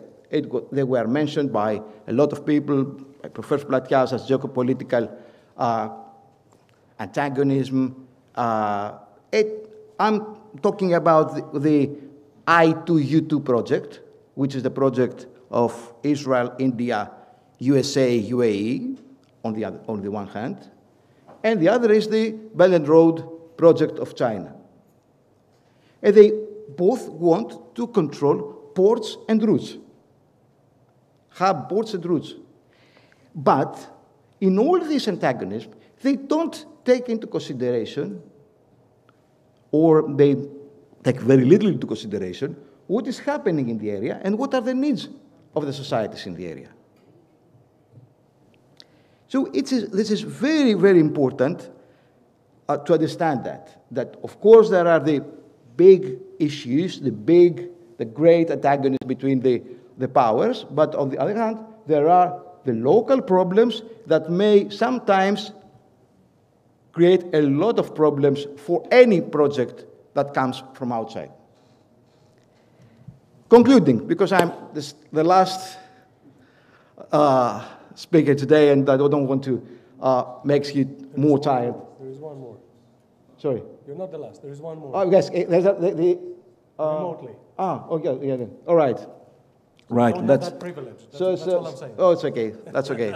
But anyhow, one of the last. Then one of the last. Anyway, so I'm coming to my first argument. Unless we try to solve the problems, unless we try, all the international community, great powers, whoever, to solve political issues that are very, very important for the region, I don't think that any military expedition and any other, let's say, coercive measure can help the situation until, if we want to talk about medium-term and long-term perspective. Thank you very much. Thank you, Professor Roussos. I think Professor Roussos gave us a very good understanding of the Houthis and the local protagonists, I would say, and how they can think, and I'm sure there's going to be a couple of questions there as well.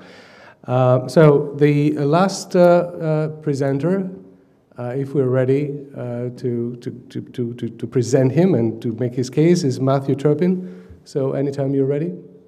Thanks so much. It's a real honor to be with you, and I apologize that I'm not there in person. Trust me, I would much rather be in Athens and participating with you all in person.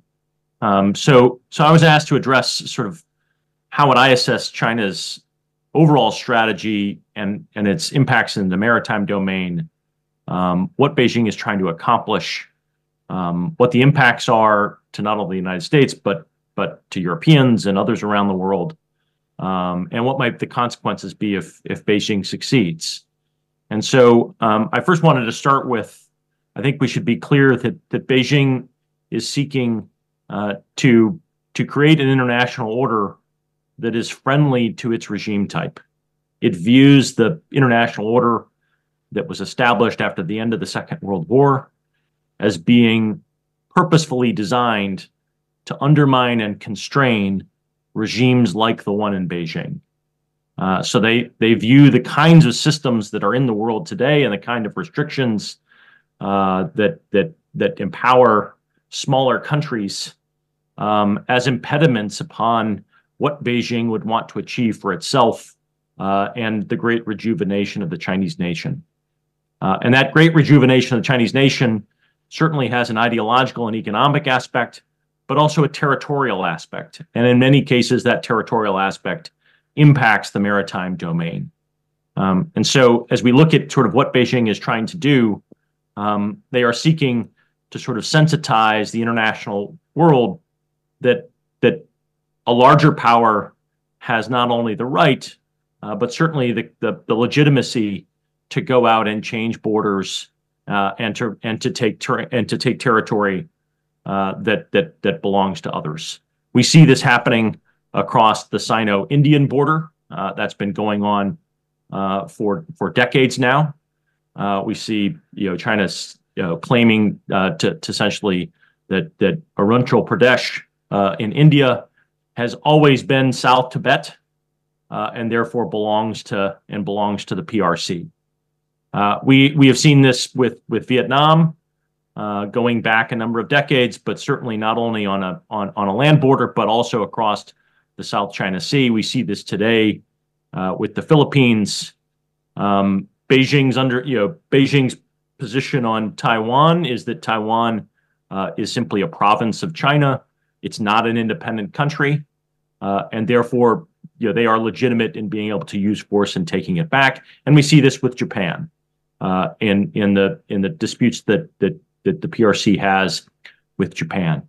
And so we look at sort of the totality of this, and we see Beijing sort of moving across various lines of effort, seeking to use military threats, economic coercion to compel other nations to surrender territory that Beijing views as its own. And that manifests in the maritime domain with an effort to build out a navy that is capable of not only challenging its immediate neighbors, but in challenging those maritime powers that have kept peace and stability in the region for years. And for the Western Pacific, that means the United States.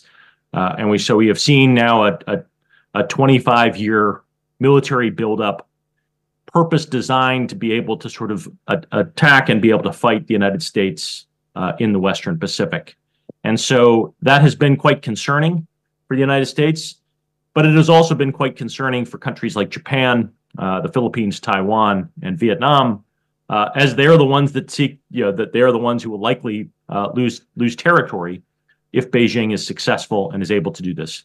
So I think one of the things that's happened just in the past sort of week and a half, as you're watching this now, is the combined operations and exercises being conducted by Australia, the Philippines, the United States, and Japan in the South China Sea.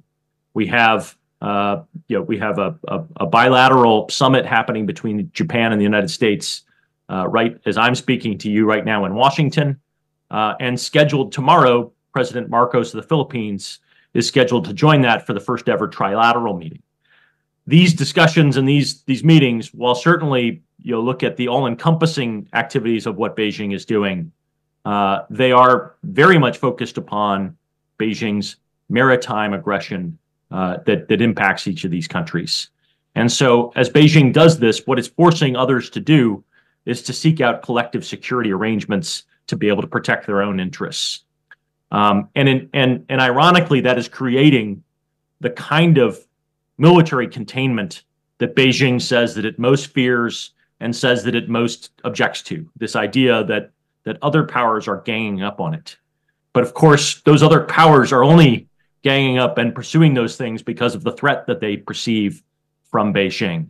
And so that cycle, I suspect, is going to continue to accelerate.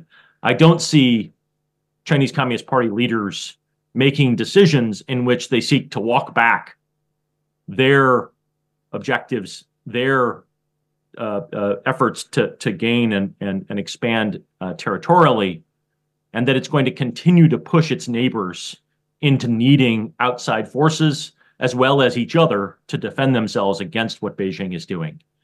I think this is a very dangerous construct.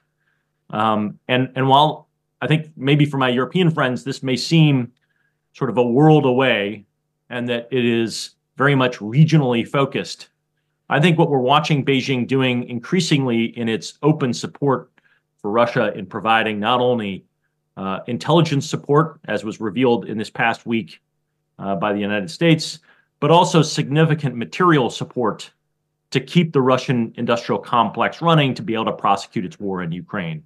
I think it'd be accurate to say right now we are now witnessing really a China-European proxy war happening in Ukraine, in which the Europeans and the United States are aiding Ukraine to be able to stay in the fight and be able to continue to protect its territory, while the PRC is providing increasingly strong aid to Russia to keep them in the fight so that they are successful. And that dynamic is quite dangerous. And of course, it not only has a land component, but it has a maritime component. And so I think we're going to see that continue for quite some time. So thanks so much for the opportunity to sort of cover some of these topics. I really appreciate it, and good luck for the rest of the conference. It was does that work? Very informative. I didn't know that it was so intense, the cooperation in intelligence between Beijing and Moscow. I thought it was more like an loose economic alliance because it fit both. But yep. So apparently that the geospatial. So they're now apparently helping with targeting. Finding Ukrainian units and then passing those things on with Chinese space assets and being able to pass it on. I mean, that was revealed last week by the United States, and I think that's quite problematic. That's what's leading the U.S., which has been deeply reluctant to sanction Chinese companies and the Chinese government for their support. It's what leading the discussions this week that Secretary Yellen, the Treasury Secretary, had as she went to Beijing and threatened that the United States is much, much closer to real serious sanctions on the Chinese for their support to the Russians in Ukraine. And so we see that accelerating, and that's really quite problematic.